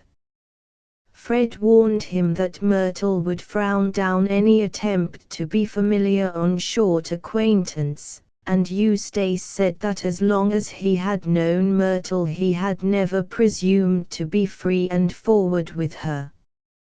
He had simply played the mandolin. That was as far along as he had ever got. Gus told them not to worry about him. All he asked was a start. He said he was a willing performer, but as yet he never had been disqualified for crowding. Fred and Eustace took this to mean that he would not overplay his attentions, so they escorted him to the house. As soon as he had been presented, Gus showed her where to sit on the sofa, then he placed himself about 6 inches away and began to buzz, looking her straight in the eye. He said that when he first saw her he mistook her for Miss Prentice, who was said to be the most beautiful girl in St. Paul, only, when he came closer, he saw that it couldn't be Miss Prentice, because Miss Prentice didn't have such lovely hair. Then he asked her the month of her birth and told her fortune, thereby coming nearer to holding her hand within 8 minutes than Eustace had come in a lifetime. "Play something, boys," he ordered, just as if he had paid them money to come along and make music for him. They unlimbered their mandolins and began to play a Sousa march. He asked Myrtle if she had seen the new moon. She replied that she had not, so they went outside. When Fred and Eustace finished the first piece, Gus appeared at the open window, and asked them to play the Georgia camp meeting, which had always been one of his favorites. So they played that, and when they had concluded there came a voice from the outer darkness, and it was the voice of Myrtle. She said, "I'll tell you what to play, play the intermezzo." Fred and Eustace exchanged glances. They began to perceive that they had been backed into a siding. With a few potted palms in front of them, and 2 cards from the union, they would have been just the same as a hired orchestra. But they played the intermezzo and felt peevish. Then they went to the window and looked out. Gus and Myrtle were sitting in the hammock, which had quite a pitch toward the center. Gus had braced himself by holding to the back of the hammock. He did not have his arm around Myrtle, but he had it extended in a line parallel with her back. What he had done wouldn't justify a girl in saying, "Sir," but it started a real scandal with Fred and Eustace. They saw that the only way to get even with her was to go home without saying good night. So they slipped out the side door, shivering with indignation. After that, for several weeks, Gus kept Myrtle so busy that she had no time to think of considering other candidates. He sent books to her mother, and allowed the old gentleman to take chips away from him at poker. They were married in the autumn, and father-in-law took Gus into the firm, saying that he had needed a good pusher for a long time. At the wedding the 2 mandolin players were permitted to act as ushers. Moral: to get a fair trial of speed use a pacemaker. The fable of the preacher who flew his kite, but not because he wished to do so, by George Ade, copyright 1899 by Herbert S. Stone and Company. A certain preacher became wise to the fact that he was not making a hit with his congregation. The parishioners did not seem inclined to seek him out after services and tell him he was a pansy. He suspected that they were rapping him on the quiet. The preacher knew there must be something wrong with his talk. He had been trying to expound in a clear and straightforward manner, omitting foreign quotations, setting up for illustration of his points such historical characters as were familiar to his hearers, putting the stubby old English words ahead of the Latin, and rather flying low along the intellectual plane of the aggregation that chipped in to pay his salary. But the pew holders were not tickled. They could understand everything he said, and they began to think he was common. So he studied the situation and decided that if he wanted to win them and make everybody believe he was a Nabi and boss minister, he would have to hand out a little guff. He fixed it up good and plenty. On the following Sunday morning he got up in the lookout and read a text that didn't mean anything, read from either direction. And then he sized up his flock with a dreamy eye and said, "We cannot more adequately voice the poetry and mysticism of our text than in those familiar lines of the great Icelandic poet, Ikan Navrojk. To hold is not to have, under the seared firmament, where chaos sweeps, and vast futurity sneers at these puny aspirations. There is the full reprisal." When the preacher concluded this extract from the well-known Icelandic poet, he paused and looked downward, breathing heavily through his nose, like Camille in the third act. A stout woman in the front row put on her eyeglasses and leaned forward so as not to miss anything. A venerable harness dealer over at the right nodded his head solemnly. He seemed to recognize the quotation. Members of the congregation glanced at one another as if to say, "This is certainly hot stuff." The preacher wiped his brow and said he had no doubt that everyone within the sound of his voice remembered what Quarilius had said, following the same line of thought. It was Quarilius who disputed the contention of the great Persian theologian Ramtazuk, that the soul in its reaching out after the unknowable was guided by the spiritual genesis of motive rather than by mere impulse of mentality. The preacher didn't know what all this meant, and he didn't care. But you can rest easy that the pew holders were on in a minute. He talked it off in just the way that Cyrano talks when he gets Roxanne so dizzy that she nearly falls off the piazza. The parishioners bit their lower lips and hungered for more first-class language. They had paid their money for tall talk and were prepared to solve any and all styles of delivery. They held on to the cushions and seemed to be having a nice time.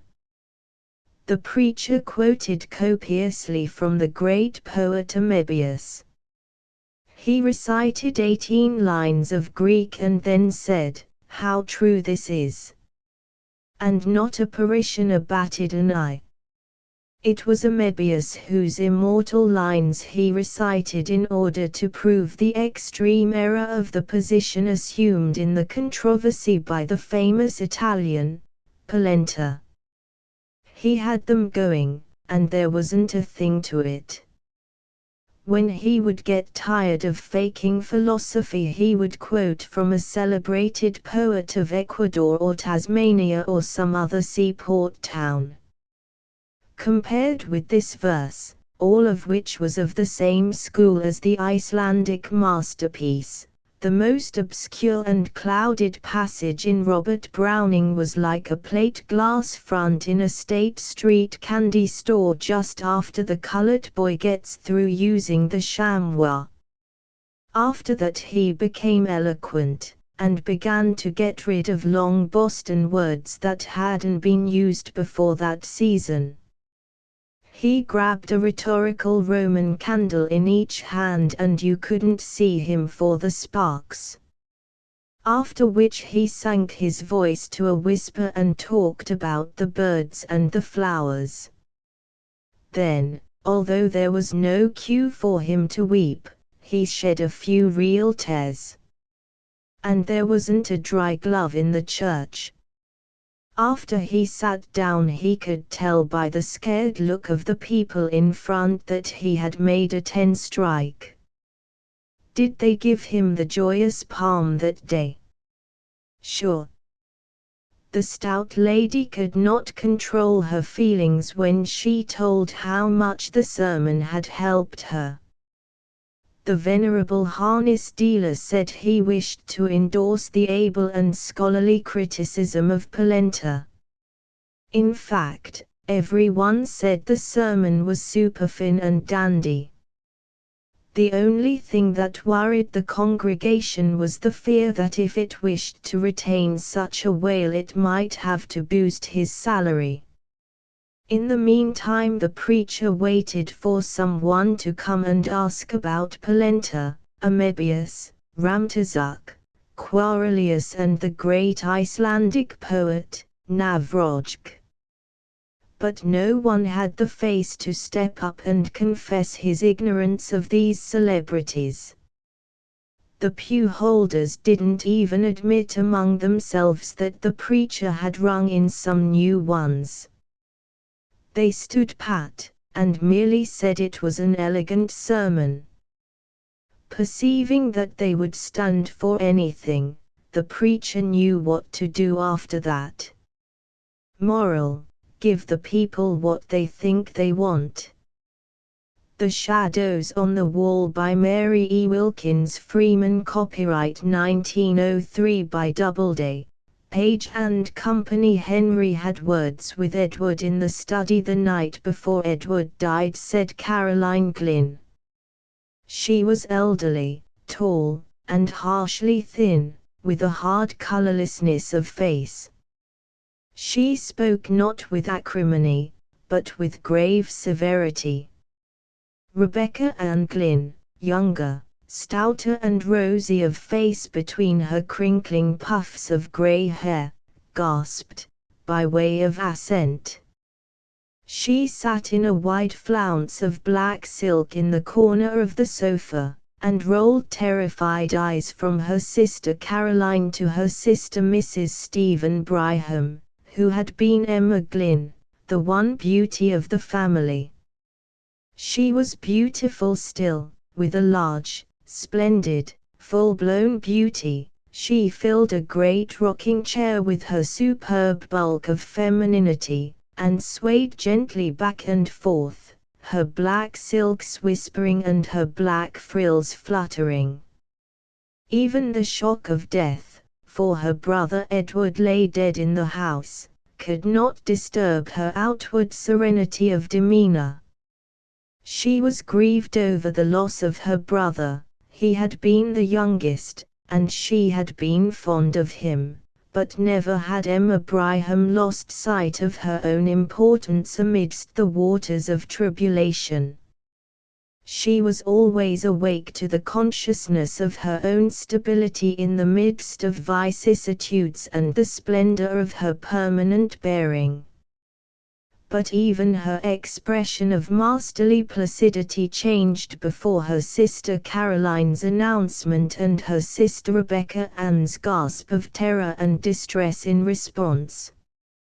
I think Henry might have controlled his temper, when poor Edward was so near his end, said she with an asperity which disturbed slightly the roseate curves of her beautiful mouth.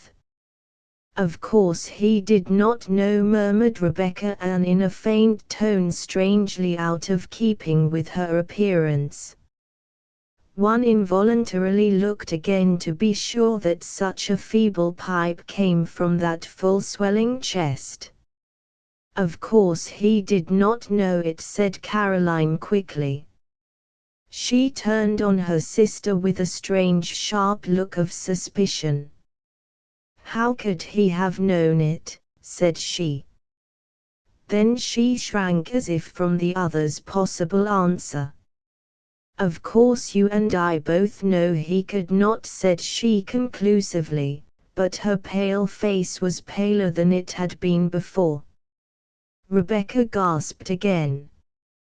The married sister, Mrs. Emma Bryham, was now sitting up straight in her chair. She had ceased rocking, and was eyeing them both intently with a sudden accentuation of family likeness in her face.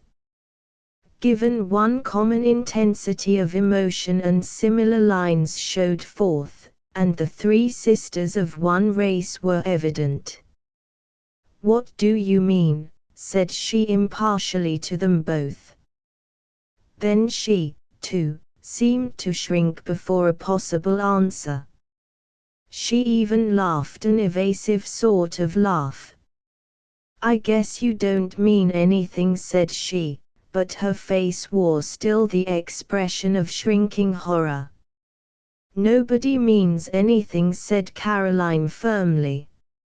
She rose and crossed the room toward the door with grim decisiveness. "Where are you going?" asked Mrs. Brigham. "I have something to see to," replied Caroline, and the others at once knew by her tone that she had some solemn and sad duty to perform in the chamber of death. "Oh," said Mrs. Brigham. After the door had closed behind Caroline, she turned to Rebecca. "Did Henry have many words with him?" she asked. "They were talking very loud," replied Rebecca evasively, yet with an answering gleam of ready response to the other's curiosity in the quick lift of her soft blue eyes. Mrs. Brigham looked at her. She had not resumed rocking. She still sat up straight with a slight knit of intensity on her fair forehead, between the pretty rippling curves of her auburn hair. "Did you hear anything?" she asked in a low voice with a glance toward the door. "I was just across the hall in the south parlor, and that door was open and this door ajar," replied Rebecca with a slight flush. "Then you must have. I couldn't help it." "Everything." "Most of it." "What was it?" "The old story. I suppose Henry was mad, as he always was, because Edward was living on here for nothing, when he had wasted all the money father left him." Rebecca nodded with a fearful glance at the door. When Emma spoke again her voice was still more hushed. "I know how he felt," said she. "He had always been so prudent himself, and worked hard at his profession, and there Edward had never done anything but spend, and it must have looked to him as if Edward was living at his expense, but he wasn't. No, he wasn't. It was the way father left the property, that all the children should have a home here, and he left money enough to buy the food and all if we had all come home." "Yes. And Edward had a right here according to the terms of father's will, and Henry ought to have remembered it." "Yes, he ought." "Did he say hard things?" "Pretty hard from what I heard." "What?" "I heard him tell Edward that he had no business here at all, and he thought he had better go away." "What did Edward say?" "That he would stay here as long as he lived and afterward, too, if he was a mind to, and he would like to see Henry get him out, and then, what?" "Then he laughed." "What did Henry say?" "I didn't hear him say anything, but what?" "I saw him when he came out of this room." "He looked mad." "You've seen him when he looked so?" Emma nodded. The expression of horror on her face had deepened. "Do you remember that time he killed the cat because she had scratched him?" "Yes." "Don't." Then Caroline re-entered the room.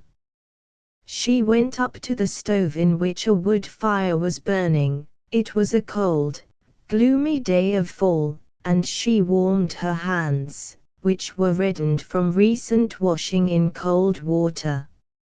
Mrs. Brigham looked at her and hesitated. She glanced at the door, which was still ajar, as it did not easily shut, being still swollen with the damp weather of the summer. She rose and pushed it together with a sharp thud, which jarred the house. Rebecca started painfully with a half exclamation. Caroline looked at her disapprovingly. "It is time you controlled your nerves," Rebecca said. "I can't help it," replied Rebecca with almost a wail. "I am nervous. There's enough to make me so, the Lord knows."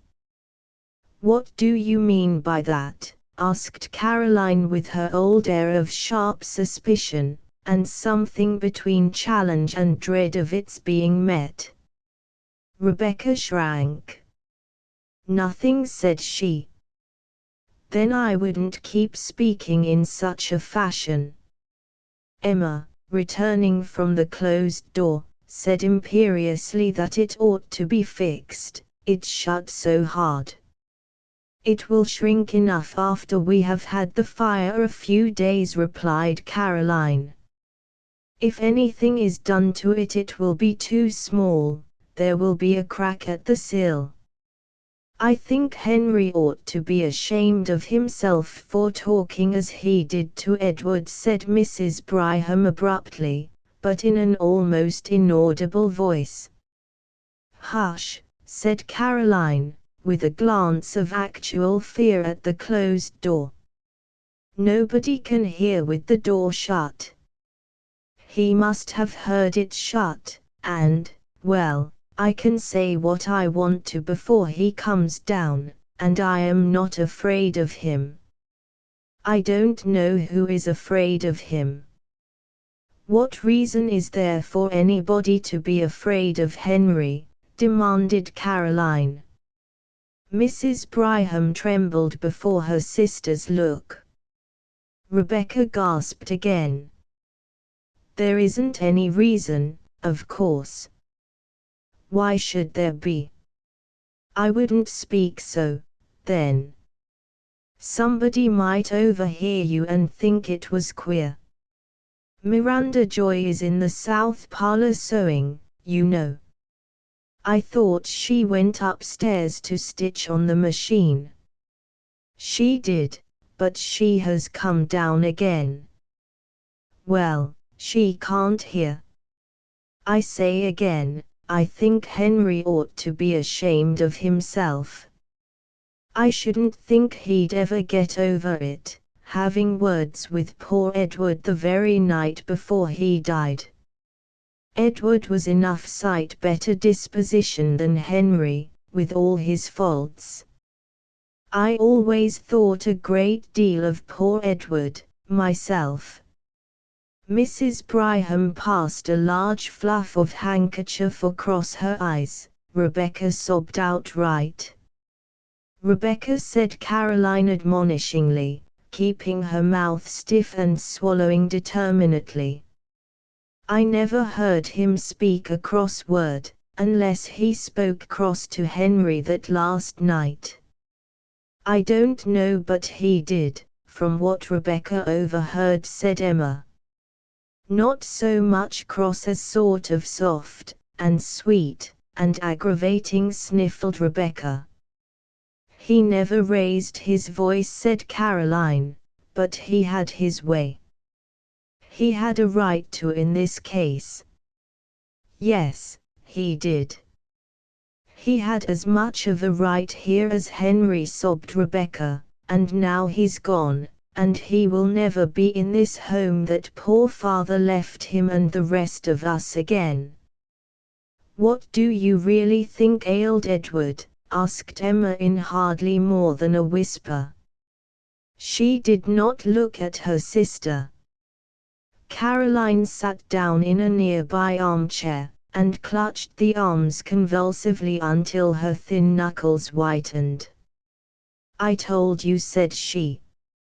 Rebecca held her handkerchief over her mouth, and looked at them above it with terrified, streaming eyes. "I know you said that he had terrible pains in his stomach, and had spasms, but what do you think made him have them?"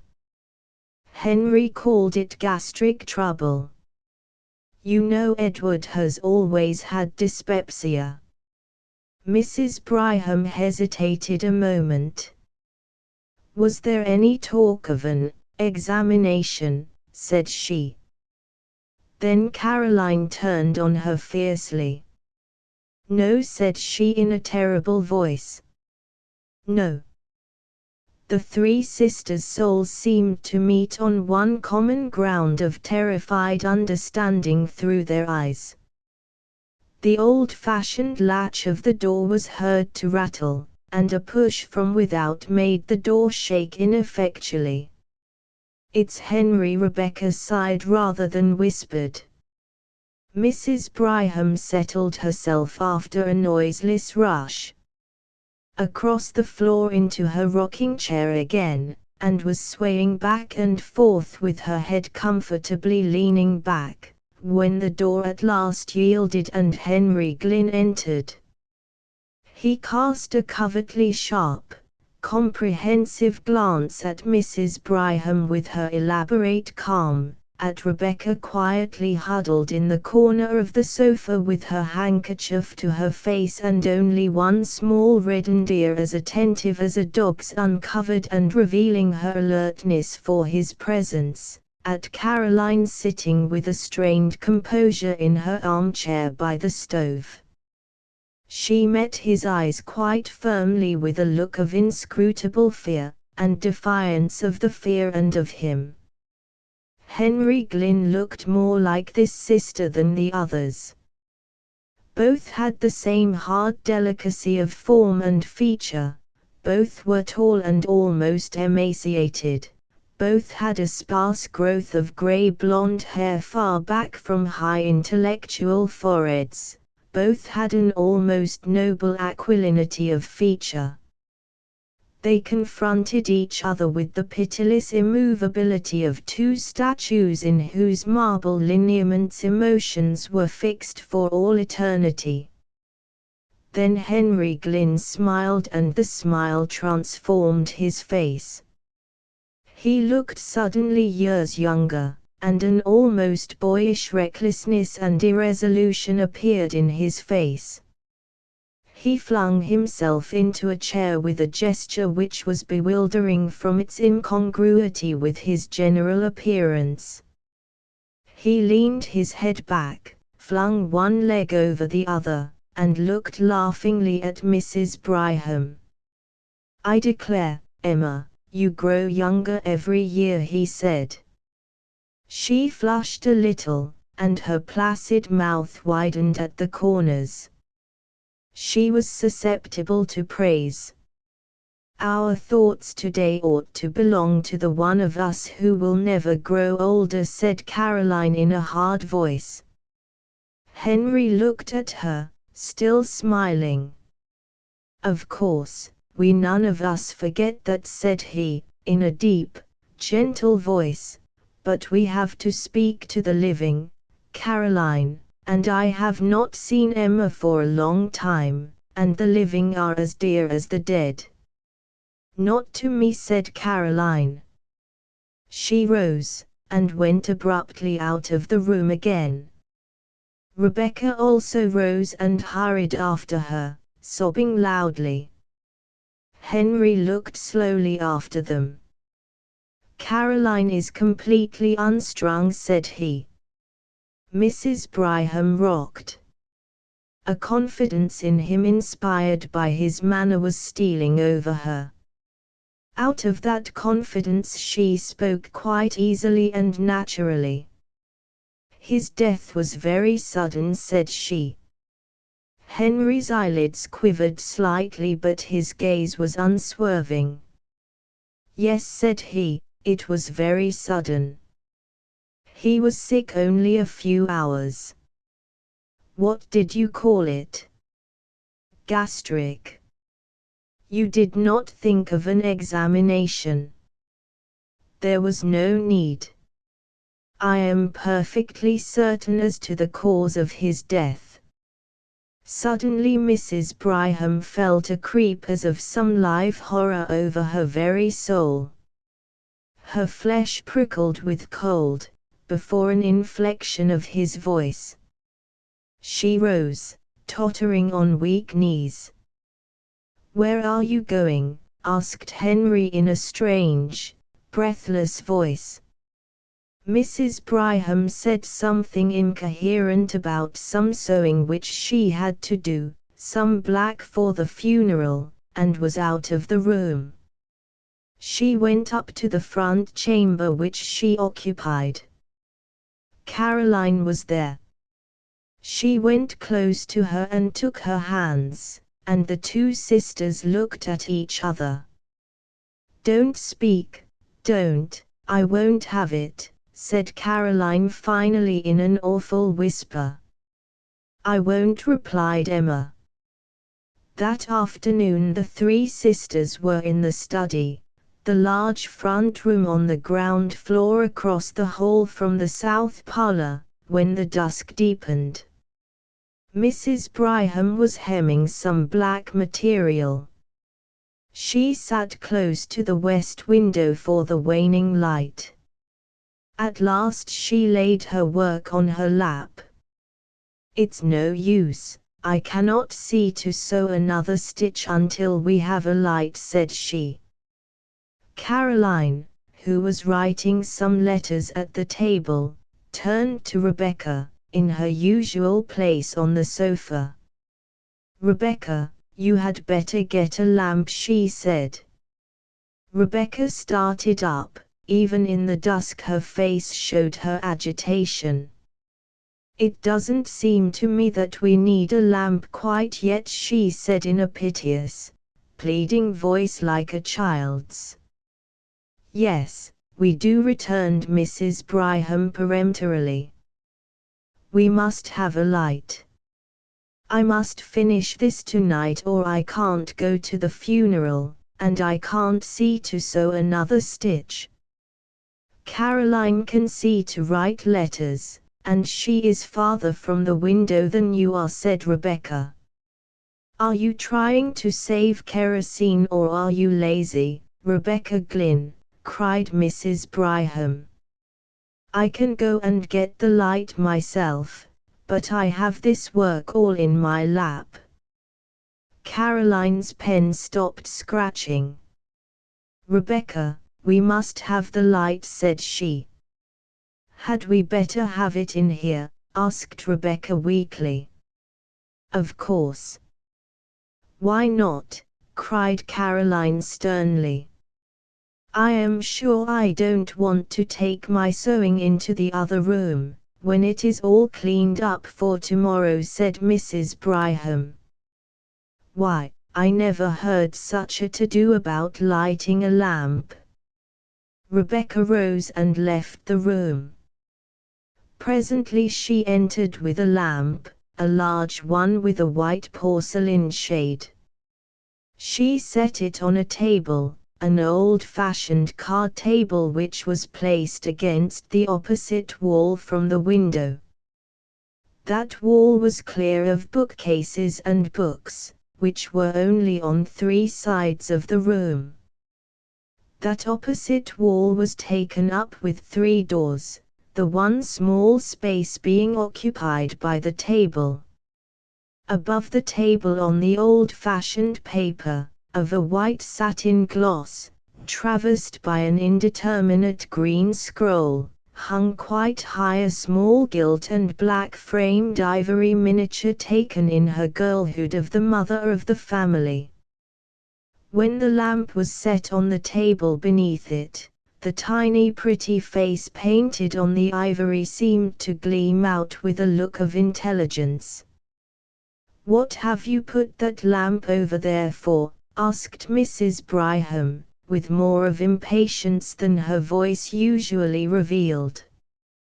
"Why didn't you set it in the hall and have done with it?" "Neither Caroline nor I can see if it is on that table." "I thought perhaps you would move," replied Rebecca hoarsely. "If I do move, we can't both sit at that table. Caroline has her paper all spread around." Why don't you set the lamp on the study table in the middle of the room, then we can both see? Rebecca hesitated. Her face was very pale. She looked with an appeal that was fairly agonizing at her sister Caroline. Why don't you put the lamp on this table, as she says? Asked Caroline, almost fiercely. Why do you act so, Rebecca? I should think you would ask her that, said Mrs. Bryham. She doesn't act like herself at all. Rebecca took the lamp and set it on the table in the middle of the room without another word. Then she turned her back upon it quickly and seated herself on the sofa, and placed a hand over her eyes as if to shade them, and remained so. Does the light hurt your eyes, and is that the reason why you didn't want the lamp? Asked Mrs. Bryham kindly. I always like to sit in the dark, replied Rebecca chokingly. Then she snatched her handkerchief hastily from her pocket and began to weep. Caroline continued to write, Mrs. Bryham to sew. Suddenly Mrs. Bryham, as she sewed, glanced at the opposite wall. The glance became a steady stare. She looked intently, her work suspended in her hands. Then she looked away again and took a few more stitches. Then she looked again, and again turned to her task. At last she laid her work in her lap and stared concentratedly. She looked from the wall around the room, taking note of the various objects. She looked at the wall long and intently. Then she turned to her sisters. What is that? Said she. What? Asked Caroline harshly, her pen scratched loudly across the paper. Rebecca gave one of her convulsive gasps. That strange shadow on the wall, replied Mrs. Bryham. Rebecca sat with her face hidden. Caroline dipped her pen in the inkstand. Why don't you turn around and look? Asked Mrs. Bryham in a wondering and somewhat aggrieved way. I am in a hurry to finish this letter, if Mrs. Wilson Ebbett is going to get word in time to come to the funeral, replied Caroline shortly.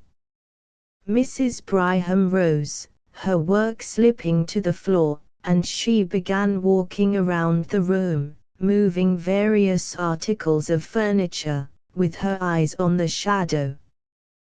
Then suddenly she shrieked out, Look at this awful shadow. What is it? Caroline, look, look. Rebecca, look. What is it? All Mrs. Bryham's triumphant placidity was gone. Her handsome face was livid with horror. She stood stiffly pointing at the shadow. Look, said she, pointing her finger at it. Look. What is it? Then Rebecca burst out in a wild wail after a shuddering glance at the wall. Oh, Caroline, there it is again. There it is again. Caroline Glynn, you look, said Mrs. Bryham. Look. What is that dreadful shadow? Caroline rose, turned, and stood confronting the wall. How should I know? She said. It has been there every night since he died, cried Rebecca. Every night? Yes. He died Thursday and this is Saturday, that makes 3 nights, said Caroline rigidly. She stood as if holding herself calm with a vice of concentrated will. It looks like, stammered Mrs. Bryham in a tone of intense horror. I know what it looks like well enough, said Caroline.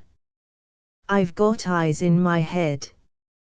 It looks like Edward, burst out Rebecca in a sort of frenzy of fear.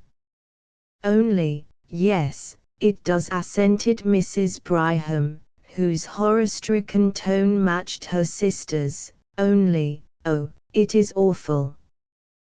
What is it, Caroline? I ask you again, how should I know, replied Caroline. I see it there like you.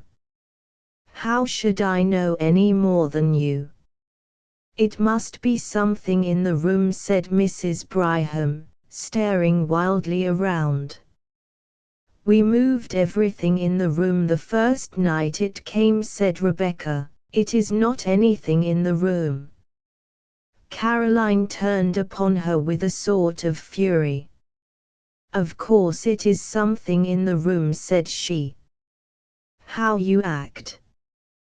What do you mean by talking so?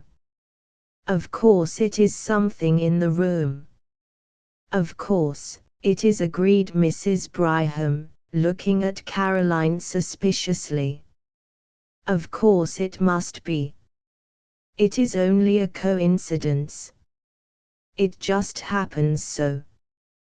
Perhaps it is that fold of the window curtain that makes it. It must be something in the room. It is not anything in the room, repeated Rebecca with obstinate horror. The door opened suddenly and Henry Glynn entered.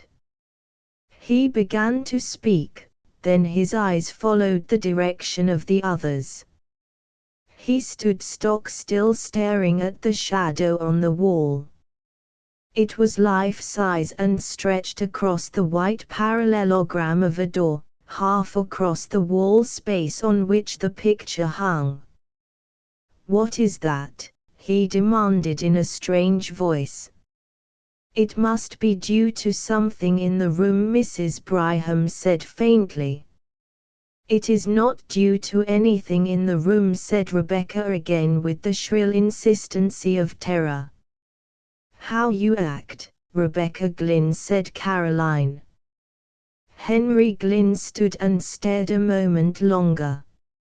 His face showed a gamut of emotions, horror, conviction, then furious incredulity. Suddenly he began hastening hither and thither about the room. He moved the furniture with fierce jerks, turning ever to see the effect upon the shadow on the wall. Not a line of its terrible outlines wavered. It must be something in the room, he declared in a voice which seemed to snap like a lash. His face changed.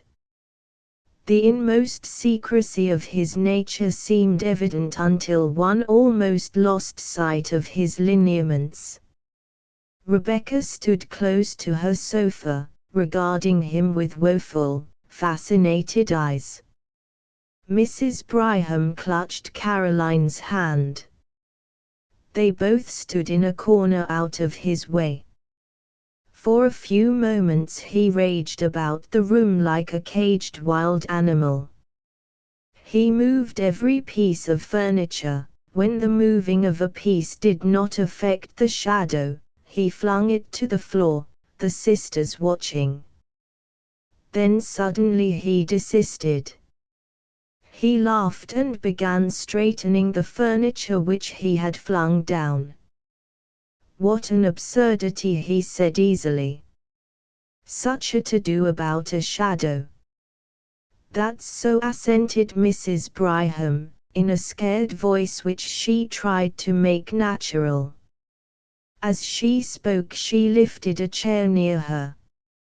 I think you have broken the chair that Edward was so fond of, said Caroline. Terror and wrath were struggling for expression on her face. Her mouth was set, her eyes shrinking. Henry lifted the chair with a show of anxiety. Just as good as ever, he said pleasantly. He laughed again, looking at his sisters. "Did I scare you?" he said. "I should think you might be used to me by this time. You know my way of wanting to leap to the bottom of a mystery, and that shadow does look queer, like, and I thought if there was any way of accounting for it I would like to without any delay." "You don't seem to have succeeded," remarked Caroline dryly, with a slight glance at the wall. Henry's eyes followed hers and he quivered perceptibly. "Oh, there is no accounting for shadows," he said, and he laughed again. "A man is a fool to try to account for shadows." Then the supper bell rang, and they all left the room, but Henry kept his back to the wall, as did, indeed, the others. Mrs. Bryham pressed close to Caroline as she crossed the hall. "He looked like a demon," she breathed in her ear. Henry led the way with an alert motion like a boy. Rebecca brought up the rear. She could scarcely walk, her knees trembled so. "I can't sit in that room again this evening," she whispered to Caroline after supper. "Very well, we will sit in the south room," replied Caroline. "I think we will sit in the south parlor," she said aloud. "It isn't as damp as the study, and I have a cold." So they all sat in the south room with their sewing. Henry read the newspaper, his chair drawn close to the lamp on the table. About 9 o'clock he rose abruptly and crossed the hall to the study. The three sisters looked at one another. Mrs. Bryham rose, folded her rustling skirts compactly around her, and began tiptoeing toward the door. "What are you going to do?" inquired Rebecca agitatedly. "I am going to see what he is about," replied Mrs. Bryham cautiously. She pointed as she spoke to the study door across the hall. It was ajar. Henry had striven to pull it together behind him, but it had somehow swollen beyond the limit with curious speed. It was still ajar and a streak of light showed from top to bottom. The hall lamp was not lit. "You had better stay where you are," said Caroline with guarded sharpness. "I am going to see," repeated Mrs. Bryham firmly. Then she folded her skirts so tightly that her bulk with its swelling curves was revealed in a black silk sheath, and she went with a slow toddle across the hall to the study door. She stood there, her eye at the crack.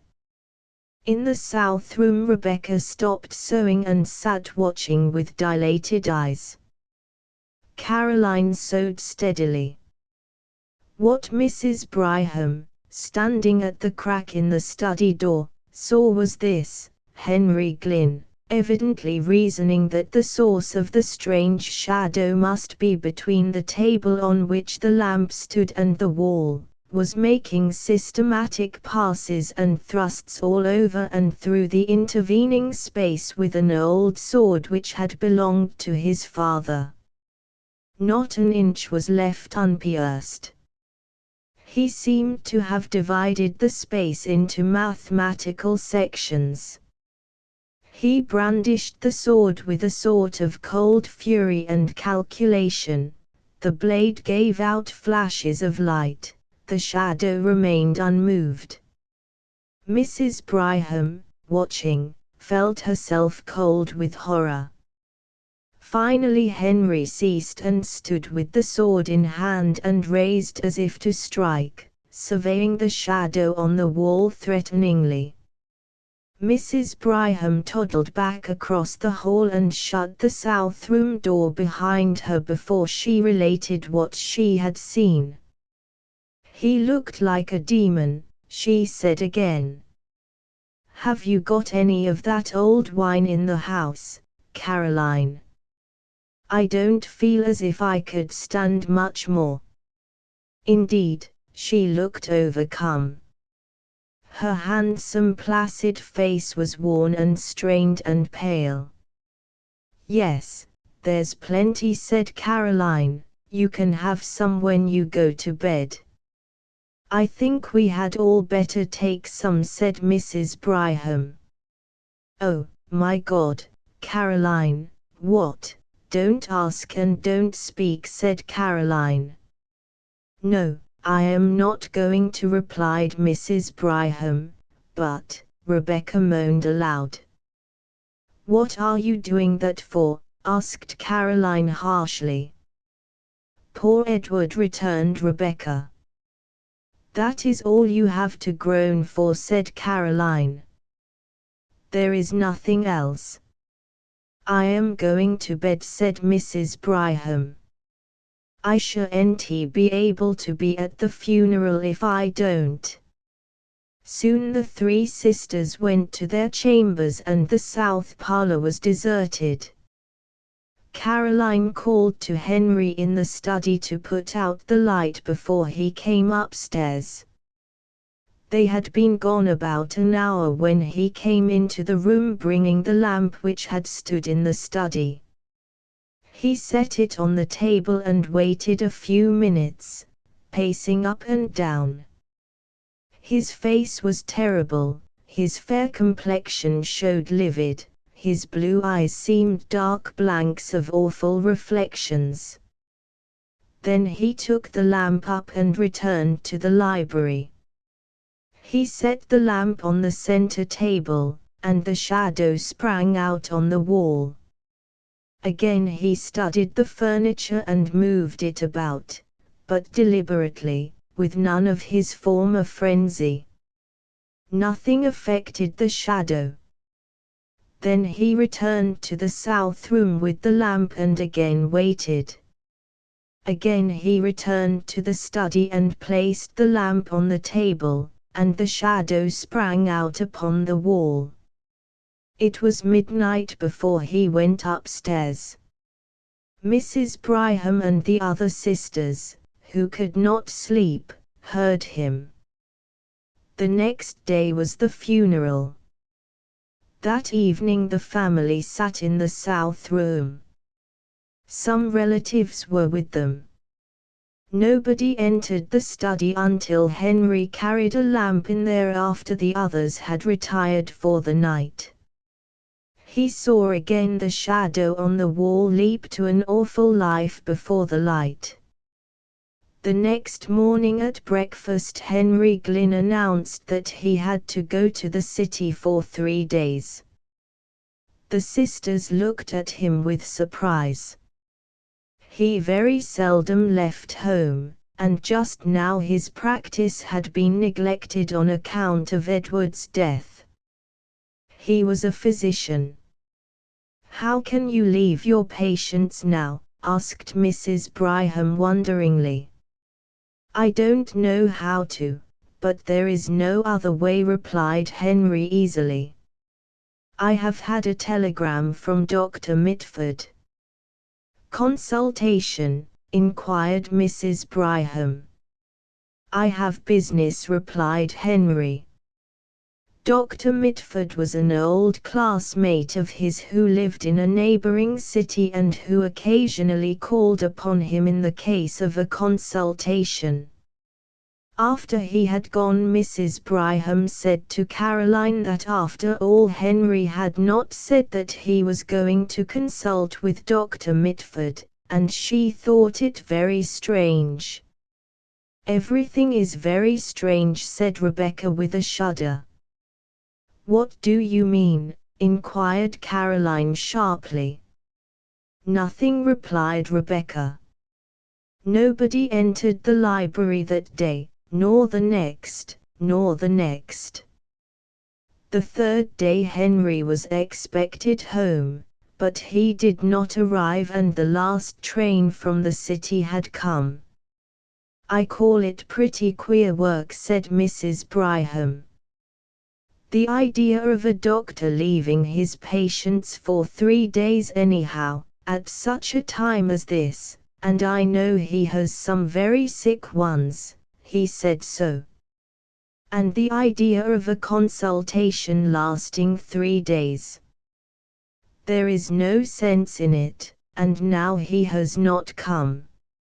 I don't understand it, for my part. I don't either, said Rebecca. They were all in the south parlor. There was no light in the study opposite, and the door was ajar.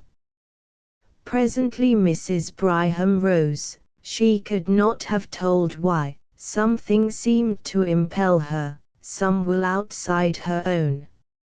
She went out of the room, again wrapping her rustling skirts around that she might pass noiselessly, and began pushing at the swollen door of the study. She has not got any lamp, said Rebecca in a shaking voice. Caroline, who was writing letters, rose again, took a lamp, there were 2 in the room, and followed her sister. Rebecca had risen, but she stood trembling, not venturing to follow. The doorbell rang, but the others did not hear it. It was on the south door on the other side of the house from the study. Rebecca, after hesitating until the bell rang the second time, went to the door. She remembered that the servant was out. Caroline and her sister Emma entered the study. Caroline set the lamp on the table. They looked at the wall. "Oh, my God," gasped Mrs. Brigham, there are 2 shadows." The sisters stood clutching each other, staring at the awful things on the wall. Then Rebecca came in, staggering, with a telegram in her hand. "Here is a telegram," she gasped. "Henry is dead." Major Purdue's Bargain by Joel Chandler Harris. Copyright 1899 by Charles Scribner's Sons. When next I had an opportunity to talk with Aunt Minerva Ann, she indulged in a hearty laugh before saying a word, and it was some time before she found her voice. "What is so funny today?" I inquired. "Me, sir, nothing tall 'bout me, and tinety only turday, nudder. Hit's every day since I been big 'nuff fur to see Miss F in de Spring Branch." I laughed den, and I laugh now every time I see Miss F in my min, ef I got any min. I was talking ter Hamp last night and telling him how I startin' ter tell you somepen 'bout Marse Paul Conant's shoulder, and den eat up by telling you everything else I know but that. Hamp lo, he did, that ain't nothing, because when I ax you ter marry me, you start in and tell me 'bout a nigger gal cross dar in Jasper County, which she make promise fer ter marry a man and she crossed her heart, and den when de time come she stood up and marry him and fin out tinety de same man, but somebody what she ain't never see befo'.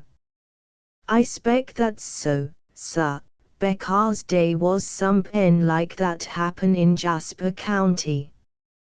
You know de Waters Fambly, dey kep race hosses. Well, sir, 'twas right on der plantation. Warren Waters tole me 'bout that hisseff. He was de hoss trainer, and he use right dar on de ground. When de gal done married, she look up and holler, 'You ain't my husband, because I ain't make no promise fer ter marry you.' De man he laugh, and say, 'Don't need no promise att you done married.' Well, sir, dey say that gal was skeerdy fer true. She sot on look in der fire. De man sot and look at her. She tried her slip out de do, and he slipped wid her. She walked to RDS de big house, and he walked wid her. She come back, and he come wid her. She run and he run wid her. She cry and he laugh at her. She dunno what to do. Bimeby she tuck a notion that the man mout be de ol' boy hisself, and she dropped down on her knees and gunned her pray. Dis make the man restless, look like he frettin'. Den he gunned her shake like he having chill. Den he slip down out en de chair. Down he went on his all fours. Den his clothes drapped off, and bless gracious. Dar he was, a great big black shaggy dog with a short chain round his neck. Some flung a chunk of fire at him, and he run out howlin'. That was the last day seed him, sir. Dey flung his clothes in the fire, and dey make a blaze that come plumb out en de top of de chimbley stack. That what make me tell Hamp 'bout it, sir. He ax me fer ter marry him, and I want he so mighty show that he want he de ol' boy. Well, that is queer, if true, said I, but how about Mr. Conant's crippled shoulder? Oh, it's the truth, sir. Warren Waters told me that out in his own mouth, and he was right dar. I dunno but what the gal was some o' his kinnery. I don't mean telling you that 'bout Mas Paul, sir, but you mustn't let on 'bout it, becars Mas Tumlin and Miss Valides es tetchoos 'bout that es dey kin be. I'd never git der forgivance ef dey knowed I was settin' down here telling 'bout that. You know how 'twas in dem days. De folks what was de richest was de versest off when de army come home from battlin'. I done tole you 'bout Mas Tumlin. He ain't had nothing in de round world but a whole parcel er lan', and me and Miss Valley. I don't count Hamp, becars Hamp fused her believe he's free twell he ramble round and fin out de paterolas ain't gwine ter take him up. That how come I had ter sell ginger cakes and chicken pies that time. De money I made at that ain't last long, becars Mas Tumlin he been used ter rich victuals, and he went right downtown and got a bottle er chow chow, and some olives, and some sardines, and some cheese, and you know yourself, sir, that money ain't gwine ter last when you buy that kinner doiness. Well, sir, we done mighty well whiles de money held out, but tyn't he caught weak all de time, and when that de case, money got ter come from some else side sellin' cakes and pies.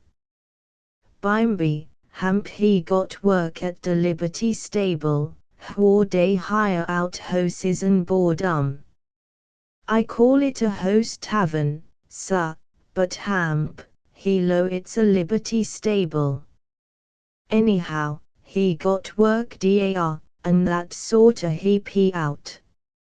Sometimes he'd growl becars I tuck his money fer ter he pee out my white folks, but when he got right mad I'd gi' Miss Valley de wink, and she'd say, Hampton, how'd you like ter have a little dram ternight? You look like you are tired. I could a hugged her fer de way she done it, she used that cute. And den Hamp, he'd grin and low, I ain't honin' fer it, Miss Valley, but toon't he do me no harm, and it may do me good. And den, sir, he'd set down, and he got sorta warmed up wid the dram, he'd kinda roll his eye and lo, Miss Valley, she is a fine white oman. Well, sir, tinety long for we had that nigger man trained, done trained, bless you soul. One day Miss Valley had ter go cross town, and she went by the Liberty stable whar Hamp was at, leastways, he seed her somewheres, and he come home that night looking like he was feeling bad. He fused her talk. Bimeby, he had his supper, he say, I seed Miss Valley downtown ter day. She was wid Miss Irene, and that frock she had on look mighty shabby. I lo, well, it the bis she got. She ain't got money like the Chippendales, and Miss Irene don't care how folks' clothes look. She too much quality fur that. Hamp say, WHYNT you take some yo money and make Miss Valley git a nice frock.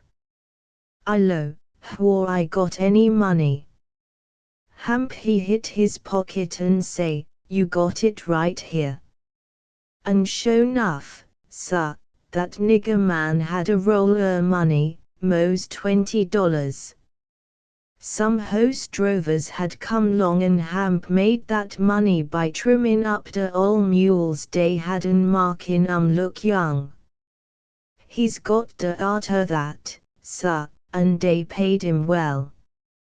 Dar was the money, but how was I gwine ter git it in Miss Valley's han'?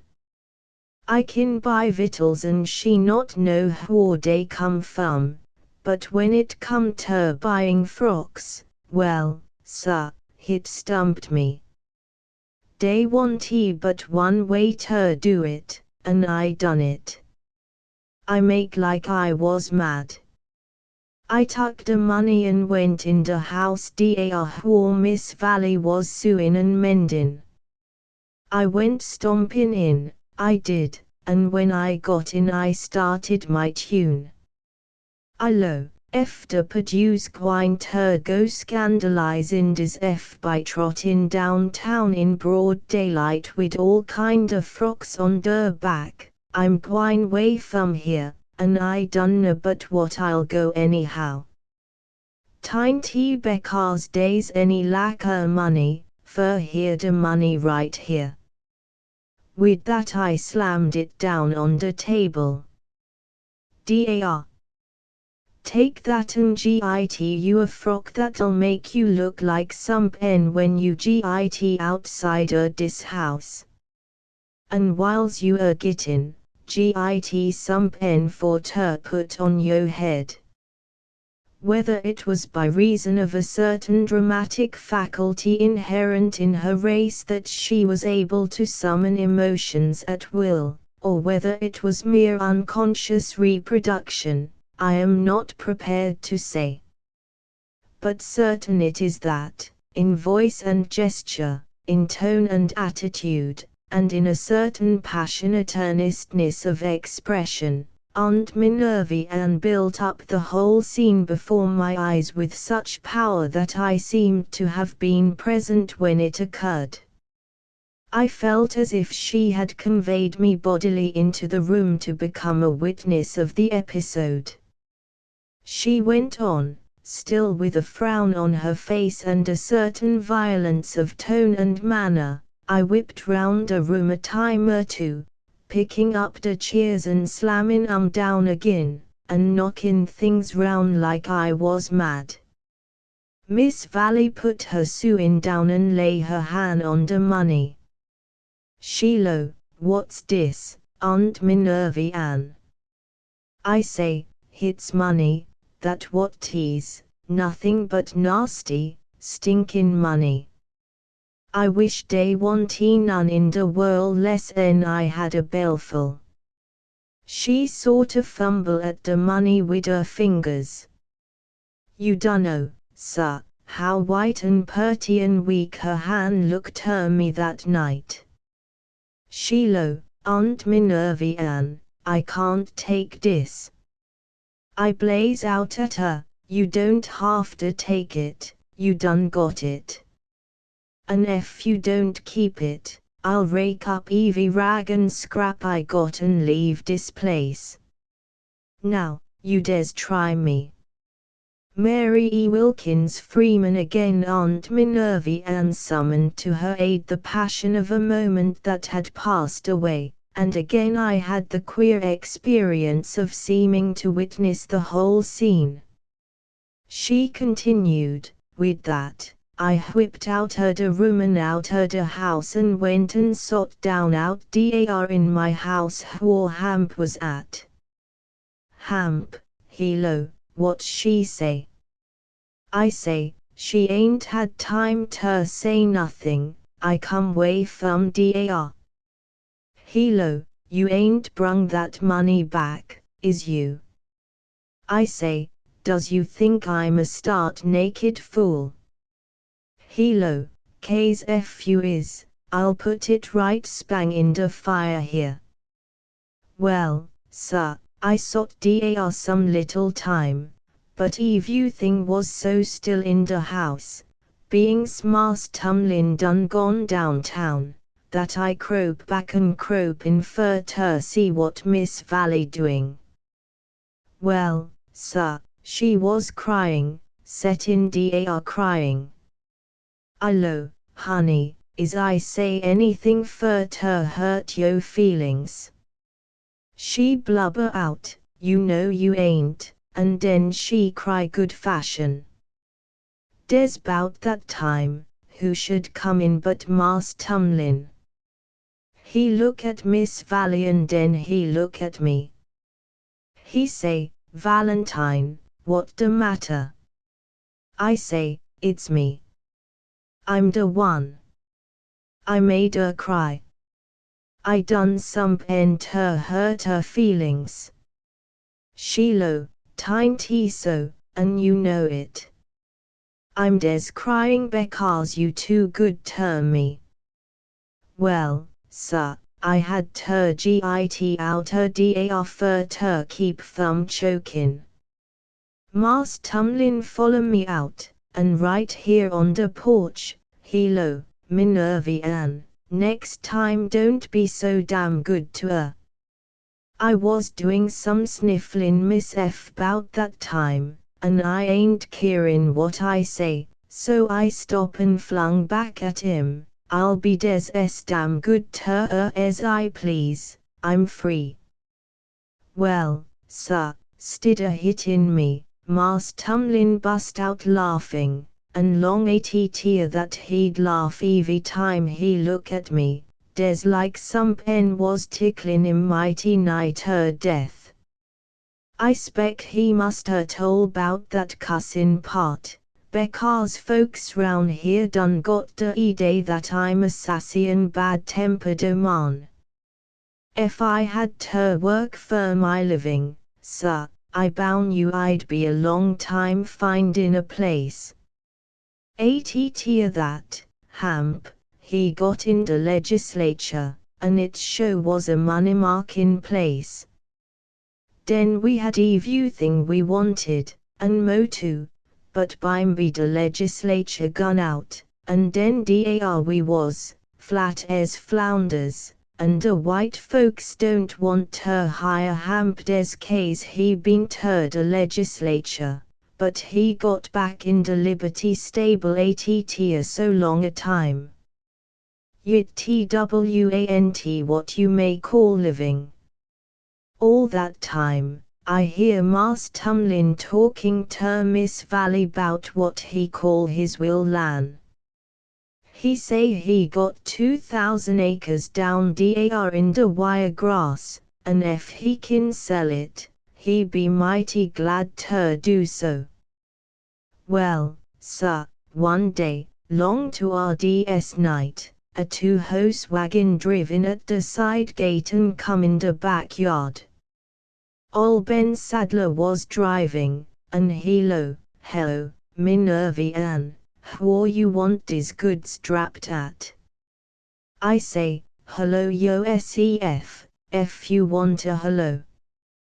What you got dar, and who do it belong to? Hello, it's goods for Major Tumlin Purdue, and who does you want drapped at?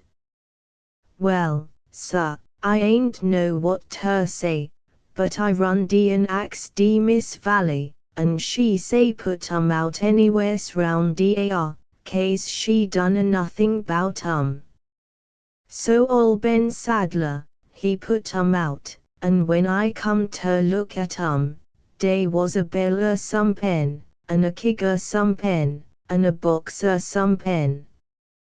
De bell shut like it mout be lasses, and de kig shut like it mout be dram, and de box hefted like it mout be tarbacca. An, sure enough, that what day was, a bell sorghum syrp, and a kig peach brandy, and a box plug tarbacca. I say right den, and Miss Valley LL tell you the same, that Mas Tumlin done gone and swap off all his will lan, but Miss Valley, she say no, he won't never think seen a thing, but, bless yo soul, sir, she wa'n't nothing but a school gal, you may say, and she ain't no mo 'bout men folks dan what a weasel do. And den, right pon top of that, here come a nigger boy led in a bobtail hose. When I see that, I'd as good as know that the will lan done been swap off, becars Mas Tumlin ain't got nothing fer ter buy all dem things wid, and I tell you right now, sir, I was rank mad, case what we want wid any ol' bobtail hose. De sorghum mout do, and de dram kin be put up wid, and de tarbacca got some comfort in it, but what the name goodness we gwine ter do wid that ol' hose, when we ain't got hardly 'nough victuals fer ter feed ourself wid? That what I ax Miss Valley, and she say right pine blank she dunno. Well, sir, it's the Lord's truth, I was that mad I dunno what I say, and I wa'n't keerin' nudder, becars I know how we had ter pinch and squeeze fer ter git long in dis house. But I went 'bout gittin' supper, and bimeby, Hamp, he come, and I told him 'bout de ol' bobtail hose, and he went out and look at him. Ain't a while, here he come back laughing. I say, you well ter laugh at that ol' hose. He, lo, I ain't laughing at de hose. I'm laughing at you. Gal, that de finest hose whatever put foot on de ground in dis town. That's Mas Paul Conant's trottin' hose. He'll fetch $500 any day. What he doing here? I up and told him all I know and he shook his head. He lo, gal, you lay low. Dey's some pen behind all that. What Hamp say sorta make me put on my studyin' cap, but when you come ter look at it, sir, dey wa'n't nothing tall fer me ter study 'bout. All I had ter do was ter try ter fin out what was behind it, and let it go at that. When Mas Tumlin come home ter supper, I knowed somepen was de matter wid him. I knowed it by his looks, sir. It's sorta wid folks like tease wid chillun. Ef you hear somepen 'bout you'll watch der motions, and ef you watch der motions dey don't hatter tell you when somepen de matter.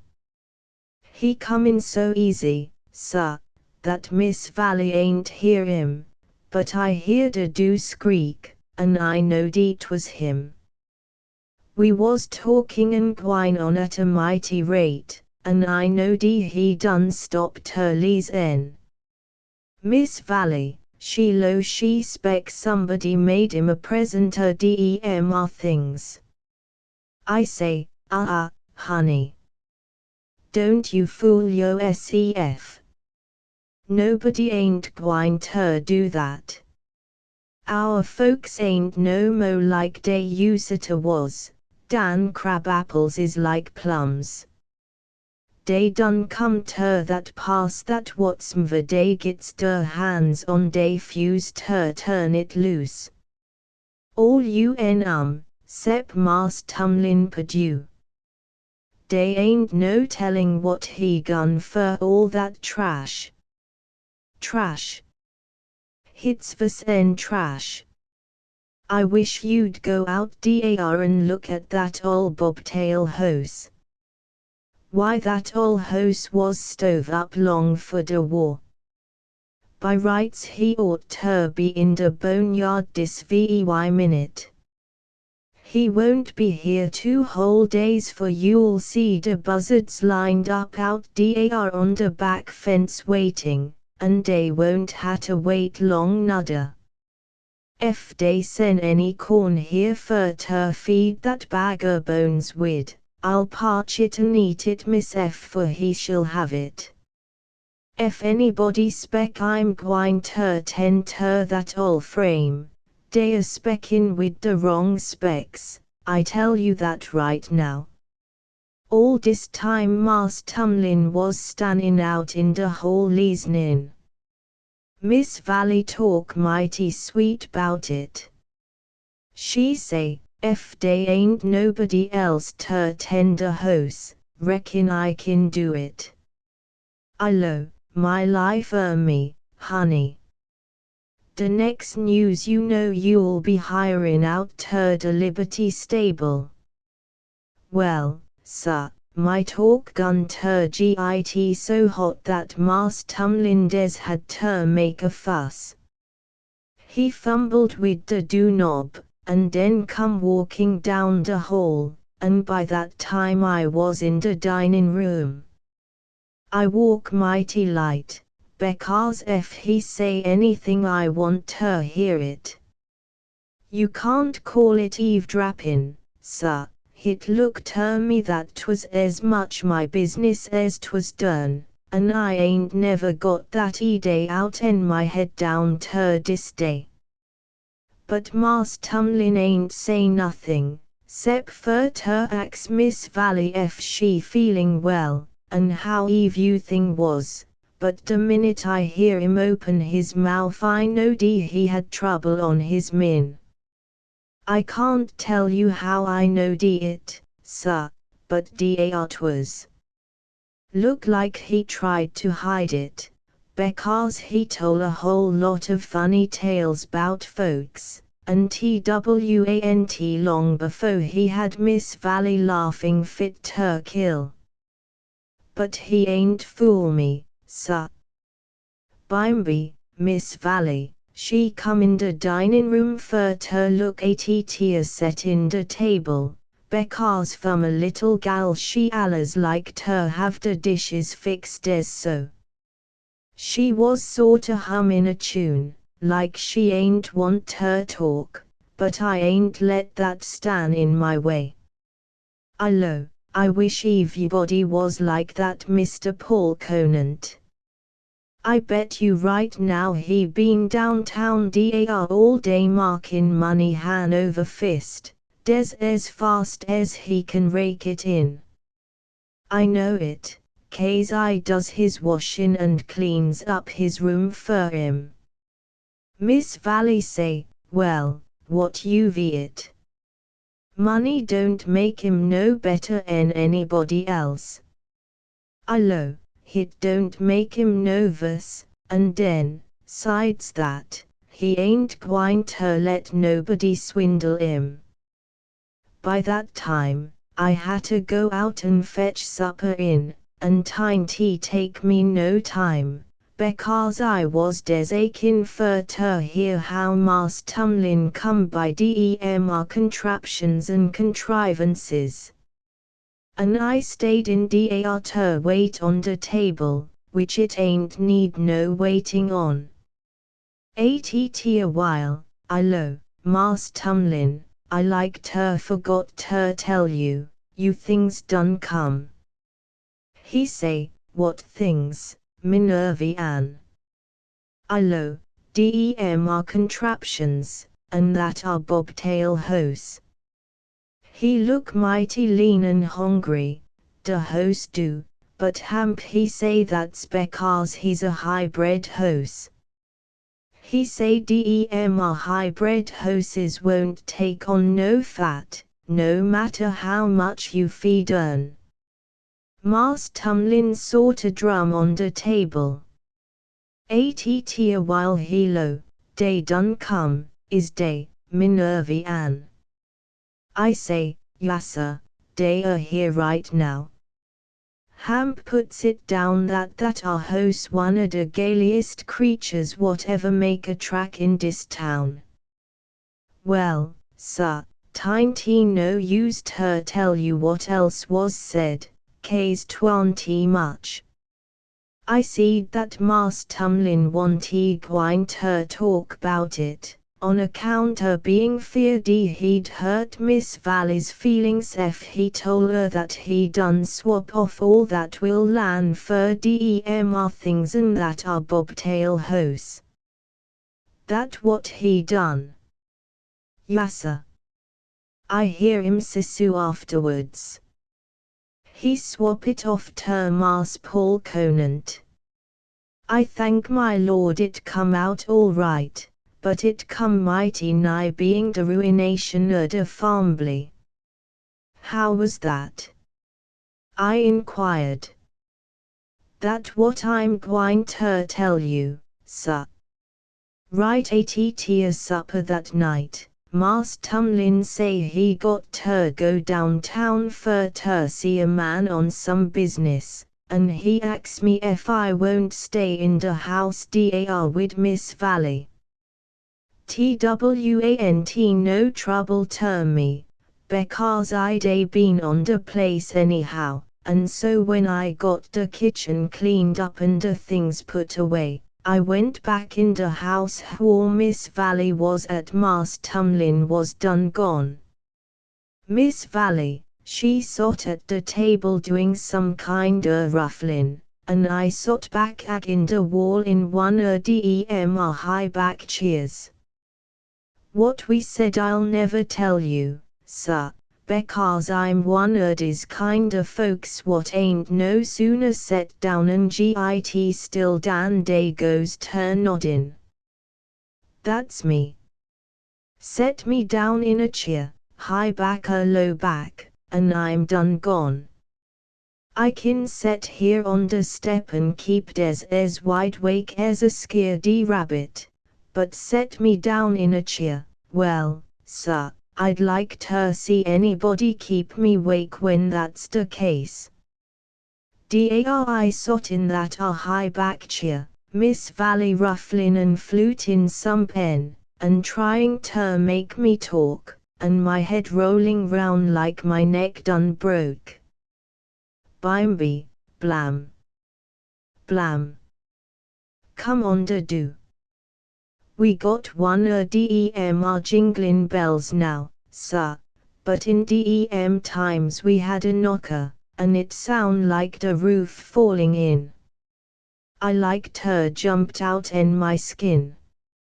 Miss Valley drapped her conflutements and lo, what in the whirl? Aunt Minervy Ann, go ter do. Well, sir, I went, but I ain't had no heart in it, because I ain't know who it mout be, and whar dey come from, and what dey want. But I went. 'Twas me Miss Valley, and I want gwine ter let that chilly go, not that time night, do twant so mighty late. I opened the do on the crack, I did, and lo, who that? Somebody make answer, is de Major in, Aunt Minervy Ann, and I know de right den it was Mas Paul Conant. And it come over me that he had some pen ter do wid sending dem contraptions, mo specially that bobtail hose. And den, too, sir, lots quicker en I kin tell it, hit come over me that he been axin me lots bout Miss Valley. All come cross my min, sir, whiles I pullin de do open. I lo, I did, no, sir, Mas Tumlin gone downtown fur ter look at some business, but he show ter come back terricly. Won't you come in, sir, and wait fur him? He sort of flung his head back and laugh, saft like, and say, I don't care if I do, Aunt Minervy Ann. I lo, walk right in de parlor, sir, and I'll make a light mose for you kin turn round. He come in, he did, and I lit de lamp, and time I lit her she gun ter smoke. Well, sir, he tuck that lamp, run de wick up and down a time or two, and there she was, bright as day. When I went back in de room where Miss Valley was at, she was standin' there looking skeerdy. She say, who that? I lo, hit's Mas Paul Conant, that's who 'tis. She say, what he want? I lo, nothing much, he does come a courtin'. Better jump up and not keep him waiting. Well, sir, you could knock dear down wid a feather. She stood there wid her hand on her throat taking short breaths, des like a little bird does when it flies in de window and dunno how ter fly out agin. Bimeby, she say, Aunt Minervy Ann, you ought ter be shame or yourself. I know that man when I see him, and that's all. I lo, honey, you know mighty well he ain't come calling. But he want to see Mas Tumlin, and dey ain't nothing fur ter hinder you from gwine in dar and markin' him feel at home whiles he waiting. She sorta study a while, and den she blush up. She say, I dunno whether I ought well, sir, that settled it. I know by de way she look and talk that she don't need no mo swaddin'.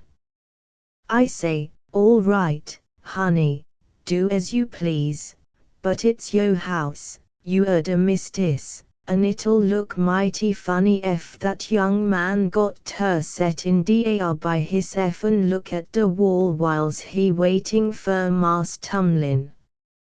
I dunno what he'll say, 'case I ain't never hear him talk 'bout nobody, but I know mighty well he'll do a heap o' thinking. Des like I tell you, sir, she skipped round dar, and flung on her Sunday frock, shuck out her curls, and sorta fumble round wid some ribbons, and dar she was, looking des as fine as a fiddle, if not finer. Den she swep inter de parlor, an', you mayn't believe it, sir, but she mighty nigh tuck de man's breath way.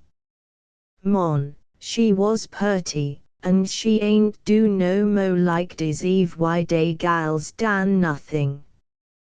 When she start way from me, she was a gal. By de time she walk up de hall and sweep in that parlor, she was a grown-o man. De blush what she had on at fust stayed wid her and look like tea was her natural color, and her eyes shine, sir, like she had fire in 'em. I peeped at her, sir, from behind de curtains in de settin' room, and I know what I'm talking 'bout. It's the Lord's truth, sir. If the men folks could tote theirself like the women, and do one way whilst they feeling another way, they wouldn't be no living in the world. You take a school gal, sir, and she can fool the smartest man whatever trod shoe leather. He may talk with her all day and half the night, and he never is turfing out what she thinking 'bout. Sometimes the gals fools does sir, but that's mighty seldom. I dunno what all they say, 'case I ain't been in the so mighty long, for I was nodding, but I did hear Mas Paul say he des drapped in fur apologize 'bout a little joke he played on Mas Tumlin. Miss Valley ax what was the joke, and he lo that Mas Tumlin was banterin' folks fur ter by his will lan, and Mas Paul ax him what he take fur it, and Mas Tumlin lo he'll take anything what he can chaw, sop, drink. Dem was the words, chaw, sop, drink. With that, Mas Paul say he'd gi him a boxer tabaka, a bella syrp, and a keg of peach brandy and thow in his buggy hose for good measure. Mas Tomlin say done and they shook hands on it. That what Mas Paul told Miss Valley, and he lo he des done it for fun, 'case he done looked inter that will lan, and he lo she's vuff a pile er money. Well, sir, 'bout that time, I gun turn nod, and the foos news I knowed Miss Valley was whacking way on the pina, and it looked like ter me she was des trying a sef. By that time, they was getting right chummy, and so I des curl up on the floor, and dream that the pina tunes was coming out en a bell des like lasses. When I waked up, Mas Paul Conant done gone, and Mas Tumlin ain't come, and Miss Valley was settin' dar in the parlor looking up at the ceiling like she got some mighty long thoughts. Her color was still up. I look at her and laugh, and she made a mouth at me, and I say ter myself, hey, some the matter here, show, but I say out loud, Mas Paul Conant show gwine ter ax me if you ain't had a dram. She laugh and say, what answer you gwine ter make? I'll bow and say, no, sir, I'm the one that drinks all the dram for the family. Well, sir, that chilly sot in ter laughing, and she laugh and laughed well she went in ter highs tricks. She was keyed up too high, as you mout say, and that's the way she come down agin. Bimeby, Mas Tumlin come, and Miss Valley, she told 'em 'bout how Mas Paul done been dar, and he sot dar, he did, and hummed and hawdy, and done so funny that, bimeby, I lo, well, folks, I'll hatta tell you good night, and with that I went out. At this point Aunt Minerva leaned forward, clasped her hands over her knees, and shook her head. When she took up the thread of her narrative, if it can be called such, the tone of her voice was more subdued, almost confidential, in fact. Next morning was my wash day, sir, and 'bout 10 o'clock, when I got ready, they want no bluin' in the house and mighty little soap. I hunted high and I hunted low, but no bluin' kin I fin. And that make me mad, because if I had to go downtown att de bluin', my wash day be broke inter. But tain't no good fur ter git mad, because I was pleased ter go att de bluin'. So I tighten up my head handkerchief, and flung a cape on my shoulders and put out. I spec you know how 'tis, sir. You can't go downtown, but what you'll see nigger women standin' out in the front yards looking over the palins. They all know me and I know them, and the last blessed one hatta hail me as I go by, and I hatta stop and pass the time o' day, case if I'd a whipped on by, they dear said I was gwine back boof on my church and on my color. I dunno how long they kept me, but time I got ter Proctor's Stow, I knowed I'd been on the way too long. I notice a crowd men out there, some set in and some stan in, but I run in, I did, and the young man what do the clerkin', he follow me in and ax what I want. I say I want a dime's vuffer bluin', and fur ter please, sir, wrap it up des as quick as he kin. I took notice that while he was gettin' it out in the box, he sorter stop like he leasenin' and den agin, whiles he had it in the scoop des ready fur ter drap it in the scales, he held his hand and wait. Den I knowed he was leasenin'. That makes me leasen, and den I hear Mas Tumlin talking, and time I hear him I knowed he was irritated. Twant because he was talking loud, sir, but 'twas because he was talking level. When he talk loud, he feeling good. When he talk low, and one word sound same as another, then somebody better git out in his way. I left the counter and stepped her to do fur ter see what the matter was betwixt 'em. Well, sir, dar was Mas Tumlin stannin' dar close ter Tom Ferryman. Mas Tumlin, lo, maybe the law done pinted you my Giardine. How you know I been swindled? Tom Ferryman say, because I hear you say he bought yo will land fur a little or nothing. He'll swindle you if you trade wid him, and you done trade wid him. Mas Tumlin lo, is Paul Conant ever swindle you? Tom Ferryman say, no, he ain't, and if he was ter I'd give him a kickin'. Mas Tumlin lo, well, you know you is a swindler, and nobody ain't kick you. How come that?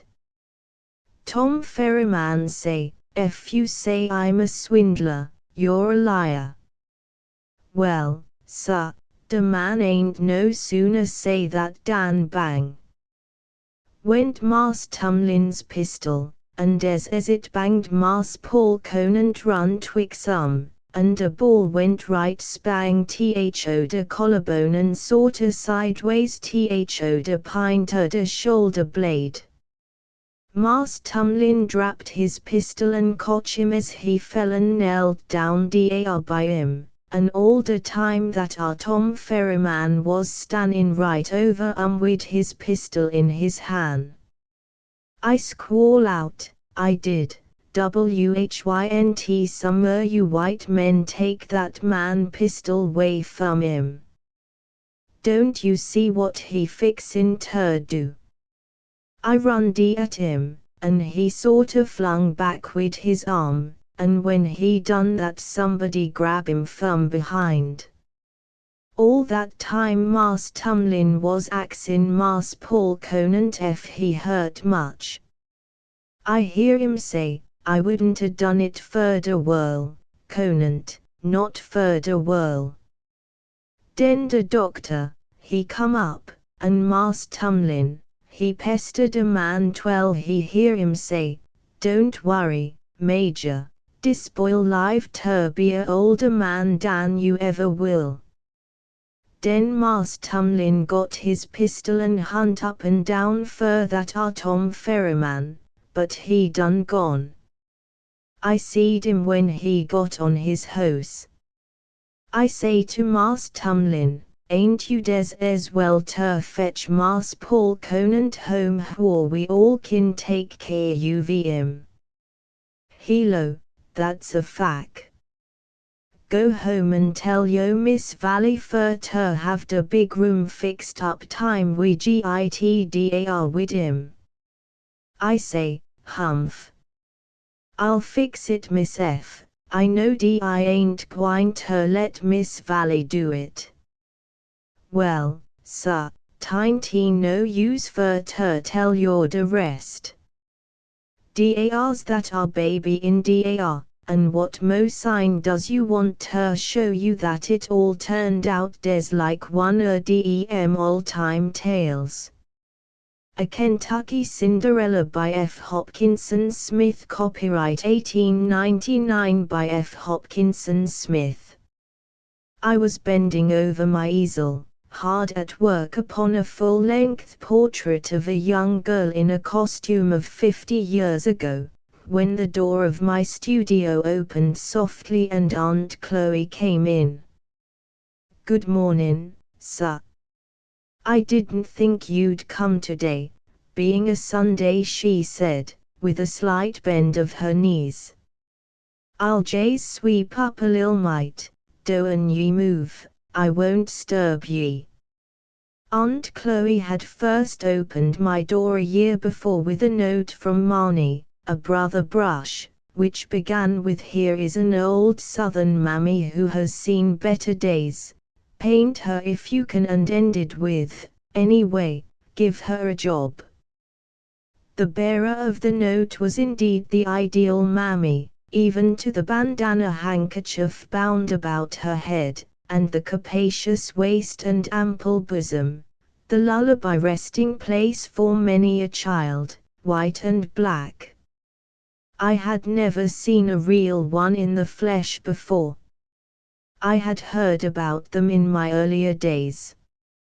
Daddy Billy, my father's body servant and my father's slave, who lived to be 94, had told me of his own Aunt Mary, who had died in the old days, but too far back for me to remember.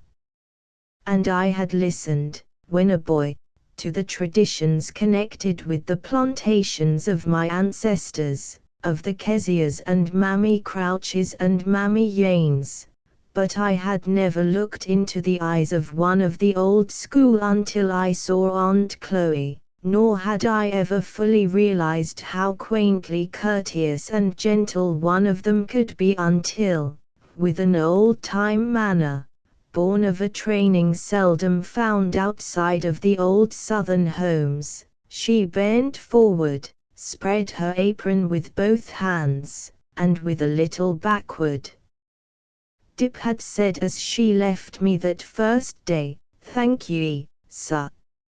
I'll come every Sunday morning.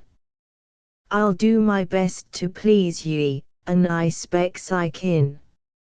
I do not often work on Sunday, but my picture had been too long delayed waiting for a faded wedding dress worn once by the original when she was a bride, and which had only been found when two of her descendants had ransacked their respective garrets. "Muse be mighty driv, sir," she said, "a working on de Sabbath day. Golly, but that's a purty lady," and she put down her pail. "I see it last Sunday when I come in, but she didn't had dem ruffles round her neck den that you done gib her. Clear to goodness, that chilly look like she was jays a gwine to speak." Aunt Chloe was leaning on her broom, her eyes scrutinizing the portrait. "Well, if that doan beat de lan. I ain't never seen none o' dem frocks since de ole times. An' dem lil low shoes wid de ribbons crossed on de ankles. She's the living personification, she is so, for a FAC. It is difficult to convey this peculiar sound of complete approval in so many letters. Did you ever know anybody like her?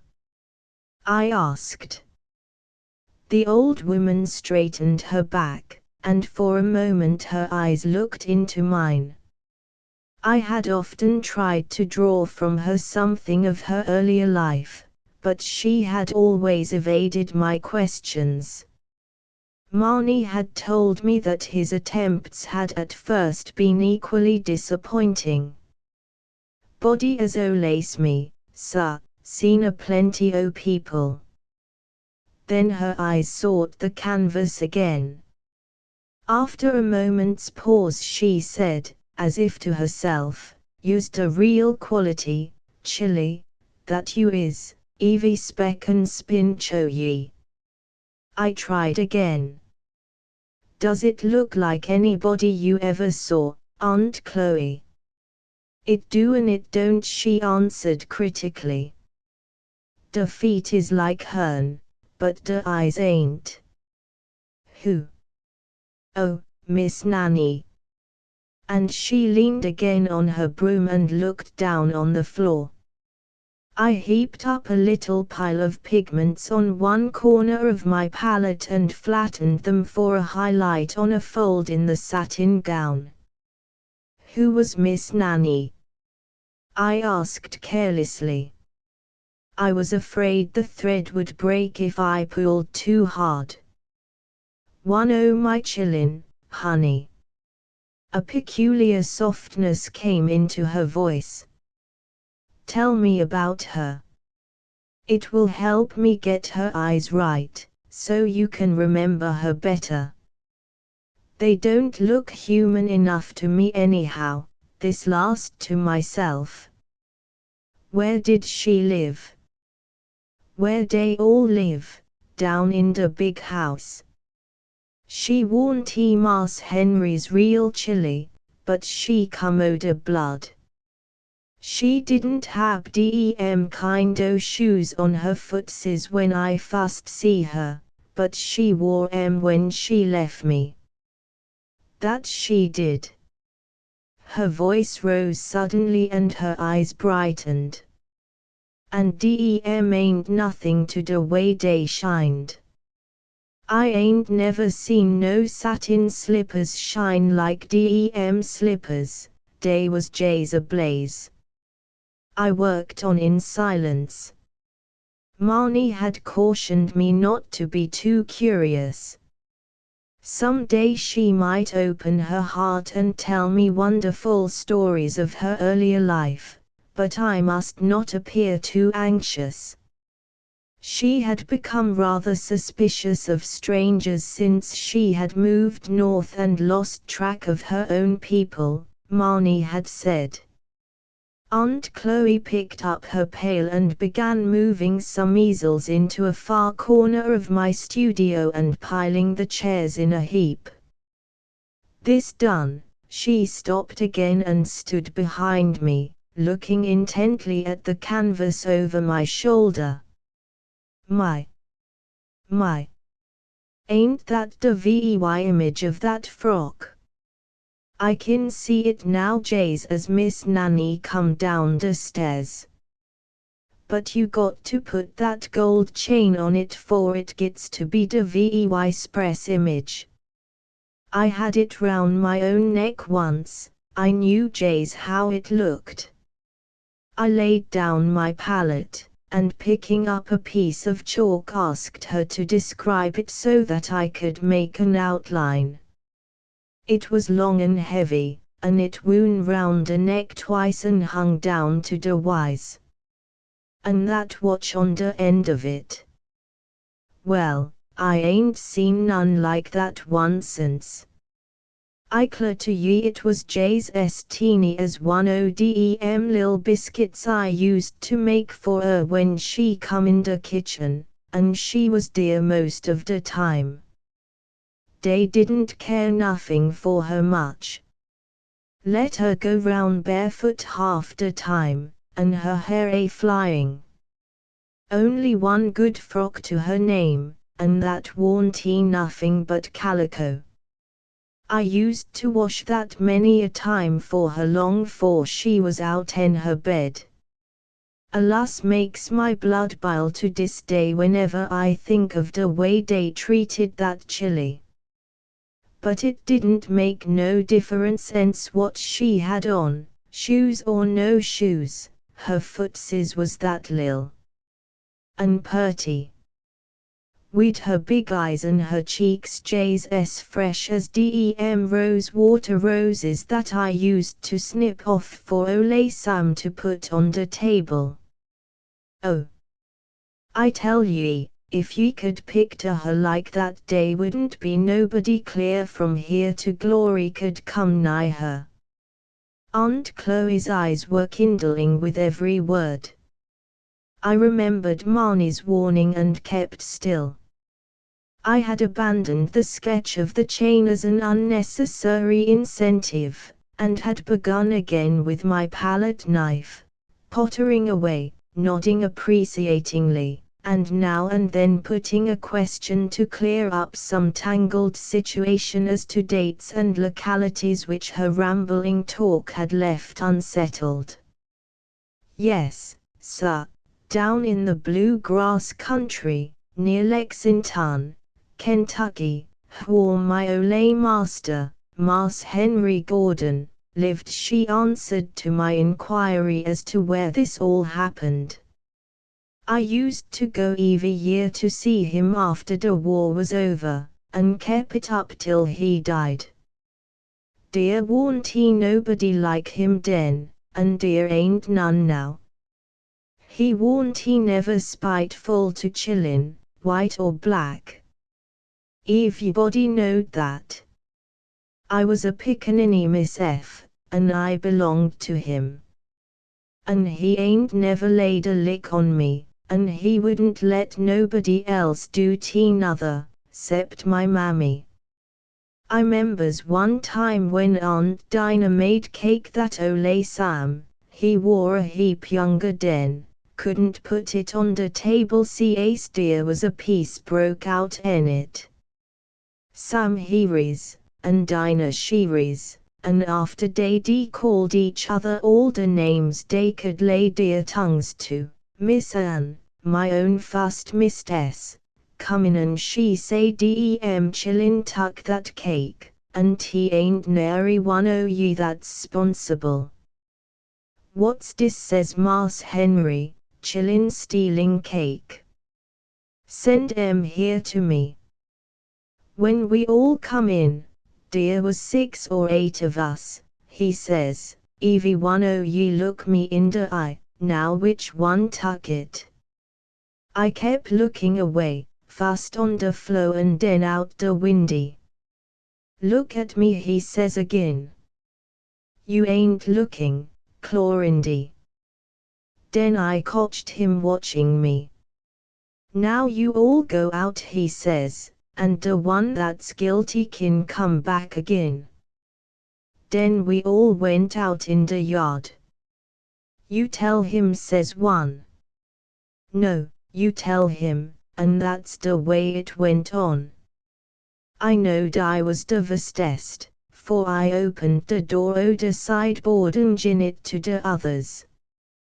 Then I thought, if I don't tell him meb he'll lick the whole parcel on us, and that ain't right, but if I go tell him and beg his humble pardon he might let me go. So I crept round where he was a-settin' with his book on his knee. Aunt Chloe was now moving stealthily behind me, her eyes fixed on her imaginary master, head down, one finger in her mouth, and I say, Marse Henry. And he look up and say, who's that? And I say, that's Clorindy. And he say, what you want?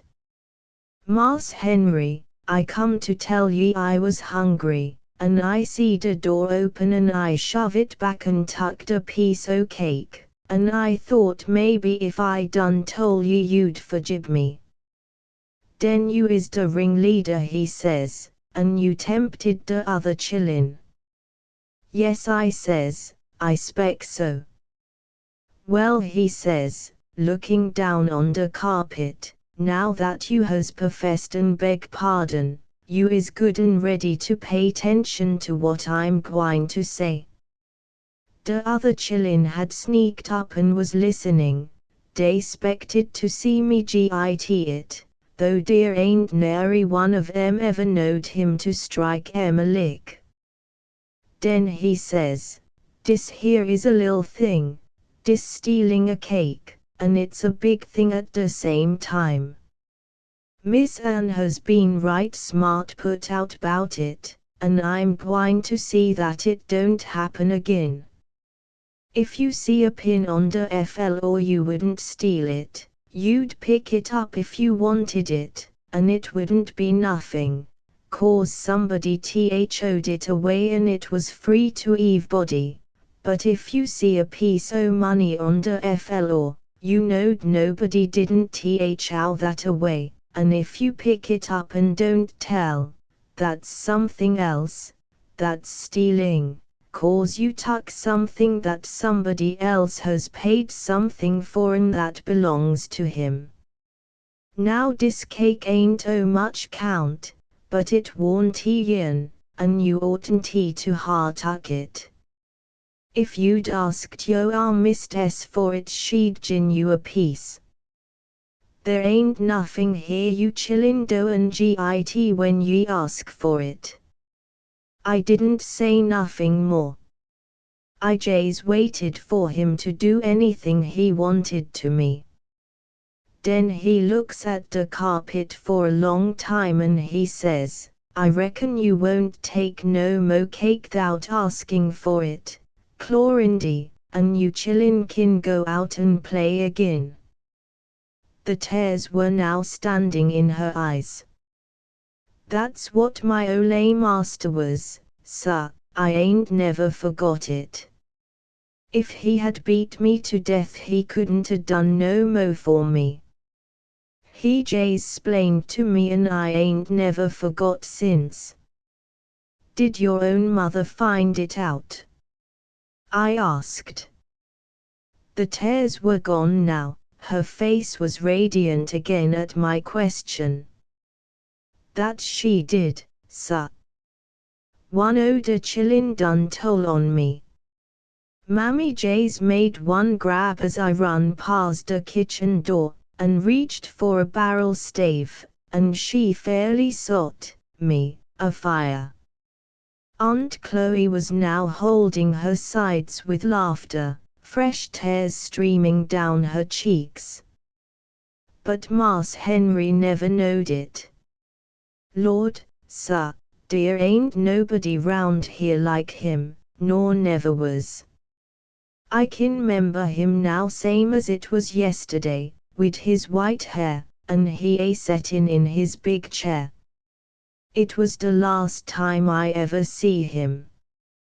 The big house was gone, and the colored people was gone, and he was that po he didn't know where the next mouthful was a coming from. I come out behind him so, Aunt Chloe made me her old master and my stool his rocking chair, and I pat him on the shoulder this way, and he say, Chloe, is that you? How is it you looks so comfortable like? And I say, it's you, Mas Henry, you done it all, yo teachin' made me what I is, and if you study about it you'll know it's so. And the others ain't no worse. Of all the colored people you owned, dear ain't nary one been hung, or been in the penitentiary, nor ain't knowed as liars. That's the way you fotch us up.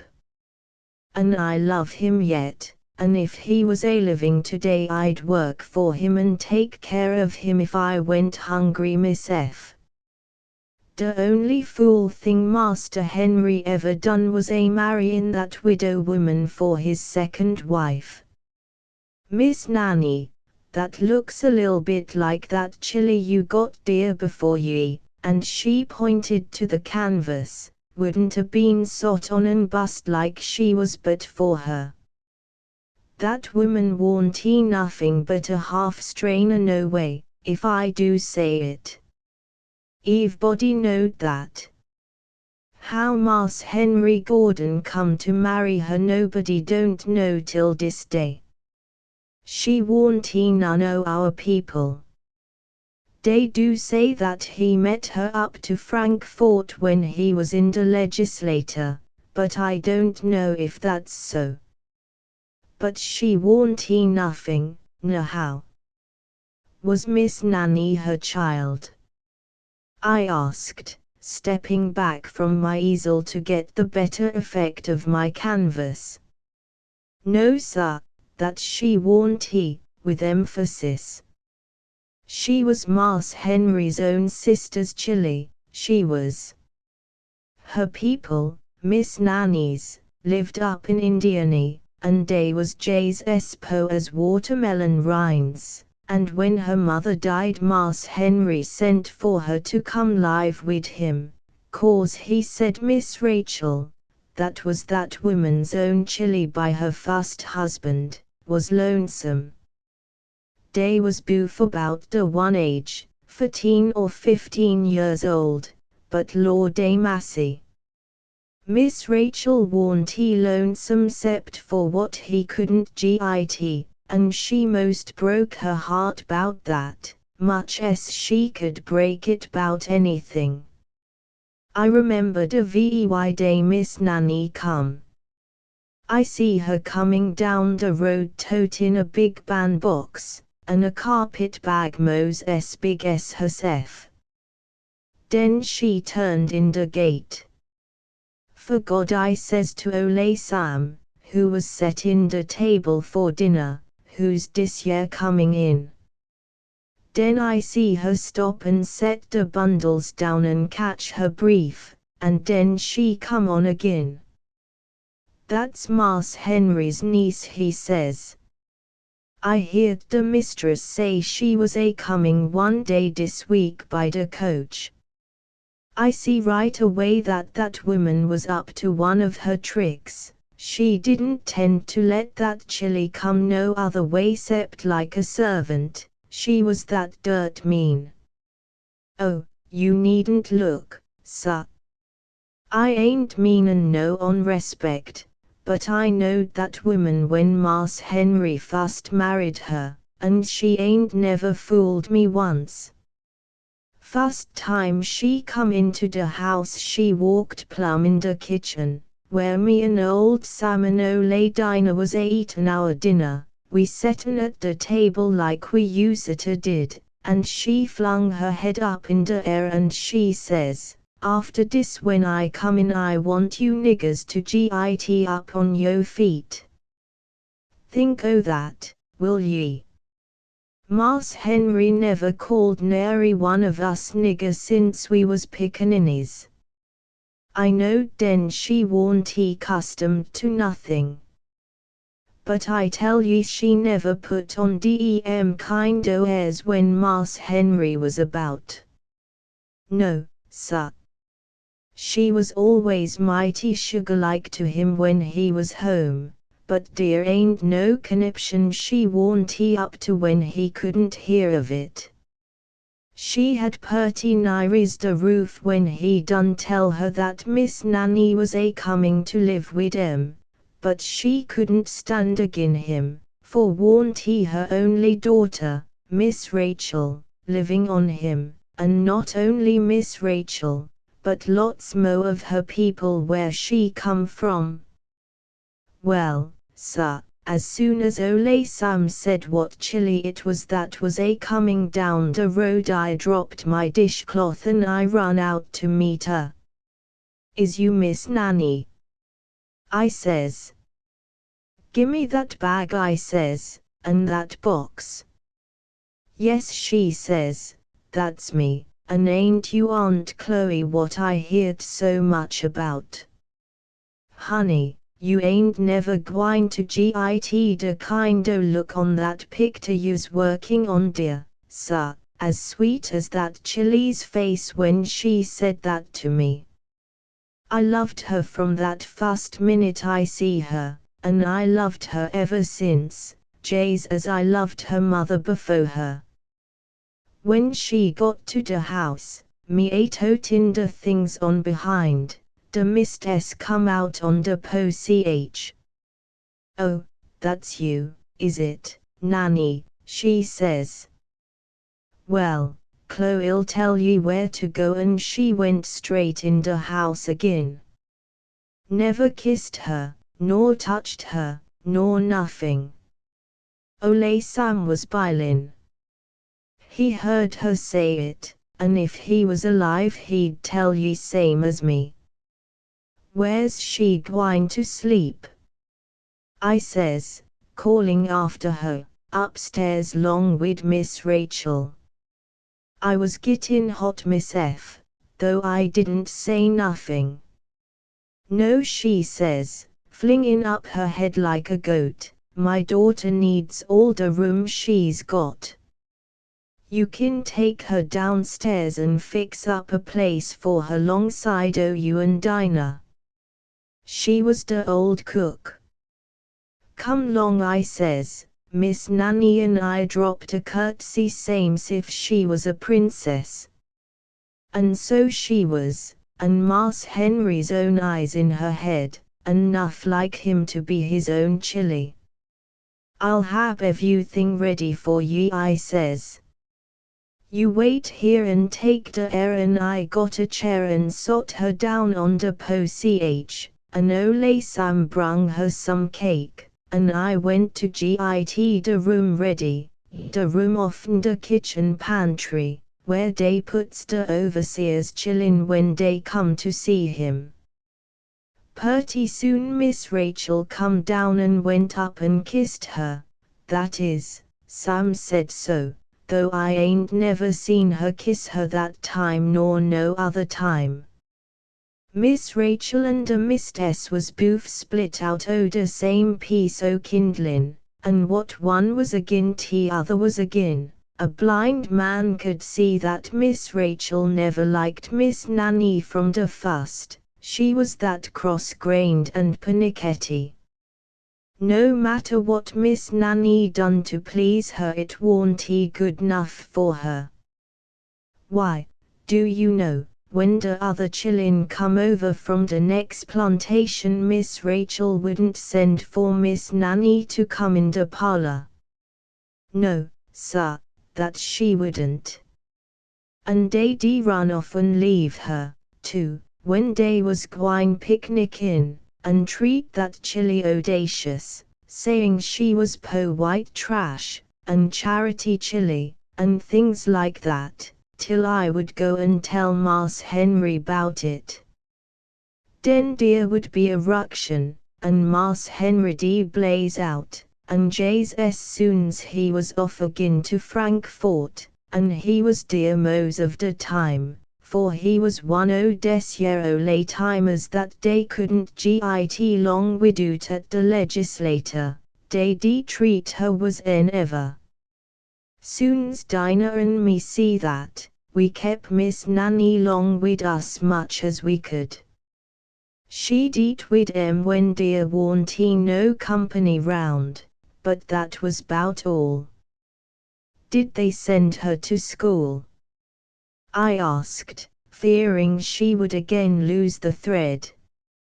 My picture had a new meaning for me now that it looked like her heroine. No, sir, that they didn't, 'cept to the schoolhouse at the crossroads whar everybody's chillin' went. But they sent Miss Rachel to a real highty-tighty school, that they did, down to Louisville. 2 winters she was there, and every time when she come home for holiday times she had mo' airs dan when she went away. Marse Henry wanted both chillin' to go, but that woman outdid him, and she faced him up and down that dere warn't money 'nough for two, and that her daughter was de fittest, and all that, and he give in. I didn't hear it, but Ole Sam did, and his hand shook so he mos spilled the soup. But law, honey, that didn't make no difference to Miss Nanny. She'd go off by herself with her books and sit all day under the trees, and sing to herself jays like a bird, and dey sing to her, and all that time her face was a beamin' and her hair shinin' like gold, and she a growin' taller, and her eyes gittin' bigger and bigger, and brighter, and her little footses white and cunnin' as a rabbit's. The only place where she did go outside the big house was over to Miss Morgan's, who lived on the next plantation.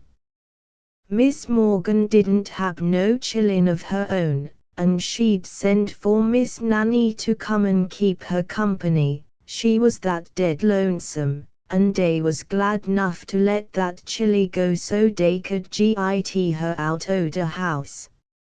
Ole Sam allers said that, for he heard 'em talk at table and knowed what was gwine on. Purty soon long come the time when Miss Rachel done finish her education, and she come back to the big house and sot herself up to seive company. She warn't bad looking in dem days, I muse say, and if that woman's spirit hadn't been in her she might a pulled through. But dear warn't no fetching up could stand agin that blood.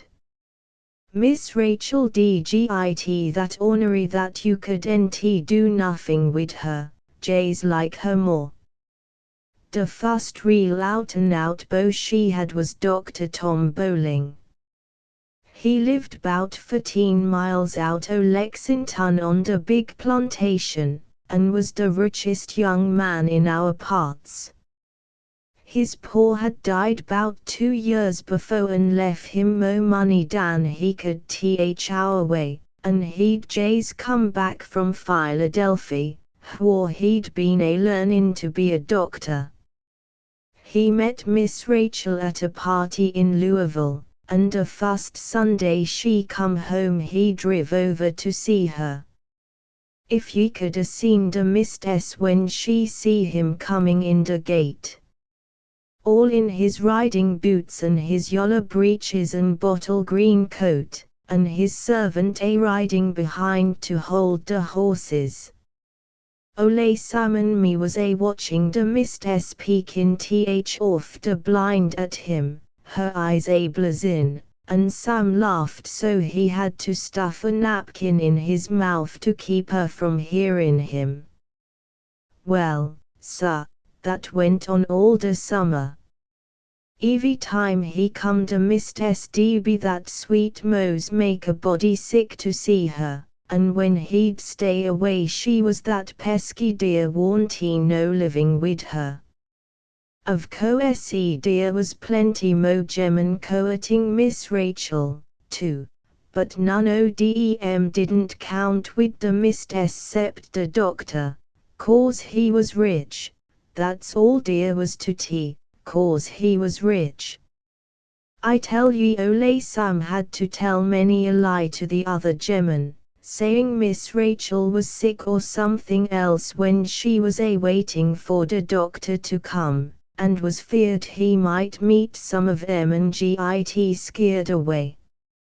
Miss Nanny, she'd watch him, too, from behind the kitchen door, or scrunched down looking over the pantry windowsill, and then she'd tell Dinah and me what he did, and how he got off his horse and hand the reins to the boy, and slap his boots with his riding whip, like he was dustin' off a fly. And she'd act it all out for me and Dinah, and slap her own frock, and then she'd laugh fit to kill herself and dance all round the kitchen. Would yo' believe it? No. Dear ain't nobody believe it. Dey never asked her to come in once while he was in the parlor, and they never once told him that Miss Nanny was a living on the top side o' the earth. Co-se people gin to talk, and everybody said that Dr. Bowling was gettin' nighest the coon, and that fast thing they no dear would be a weddin' in the Gordon family. And then again there was plenty mo people said he was only passin' the time wid Miss Rachel, and that he come to see Mas Henry to talk politics. Well, one day, sir, I was standing in the door and I see him comin' afoot, widout his horse and servant, and step up on the poch quick and rap at the do, like he say to himself, "Lemme in, I'm in a hurry, I got something on my mind." Ole Sam was just gwine to open the do for him when Miss Nanny come running in the kitchen from the yard, her cheeks like the roses, her hair flying, and her big hat hanging to a string down her back. I gin Sam one look and he stopped, and I says to Miss Nanny, "Run, honey," I says, and opened the do for Ole Sam. I spec I says, "It's one o' dem peddlers." If you could 'a seen that Chilly's face when she come back. Aunt Chloe's hands were now waving above her head, her mouth wide open in her merriment, every tooth shining. She was white one minute and red as a beet the next. "Oh, Aunt Chloe, what did you let me go for?" she says. "Oh, I wouldn't 'a let him see me like this for anything in the world. Oh, I'm that put out." "What did he say to ye, honey?" I says. "He didn't say nothing. He just look at me and say he beg my pardon, and was Miss Rachel in, and then I said I'd run and tell her, and when I come downstairs again he was standing in the hall wid his eyes up the staircase, and he never stopped looking at me till I come down." "Well, that won't do you no harm, Chilly," I says, "a cat kin look at a king." Ole Sam was watching her, too, and when she'd gone in her little room and shet the do, Sam says, "I'll lay if Mas Tom Bowling had anything on his mind when he come here today it's mighty unsettled by this time. Next time Dr. Tom Bowling come he say to the mistress, 'Who's that young lady,' he says, 'that opened the door for me last time I was here? I hoped to see her again. Is she in?' Den dey both cooked up some lie 'bout her being over to Miss Morgan's or something, and as soon as he was gone dey come down and riz Sam for not tending the door and letting that ragged flyaway gal open it. Den dey went for Miss Nanny till dey made her cry, and she come to me, and I took her in my lap and comforted her like I allers did. The next time he come he says, 'I hear that your niece, Miss Nanny Barnes, is living with you, and that she is very exclusive. I hope that you'll swayed her to come in the parlor,' he says. Dem was his very words. Sam was standing close to him as I am to you and he heard him. "She ain't yet in yet," the mistress says, "and she's that wild that we can't peasant her." "Oh, is that so?" he says. "Is she in now?" "No," she says, "she's over to Miss Morgan's." That was a fac this time. She'd gone that very morning. Den Miss Rachel come down, and co-se Sam didn't hear no mo 'cause he had to go out. Purty soon out the doctor come. Des visits, min ye, was gettin' shorter and shorter, though he do come as often, and over he goes to Miss Morgan's hisself. Now I don't know what he said to Miss Nanny, or what passed twixt 'em, 'cause she didn't tell me. Only that she said he had come to see Miss Morgan 'bout some land matters, and that Miss Morgan introduced 'em, but nothing mo. Lord bless that chilly. And, sir, that was the first time she ever kept anything from her ole mammy. That made me mo glad en ever. I knowed den day was boof hit. But my la, the fur begin to fly when the Mistress and Miss Rachel heard 'bout that visit. What you mean by marking eyes at Dr. Bowling? Don't you know he's good as gauged to my daughter, the Mistress said.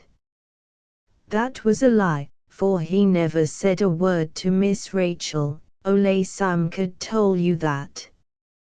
Git out o' my house, you good for nothing pauper, and take your rags wid ye. I see right away the fat was in the fire. Mas Henry warned he spected home till the next Sunday, and so I tuck her over to Miss Morgan, and den I ups and tells her everything that woman had done to that chilly since the day she come. And when I'd done she tuck Miss Nanny by the hand and she says, "You won't never want a home, Chilly, so long as I live. Go back, Chloe, and git her Chloes." But I didn't git 'em. I knowed Mas Henry D raised a roof when he come, and he did, bless yo heart. Went over hisself and got her, and brought her home, and that night when Dr. Bowling come he made her sit down in the parlor, and for he went home that night the doctor he say to Mas Henry, "I want yo permission, Mr. Gordon, to pay my addresses to Miss Nanny, yo niece." Sam was a standing close as he could git to the door, and he heard every word. Now he ain't never said that, mind ye, to Mas Henry 'bout Miss Rachel. And that's why I know that he warn't he hit unto death wid her.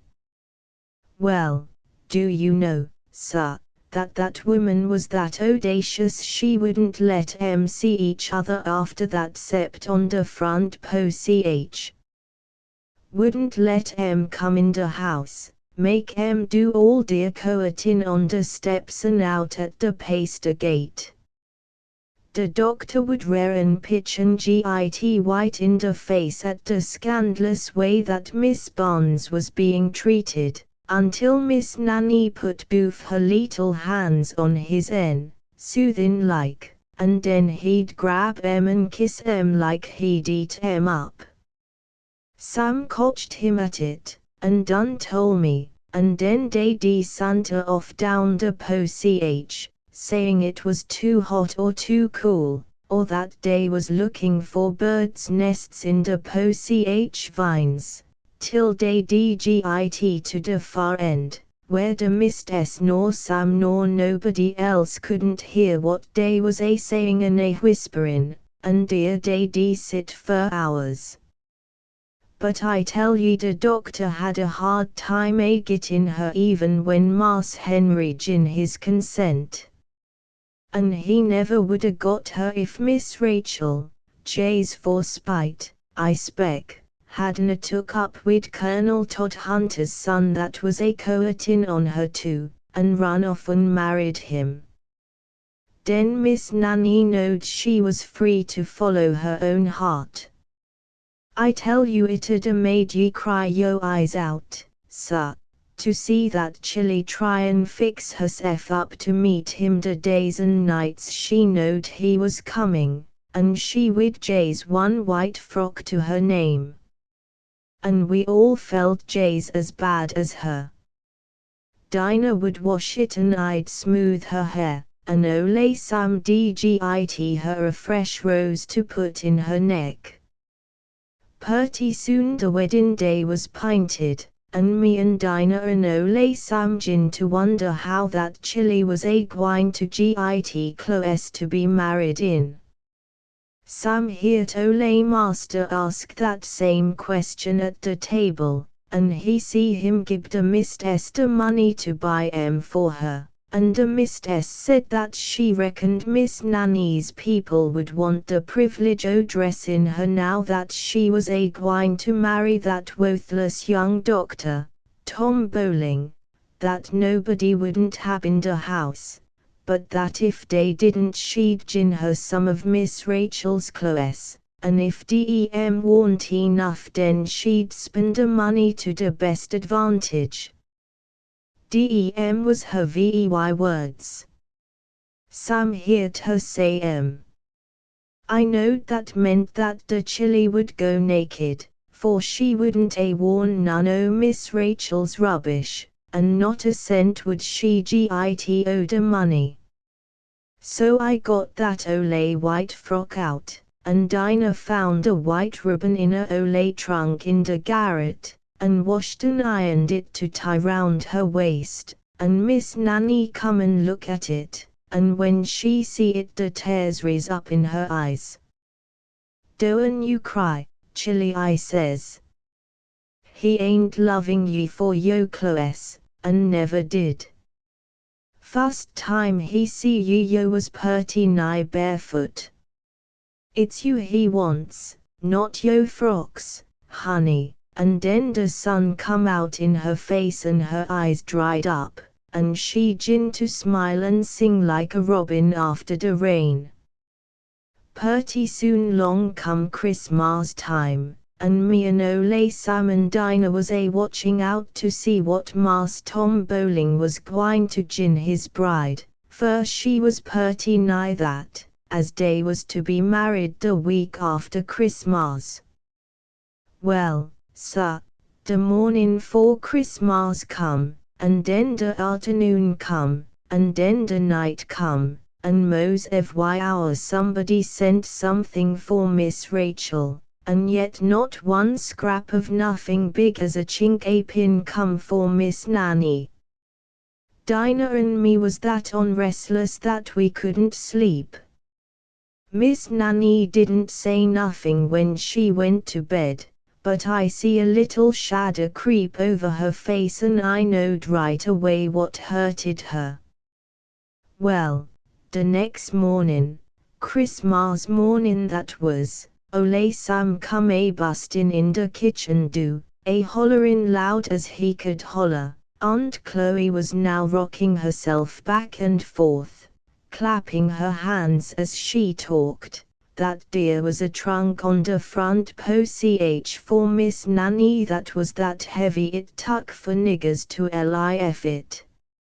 I run, and Dinah run, and when we got to the trunk mos all the niggers was thick round it as flies, and Miss Nanny was standing over it reading a card with her name on it and a scription saying that it was a Christmas gift, with the compliments of a friend.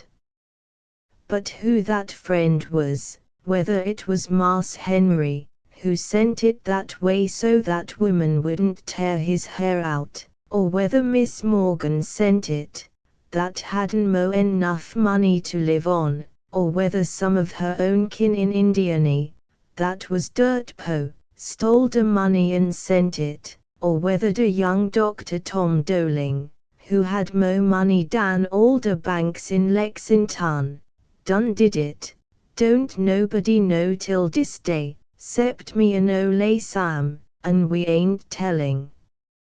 But, my soul alive, the insides of that trunk took the brief clean out o' the mistress and Miss Rachel. Sam opened it, and I took out the things. Honey, dear was a wedding dress all white satin that would stand alone. J's the vey mate of the one you got in that picture for ye, and a change ble silk, that heavy. And a plaid one, an you thing a young lady could git on her back from her skin out, and $1,000 watch and chain. I wore that watch, Miss F. Miss Nanny was standing by me, a clap in her hands and laughing, and when that watch and chain came out she just th'd the chain over my neck and stuck the little watch in my bosom, and says, "Dear, you dear ole mammy, go look at yourself in the glass and see how fine you is." The next week come the wedding. I'll never forget that wedding to my dying day. Mas Tom Bowling driven with a coach and 4 and 2 outriders, and the horses wore white ribbons on their ears, and the coachman had flowers in his coat mos big as his head, and they whirled up in front of the coach, and out he stepped in his blue coat and brass buttons and a yaller waistcoat, yaller as a gourd, and his bell crown hat in his hand. She was a-waiting for him with that white satin dress on, and a chain round her neck, and her lil footses tied up with silk ribbons de vey macho dem you got pictured, and her face shinin' like a angel. And all the niggers was a-standing round a coach, dear eyes out and dear heads, and Mas Henry was dear in his new clothes looking so grand, and Sam in his white gloves, and me in a new head-handkerchief. Everybody was happy cept one. That one was the Mistress, standing in the door. She wouldn't come out to the coach where the horses was a-champin' the bits and the froth a-dropping on the ground, and she wouldn't speak to Mas Tom. She kept back in the doorway. Miss Rachel was that mean she wouldn't come downstairs. Miss Nanny gib Mas Tom Bowling her hand and look up in his face like a queen, and then she kissed Mas Henry, and whispered something in his ear that nobody didn't hear, only the tears gin to jump out and roll down his cheeks, and then she looked the Mistress full in the face, and without a word dropped her a low curtsy. I come the last. She looked at me for a minute with her eyes a-swimmin', and then she th'd her arms round my neck and hugged and kissed me, and then I see an arm slip round her wise and lift her in the coach. Then the horses gin a plunge and they was off. And after that they had 5 years, the happiest years dem to ever seen. I know, 'cause Mas Henry gin me to her, and I lived with em day in and day out till that baby come, and then Aunt Chloe stopped and reached out her hand as if to steady herself. The tears were streaming down her cheeks. Then she advanced a step, fixed her eyes on the portrait, and in a voice broken with emotion, said, "Honey, chilly, honey, chilly, is you tired a-waiting for yo ole mammy? Keep a-watching, honey, keep a-watching, it won't be long now 'fore I come. Keep a-watching. By the Waters of Paradise by F. Marion Crawford. Copyright 1894 by G. P. Putnam's Sons. I remember my childhood very distinctly. I do not think that the fact argues a good memory, for I have never been clever at learning words by heart, in prose or rhyme, so that I believe my remembrance of events depends much more upon the events themselves than upon my possessing any special facility for recalling them. Perhaps I am too imaginative, and the earliest impressions I received were of a kind to stimulate the imagination abnormally. A long series of little misfortunes, so connected with each other as to suggest a sort of weird fatality, so worked upon my melancholy temperament when I was a boy that, before I was of age, I sincerely believed myself to be under a curse, and not only myself, but my whole family and every individual who bore my name. I was born in the old place where my father, and his father, and all his predecessors had been born, beyond the memory of man. It is a very old house, and the greater part of it was originally a castle, strongly fortified, and surrounded by a steep moat supplied with abundant water from the hills by a hidden aqueduct. Many of the fortifications have been destroyed, and the moat has been filled up. The water from the aqueduct supplies great fountains, and runs down into huge oblong basins in the terraced gardens, one below the other, each surrounded by a broad pavement of marble between the water and the flower beds. The waste surplus finally escapes through an artificial grotto, some 30 yards long, into a stream, flowing down through the park to the meadows beyond, and thence to the distant river. The buildings were extended a little and greatly altered more than 200 years ago, in the time of Charles II, but since then little has been done to improve them, though they have been kept in fairly good repair, according to our fortunes. In the gardens there are terraces and huge hedges of box and evergreen, some of which used to be clipped into shapes of animals, in the Italian style. I can remember when I was a lad how I used to try to make out what the trees were cut to represent, and how I used to appeal for explanations to Judith, my Welsh nurse.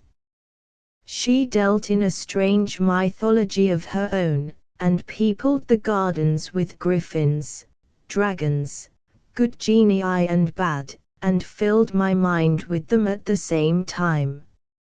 My nursery window afforded a view of the great fountains at the head of the upper basin, and on moonlight nights the Welshwoman would hold me up to the glass and bid me look at the mist and spray rising into mysterious shapes, moving mystically in the white light like living things. "It's the woman of the water," she used to say, and sometimes she would threaten that if I did not go to sleep the woman of the water would steal up to the high window and carry me away in her wet arms. F. Hopkinson Smith. The place was gloomy. The broad basins of water and the tall evergreen hedges gave it a funereal look, and the damp-stained marble causeways by the pools might have been made of tombstones. The grey and weather-beaten walls and towers without, the dark and massively furnished rooms within, the deep, mysterious recesses and the heavy curtains, all affected my spirits. I was silent and sad from my childhood. There was a great clock tower above, from which the hours rang dismally during the day, and tolled like a knell in the dead of night. There was no light nor life in the house, for my mother was a helpless invalid, and my father had grown melancholy in his long task of caring for her. He was a thin, dark man, with sad eyes, kind, I think, but silent and unhappy. Next to my mother, I believe he loved me better than anything on earth, for he took immense pains and trouble in teaching me, and what he taught me I have never forgotten. Perhaps it was his only amusement, and that may be the reason why I had no nursery governess or teacher of any kind while he lived. I used to be taken to see my mother every day, and sometimes twice a day, for an hour at a time. Then I sat upon a little stool near her feet, and she would ask me what I had been doing, and what I wanted to do. I dare say she saw already the seeds of a profound melancholy in my nature, for she looked at me always with a sad smile, and kissed me with a sigh when I was taken away. One night, when I was just 6 years old, I lay awake in the nursery. The door was not quite shut, and the Welsh nurse was sitting sewing in the next room. Suddenly I heard her groan, and say in a strange voice, 1, 2, 1, 2. I was frightened, and I jumped up and ran to the door, barefooted as I was. "What is it, Judith?" I cried, clinging to her skirts. I can remember the look in her strange dark eyes as she answered, 2 leaden coffins, fallen from the ceiling, she crooned, working herself in her chair. 2, a light coffin and a heavy coffin, falling to the floor. Then she seemed to notice me, and she took me back to bed and sang me to sleep with a queer old Welsh song.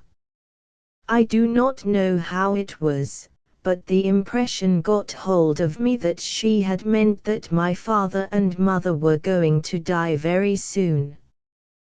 They died in the very room where she had been sitting that night. It was a great room, my day nursery, full of sun when there was any, and when the days were dark it was the most cheerful place in the house. My mother grew rapidly worse, and I was transferred to another part of the building to make place for her. They thought my nursery was gayer for her, I suppose, but she could not live. She was beautiful when she was dead, and I cried bitterly. "The light one, the light one, the heavy one to come," crooned the Welshwoman. And she was right. My father took the room after my mother was gone, and day by day he grew thinner and paler and sadder.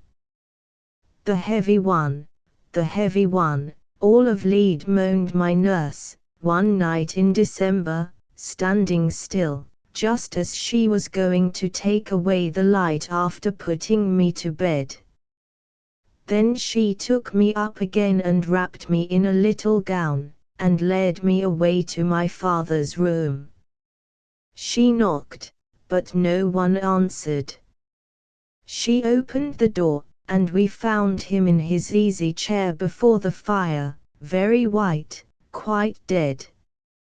So I was alone with the Welshwoman till strange people came, and relations whom I had never seen, and then I heard them saying that I must be taken away to some more cheerful place. They were kind people, and I will not believe that they were kind only because I was to be very rich when I grew to be a man.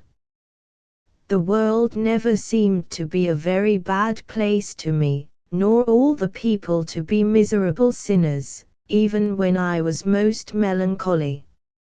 I do not remember that anyone ever did me any great injustice, nor that I was ever oppressed or ill-treated in any way, even by the boys at school.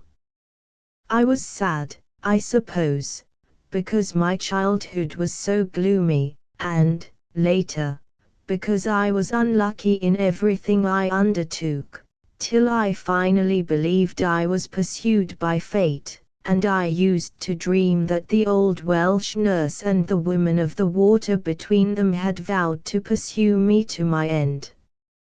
But my natural disposition should have been cheerful, as I have often thought. Among the lads of my age I was never last, or even among the last, in anything, but I was never first. If I trained for a race, I was sure to sprain my ankle on the day when I was to run. If I pulled an oar with others, my oar was sure to break. If I competed for a prize, Some unforeseen accident prevented my winning it at the last moment. Nothing to which I put my hand succeeded, and I got the reputation of being unlucky, until my companions felt it was always safe to bet against me, no matter what the appearances might be. I became discouraged and listless in everything. I gave up the idea of competing for any distinction at the university, comforting myself with the thought that I could not fail in the examination for the ordinary degree.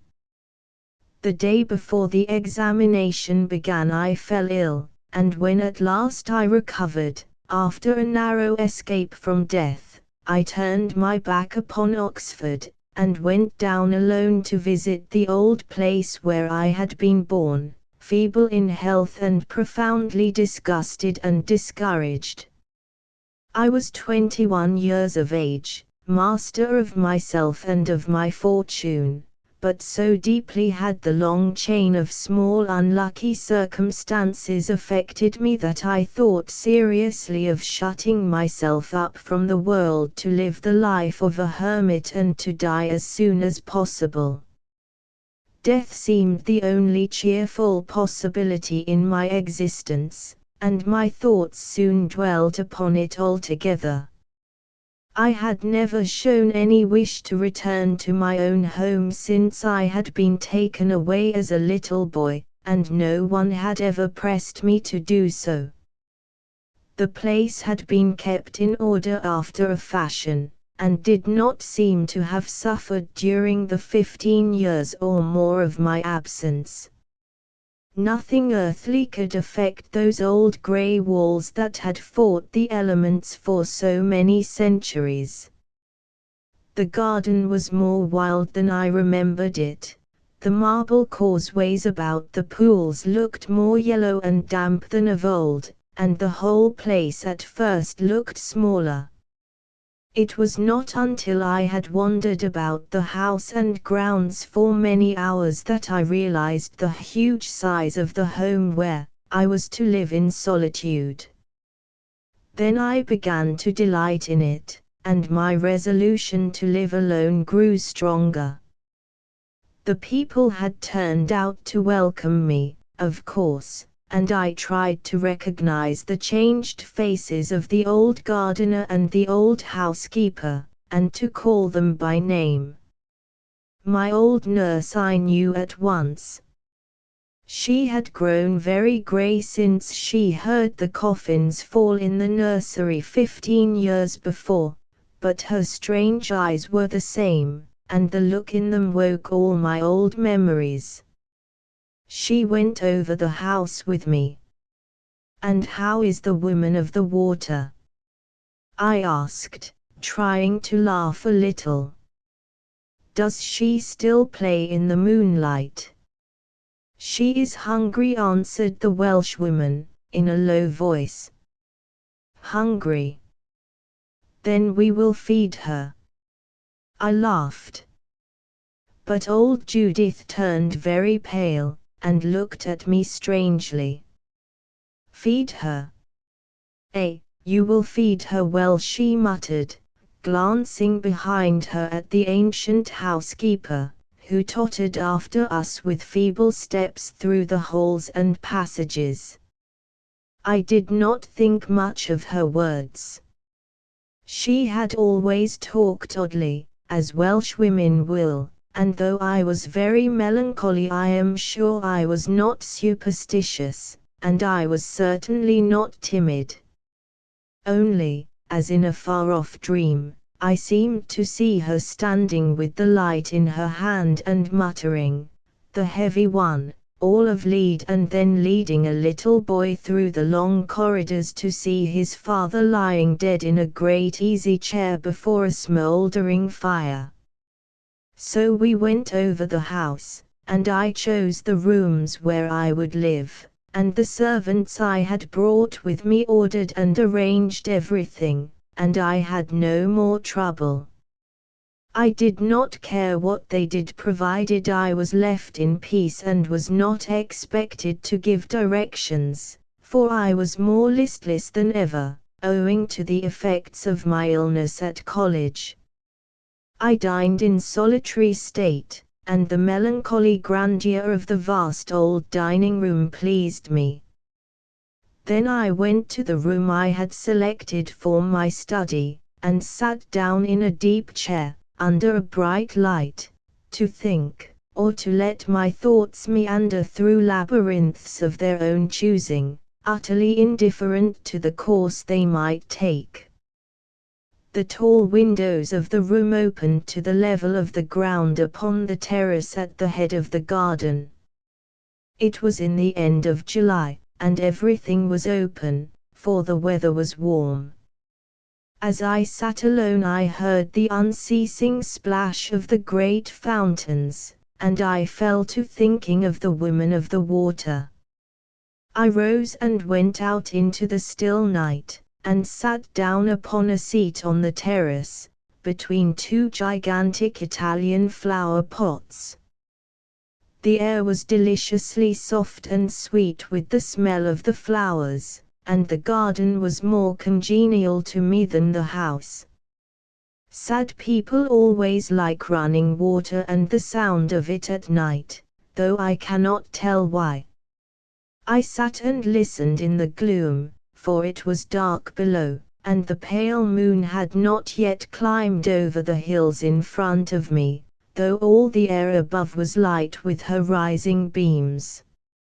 Slowly the white halo in the eastern sky ascended in an arch above the wooded crests, making the outlines of the mountains more intensely black by contrast, as though the head of some great white saint were rising from behind a screen in a vast cathedral, throwing misty glories from below. I longed to see the moon herself, and I tried to reckon the seconds before she must appear. Then she sprang up quickly, and in a moment more hung round and perfect in the sky. I gazed at her, and then at the floating spray of the tall fountains, and down at the pools, where the water lilies were rocking softly in their sleep on the velvet surface of the moonlit water. Just then a great swan floated out silently into the midst of the basin, and wreathed his long neck, catching the water in his broad bill, and scattering showers of diamonds around him. Suddenly, as I gazed, something came between me and the light. I looked up instantly. Between me and the round disk of the moon rose a luminous face of a woman, with great strange eyes, and a woman's mouth, full and soft, but not smiling, hooded in black, staring at me as I sat still upon my bench. She was close to me, so close that I could have touched her with my hand. But I was transfixed and helpless. She stood still for a moment, but her expression did not change. Then she passed swiftly away, and my hair stood up on my head, while the cold breeze from her white dress was wafted to my temples as she moved. The moonlight, shining through the tossing spray of the fountain, made traceries of shadow on the gleaming folds of her garments. In an instant she was gone and I was alone. I was strangely shaken by the vision, and some time passed before I could rise to my feet, for I was still weak from my illness, and the sight I had seen would have startled anyone. I did not reason with myself, for I was certain that I had looked on the unearthly, and no argument could have destroyed that belief. At last I got up and stood unsteadily, gazing in the direction in which I thought the face had gone, but there was nothing to be seen, nothing but the broad paths, the tall, dark evergreen hedges, the tossing water of the fountains and the smooth pool below. I fell back upon the seat and recalled the face I had seen. Strange to say, now that the first impression had passed, there was nothing startling in the recollection. On the contrary, I felt that I was fascinated by the face, and would give anything to see it again.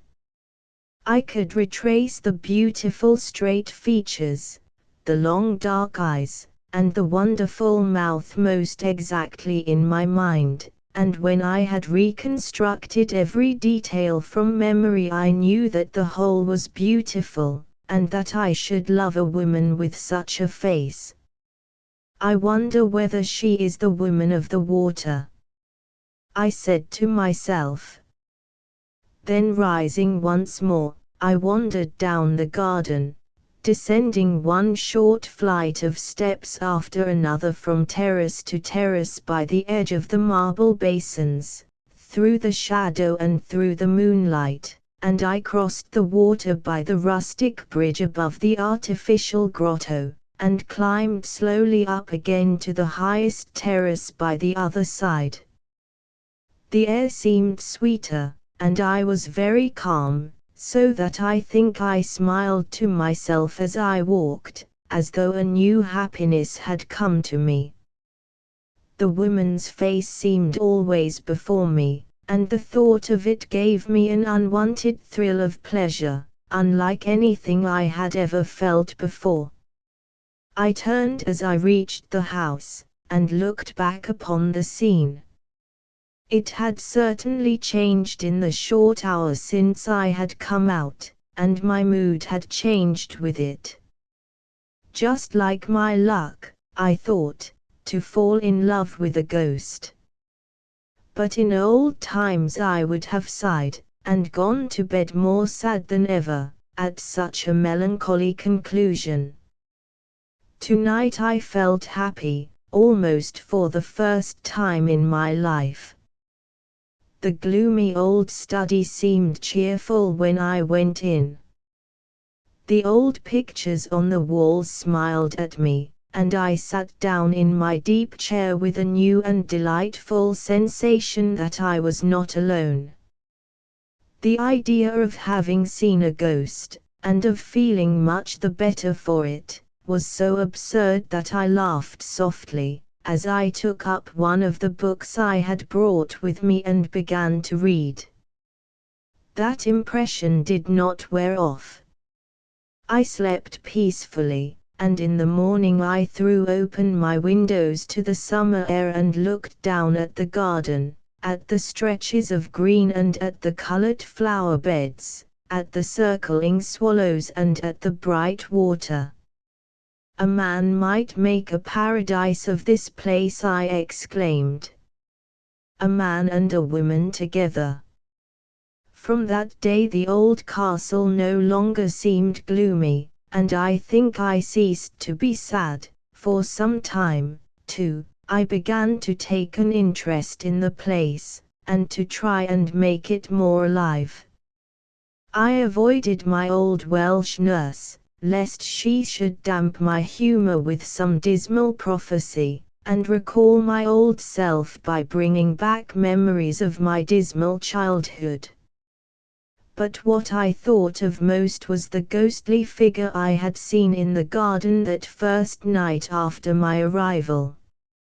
I went out every evening and wandered through the walks and paths, but, try as I might, I did not see my vision again.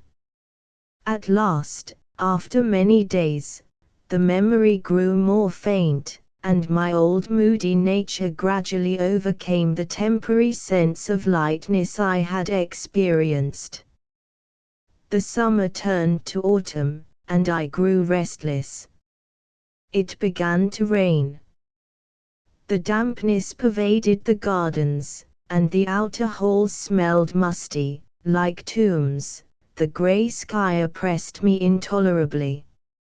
I left the place as it was and went abroad, determined to try anything which might possibly make a second break in the monotonous melancholy from which I suffered.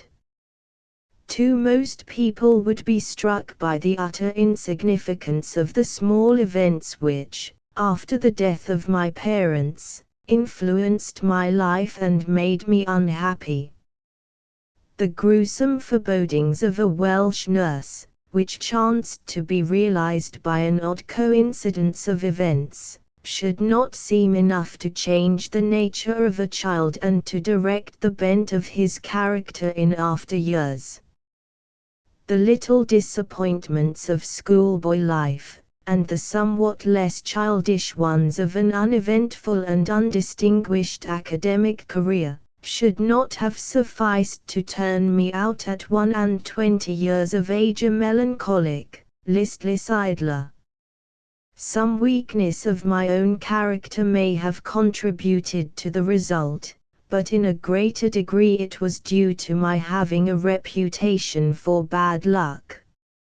However, I will not try to analyze the causes of my state, for I should satisfy nobody, least of all myself.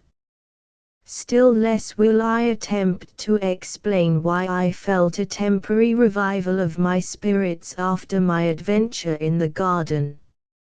It is certain that I was in love with the face I had seen, and that I longed to see it again, that I gave up all hope of a second visitation, grew more sad than ever, packed up my traps, and finally went abroad. But in my dreams I went back to my home, and it always appeared to me sunny and bright, as it had looked on that summer's morning after I had seen the woman by the fountain. I went to Paris. I went farther, and wandered about Germany. I tried to amuse myself, and I failed miserably. With the aimless whims of an idle and useless man come all sorts of suggestions for good resolutions. One day I made up my mind that I would go and bury myself in a German university for a time, and live simply like a poor student. I started with the intention of going to Leipzig, determined to stay there until some event should direct my life or change my humor, or make an end of me altogether. The express train stopped at some station of which I did not know the name. It was dusk on a winter's afternoon, and I peered through the thick glass from my seat. Suddenly another train came gliding in from the opposite direction, and stopped alongside of ours. I looked at the carriage which chanced to be abreast of mine, and idly read the black letters painted on a white board swinging from the brass handrail: Berlin, Cologne, Paris. Then I looked up at the window above. I started violently, and the cold perspiration broke out upon my forehead. In the dim light, not 6 feet from where I sat, I saw the face of a woman, the face I loved, the straight, fine features, the strange eyes, the wonderful mouth, the pale skin. Her headdress was a dark veil which seemed to be tied about her head and passed over the shoulders under her chin. As I threw down the window and knelt on the cushioned seat, leaning far out to get a better view, a long whistle screamed through the station, followed by a quick series of dull, clanking sounds. Then there was a slight jerk, and my train moved on. Luckily the window was narrow, being the one over the seat, beside the door, or I believe I would have jumped out of it then and there. In an instant the speed increased, and I was being carried swiftly away in the opposite direction from the thing I loved. For a quarter of an hour I lay back in my place, stunned by the suddenness of the apparition. At last one of the two other passengers, a large and gorgeous captain of the White Königsberg Cuirassiers, civilly but firmly suggested that I might shut my window, as the evening was cold. I did so, with an apology, and relapsed into silence. The train ran swiftly on for a long time, and it was already beginning to slacken speed before entering another station, when I roused myself and made a sudden resolution. As the carriage stopped before the brilliantly lighted platform, I seized my belongings, saluted my fellow passengers, and got out, determined to take the first express back to Paris. This time the circumstances of the vision had been so natural that it did not strike me that there was anything unreal about the face, or about the woman to whom it belonged. I did not try to explain to myself how the face, and the woman, could be traveling by a fast train from Berlin to Paris on a winter's afternoon, when both were in my mind indelibly associated with the moonlight and the fountains in my own English home. I certainly would not have admitted that I had been mistaken in the dusk, attributing to what I had seen a resemblance to my former vision which did not really exist. There was not the slightest doubt in my mind, and I was positively sure that I had again seen the face I loved. I did not hesitate, and in a few hours I was on my way back to Paris. I could not help reflecting on my ill luck. Wandering as I had been for many months, it might as easily have chanced that I should be traveling in the same train with that woman, instead of going the other way. But my luck was destined to turn for a time. I searched Paris for several days. I dined at the principal hotels, I went to the theatres, I rode in the Bois de Boulogne in the morning, and picked up an acquaintance, whom I forced to drive with me in the afternoon. I went to Mass at the Madeleine, and I attended the services at the English church. I hung about the Louvre and Notre Dame. I went to Versailles. I spent hours in parading the Rue de Rivoli, in the neighborhood of Meurice's Corner, where foreigners pass and repass from morning till night. At last I received an invitation to a reception at the English Embassy. I went, and I found what I had sought so long. There she was, sitting by an old lady in grey satin and diamonds, who had a wrinkled but kindly face and keen grey eyes that seemed to take in everything they saw, with very little inclination to give much in return. But I did not notice the chaperone. I saw only the face that had haunted me for months, and in the excitement of the moment I walked quickly towards the pair, forgetting such a trifle as the necessity for an introduction. She was far more beautiful than I had thought, but I never doubted that it was she herself and no other. Vision or no vision before, this was the reality, and I knew it. Twice her hair had been covered, now at last I saw it, and the added beauty of its magnificence glorified the whole woman. It was rich hair, fine and abundant, golden, with deep ruddy tints in it like red bronze spun fine. There was no ornament in it, not a rose, not a thread of gold, and I felt that it needed nothing to enhance its splendor, nothing but her pale face, her dark strange eyes, and her heavy eyebrows. I could see that she was slender too, but strong withal, as she sat there quietly gazing at the moving scene in the midst of the brilliant lights and the hum of perpetual conversation. I recollected the detail of introduction in time, and turned aside to look for my host. I found him at last.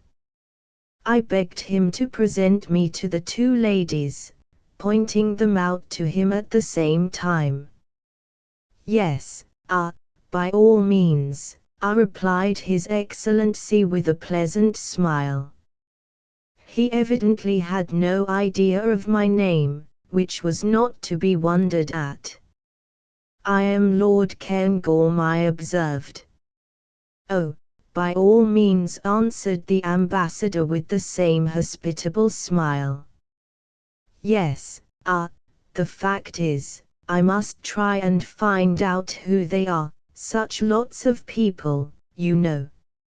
Oh, if you will present me, I will try and find out for you, said I, laughing.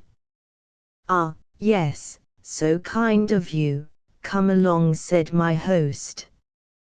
We threaded the crowd, and in a few minutes we stood before the two ladies. Loam introduce LD Cairngorm, he said, then, adding quickly to me, come and dine tomorrow, won't you? He glided away with his pleasant smile and disappeared in the crowd. I sat down beside the beautiful girl, conscious that the eyes of the duenna were upon me. I think we have been very near meeting before, I remarked, by way of opening the conversation. My companion turned her eyes full upon me with an air of inquiry. She evidently did not recall my face, if she had ever seen me. Really, I cannot remember, she observed, in a low and musical voice. When? In the first place, you came down from Berlin by the express 10 days ago. I was going the other way, and our carriages stopped opposite each other. I saw you at the window. Yes, we came that way, but I do not remember, she hesitated. Secondly, I continued, I was sitting alone in my garden last summer, near the end of July, do you remember? You must have wandered in there through the park, you came up to the house and looked at me, was that you? She asked, in evident surprise. Then she broke into a laugh. I told everybody I had seen a ghost. There had never been any Cairngorms in the place since the memory of man. We left the next day, and never heard that you had come there. Indeed, I did not know the castle belonged to you. Where were you staying? I asked. Where? Why, with my aunt, where I always stay. She is your neighbor, since it is you. I beg your pardon, but then, is your aunt Lady Bluebell? I did not quite catch, don't be afraid. She is amazingly deaf. Yes. She is the relict of my beloved uncle, the 16th or 17th Baron Bluebell, I forget exactly how many of them there have been. And do you know who I am? She laughed, well knowing that I did not. No, I answered frankly. I have not the least idea. I asked to be introduced because I recognized you. Perhaps you are a Miss Bluebell.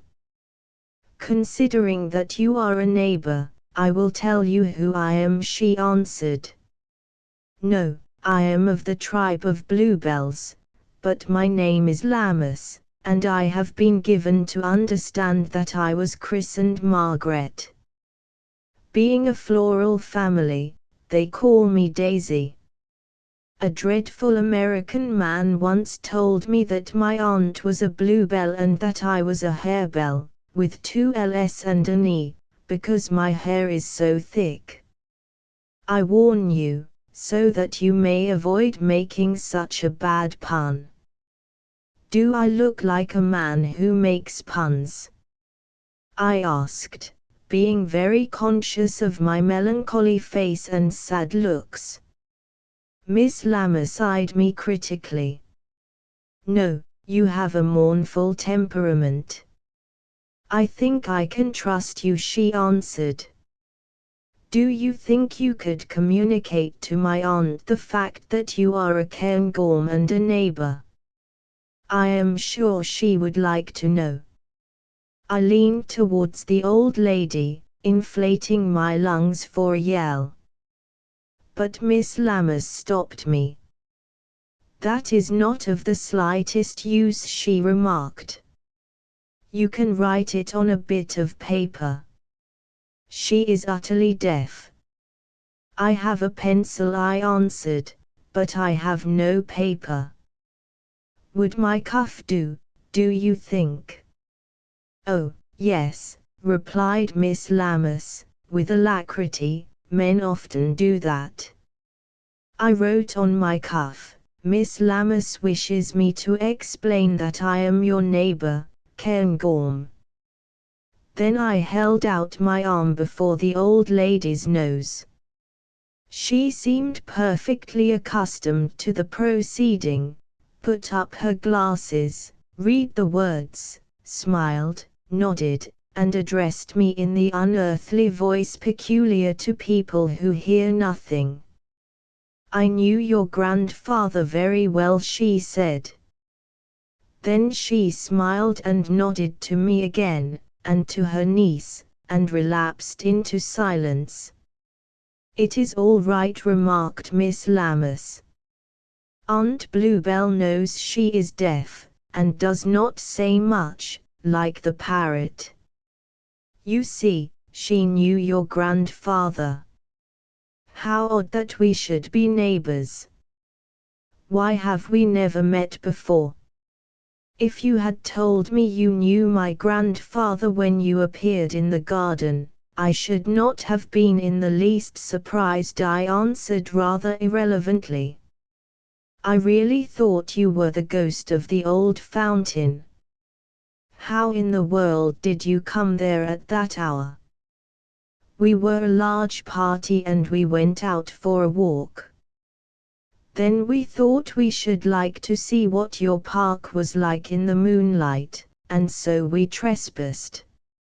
I got separated from the rest, and came upon you by accident, just as I was admiring the extremely ghostly look of your house, and wondering whether anybody would ever come and live there again.